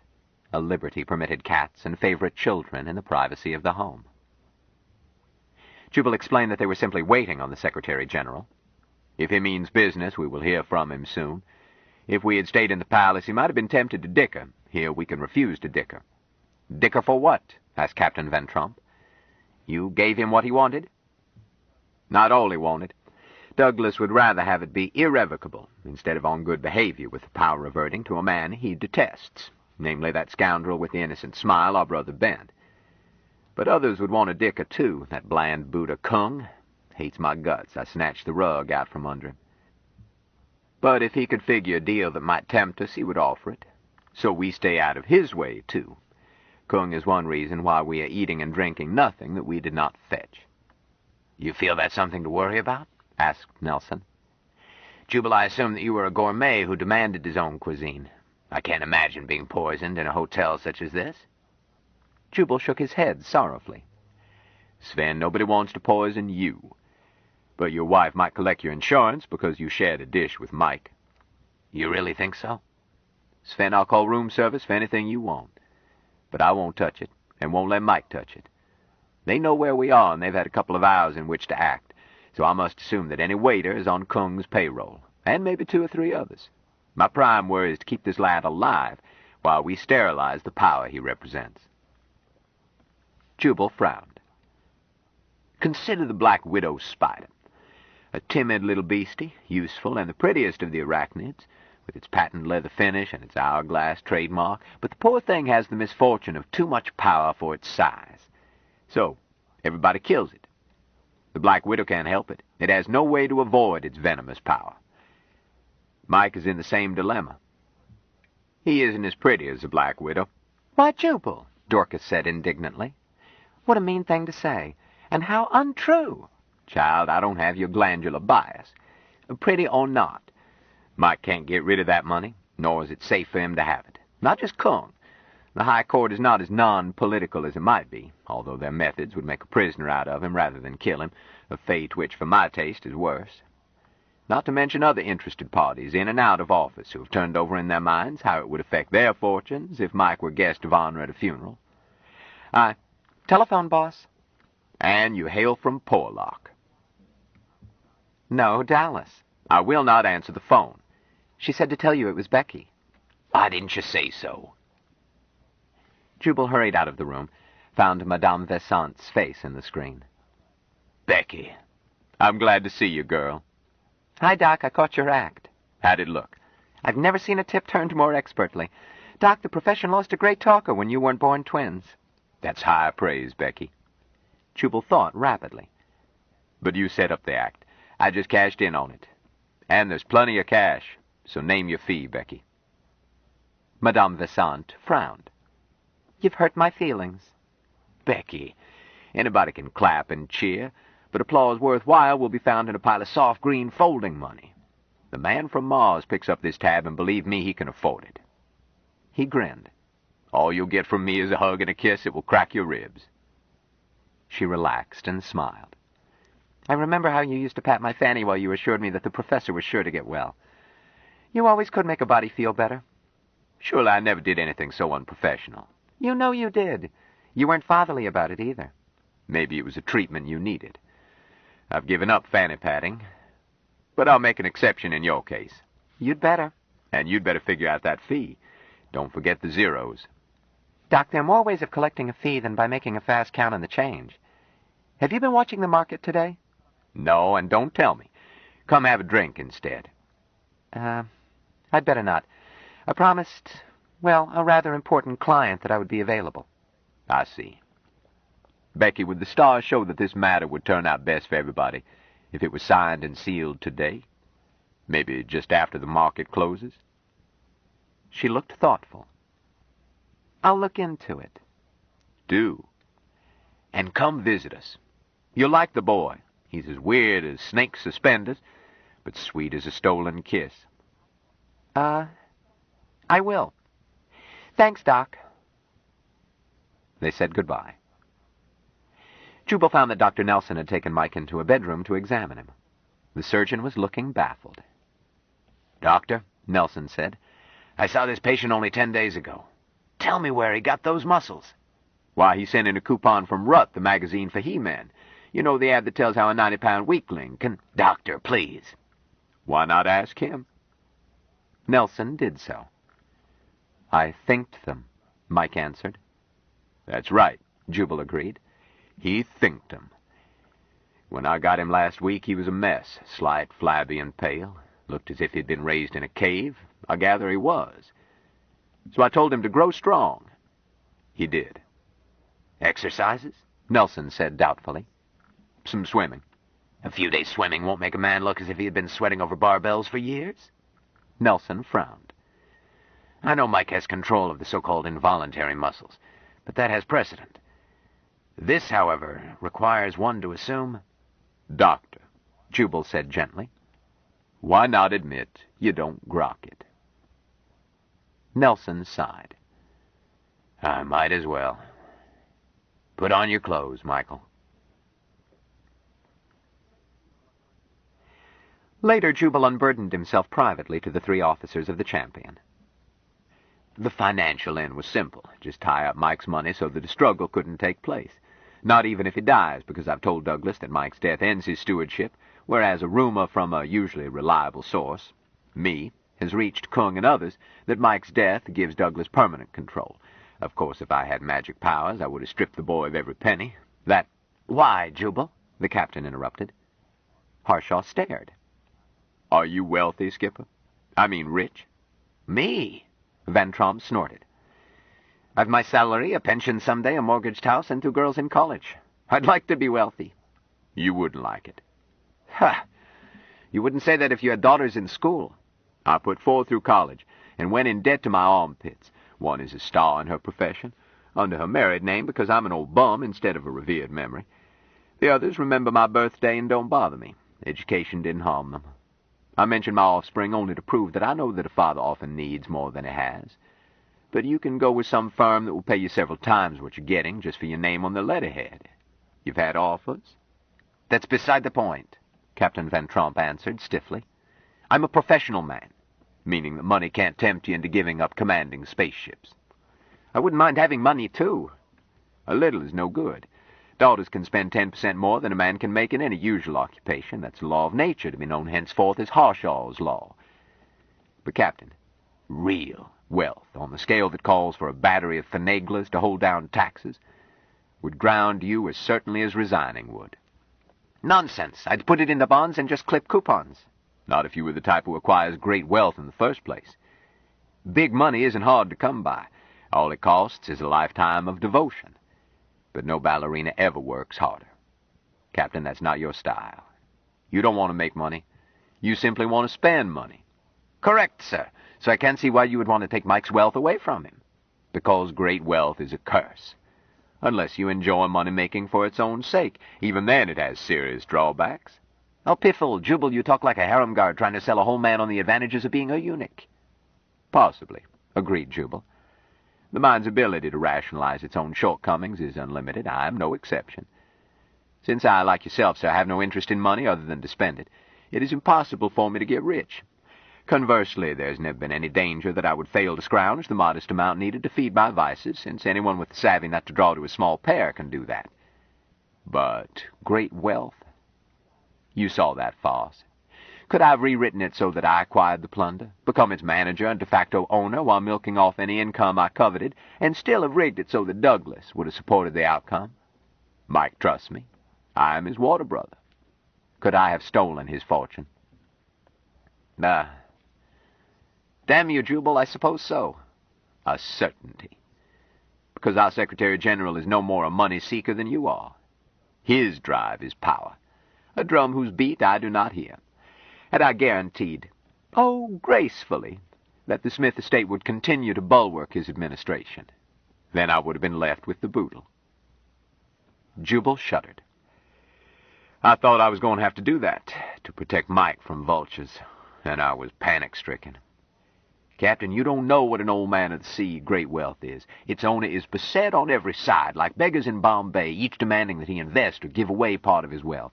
He becomes suspicious. Honest friendship is rarely offered him.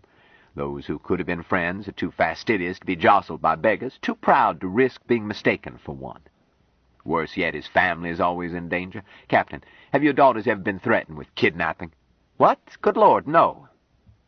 If you possessed the wealth Mike had thrust on him, you would have those girls guarded night and day. Still, you would not rest because you would never be sure of the guards. Look at the last 100 or so kidnappings and note how many involved a trusted employee. And how few victims escaped alive. Is there anything money can buy which is worth having your daughters' necks in a noose? Van Tromp looked thoughtful. I'll keep my mortgaged house, Jubal. Amen. I want to live my own life, sleep in my own bed, and not be bothered. Yet I thought I was going to be forced to spend my last years in an office, barricaded by buffers, working long hours, as Mike's man of business. Then I had an inspiration.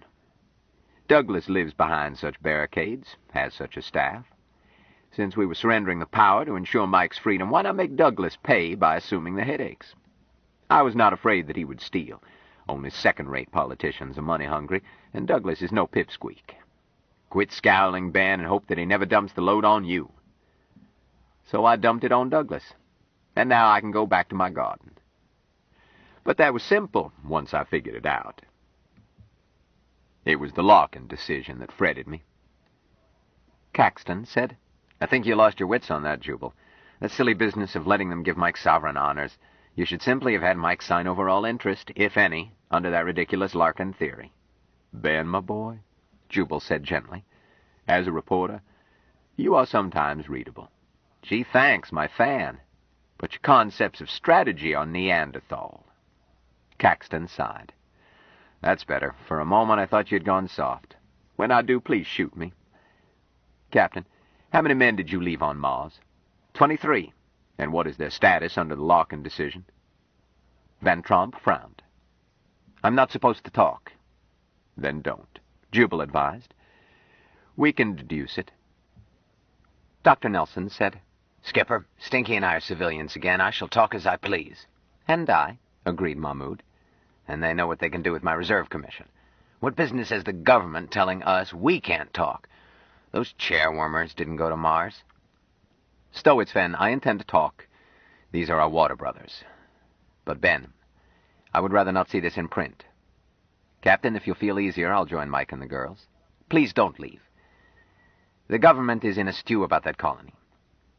Every man signed away his Larkin rights to the government. Mike's presence on Mars confused things. I'm no lawyer, but I understood that if Mike did waive his rights, that would put the administration in the driver's seat when it came to parceling out things of value. What things of value? Demanded Caxton. Look, Skipper, I'm not running down your achievement, but from all I've heard, Mars is invaluable real estate for human beings. Or are their assets still classified drop dead before reading? Van Tromp shook his head. No, the technical reports are all declassified. But, Ben, the moon was a worthless hunk of rock when we got it. Touché, Caxton admitted. I wish my grandpappy had bought Lunar Enterprises. He added, but Mars is inhabited. Van Tromp looked unhappy. Yes, but... Stinky, you tell him. Mahmoud said, Ben, there is plenty of room on Mars for human colonization. And so far as I was able to find out, the Martians would not interfere. We're flying our flag and claiming extraterritoriality right now.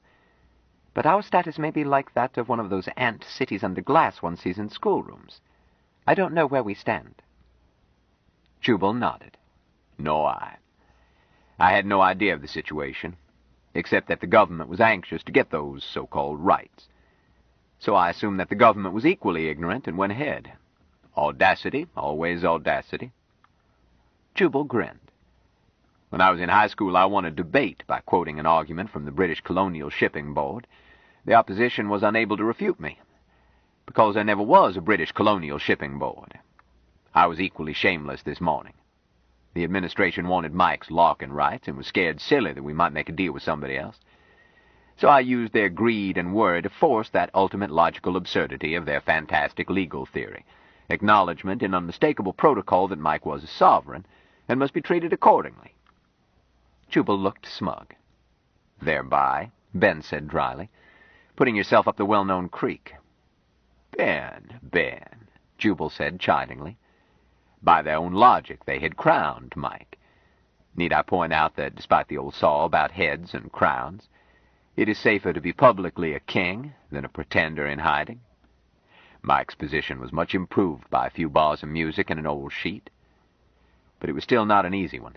Mike was, for the nonce, the acknowledged sovereign of Mars under the legalistic malarkey of the Larkin precedent, and empowered to hand out concessions, trading rights, enclaves ad nauseum.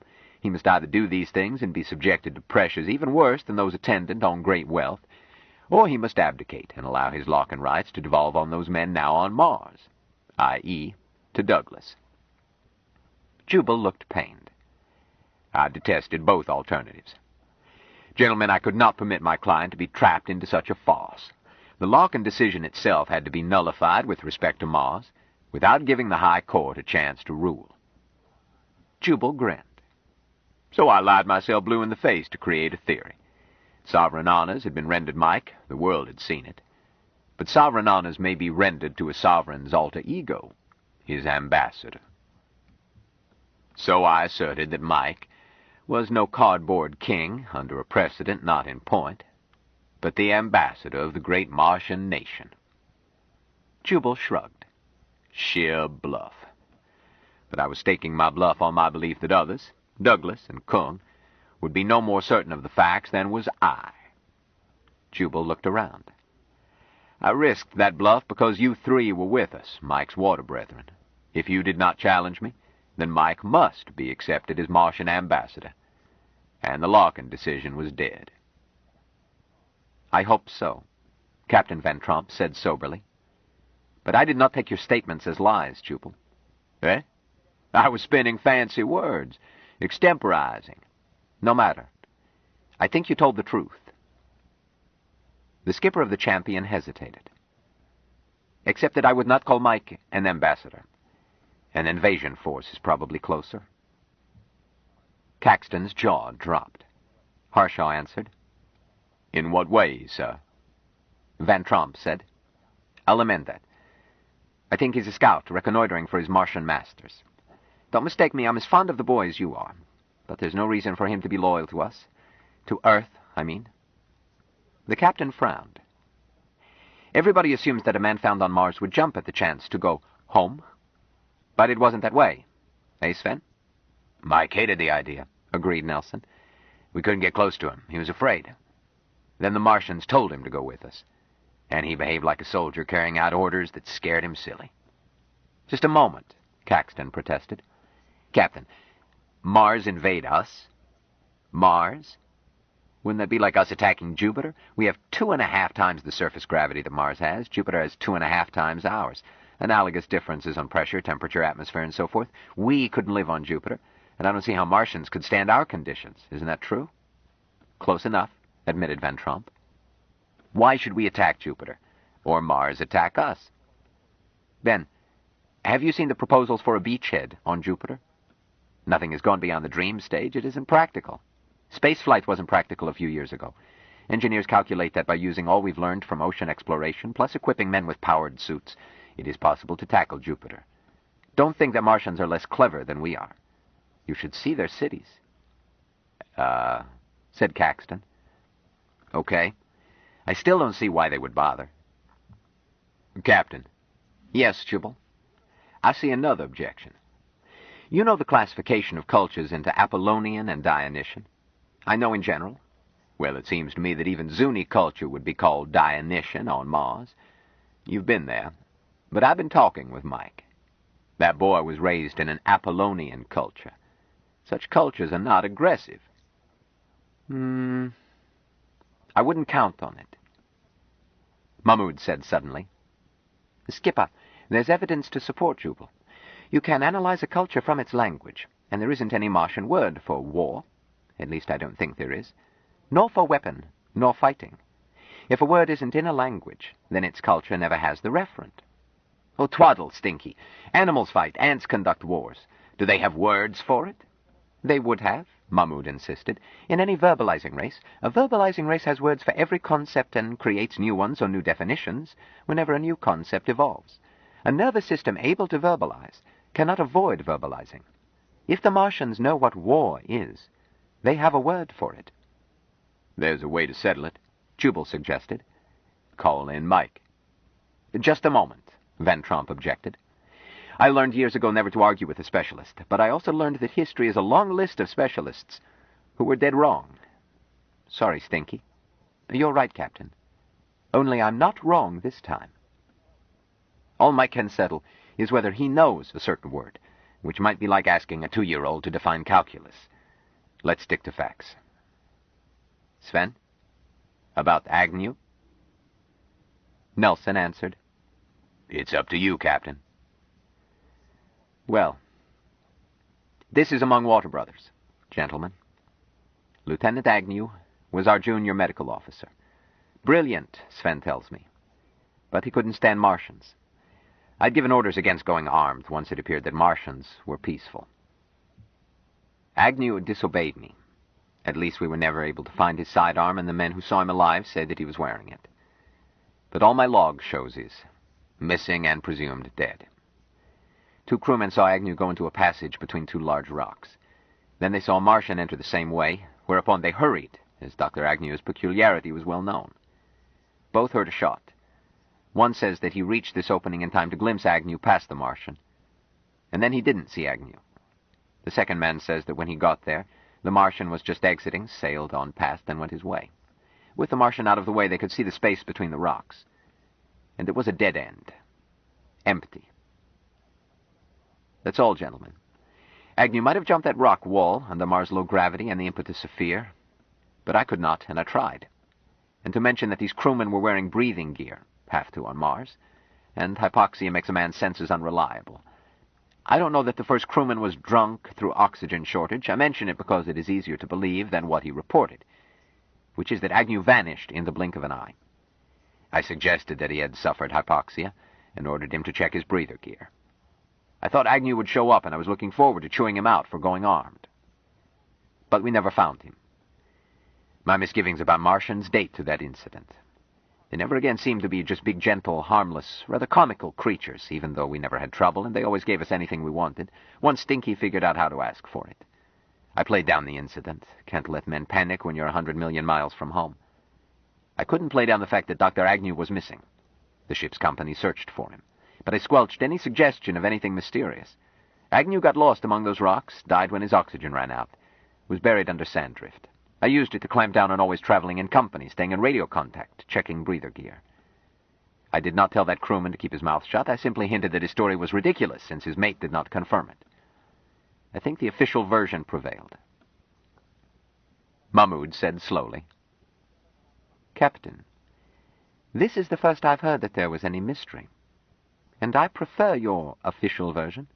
I'm not superstitious. Van Tromp nodded. That's what I wanted. Only Sven and myself heard that wild tale. But just the same. The captain suddenly looked old. I wake up in the night and ask myself, what became of Agnew? Jubal listened without comment. Had Jill told Ben about Berquist and that other fellow, Johnson? Had anyone told Ben about the Battle of the Swimming Pool? It seemed unlikely. The kids knew that the official version was that the first task force had never showed up. They had all heard his phone call with Douglas. Damn it, the only course was to keep quiet and keep on trying to impress the boy that he must not make unpleasant strangers disappear.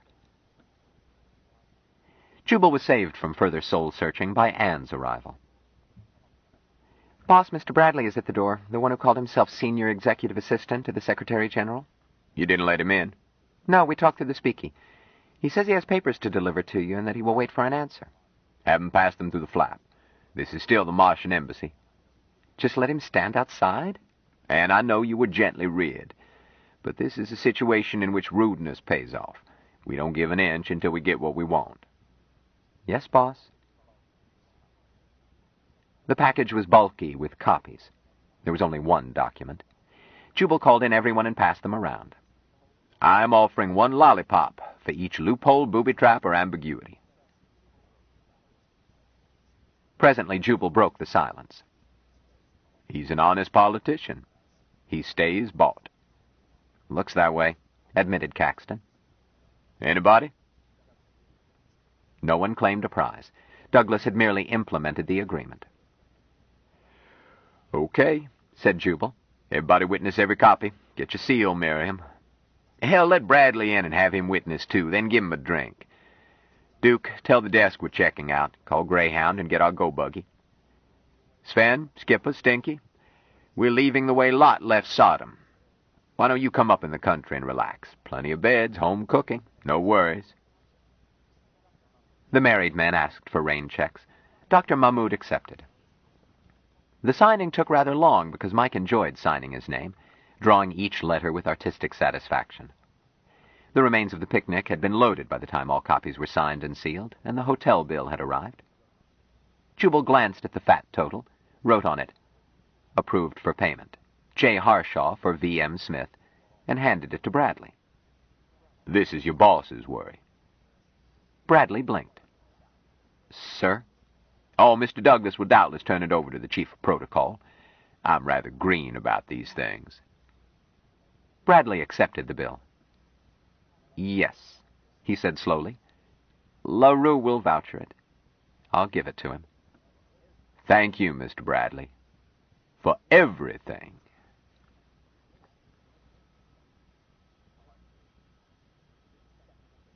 Part 3. His Eccentric Education. Chapter 22. In one limb of a spiral galaxy, close to a star known as Sol to some, another star became nova.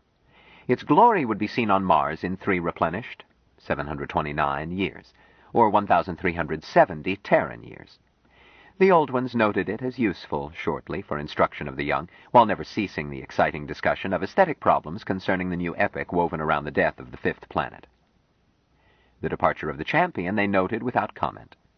A watch was kept on the strange nestling sent back in it, but nothing more, since there would be waiting before it would be fruitful to grok the outcome.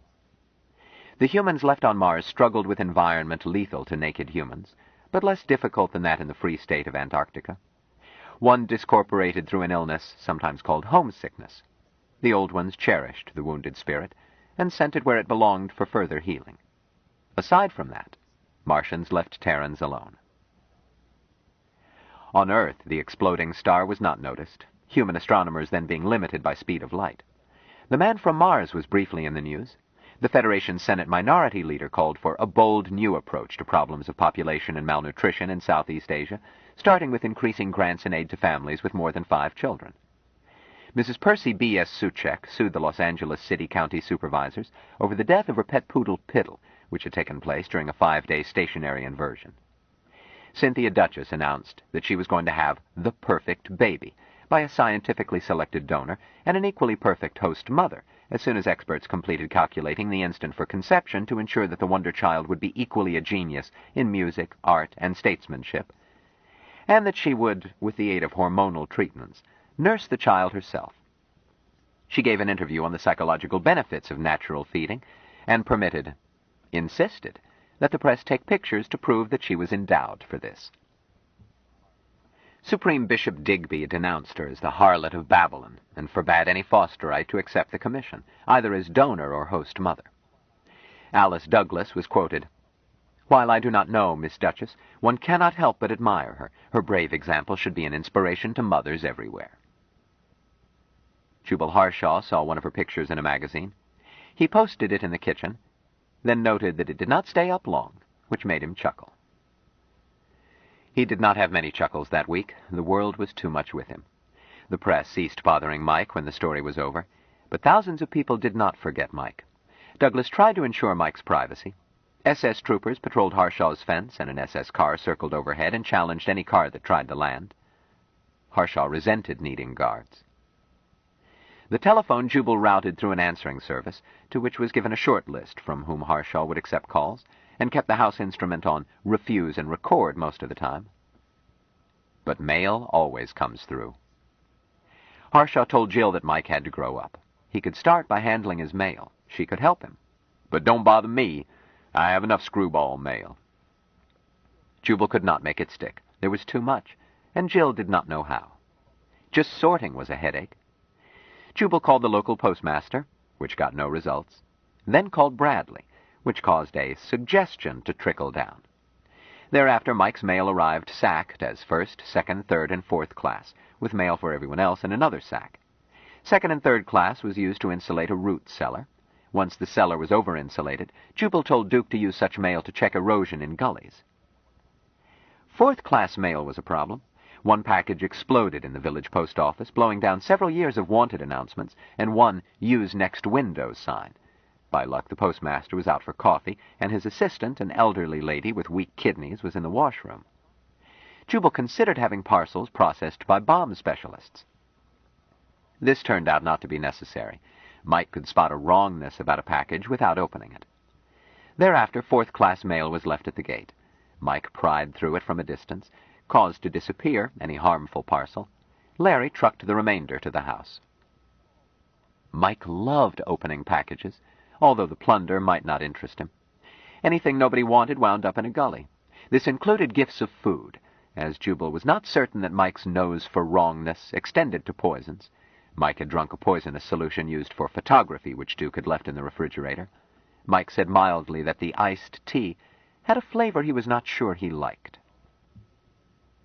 Jubal told Jill that it was all right to keep anything, provided nothing was A, paid for, B, acknowledged, nor C, returned, no matter how marked. Some items were gifts. More was unordered merchandise. Either way, Jubal assumed that unsolicited chattels represented efforts to use the man from Mars, and merited no thanks. An exception was livestock, which Jubal advised Jill to return, unless she guaranteed care and feeding, and keeping same from falling into the pool. First-class mail was the biggest headache. After looking over a bushel or so, Jubal set up categories. A, begging letters, erosion fill. B, threatening letters, file unanswered. Later letters from same source turn over to SS. C, business opportunities, forward to Douglas. D, crackpot letters, pass around any dillies, the rest to a gully. E, friendly letters. Answer, if accompanied by stamped, self-addressed envelope, using form letters signed by Jill. Jubal pointed out that letters signed by the man from Mars were valuable, and an invitation to more useless mail. F, scatological letters, passed to Jubal, who had a bet with himself that none would show the faintest literary novelty, for disposition, i.e. gully. G, proposals of marriage, and propositions less formal, file. H, letters from scientific and educational institutions, handle as under E. If answered, use form letter explaining that the man from Mars was not available for anything. If Jill felt that a brush-off would not do, pass to Jubal. I, letters from persons who knew Mike, such as the crew of the Champion, the President of the United States, and others. Let Mike answer as he pleased. Exercise in penmanship would be good, and exercise in human relations even better. If he wanted advice, let him ask. This cut the answers to a few for Jill, seldom even one for Mike. Jill found that she could skim and classify in about 1 hour each day. The first 4 categories remained large. Category G was very large following the stereocast from the palace, then dwindled. Jubal cautioned Jill that while Mike should answer letters only from acquaintances, mail addressed to him was his. The third morning after the system was installed, Jill brought a letter, Category G, to Jubal. The ladies and other females, plus misguided males, who supplied this category usually included pictures alleged to be of themselves. Some left little to the imagination. This letter enclosed a picture which left nothing to the imagination, then stimulated fresh imaginings. Jill said, "Look at this, boss. I ask you." Jubal read the letter. She knows what she wants. What does Mike think? He hasn't seen it. Jubal glanced at the picture. A type which in my youth we called stacked. Well, her sex is not in doubt, nor her agility. Why show it to me? I've seen better. What should I do? The letter is bad enough, but that disgusting picture. Should I tear it up? What's on the envelope? Just the address and return address. How does the address read? Huh? Mr. Valentine Michael Smith, the man from... Oh, then it's not addressed to you. Why, no, of course... Let's get something straight. You are neither Mike's mother nor his chaperone. If Mike wants to read everything addressed to him, including junk mail, he is free to do so. He does read most of those ads. But you don't want him to see filth. He's innocent. So, how many men has he killed? Jill looked unhappy. Jubal went on. If you want to help him, you will concentrate on teaching him that killing is frowned on in this society. Otherwise, he will be conspicuous when he goes out into the world. I don't think he wants to go out into the world. I'm going to push him out of the nest as soon as he can fly. I shan't make it possible for him to live out his life as an arrested infant. For one thing, I can't. Mike will outlive me by many years. But you are correct.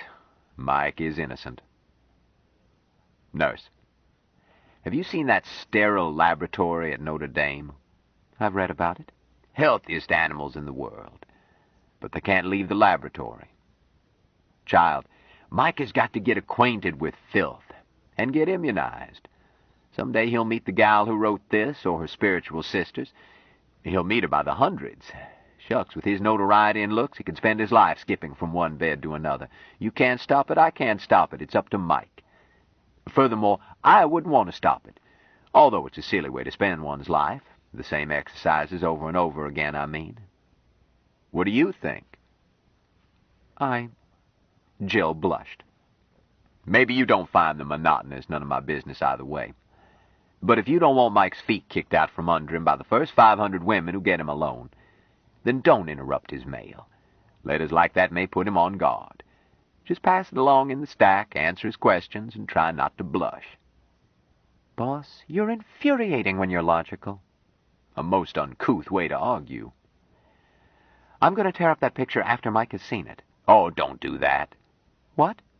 Do you want it? Heaven forbid. But Duke collects such pictures. If Mike doesn't want to, give it to Duke. Duke collects such trash? He seems such a nice person. He is. But I don't understand. Jubal sighed. I could explain it all day and you still wouldn't. My dear, there are aspects of sex on which it is impossible to communicate between the two sexes of our race.